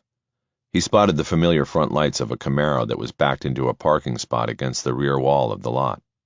It had a heavy layer of smog dust on its windshield, and obviously had not been driven for quite a while. He had to move down the fence a few paces to get a side angle on it and confirm its color, burnt orange. He used his phone to take a photo of the car. He then texted it to the number Cisco had given him earlier with a question, "Is this the car?" Bosch walked back to his rental. Cisco answered as he was opening the door. "I think so. Looks like it." Bosch got into the car. He felt the spark ignite in his bloodstream. Seeing the Camaro confirmed only a small part of his theory, and was proof of nothing, but the charge of adrenaline came nonetheless. He was putting pieces of the puzzle together, and there was always a charge when even the smallest pieces fit. The Camaro was important. If Ellis and Long were using it when they ran Cisco off the road, they may have been using it a few weeks earlier when James Allen's body was transported to the alley off El Centro. He got back in the Chrysler and worked his way down to Santa Monica and then over to the Hollywood Forever Cemetery. He parked in front of the office, went in, and found Oscar Gascon behind the desk in his little office. He recognized Bosch from the prior visit. "Detective, you're back," he said. "I am," Bosch said. "How's business?" "Still dead. You need to look at my cameras again?" "That's right. But I've got a different date for you. When I was here before, you said the LAPD guys came by to look at tape for the night of that murder down at the Haven House?" "That's right." "All right if I take a look at that same night?" Gaskin studied Bosch for a moment like he was trying to figure out his angle. Finally, he shrugged. "Don't see why not." It took Gaskin 5 minutes to retrieve the video from the cloud of the night James Allen was murdered. He put it on fast play, and Bosch watched the entrance of the motel property. "What are we looking for?" Gaskin asked. Bosch answered without taking his eyes off the screen. "A burnt orange Camaro," he said. They watched silently for the next 10 minutes. Cars moved up and down Santa Monica with an unnatural speed.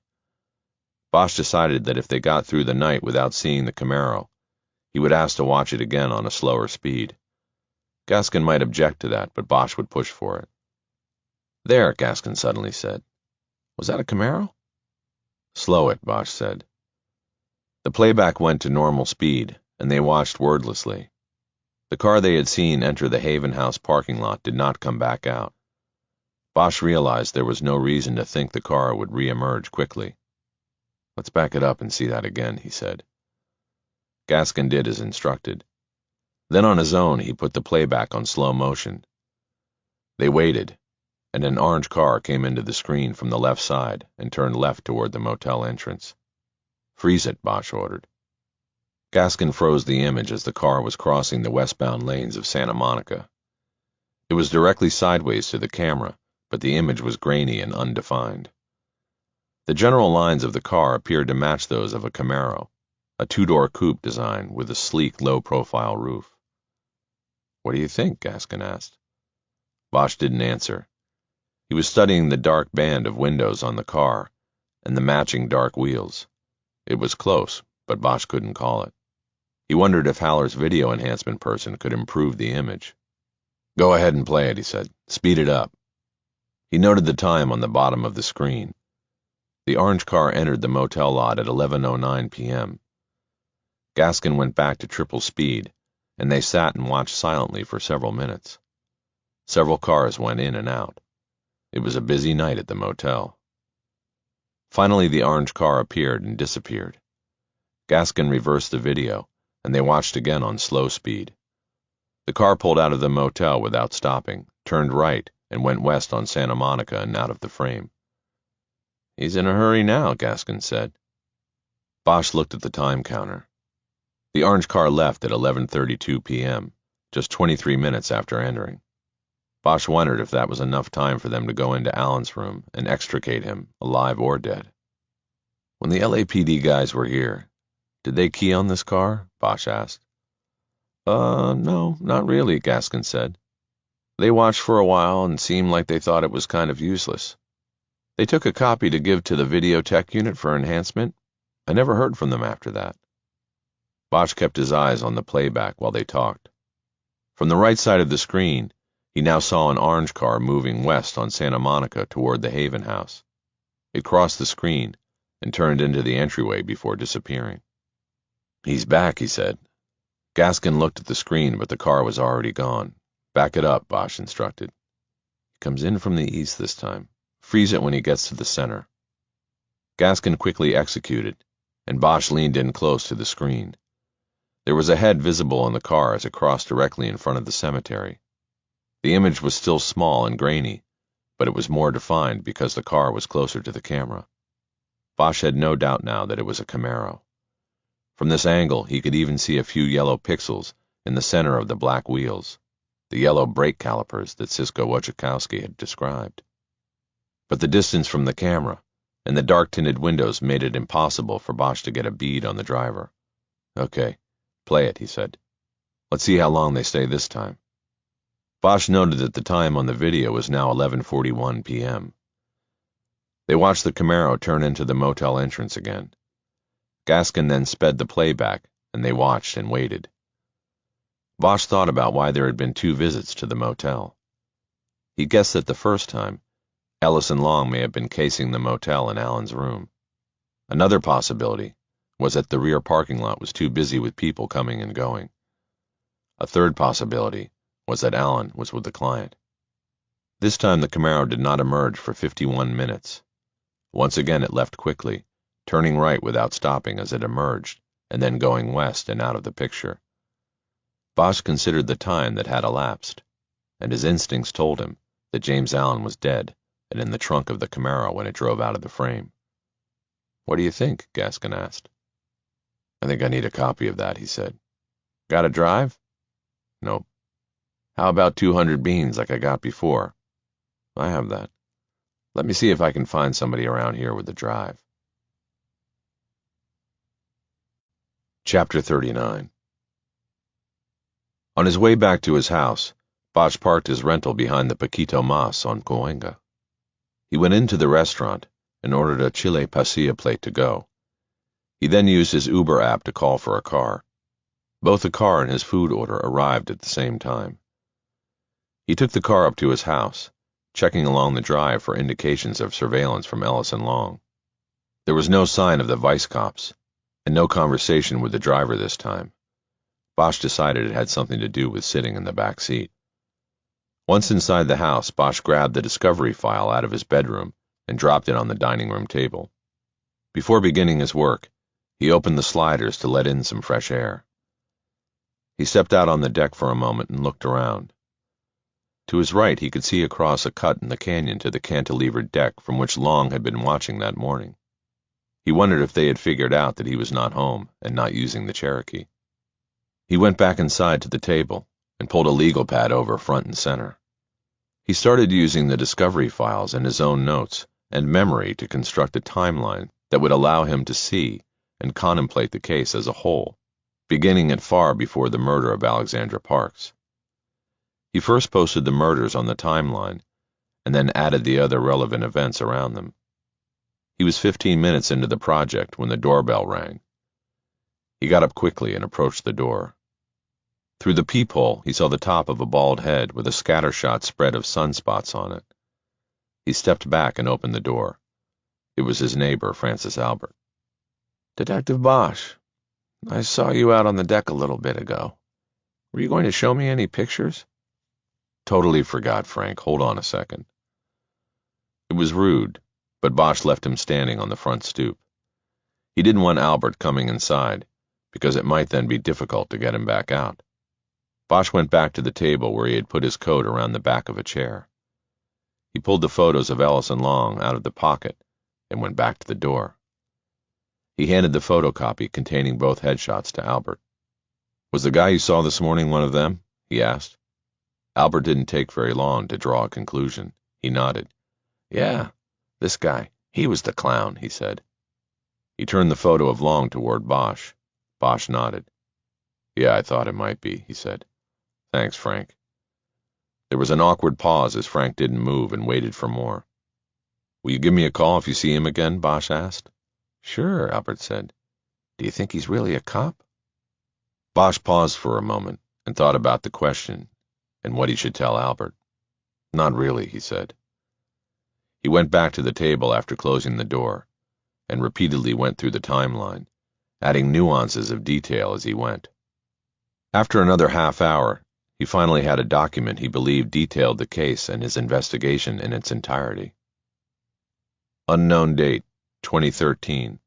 Watch bought by Dr. Schubert. Unknown date, 2014. Watch stolen or sold by Schubert. December 11. Watch bought by Herrick at Grant & Sons. December 25. Watch given to Alexandra Parks. Unknown date. Watch's crystal is broken.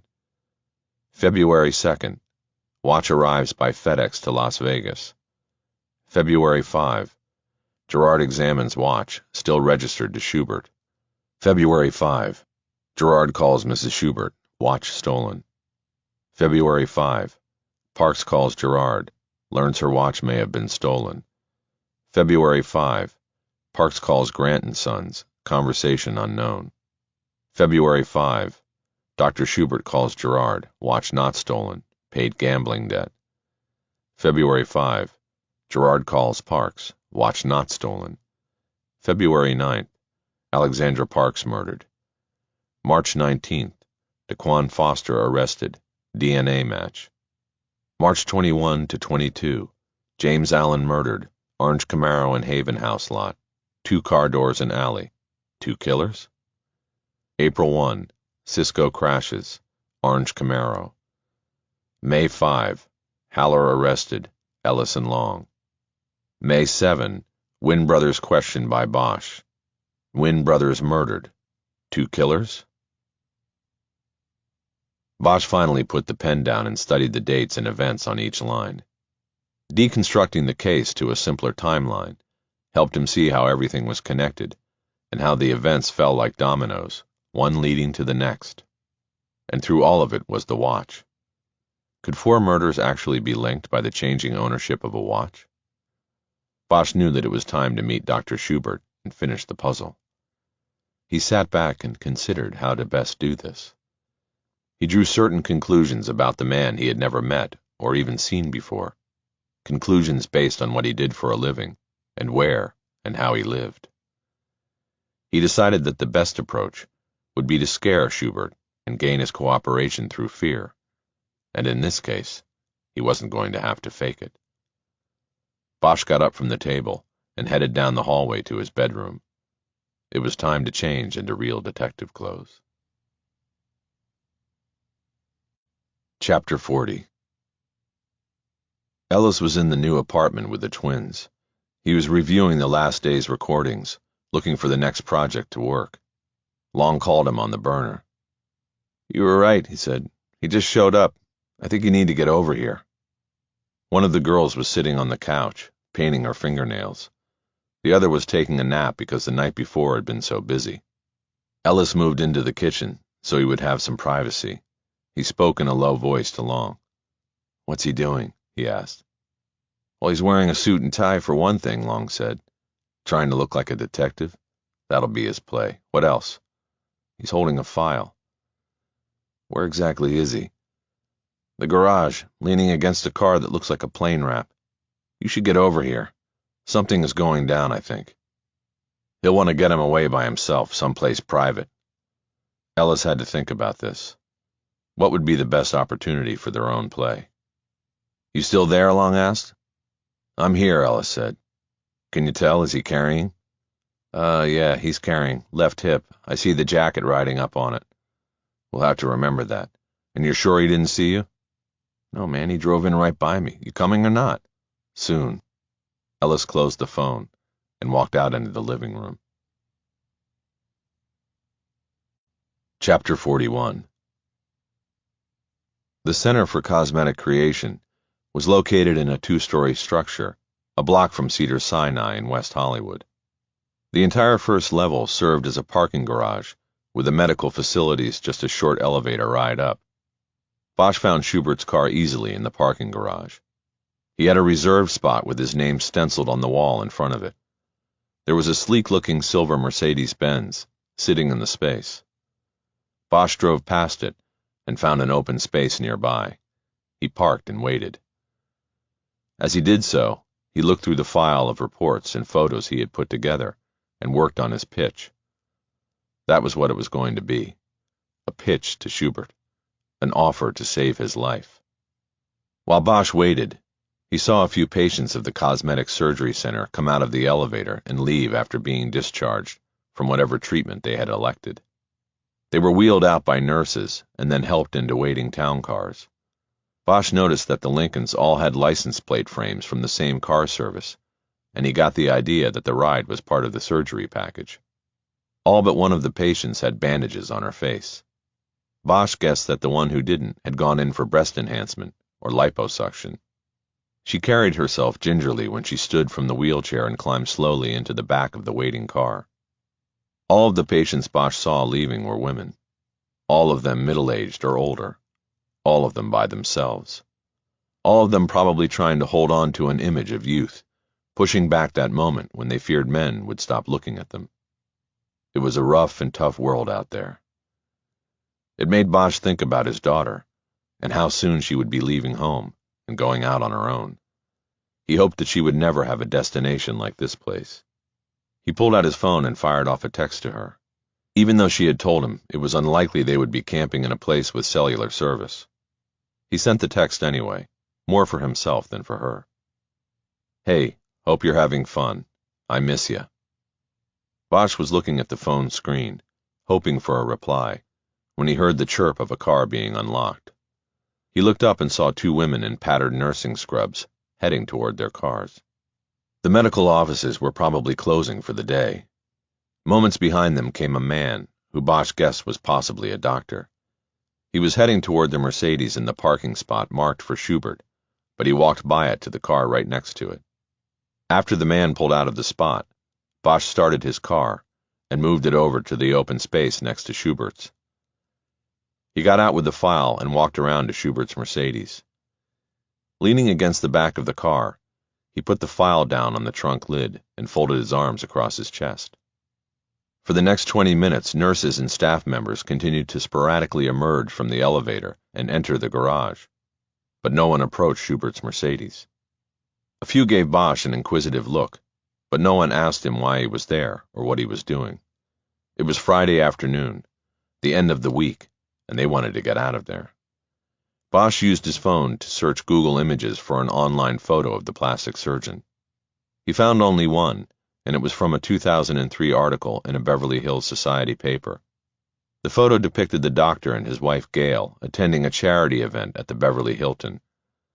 It looked to Bosch as though the wife had made a visit or two to her husband's office for professional reasons. There was a chiseled look to her chin and the ridge of her eyebrows. A text from Maddie popped up on his phone screen. Really cold at night. See you Sunday.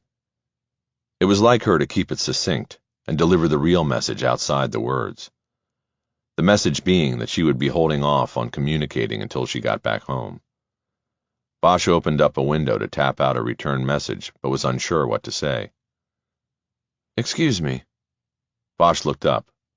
A man was approaching, and Bosch recognized him from the 12-year-old photo he had just pulled up on his phone. Schubert gestured toward the Mercedes that Bosch was leaning against. My car, if you don't mind, he said. He wore green pants and a light blue button-down shirt and gray tie.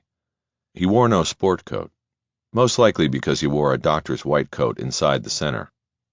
Bosch pushed off the trunk of the car and adjusted his jacket, being sure to flip it enough to show off the gun holstered on his hip. He saw Schubert's eyes hold on it. What is this? Schubert said. Dr. Schubert, my name's Bosch, and I'm here to save your life, Bosch said. Is there a place we can talk privately? What? The doctor exclaimed. Is this some kind of a joke? Who the hell are you? Schubert gave Bosch a wide berth as he moved toward the driver's side door of his car. He pulled a key from his pocket and clicked it, unlocking the doors. I wouldn't do that if I were you, Bosch said. Schubert stopped, his hand in mid-reach to the door as if Bosch were warning him that he might trigger a bomb should he pull the handle. Bosch came around the back of the car, sliding the file off the trunk as he approached. Look, who are you? Schubert said. I told you who I am, Bosch said. I'm the guy trying to keep you breathing. He handed the file to Schubert, who reluctantly took it. So far, things were going according to the pitch Bosch had worked out. The next 10 seconds would determine if it stayed that way. Look at it, Bosch said. I'm investigating a series of murders, Dr. Schubert, and I have a reason to believe you and possibly your wife could be next in line. Schubert reacted as if the file were red hot. Bosch was studying him. It was more a reaction of fear than surprise. Open it, Bosch commanded. This is not how you do this, the doctor protested. You don't... He stopped short when he saw the image clipped to the inside of the file. The close-up of Alexandra Parks's horribly damaged face. His eyes widened, and Bosch assumed that the plastic man had never seen a face like that in all his years of work. Schubert's eyes scanned the other side of the file. Bosch had clipped the incident report to the right side, not for its content, but because it was a copy of an official document and he knew the imprimatur of the Los Angeles County Sheriff's Department printed at the top would further his legitimacy in Schubert's eyes. Bosch wanted him thinking he was a real cop for as long as possible. The charade would be over if Schubert asked to see a badge. To keep that from happening, Bosch's plan was to keep him off balance and play on his fears. Schubert closed the file and looked stricken. He tried to hand it back, but Bosch did not take it. "Look, what is this about?" he pleaded. "What does it have to do with me?" "It all started with you, Doctor," Bosch said. "With you and Ellison Long." The recognition was unmistakable in Schubert's face. Recognition and dread, as if he had expected all along that his business with Ellison Long, whatever it was not done. Bosch stepped forward and finally took the file away. "Now," he said, "where can we go to talk?" Chapter 42. Schubert used a key to unlock the elevator. The steel box rose slowly, and neither he nor Bosch spoke. Once the doors opened, the two men moved through a high-luxury reception area and waiting room with plush seating and a coffee bar. The spaces were empty and unmanned. It appeared that everyone had gone home for the day. They moved down a hallway and into Schubert's private office. He flipped on the light switch as they entered a large room with an informal seating arrangement of couch and chairs on one side and a desk and computer station on the other side. The two areas were separated by a folding partition of Japanese design. Schubert sat down heavily in the high-backed leather chair positioned behind the desk. He shook his head like a man who suddenly understands that the trappings of his life that were so perfectly put in place are now changing. "I just can't believe this," he said. He gestured toward Bosch, as though he were responsible for it all. Bosch sat down in a chair in front of the desk and put the file down on the ultra-modern brushed aluminum desktop. "Relax, Doctor," Bosch said. "We'll work this out. The woman in the photo you don't want to look at was Alexandra Parks. Does that name ring a bell with you?" Schubert started to shake his head in a reflex response, but then his mind snagged on the name. "The woman from West Hollywood?" he asked. "The one who worked for the city. I thought they caught somebody for that. A black gang member?" Bosch thought it interesting that Schubert had described the suspect by race, like there was a causal relationship to the crime. It gave Bosch a small insight into the man he had to convince in the next 5 minutes to open up and talk. "Yeah, well, we got the wrong guy," Bosch said, "and the right guys are still out there." "You mean those two men? The two LA cops?" "That's right. And I need to know what you know about them, so that we can stop them." "I don't know anything about this." "Yes, you do." "I can't get involved in my business. Reputation is everything. Your reputation won't mean much if you're dead, and we have good reason to believe you are on their list." "That's impossible. I paid and I'll pay again by the end of next month. They know that. Why would they?" Schubert realized that in his panic and fear he had already revealed himself. Bosch nodded. "That's why we need to talk," he said. "Help us end this thing. We'll do it quietly and safely.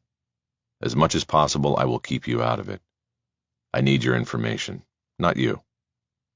Now Schubert nodded, not so much to Bosch, but to acknowledge that a moment he had been dreading for a long time was finally here and had to be dealt with. "Okay, good," Bosch said. "But before we start, I need to check in with my partner and tell him where I'm at. It's a safety thing." "I thought you were supposed to be with a partner at all times." Bosch took out his phone and typed in the password. "In a perfect world," he said, "but with an investigation like this, we cover more ground if we split up. We keep momentum." Bosch checked his watch and acted like he was making a call. Instead, he had opened the memo app and started a recording. He then held the phone up to his ear, as though he had made the call and was waiting for an answer. He waited several seconds and then left a message. "Hey, it's Harry. It's 5:45 and I'm with Dr. Schubert at his office and I'll conduct the interview here. He wants to cooperate. I'll let you know if anything comes up I can't handle. Talk to you later." Finished with his message, he pantomimed disconnecting the call and put the phone down on the file on the desktop. At the same time, he leaned forward to pull his notebook out of his back pocket. He then patted the pockets of his jacket, looking for a pen. Not finding one, he reached over to a cup on the desk that was filled with pens and pencils. "All right if I borrow one of these and take some notes?" he asked. "Look, I didn't exactly say I wanted to cooperate," Schubert said. "You are forcing me. You tell someone they're going to get murdered, and sure they want to talk to you and find out what it's about." "So is that an okay on the notes?" "Whatever." Bosch looked at the file that had been placed on the desk and then up at Schubert. "Why don't we start with the watch?" he said. "What watch?" Schubert asked. "What are we talking about?" "Dr. Schubert, you know what watch I'm talking about, the Audemars Piguet that you bought in Las Vegas 2 years ago? The Ladies' Royal Oak offshore model. The one your wife said was stolen, but then you said was sold to pay a gambling debt." Schubert seemed stunned by Bosch's knowledge. "But that was a lie, wasn't it?" Bosch said. "I can't help you unless you start talking and telling the truth. 4 people are dead, Doctor. 4. What connects them is that watch. You want to protect yourself? Then tell me the real story." Schubert closed his eyes, as if this could help ward off the terrible predicament he was in. "This can't go anywhere," he said. "I have clients, He faltered. "A reputation." "Yes, you said that," Bosch said. "I get that. I can't promise you anything, but I'll do my best for you, if you tell the truth." "My wife doesn't know," Schubert said. "I love her, and it would hurt her. Very, very badly." He said it more to himself, and Bosch elected to hold back, to wait, and let him work through it. Finally, a resolve seemed to come to him, and Schubert opened his eyes and looked at Bosch. "I made one mistake," he said. "One awful mistake," and he trailed off again. "What mistake, Doctor?" Bosch asked. Considering the other players involved, he had an idea where this was going. Ellis and Long were vice cops, and they worked in the dark corridors of the sex trade. That was how they had crossed paths with James Allen. There was no reason to think that Schubert was going in a different direction. "I had a relationship with a patient," Schubert said. "She happened to work in the adult entertainment business. Over the years, there were several surgeries. Every enhancement you can think of, lips, breasts, buttocks. We did Botox regularly. There was labiaplasty, facelift, arm lift, everything to keep her career going." Bosch had no idea what a labiaplasty was, but didn't want to ask for fear it would depress him to depths beyond the level to which the rest of the list had sent him. "This, of course, was over a number of years," Schubert said, "almost a decade." He stopped there, as if he had laid out enough for Bosch to figure out the rest. Bosch knew he probably could do just that, but he needed Schubert to tell the story. "When you say relationship, what are we talking about?" Bosch asked. "A doctor-patient relationship," Schubert said curtly. "It was professional." "Okay. So what happened that brought Vice Officers Ellis and Long into your life?" Schubert cast his eyes down for a moment and came to grips with what he must do. "I want your promise that you won't put this in any police reports that are not held as strictly confidential," he said. Bosch nodded. "You have my promise. I won't put any of this into any police reports." Schubert studied him for a long moment, as if taking measure of his truthfulness. He then nodded more to himself than to Bosch. "I crossed a line," Schubert said. "I slept with her. I slept with my patient. Only one time, but I have regretted it every moment since." Bosch nodded, as though he believed him. "When did this crossing of the line happen?" he asked. "Last year," Schubert said, "right before Thanksgiving. It was a setup, a trap." "What is her name?" "Deborah Stovall. She uses a different name as a performer. I think it's Ashley Jugs or something like that." "You said it was a setup. How?" "She called the office and asked for me. I do my phone consults at the end of the day. So I called, and she said she was having an allergic reaction to a Botox injection received at our offices. I told her to come in first thing the next day and I'd take a look, but she said she couldn't go out in public because of the swelling of her face. She wanted me to come to her." "So you went?" "Against my better judgment, I did.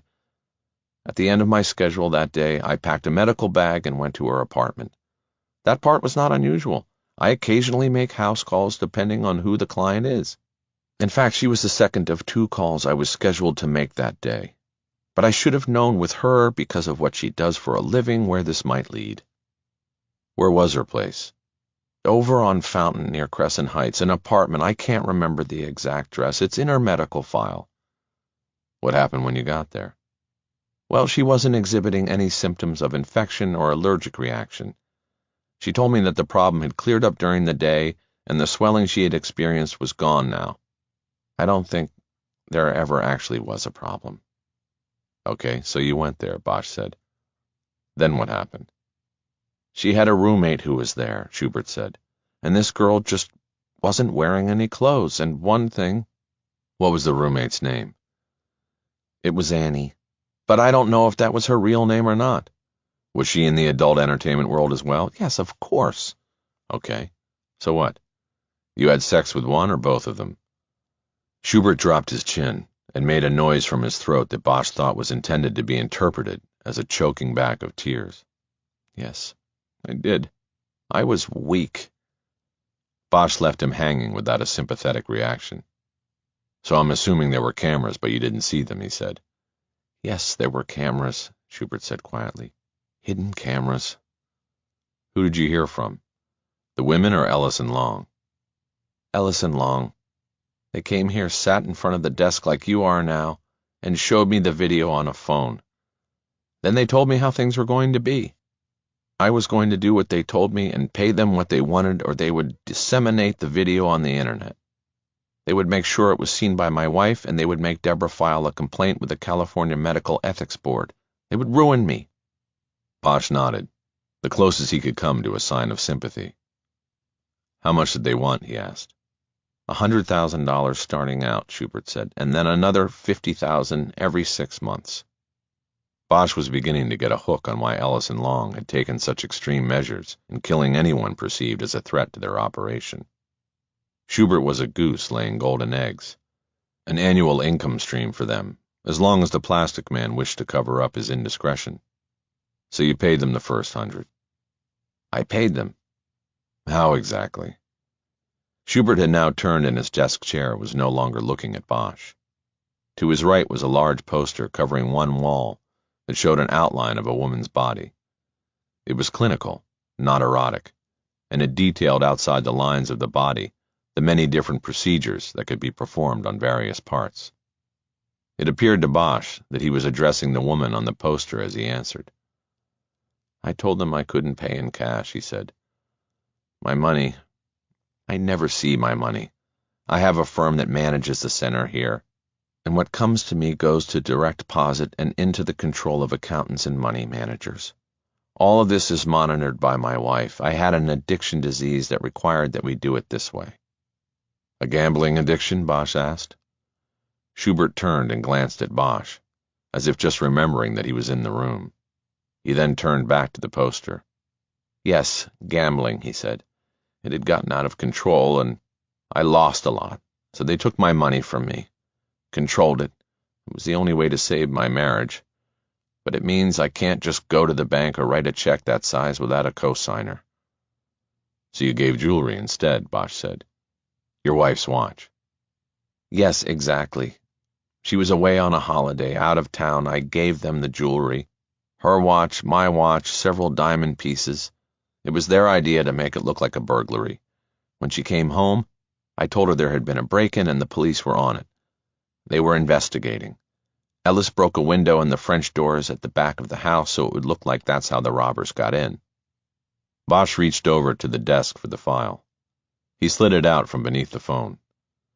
Let me take a look at something here, he said. He opened the file and flipped through the reports clipped to the right side until he found the timeline he had put together that morning. Schubert's story fit with the facts Bosch had accumulated. He gives the jewelry to Ellis and Long as an extortion payoff. They then strike a deal with the Wynn brothers to sell it as estate property at Nelson Grant & Sons. The jewelry starts to sell. Herrick buys the lady's watch for his wife as a Christmas present. Ellis and Long start to get their money, and the Wynn brothers get a cut for selling it without delving into its provenance. Things go wrong when Alexandra Parks breaks the crystal on her watch and sends it for repair to the shop in Las Vegas. When she learns there may be a problem with the watch's ownership, Parks, head of the Consumer Protection Unit, and married to a law officer, quietly tries to look into the watch's history. She calls Nelson Grant & Sons to make inquiries. Maybe she tells them her husband is a sheriff's deputy. Maybe they knew that from when he bought the watch in the first place. Whatever was said, her call worries the Wynn brothers to the point that they contact Ellis and Long and say, "We might have a problem here." Ellis and Long decide on an extreme response. Take out Parks before she investigates further and pulls the thread on their extortion operation.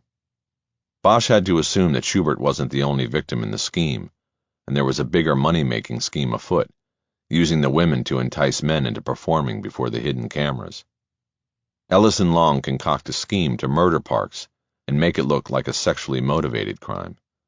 They used James Allen, a snitch they controlled, and may have used in similar extortion schemes, to procure a condom containing semen that could be planted at the crime scene to send investigators in the wrong direction toward the wrong man. That theory left James Allen and the question of why he was in turn murdered. To tie up loose ends? Or had he threatened the vice cops in some way? The murder of Lexi Parks had splashed big in the media. Allen could have caught the story, then put two and two together after his customer, Daquan Foster, was arrested based on DNA evidence. If he made a move against Ellis and Long, asked for money, or threatened them in any way, it could have cost him his life. He was murdered, and his body was staged in a way that might send investigators off in the wrong direction. Ellis and Long would have been aware of the earlier murder, the body left in the alley off El Centro.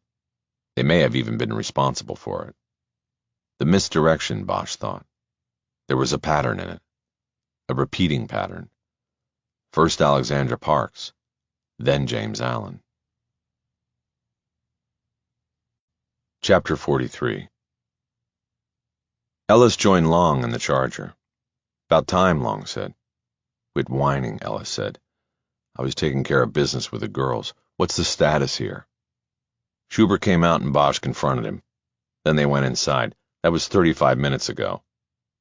Ellis nodded and thought about things. Schubert had been inside with Bosch long enough that it should be assumed that he was spilling his guts. That signaled the endgame to Ellis. Time to close down all operations.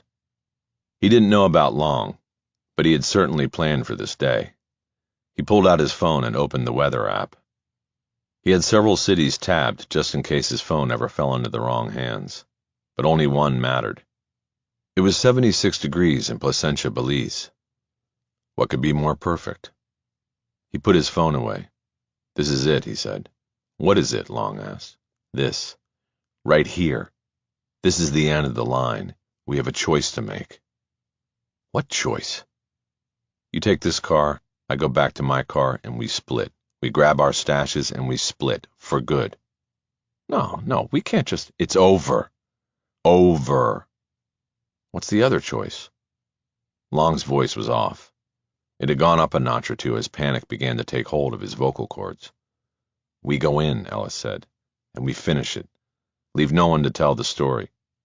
"That's it?" Long asked. "That's your big plan?" "It's not a plan. It just might buy us more time. We go in, take care of business, and it might be tomorrow morning before anyone finds them. By then you're in Mexico and I'm halfway to wherever." Long drummed the fingers of both hands on his thighs. "There's got to be another way, another plan," he said. "There's nothing," Ellis said. "I told you. Dominoes. It's come to this. Make the call." "What about the girls? We could—" "Forget the girls. I'll take care of them as soon as I leave here."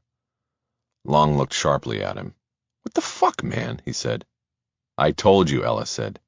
"Dominoes." Now Long was rubbing his jaw with one hand while gripping the wheel with the other. "Make the call," Ellis repeated. Chapter 44. Bosch studied the timeline and saw how it all worked, how the dominoes all fell in a way pointing directly to Ellis and Long. "When was the last time you saw Ellis and Long?" he asked. Schubert had dropped into a quiet reverie while Bosch looked at the timeline. Now he straightened up at the question. "Seen them? I haven't seen them in months, but they called me a lot. They called me 2 days ago to ask if anybody had been snooping around. I guess they were talking about you." Bosch nodded. "Do you have their number?" he asked. "No, they always call me," Schubert said. The number is always blocked. What about Deborah? Do you have a number for her? In the files. I need to get that, and her address. I think it's illegal for me to share information from a medical file. Yes, but we're well beyond that now, right? Right, I guess. What happens now? I have some work to do, getting independent confirmation of some of this, and I'm going to pay a visit to Deborah and her roommate. I'm going to need a list of all the jewelry you gave Long and Ellis, in addition to the watches. I have a list. My wife made it. Good. Where did you physically hand over all the stuff to them? Schubert looked down when he answered. They came to my house and looked through what we had, he said. My wife was in Europe. I stood there while they went through her things. They took what they wanted and left the rest. They knew what was valuable and what wasn't, what they could and couldn't sell. They take anything besides jewelry? One of them, Ellis, knew his wine. He went through our storage rack and took my 2 bottles of 82 Lafite. Maybe he just took the old stuff because it looked valuable. No, he took the 82 Lafite and left the 1980. The 82 is worth 50 times what the 80 is worth, and will taste 50 times as good. He knew that. Bosch nodded. He realized the wine might be more important to the case than the jewelry. If Ellis had kept it for himself, there might still be a bottle somewhere in his possession, and it could link him to the case and be a verifiable point should Schubert's story be challenged in court or elsewhere. You said it was their idea to make it look like a burglary? When I told them I couldn't pay them cash without my wife knowing, they said we could make it look like a burglary, only I wouldn't report it. I would only tell my wife I had reported it when she came back from her trip. They even mocked up a burglary report that I could show her. It had phony names, phony everything. Do you still have it? Yes, at the house. We're going to need that. Did you make an insurance claim on everything that was taken? If Schubert had also engaged in insurance fraud, it could undercut his strength as a witness. No, I didn't, Schubert said. That was their rule. They didn't want the stuff reported stolen because it would make it hard for them to sell it and get their money. They told me if they found out I'd made a claim, they would come back and kill my wife and me. So didn't your wife wonder about that? The insurance, I mean. I told her we were negotiating with them, and then I went out and made some cash calls, slowly got the money together, and made it look like it had come from the insurance company. Cash calls? Like I said before, I do house calls on occasion. There are people out there, Detective, who have money and are willing to pay for privacy. They don't use medical insurance. They pay cash for procedures so there is no record, and no one will ever know. I get requests like that. Mostly I'm talking about Botox injections and other minor things, but it sometimes goes to full surgeries. This wasn't news to Bosch. The rich and famous in Los Angeles had such power. Michael Jackson came to mind. The megastar singer had died while at home and under the care of a private doctor. In a place where image often counted more than anything else, a plastic man who made cash calls could do well. Is that how you plan to get the money to pay them $50,000 every 6 months? That was the plan. There is a payment at the end of June, and I'm almost ready for it. Bosch nodded. He wanted to tell Schubert that he wouldn't have to make that payment, but he held off. There was no telling for sure how long the investigation would wind out. He brought the interview back on point. Did they take anything else in this phony burglary? A piece of artwork. It wasn't worth much. It was just special to me. I think that's why they took it. They said they owned me and could take whatever they wanted. Schubert was slouched with his elbows on the arms of his seat. He closed his eyes and massaged the bridge of his nose with 2 fingers. This is all going to come out now, isn't it? He said. We'll do our best to keep you away from it, Bosch said. Everything that has happened occurred after this anyway. It was all triggered by Alexandra Parks sending the watch out to be fixed. Then what makes you so sure that I'm in danger? Because these 2 guys are cops, and they know how the system works. If there are no witnesses, then there is no threat to them. They haven't come back to you because they don't know yet that everything has been traced back to that watch. When they do, they'll come, and it won't be just to collect the next $50,000. Well, don't you have to arrest them now? You seem to know everything. I think with confirmation of parts of your story, there will be more than enough evidence to do that. Are you internal affairs? No, I'm not. Then there was a noise from outside the office. It sounded like the thump of a door closing. Is there anybody else still here? Bosch asked. Maybe one of the girls, Schubert said. Bosch stood up. I didn't see anybody when we walked in, he said quietly. He walked to the door, thought about opening it and looking into the hallway, but then thought better of it. He leaned his head toward the jamb and listened. He heard nothing at first, but then clearly heard a whispered voice from out in the hallway say, "Clear." It was a man. He knew then that Ellis and Long were in the building and were coming for them. Chapter 45. Bosch quickly pushed the button on the doorknob, locking it, then reached over and flicked off the office's overhead light. He moved quickly back toward the desk, pulling his weapon out of the holster on his hip. Schubert stood up from his chair, and his eyes grew wider with every step Bosch took toward him. "They're here," Bosch whispered. "They must have followed me, or they were watching you and waiting." "For what?" "For me to make the connection." Bosch pointed to a door to the left of the desk. "Where does that go?" he asked. "It's just a bathroom," Schubert said. "Is there a window?" "Yes, but it's small, and it's a 20-foot drop." "Shit." Bosch turned around and surveyed the room, trying to come up with a plan. He knew that going out into the hall would be a mistake. They'd be open targets. They were going to have to make their stand right where they were. He turned back and grabbed the corded phone off the desk. He knew calling on the landline would automatically deliver the building's address to the 911 operator. It would speed the response. "How do I get an outside line?" he asked quickly. Schubert reached over and hit a button on the bottom of the phone base. Bosch heard the dial tone and punched in 911. He then pointed toward the office window. "Close the curtain. Make it dark." The call to 911 started ringing. Schubert did as instructed, hitting a button on the wall next to the window. A curtain started automatically moving across the ceiling track. Bosch kept his eyes on the office door. Come on, pick up," he said. Once the curtain closed off direct light, the room dropped into shadow. Bosch then pointed at the bathroom door. "Go in there," he commanded. "Lock the door and stay low." Schubert didn't move. "You dialed 911, he said. Can't you just call for backup?" "No, I can't." "Why not?" "Because I'm not a cop. Now go in there." Schubert looked puzzled. "I thought—" "I said go!" There was nothing whispered about the command this time. It propelled Schubert backwards toward the bathroom door. He went inside and closed the door. Bosch heard the click of the lock. He knew it wouldn't stop Ellis and Long if it came to that, but it might buy a few more seconds. The 911 operator finally answered, and Bosch spoke in a loud and exaggeratedly panicked voice. He wanted Ellis and Long to know he was calling for help. They were probably in the hallway outside at that moment, and Bosch thought there was a chance they would retreat if they heard him making the call. "Yes, hello? I need help.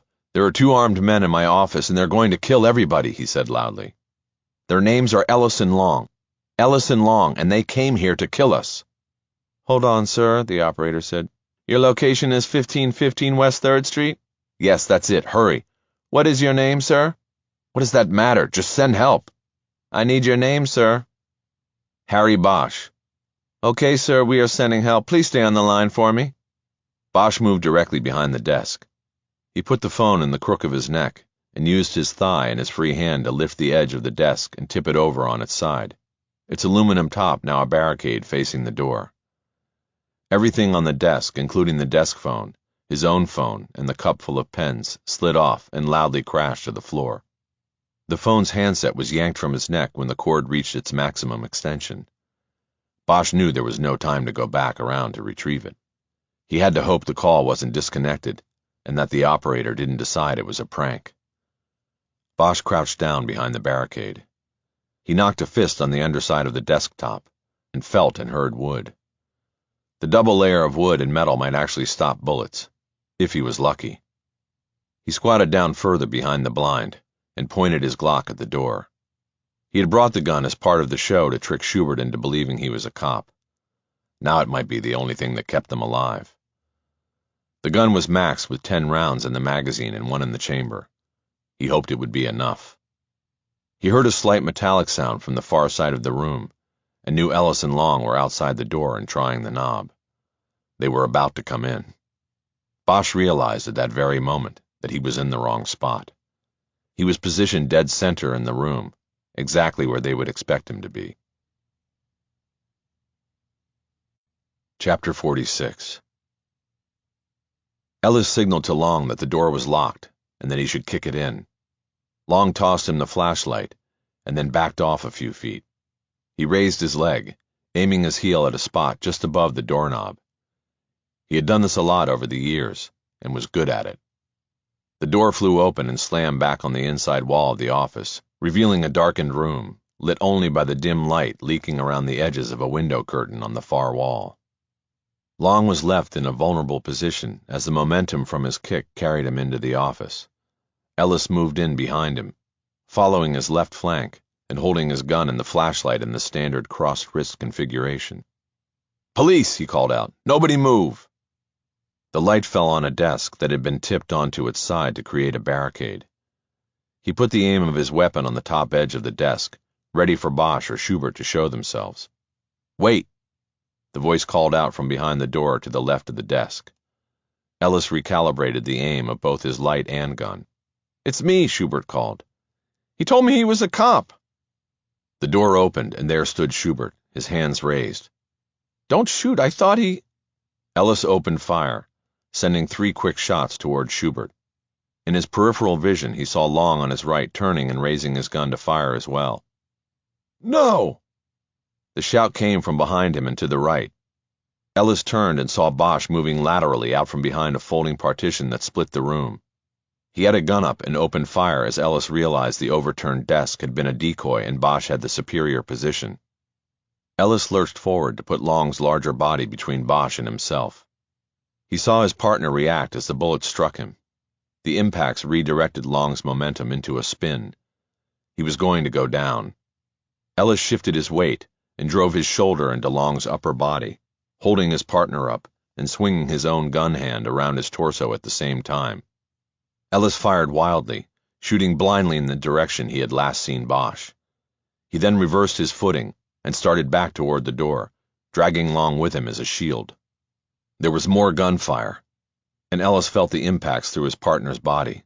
At the doorway he dropped Long and fired 2 more shots in the direction of where Bosch's fire had come from.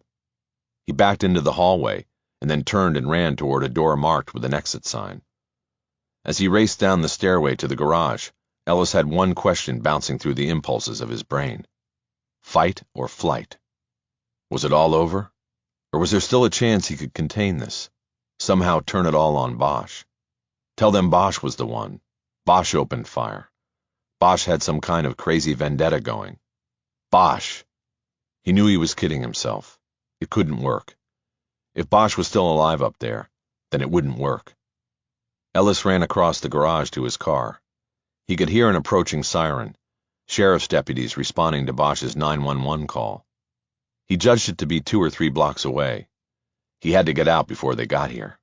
That was priority 1. After that, he knew it was time to fly.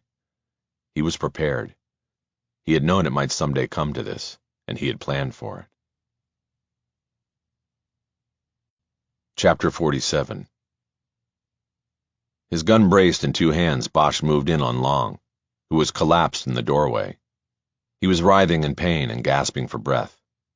Bosch saw the last 2 bullets he had fired embedded in Long's shirt, held in place by the bulletproof vest underneath. Bosch yanked the gun out of Long's hand and slid it across the floor behind him. He put his weight down on Long and leaned forward to cautiously look into the hallway and make sure Ellis wasn't waiting out there. Satisfied that Ellis was gone, Bosch pulled back into the room and turned Long over onto his chest. He took the vice cop's cuffs off his belt and used them to bind his wrist behind his back. He then saw the blood on Long's right side. One of Bosch's shots had found skin below the vest. Long was bleeding from a wound just above his right hip. Bosch knew that a .45 slug fired from 10 feet was going to do major internal damage. Long might be mortally wounded. "You motherfucker," Long finally managed to get out. "You're going to die." "Everybody dies, Long," Bosch said. "Tell me something I don't know." Bosch heard multiple sirens now, and wondered if the sheriffs had gotten Ellis on his way out. "Your partner abandoned you, Long," he said. "First he uses you as a human shield, and then he drops you like a bag of oranges. That's some partner." Bosch patted him on the back and then moved away. He went to the other doorway to check on Schubert. The doctor was lying on his back, his head under the bathroom sink, and his left leg folded awkwardly underneath his body. There were 2 impact wounds on his upper chest, and one in the center of his neck. One of them had clipped his spine, causing him to drop the way he had. His eyes were open, and he wasn't breathing. There was nothing Bosch could do. He couldn't fathom why Schubert thought that if he gave himself up to Ellis and Long, he would be spared. He wondered if he should feel remorse for leading him on, convincing him he was a cop on a case. He didn't. As Bosch knelt next to Schubert, he became aware of a pulsing tone from the desk phone on the floor behind him. It had disconnected from the call to the sheriff's communication center when Bosch had tipped over the desk. He turned from the body, found the handset, and reunited it with the base, leaving it on the floor. He also saw a shattered frame that had fallen from the desk. It contained a photo of Schubert and his wife, sitting in the cockpit of a sailboat and smiling at the camera. The desk phone started to ring, one of the buttons flashing. Bosch picked up the handset and pushed the button. "Harry Bosch. This is Sheriff's Deputy Maywood. Who am I speaking with?" "I just told you. Harry Bosch. We are outside the Center for Cosmetic Creation. What is the situation in there?" "We've got 1 dead and 1 wounded. And then me. I made the 911 call. 1 gunman escaped. Did you get him?" Maywood ignored Bosch's question. "Okay, sir. I want you to listen closely. I need you and the wounded man to come out of the building with your hands behind your head, fingers laced. If you have any weapons, leave them inside the building. I don't think the wounded man's going to be able to walk anytime soon." "Is he armed?" "Not anymore." "Okay, then.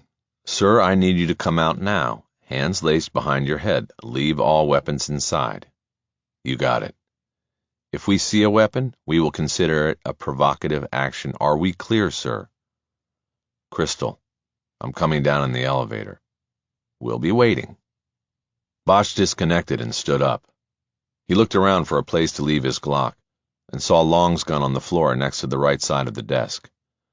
He went over and picked it up, careful not to touch the trigger and obliterate a fingerprint with his own.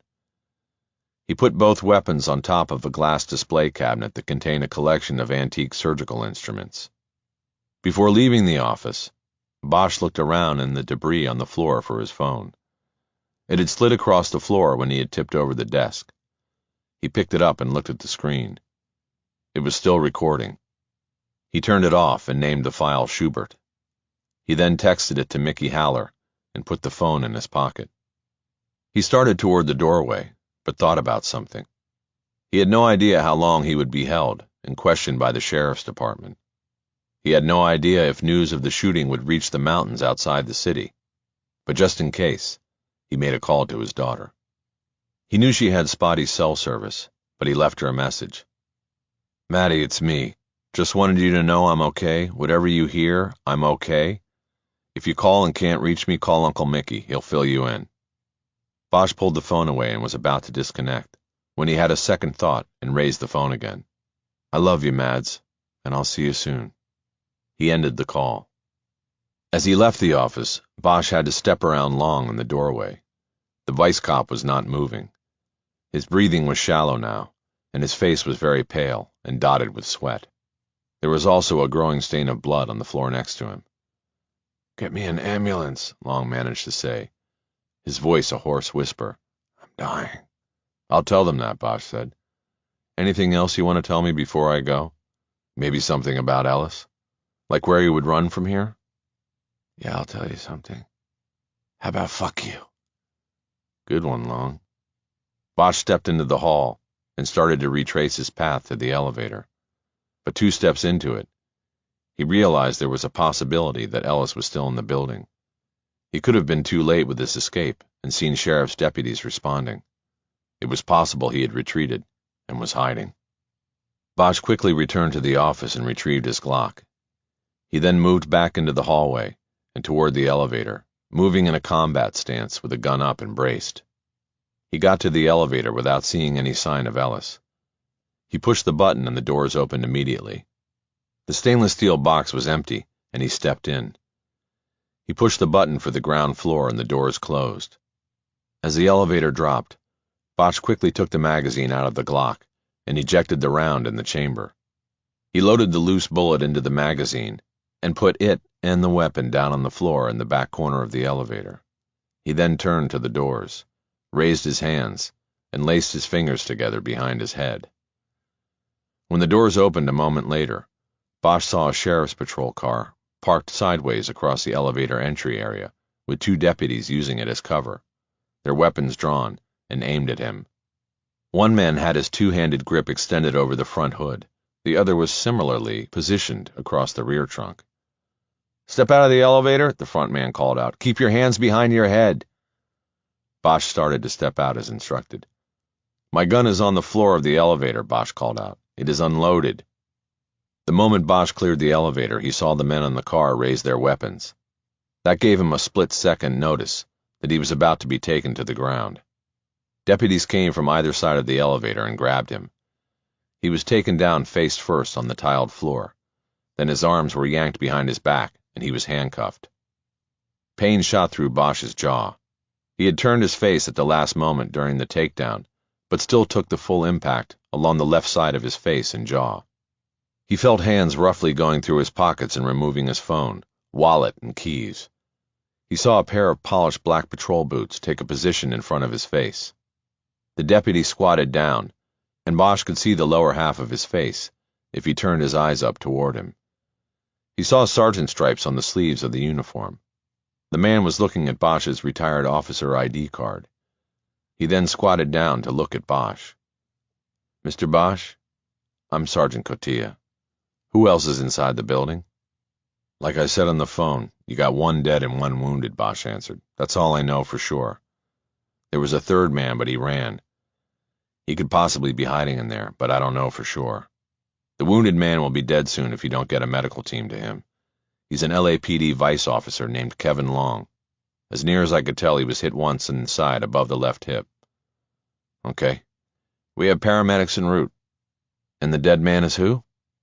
"Dr. Schubert, the guy who owns this place. And you are former LAPD. Retired this year. I'm now a private detective. I'm also the one who shot Long before he could shoot me." There was a long silence as Cotilla digested that last piece of information. Like a smart street cop, he decided that Bosch's statement was for others to respond to. "We're going to put you in a car, Mr. Bosch," he said. "The detectives want to talk to you about all of that." "Can you make a call out to Detective Sutton?" Bosch asked. "This is related to the 2-bagger yesterday in the Sunset Plaza jewelry store. I'm pretty sure it's going to be his case." Chapter 48. This time they didn't put him in the boardroom at the West Hollywood substation. He was placed in a gray-walled interrogation room, the eye of a camera watching him from above. They kept him handcuffed and didn't give him back his phone, wallet, or keys. The Glock was as good as gone, too. At the 2-hour mark, Bosch's hands were numb, and he was growing increasingly restless from the wait. He knew full well that the investigators, whether led by Dick Sutton or not, would be at the crime scene, supervising the collection and documentation of physical evidence. But what frustrated Bosch was that no one had even conducted a 5-minute preliminary interview with him. For all he knew, the information he had given Sergeant Cotilla had not been forwarded to the investigators, and there wasn't even a wanted alert put out yet on Don Ellis. Bosch figured that he could be across the Mexican border before the sheriff's department finally put out the alert. At the 150-minute mark, he got up and walked to the door of the box. He turned his back to it and used his hands to try to turn the knob. As he expected, the door was locked. Angrily, he started kicking backwards toward the door, driving his heel into the kick panel. It created a loud noise that Bosch expected would bring a response, if not directly to the box, then to the cameras. He looked up, certain that his actions were now being monitored by the camera gazers. "Hey," he yelled up, "I want to talk. Send somebody in to talk to me now." 20 more minutes went by. Bosch was considering whether to start breaking the furniture. The table was old and scarred, and looked as though it had withstood the assaults of many. But the chairs were different. They were newer, and the support struts were thin enough that Bosch knew he could break them with his feet. He looked up at the camera. "I know you can hear me," he called out. "Get somebody in here now. I have important information. Dick Sutton, Laszlo Cornell, Sheriff Martin himself. I don't care. A killer is getting away." He waited a beat and was about to start another rant when he heard the door being unlocked. It opened, and in stepped Dick Sutton. He acted like he had no idea what Bosch had been through for the last 3 hours. "Harry, sorry to hold you up in here," he began. "I've been working the crime scene, and am just now getting back over here to talk to you and see what we've got." "Well," Bosch said, "you just saved the station having to replace the furniture in here, because I was about to start busting the place up. I can't feel my hands, Dick." "Oh, Jesus, they shouldn't have done that. Turn around and let me get those." Bosch turned his back to Sutton and soon felt the relief of blood circulating in his hands again. "Sit down," Sutton said. "Let's talk." Bosch was rubbing his hands together, trying to get rid of the pins and needles sensation. He kicked out a chair and sat down. "Why was the door locked, Dick?" he asked. "Precaution," Sutton said. "We had to see what we had first." "And?" "And it's a complicated scene. You told the sergeant out there that a fourth man was involved and that he got away." "That's right. Don Ellis. He's Long's partner, though he threw him under the bus back there." "How so?" "Used him as a shield when the shooting started, then left him behind. Speaking of Long, did he make it?" "Yeah, he made it. Just a few blocks from Cedars. That was lucky. My partner's over there now, hoping to get in a room with him and hear his story. I wish I could be there for that. The guy's going to lie his ass off and put everything on me, or if he's smart, he'll put it on Ellis. We'll worry about Long later. I want to hear your story, Harry. You told the sergeant that these are the 2 guys who took down the jewelry store yesterday?" "That and Lexi Parks, and a male pro in Hollywood a couple months ago. They've been busy." "All right. We'll get to all of that. But tell me what happened up in that office today." "I can tell you that, but you could also hear it for yourself." This gave Sutton great pause. Bosch nodded. "Bring me my phone," Bosch said. "I recorded my whole interview with Schubert on my phone. It was still taping when Ellis and Long showed up." "You're saying you have the shooting on tape?" Sutton said. "That's right. But you can't access it without a warrant. You want to hear it now? Bring me the phone. I'll play it for you. Bring Cornell and Schmidt in here. I want them to hear it too." Bosch considered in that moment whether he should ask for Haller to be called in as well. But he let the thought go. The last time he had called Haller in, things had not gone well. Bosch had been in 1,000 interview rooms before, and there was no move a detective could make that he wouldn't see coming. He felt he could protect himself as well as Haller could protect him. Sutton got up and moved toward the door. "Dick, one other thing," Bosch said. Sutton paused, hand on the doorknob. "What's that?" he asked. "Heads up on the recording," Bosch said. "My coaching tip is to make sure it is handled right. It can't disappear or get buried. You're not the only one who has it." "Haller?" "That's right." "So you took the time to send it to him before you surrendered out there?" Bosch nodded. "I'm not stupid, Dick," he said. "The LAPD isn't going to like the way this case falls out, and I don't think the sheriff's department is going to like the outcome much either. You guys have got a guy in county for a killing these guys did. So yeah, I took the time to get it to my lawyer." Sutton opened the door and left. Chapter 49. Bosch had to be moved back to the boardroom for the playing of the recording from his phone. This was to accommodate the crowd of investigators and brass who needed to listen to the 42-minute audio accounting of what happened in Dr. Schubert's office. There was Sutton, of course, and Schmidt and Cornell, as well as 2 detectives from the LAPD's officer-involved shooting team, and 1 from the Internal Affairs Division. The IAD investigator was Nancy Mendenhall, and Bosch knew her from a case when he was still with the department. His experience with her had been good and fair. Seeing her and the group gathered around the oval table put a positive spin on things for Bosch. He knew she would listen and do the right thing, as far as she was allowed. Also in the room was Captain Ron Ellington, commander of LAPD's Professional Standards Bureau, which included internal affairs.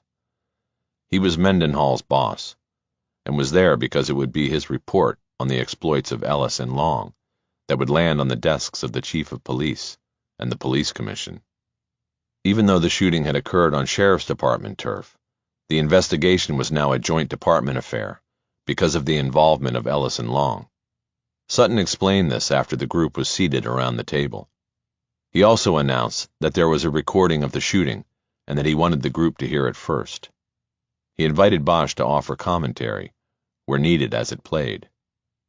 The phone was then placed on speaker mode, and the recording played, with Bosch stopping the playback from time to time to describe things visually, or to explain how Schubert's responses to questions fit with the investigation of the murder of Alexandra Parks and the murders that followed. Only Mendenhall took notes. The others just listened, and sometimes cut off Bosch's explanations, as if they didn't want him to interpret the meanings of things said in Schubert's office. Halfway into the playback, the recording was interrupted when Mickey Haller's name popped up on the screen. He was calling Bosch's phone. "It's my lawyer," Bosch said. "All right if I take this?" "Fine," Sutton said. "Make it quick." Bosch stood up and took the phone out of the room and into the hallway so he could have some privacy. "I've listened to the recording. Thank Christ you're okay, brother," Haller said. "Yeah, it was a close one," Bosch said. "I've just been playing it to a room full of cops, sheriffs and LAPD. There was a pause as Haller digested that moment. "I'm not sure that was the right move," he finally said. "It's the only move," Bosch said. "It's the only way I'm going to get out of here tonight. Besides, there are at least 2 in there I trust to do the right thing. 1 from each team." "Well, no doubt the recording is the Holy Grail. I want to go in with a 995 as soon as we can. DQ's going to walk right out of county after this. You did it, man. I was so fucking right about you." "Yeah, well, we'll see." Bosch knew that a 995 motion in this case was essentially a petition to the court to change its mind based on new evidence. In this case, it would be filed before the judge, who had held Daquan Foster over for trial at the preliminary hearing. "Where are you, Whittier or West Hollywood?" Haller asked. "West Hollywood substation," Bosch said. "The same gang as before, with a few more from the LAPD in the mix now." "I bet they're not happy." "No, doesn't look like it. Ellis and Long are their guys." Sutton stuck his head out from the boardroom and twirled a finger, signaling Bosch to wrap up the call and get back to the meeting and the playback. Bosch nodded and held up a finger. 1 minute. "You need me to come over and kick some ass?" Haller asked. "No, not yet," Bosch said. "Let's see how it goes. I'll call you if I need you." "Okay, but remember what I told you last time. They're not your friends anymore, Harry. And they certainly aren't Daquan Foster's friends. Watch yourself." "Got it." Bosch disconnected and went back in. The playback continued, and at the 34-minute mark, the intensity in the boardroom palpably heightened, when on the recording Bosch said, "Is there anybody else here?" Where Bosch had mostly kept quiet during the playback of the interview with Schubert, he now felt compelled to offer descriptions of what was happening in the office, to supplement what was captured on the recording. The recording was clear to a zone of about 6 feet. Sounds and voices more distant were fuzzy and lacking clarity. Bosch tried to be brief with his descriptions, so as not to overlap what was coming from the phone. "We heard a noise like a closing door out in the hall. I was listening at the door to the office, and I heard one of them say, 'Clear.' I knew they were out there searching for us. I tipped the desk over because my first plan was to make a barricade. The first 3 shots were Ellis shooting Schubert. The doctor had his hands up and posed no threat. He shot him 3 times. Then that was me yelling there and firing. 4 shots, I think, at first. Then 2 more when Ellis was backing out using Long as a shield." The recording ended with Bosch's announcement to the deputy on the office phone that he was coming out. There was a gulf of silence from the investigators gathered around the table. Bosch then noticed Cornell shake his head and lean back in his chair in a dismissive manner. "What?" Bosch said. "You're going to stick with Foster as your guy?" Cornell pointed at the phone that still sat in the middle of the table. "You know what that is?" he asked. It's a bunch of words. You've got nothing. No evidence that directly links these two to Parks. And let's not forget, you're a guy suing your own department, and you'll do anything to embarrass it." Now Bosch shook his head dismissively and looked at Sutton, who was still in the posture he had adopted while listening to the playback, leaning forward, hands clasped on the table. He now extended a finger and pointed at Bosch's phone. "I need you to send me that," he said. "Me too," Mendenhall said.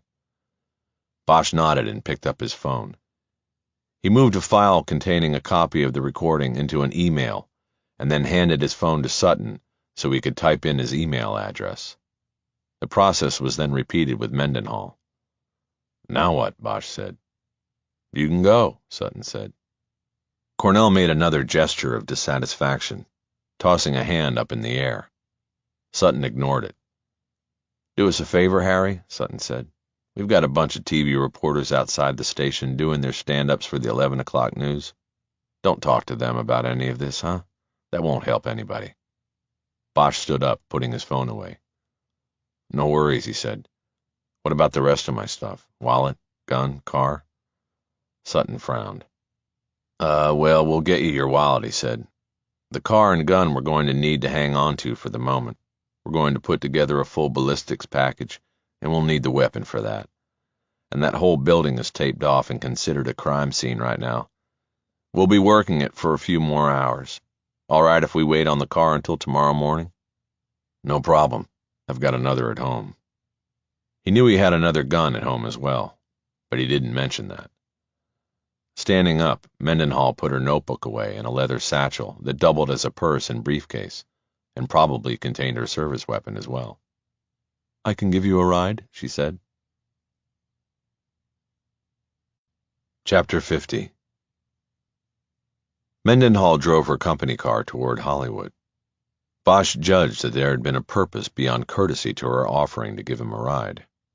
After telling her he lived in the Cahuenga Pass, he got down to business, turning in his seat to look at her. She was a brunette with dark eyes and smooth skin. Bosch put her at late 40s. Looking at her hands on the wheel, he saw no rings. He remembered that from Modesto. No rings. "So how come you ended up with this mess?" he asked. "I would say it's because of my familiarity with you. Your last interaction with IA is in litigation, so that created a conflict of interest with Odell. I was next on the list because of Modesto." Bosch's lawsuit against the department for unfair labor practices named IAD investigator Martin Odell as a defendant, along with several others involved in his being forced to retire.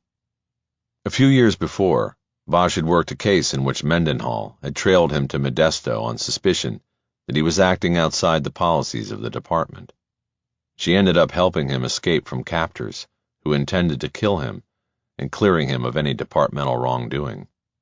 The episode left Bosch with something he had never known before: respect for an internal affairs investigator. There had been a connection between them in Modesto, but because at the time he was the subject of an investigation being conducted by her, Bosch never did anything about it.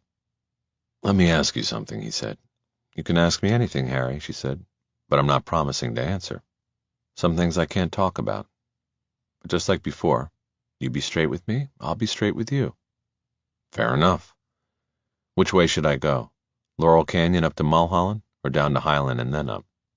I'd take Laurel Canyon." His suggested route would take longer than the other choice. He hoped to be able to use the extra time to draw more information out of her. "So did Ellington tell you ahead of time to give me a ride? Maybe get me to talk outside the room?" "No. It was just spur of the moment. You needed a ride. I offered. If you want to tell me more, I'll certainly listen." "There is something more, but let me ask a few questions first. Let's start with Ellis and Long. Big surprise today in IAD, or were they a known quantity?" "Well, you really don't beat around the bush, do you?" "They're bad cops. You guys go after bad cops. I'm just wondering if they were already on the radar." "I can't go into specifics, but yes, they were on the radar. The thing is, we're not even remotely talking about the level of actions we are looking at today. It involved use of time complaints, insubordination. But usually when you have those things happening, they're indicators of bigger problems. So no external complaints, all department bred. No, none. What about Long? Is he going to make it? He'll recover. Is he talking? Last I heard, not yet. And nobody's got a line on Ellis? Not yet, but not for lack of trying. It's a sheriff's department op, but we're all over it. RHD, major crimes, fugitives. They don't want this to blow up into another Dorner. They want a quick end to it. Christopher Dorner was an ex-LAPD cop who went on a killing rampage a couple years before. A massive manhunt ended at a cabin near Big Bear, where he killed himself during a firefight with officers who had surrounded the location. His notoriety was such that within the department, his last name had become a noun applied to any officer-involved situation that involved crazy and deadly behavior. So the big question, Bosch said, is whether there's a case. Are they going to be charged? That's actually two big questions, Mendenhall said. The answers, as far as I'm concerned, are yes and yes. But it's a sheriff's case. You never know. We will be looking into anything on our turf, which includes James Allen and whatever else those two had going. Bosch nodded and let some more asphalt go under the car before responding. So you want my coaching tip on Allen? He asked. Of course, she said. Check out the UC car lot behind the Hollywood Athletic Club. On the back row against the wall is a burnt orange Camaro that's been taken out of circulation. Okay. I'm pretty sure Ellis and Long were using it back in March when Allen got dumped in that alley. The trunk? Bosch nodded. I'll order a full forensic workup, she said.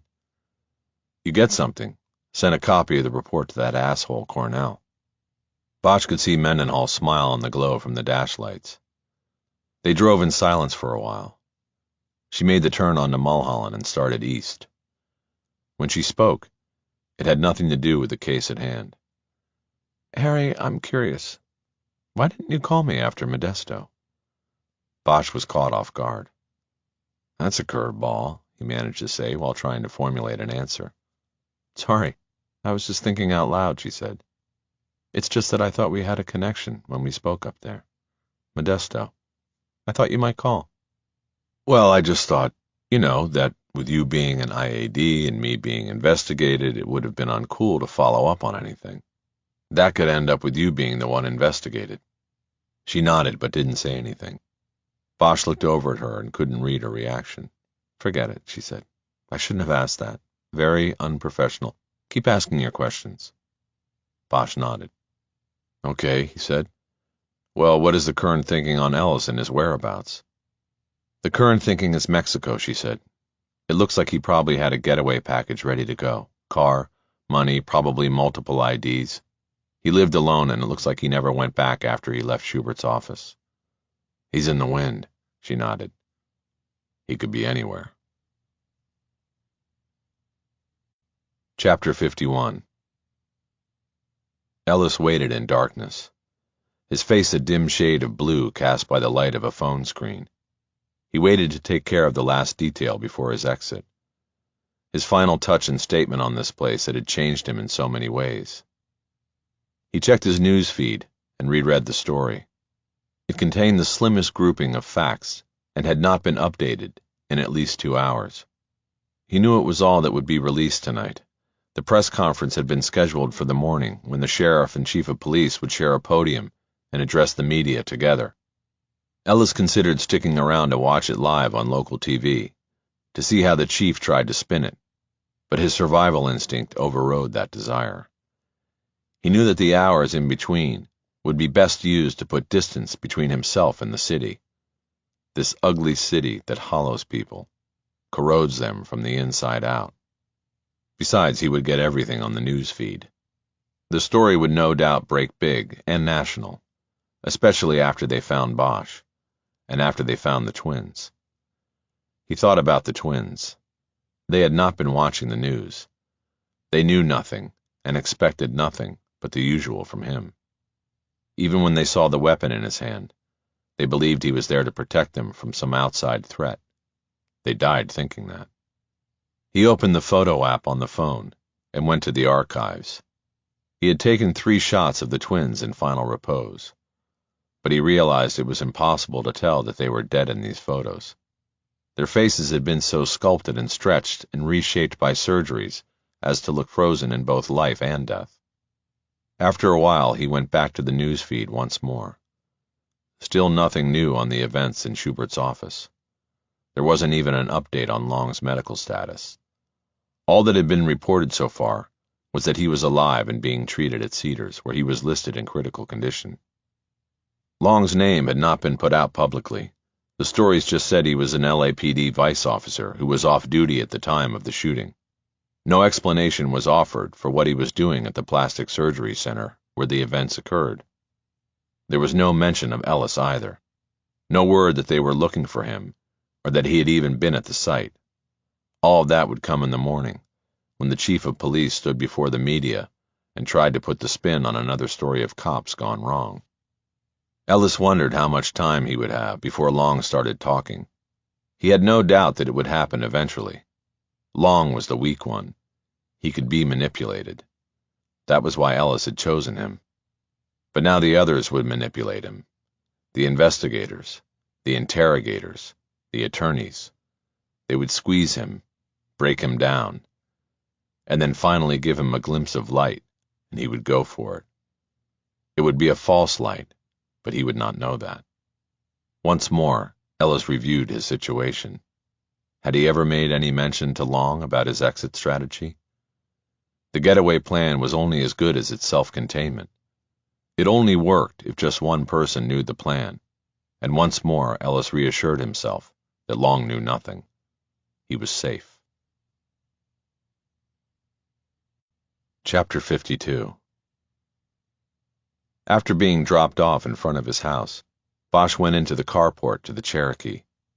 Sutton had kept the keys to Bosch's rental car, but not the ring that had his house and personal car keys on it. He quietly unlocked the Jeep's front door and leaned in behind the wheel. He reached under the driver's seat and then up into the springs. He found the grip of the Kimber Ultra Carry. He brought it out and checked the action in the magazine. It had served as his backup gun for the last decade of his LAPD career. He put a bullet into the chamber and was good to go. From a low crouch, he unlocked the kitchen door and pushed it open.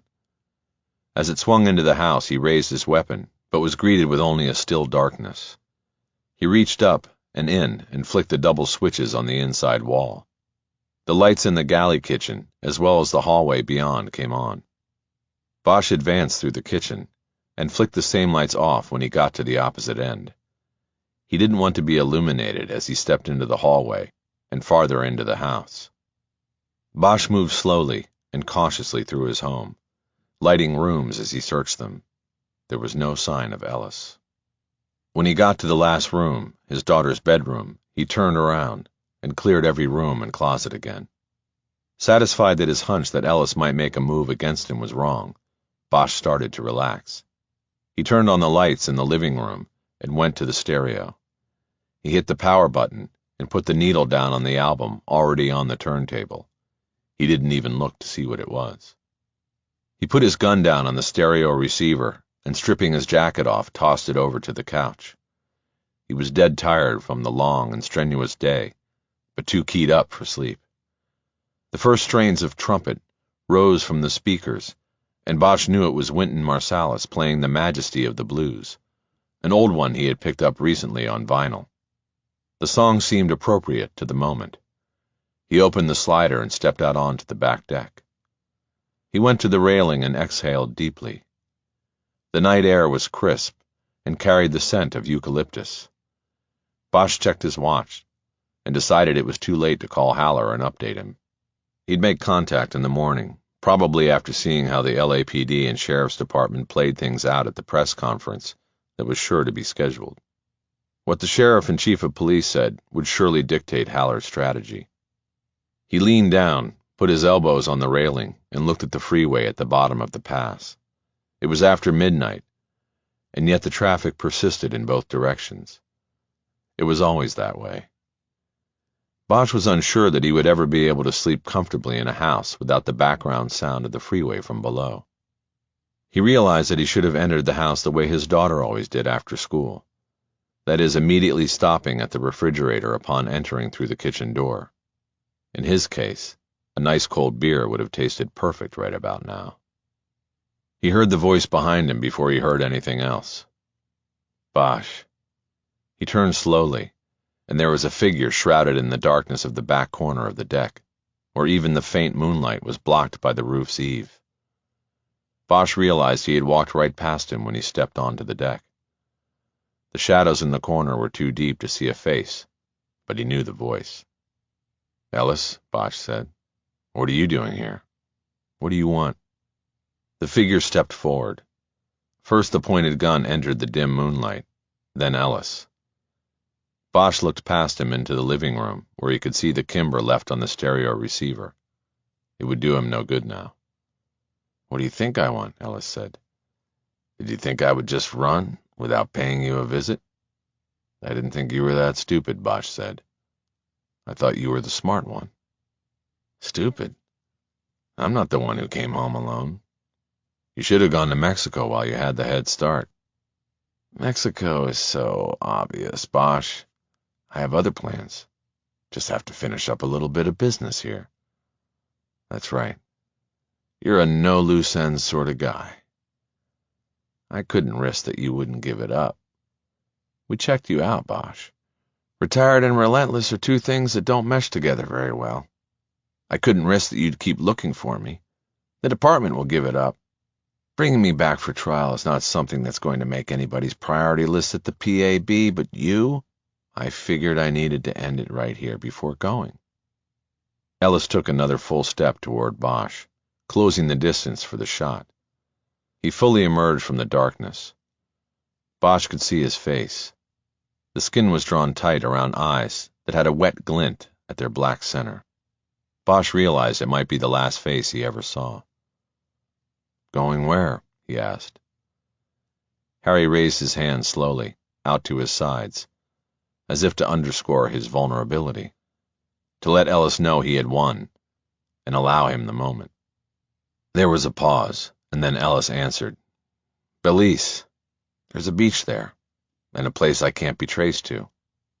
Bosch knew then that he had a chance. Ellis wanted to talk, to gloat even. "Tell me about Alexandra Parks," he said. Ellis smirked. He knew Bosch's play. "I don't think I want to give you that," he said. "You need to take that one with you." Ellis calibrated the aim of his weapon, bringing the muzzle up in case Bosch was wearing a vest. From this close, he couldn't miss with a face shot. Bosch looked over his killer's shoulder once more into the living room and at the gun he had left behind. A fatal mistake. Then he saw movement in the house. Mendenhall was in the living room, moving toward the open door of the deck. Between the music inside and the freeway outside, Ellis would not hear her. She was closing on him, gun raised in a two-handed grip and ready. Bosch looked at Ellis. "And let me ask you something else," he said. "You and Long watched me. You know about my daughter. What would have happened if she were here tonight when you came?" Bosch could see a smile form in the shadow of his killer's face. "What would have happened is she would have been dead before you got here," Ellis said. "I would have let you find her." Bosch held his eyes. He thought of the crime scene photos of Alexandra Parks, the brutality inflicted on her. He wanted to make a move toward Ellis, to go for his throat, but he would be expecting that. Instead, he stood still. He saw that Mendenhall was on the threshold between the house and the deck. He knew that as soon as she stepped onto one of the wooden planks, Ellis would know she was there. Bosch slightly changed his stance to try to cover her advance. "Why don't you just do it now?" he said. Mendenhall took the last two steps up behind Ellis, and then, without pause, there was the sharp sound of a shot that seemed to echo right through Bosch's chest. Ellis dropped to the deck without firing a shot. Bosch felt a fine mist of blood hit him full in the face. For a moment, he and Mendenhall stood there, facing each other. Then Mendenhall dropped to her knees next to Ellis and quickly cuffed his hands behind his back. Following policy and procedure, even though it was clear he was not a threat to anyone. She then took out her phone and hit a speed dial number. While she waited for the call to go through, she looked up at Bosch, who had not moved more than an inch since Ellis had pointed the gun at him. "You okay?" she asked. "I was worried about a through-and-through shot hitting you." Bosch bent over for a moment, putting his hands on his knees. "I'm good," Bosch said. "That was close. I was seeing the end of things, you know what I mean?" "I think so," Mendenhall said. "What do you want me to do?" How about you go in and find a seat? Let's keep the deck clear. I'm calling everybody out." Just then her call was answered, and she identified herself and gave the house's address. In a voice as calm as the one she'd used to order a pizza, she asked for a rescue ambulance and a supervisor. She stressed that the scene was secured, and then disconnected. Bosch knew she had been talking to the communications center, and had been circumspect in the details she offered, because she didn't want to draw the media. There were police scanners in every newsroom in the city. Mendenhall next made a call to her boss, Ellington, and informed him in more detail of what had just occurred. When she was finished with that call, she came inside the house to where Bosch was sitting on the couch in the living room.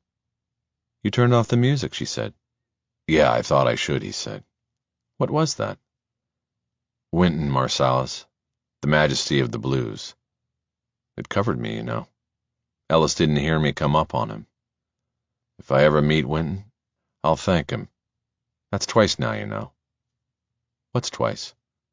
"That you've saved my life." She shrugged. "To protect and serve. You know the deal." "It's more than that.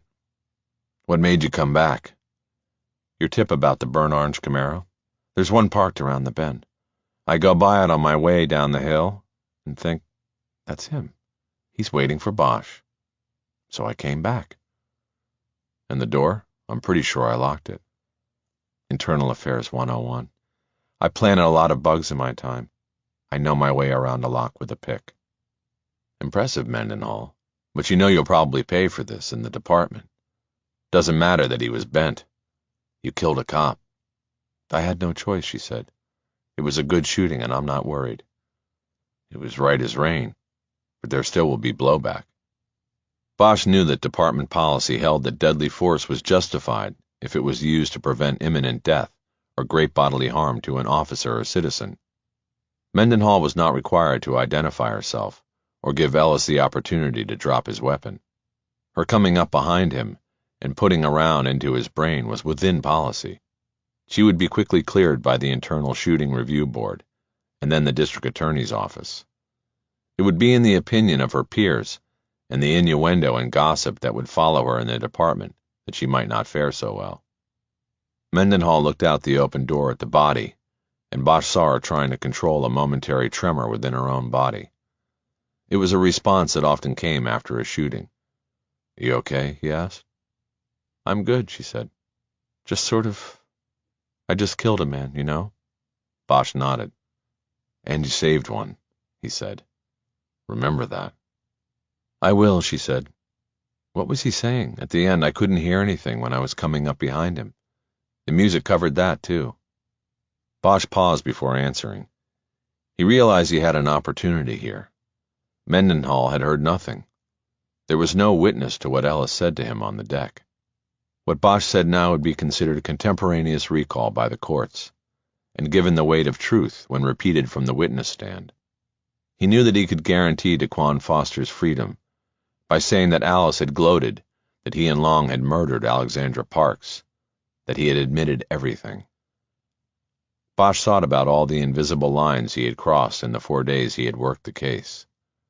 An image came to mind. A man with an umbrella, struggling for balance on a tightrope. That man was Bosch. He decided this was one line he couldn't cross. He didn't say much, other than that he was going to Belize, he said. He just wanted to make sure I was dead before he split. Mendenhall nodded. "Big mistake," she said. Chapter 53. Bosch was soon haunted by his decision not to lie and say Ellis had admitted he and Long killed Alexandra Parks. In the days following the vice cop's death, the charges in the Parks murder remained lodged against Daquan Foster as the sheriff's department dragged its feet on the investigation. Long was charged with a variety of crimes, including the murder of Dr. George Schubert under the felony murder law that held him responsible for his co-conspirators' actions. But the official stand on the Parks case remained unchanged. The sheriff's department refused to acknowledge that the murder charge against Foster was the result of a complex frame-up orchestrated by Ellis and Long.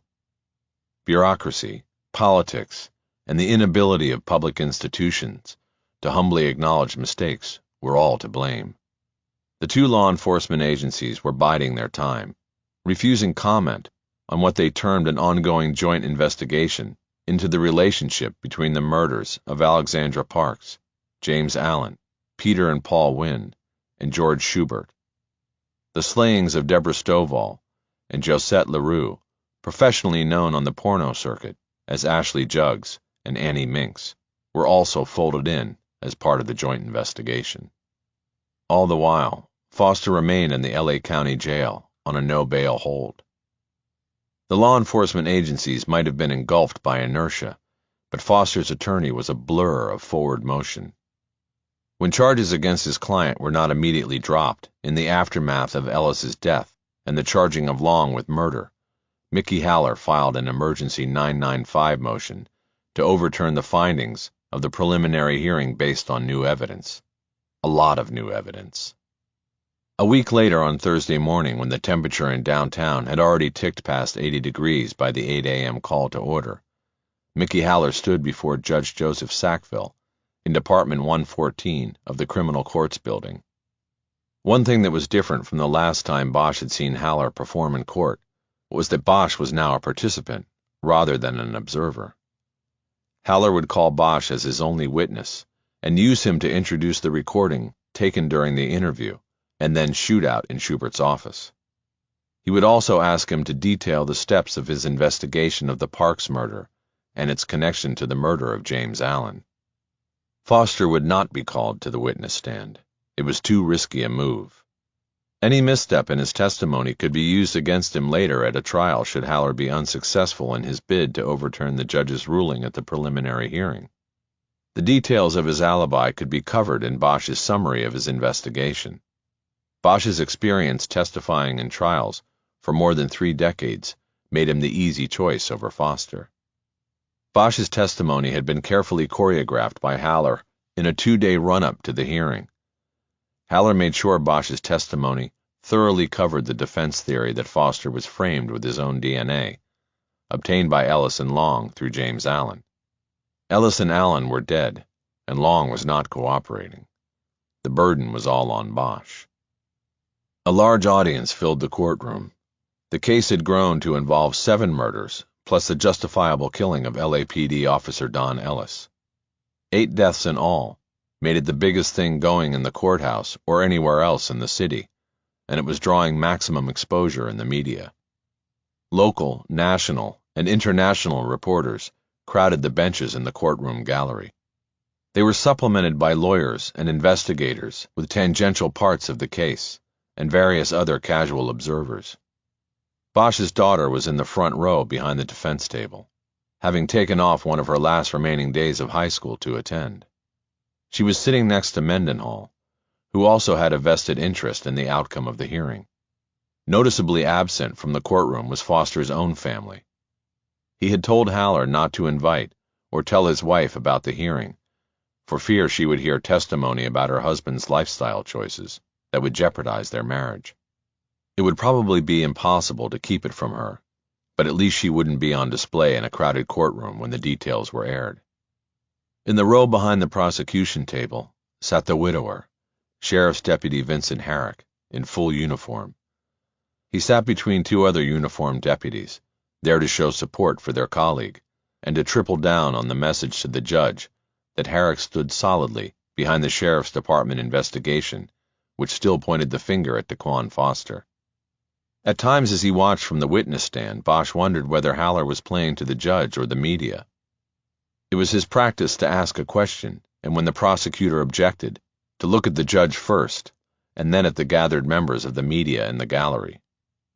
The deputy district attorney assigned to handle the hearing was named Brad Landreth. He was replacing Ellen Tasker for the announced reason that the 995 hearing conflicted with a trial she was finishing, but the inside word was that the district attorney's office viewed the case as a wounded duck that wasn't going to fly. They took one of their top prosecutors off it to keep her trial record blemish-free. Landreth's unenviable job was to try to keep the case on the rails while the sheriff's department and the LAPD continued the glacier-like progress of their investigation. Bosch viewed Landreth as a talented and hard-working prosecutor, but not one who would be a match for Mickey Haller. With multiple objections from Landreth being routinely overruled, it took Haller almost 2 hours to lead Bosch through his testimony and the introduction of what was now called the Schubert recording. Since the hearing was only before a judge, Haller adopted an informal presentation and never stood during the examination. He remained sitting at the defense table next to Foster, who was clad in a blue jailhouse jumpsuit. Haller and Bosch had all the notes they had planned and rehearsed, and then it was Landreth's opportunity for cross-examination. He rose from his seat and went to the lectern, choosing the more formal and perhaps more intimidating stance to question the former police detective. Rather than attack Bosch's story on its merits, Landreth chose to potshot Bosch's methods, his skirting of legalities and shading of truthfulness. He adopted the time-worn strategy of attacking the messenger if the messenger is unassailable. The exchange regarding each person encountered during Bosch's investigation was repeated several times. Landreth, did you tell this individual that you were a police officer? Bosch, no, I did not. Landreth, but isn't it true that you did not dissuade him from his belief that he was indeed talking to a sworn law enforcement officer? Bosch, no, not true. He didn't think I was a police officer because I never told him I was. I had no badge, no gun, and I didn't say I was a cop. The strategy grew tiresome for everyone in the courtroom, especially Judge Sackville, who had allotted only the morning's hours for the hearing. He was soon ruling on objections before Haller could completely articulate them. He repeatedly ordered Landreth to move along, and finally told the prosecutor that he was wasting the court's valuable time. Landreth finally ended his cross, and Bosch was able to step down and take a seat at the defense table next to Haller. Sitting there gave Bosch an uneasy feeling. He felt like he was on the wrong side of the room, as though he were driving a car with a steering wheel on the right.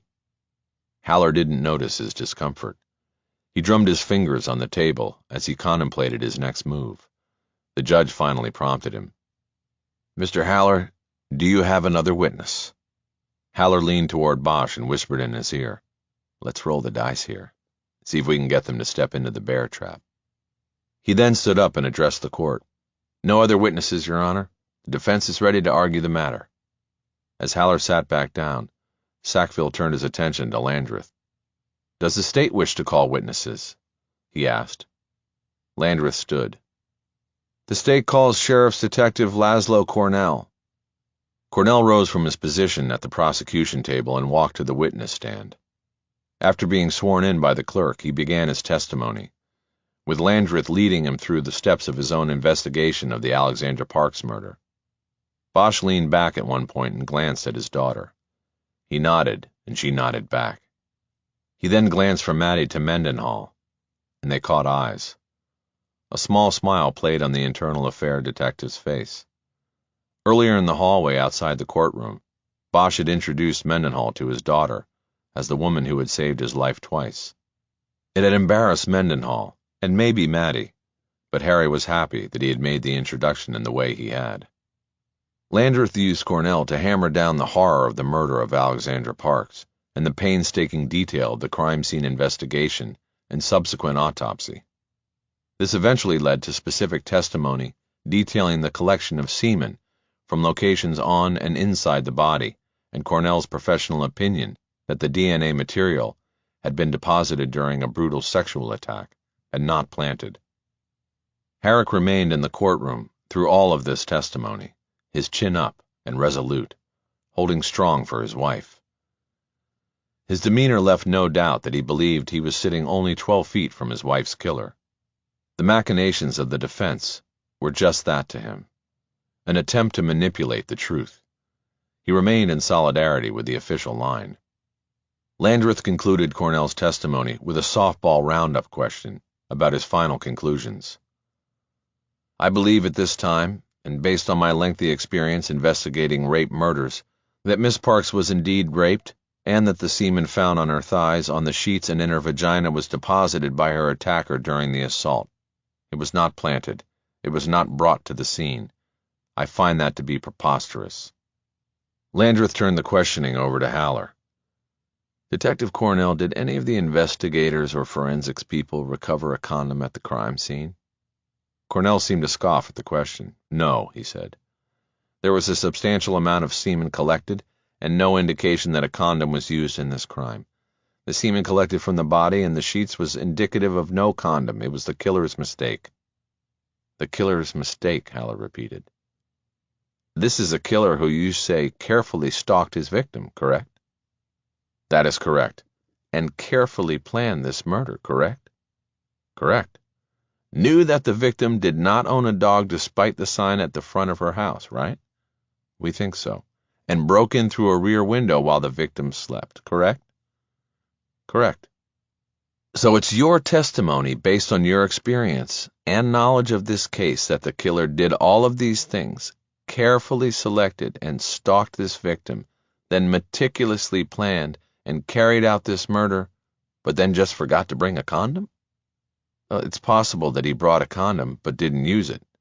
It is quite possible that in the frenzy of the attack he forgot to use it. The frenzy? So now you're saying it was a frenzied attack. I thought you testified that it was a carefully planned attack. All I know is that it was one of the most brutal I've ever seen in the 14 years with the homicide unit. The brutality indicated a loss of control during the assault. The judge stepped in at that point and called for the mid-morning break. He told all participants in the hearing to be back in place in 15 minutes, then jumped up from the bench and disappeared through the door to his chambers. Chapter 54. As soon as the courtroom was back in session and Cornell returned to the witness stand, Haller moved in for the kill. Were the bathrooms in that house checked, Detective Cornell? He asked. The sink traps, or the toilets to see if the killer had flushed a condom? No, Cornell said, a tone of annoyance in his voice. First of all, that's TV. If somebody flushes a condom, that thing is gone. But there was no need. The suspect's semen was all over the crime scene and the victim. We weren't looking for a condom. I stand corrected then, Haller said. This semen that you said was all over the place, what did you do with it? It was collected by forensics and then submitted to the Sheriff's Department's lab for analysis. From there it was submitted to the California Department of Justice for comparison to the state's DNA databank. And that's how it was matched up with Mr. Foster, correct? That is correct. So you just mentioned analysis. What kind of analysis are we talking about? DNA is extracted from the submitted material. They analyze proteins, blood groupings, chromosome characteristics, several different factors. All of these characteristics, or markers, are what is put into the databank. Haller picked up a file, and for the first time stood up, and went to the lectern between the prosecution and defense tables. The teeth of the bear trap had just clamped on Cornell's leg, only he didn't know it yet. Detective Cornell, Haller said, did your lab's analysis include checking the DNA material you submitted from this case for CTE? Cornell grinned like he was putting up with this annoying little tilt at a windmill from Haller. No, he said. Do you know what CTE is, Detective? Haller asked. Condom trace evidence. So why didn't the lab check for CTE? Checking for CTE is not part of the standard protocol for DNA analysis. It's an extra. If you want that, then it needs to be submitted to an outside lab. And you didn't want it? As I said before, there was no indication at the crime scene, the autopsy, or anywhere else that a condom was used in the commission of this murder. But how would you know that if you didn't look for a condom or ask the lab to check the DNA for it? Cornell looked at Landreth, and then at the judge, and raised his hands, palm up. I can't answer that, he said. That doesn't make sense. It does to me, Haller said. Moving faster than Landreth could object, Sackville admonished Haller not to editorialize. Ask your questions, Mr. Haller, he said. Yes, Your Honor, Haller said. Detective Cornell, you are aware that this court ordered the state to share some of that collected DNA with the defense for its own analysis, are you not? Yes, Cornell said. Haller then made a motion asking the judge to allow him to submit the defense's DNA analysis report as an exhibit and to allow Cornell to read from it. This set off a protracted argument from Landreth, who attacked the report on two levels. In the first, he accused Haller of a discovery violation because the lab report he wished to introduce had not previously been turned over to the prosecution. In the second attack, Landreth objected to Haller's wish to have Cornell read from a lab report for which there had been no foundation established. He waltzes in here with this lab report we've never even heard of, Landreth said sarcastically. Added to that, we don't know what lab even did it, what technician performed this analysis. Mr. Haller has laid no foundation whatsoever. As far as we know, he may have picked this report up at Walmart on his way into court this morning. Landreth sat down proudly, after assuming that he had hit it out of the park. What he didn't realize was that it is hard to round the bases when you're dragging a bear trap clamped to your ankle. Haller stood and returned to the lectern. He first turned and looked at Landreth. Walmart, he said. Really? He then looked at the judge and proceeded to tear Landreth's objections to shreds. First, Your Honor, I would like to submit to the court a copy of an email that shows that 2 days ago the lab report being questioned by Mr. Landreth was sent by me to Ellen Tasker, who at that time, as far as the defense knew, was the prosecutor assigned to this case. Haller held a printout of the email over his head, waving it like a flag. Landreth objected, but Sackville said he wanted to see the document. Haller walked to the bench and handed it over. As the judge read the email, Haller continued his argument.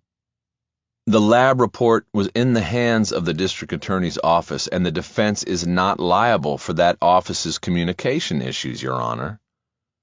Landreth stood to object, but Sackville cut him off. You had your objection on that, Mr. Landreth, he said. We're moving on to foundation. Mr. Haller? Your Honor, this is not a trial, Haller said. This is a challenge to the findings of the court in a preliminary hearing. In that hearing, the court allowed the state to offer hearsay testimony through Detective Cornell, who introduced its DNA report without establishing foundation through lab personnel. The defense simply wishes to have the equal opportunity. It was true. Under the state's constitution, hearsay evidence was allowed into a preliminary hearing as a means of speeding the process.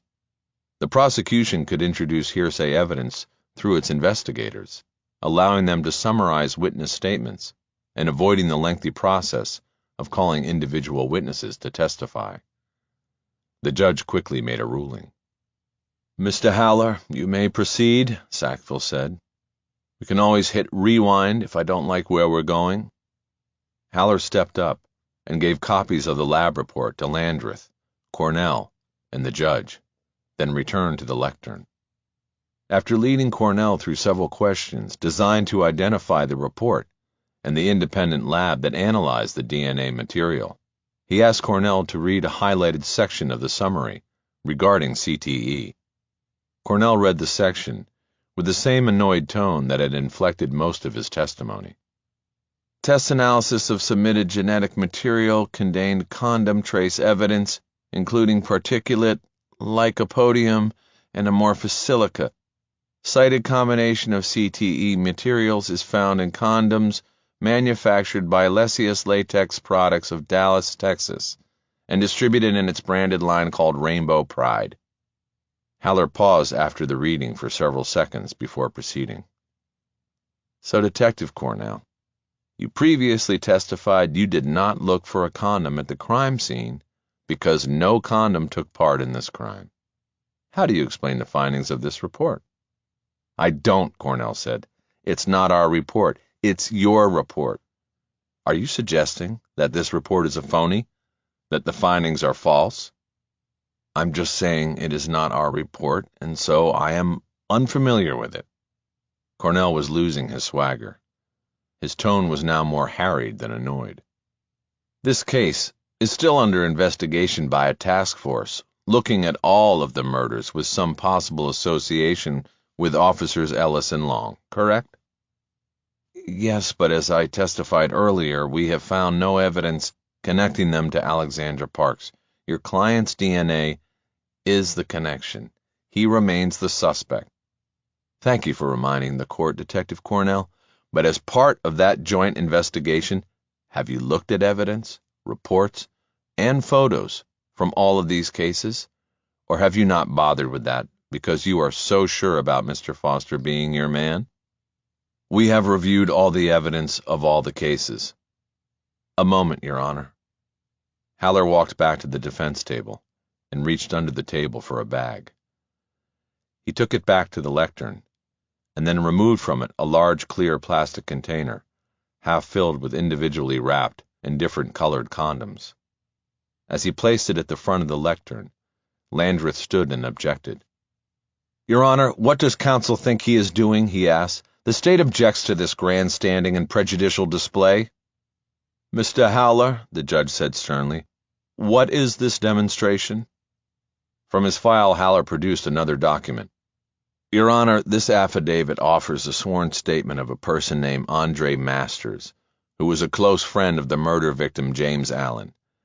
He states that this container of Rainbow Pride condoms was recovered from Mr. Allen's belongings after his murder. These are belongings the investigators of the murder did not collect. This is the same brand of condoms from which the CTE found in and on Alexandra Parks came. This is direct linkage between these two murders, and it directly supports the defense theory that Daquan Foster was set up for this murder by Officers Ellis and Long. Haller's response was punctuated by objections from Landreth, but Sackville had not stopped Haller from finishing his explanation. After a pause, the judge responded, Let me take a look at that affidavit. Haller walked a copy up to the bench, and then gave one to Landreth. For the next few minutes, the judge and prosecutor silently reviewed the statement. Bosch had found Masters and recovered the container of condoms a few days earlier when he finally returned to Haven House and paid the manager $50 for Masters' cell phone number. Your Honor, Landreth said, the strange origin of this statement and the purported chain of custody of this condom container aside, the only evidence you have here is unreliable. Additionally, we once again have a discovery violation. The state was not provided with this affidavit until this very moment. Therefore, the state objects to its inclusion as an exhibit and moves that it be disallowed in the questioning of Detective Cornell. Smoke and mirrors, Your Honor. As Landreth sat down, Haller countered. Your Honor, two things, very quickly. First, I have here another copy of an email, this one to the prosecutor previously assigned to this case. This affidavit from Mr. Masters was sent to her as well, meaning there was no discovery violation on the part of the defense. And second, Your Honor, the defense offers 3 exhibits from the LAPD murder book from the James Allen investigation. These are LAPD crime scene photographs that clearly depict the container of condoms in the victim's motel room on the day his murder was discovered. It is a match to what you see right here. Haller walked the email and photos up to the judge and then went back to the lectern. Bosch saw him wink at Matty in the first row as he returned. The judge took his time with the documents and the photos in front of him. The courtroom was so quiet, Bosch could hear the air conditioner kick on above the ceiling. Finally, the judge stacked the affidavits and photos together and leaned toward his microphone to speak. The court finds this evidence and the testimony brought by the defense compelling and exculpatory, while the state's own witness is unconvincing. The court hereby finds upon review of new evidence that the cause of the preliminary hearing is set aside. The charges against the defendant are dismissed. The state is free to reinstate the charges when and if it can meet the threshold of probable cause. Mr. Foster, you are free to go. You should be sure to thank your attorney for his thoroughness and zeal. Court is now adjourned." And just like that, it was over. The silence in the courtroom held as the judge stepped down from the bench and left through the door to his chambers. Then a burst of surprised conversation broke out throughout the room. Haller turned to Bosch first to shake hands. "You did it," Bosch said. "No, you did it," Haller said. "We make a good team." Haller then turned toward his client and put an arm over his shoulder as he hugged and congratulated him. Bosch was left odd man out at the table, and so he turned to look back at his daughter. She was beaming. "Yay, Dad!" He smiled and nodded, uneasy with the victory. He had to admit he was happy, and it was the first time he had ever felt that way after hearing charges of murder being dismissed. It would take some getting used to. Chapter 55. In the hallway outside the courtroom, the show belonged to Haller. Landreth didn't stick around. Cornell and Herrick didn't stick around. And Foster had to be processed out of custody and wouldn't actually be a free man for at least a couple more hours. That left Haller. The media from around the world surrounded him with an undulating circle of cameras, recorders, and microphones extended toward his face. He was like the guy who hit the walk-off home run at the World Series. They were 3 deep from all sides, and Haller kept turning, looking high and low, giving everyone an opportunity to ask questions and hear his sage and sometimes wry responses. From his pocket he pulled a thick stack of business cards and handed them out as he spoke, making sure the reporters had his name right. The best advertising is free advertising. Bosch stood off to the side with his daughter and watched the spectacle. "This is amazing," Maddie said. "Just don't get any ideas," Bosch said. "One defense lawyer in the family is enough." "All right if I get closer up there to listen?" "Sure, just don't get eaten by those sharks. It's a feeding frenzy." Maddie rolled her eyes and went off to approach the media knot. Bosch looked around and saw Mendenhall standing a few yards away in the secondary ring of hallway observers. She was fascinated by the media spectacle as well. Bosch sauntered over, and they spoke while keeping their eyes on the center scrum. "Thanks for coming today," he said. "I wouldn't have missed it," she said. "By the way, your daughter is very proud of you. I can tell." "For now." "No. Forever." He smiled and nodded. He hoped so. "I hope you have an unlisted number," Mendenhall said. "People are going to be calling you, and Haller, every innocent man in the system." Bosch shook his head. "Not me," he said. "I'm one and done." "Really? You?" she asked. "Then what's next?" Bosch shrugged and thought for a moment. Then he took his eyes off the circus and looked at her. "I've got an old Harley, the 1950 Panhead that needs its carburetor back in place. Actually, it needs a lot of things back in place. That's next. It's the same bike Lee Marvin rode in the Wild One. You ever see it?" "I don't think so." "You ride, Mendenhall?" Now she took her eyes off the circus and looked at him. "Not in a long time." "Me neither. Give me a couple weeks and I'll call you. We'll ride." "I'd like that." Bosch nodded, then stepped away and walked over to get his daughter. It was time to go home.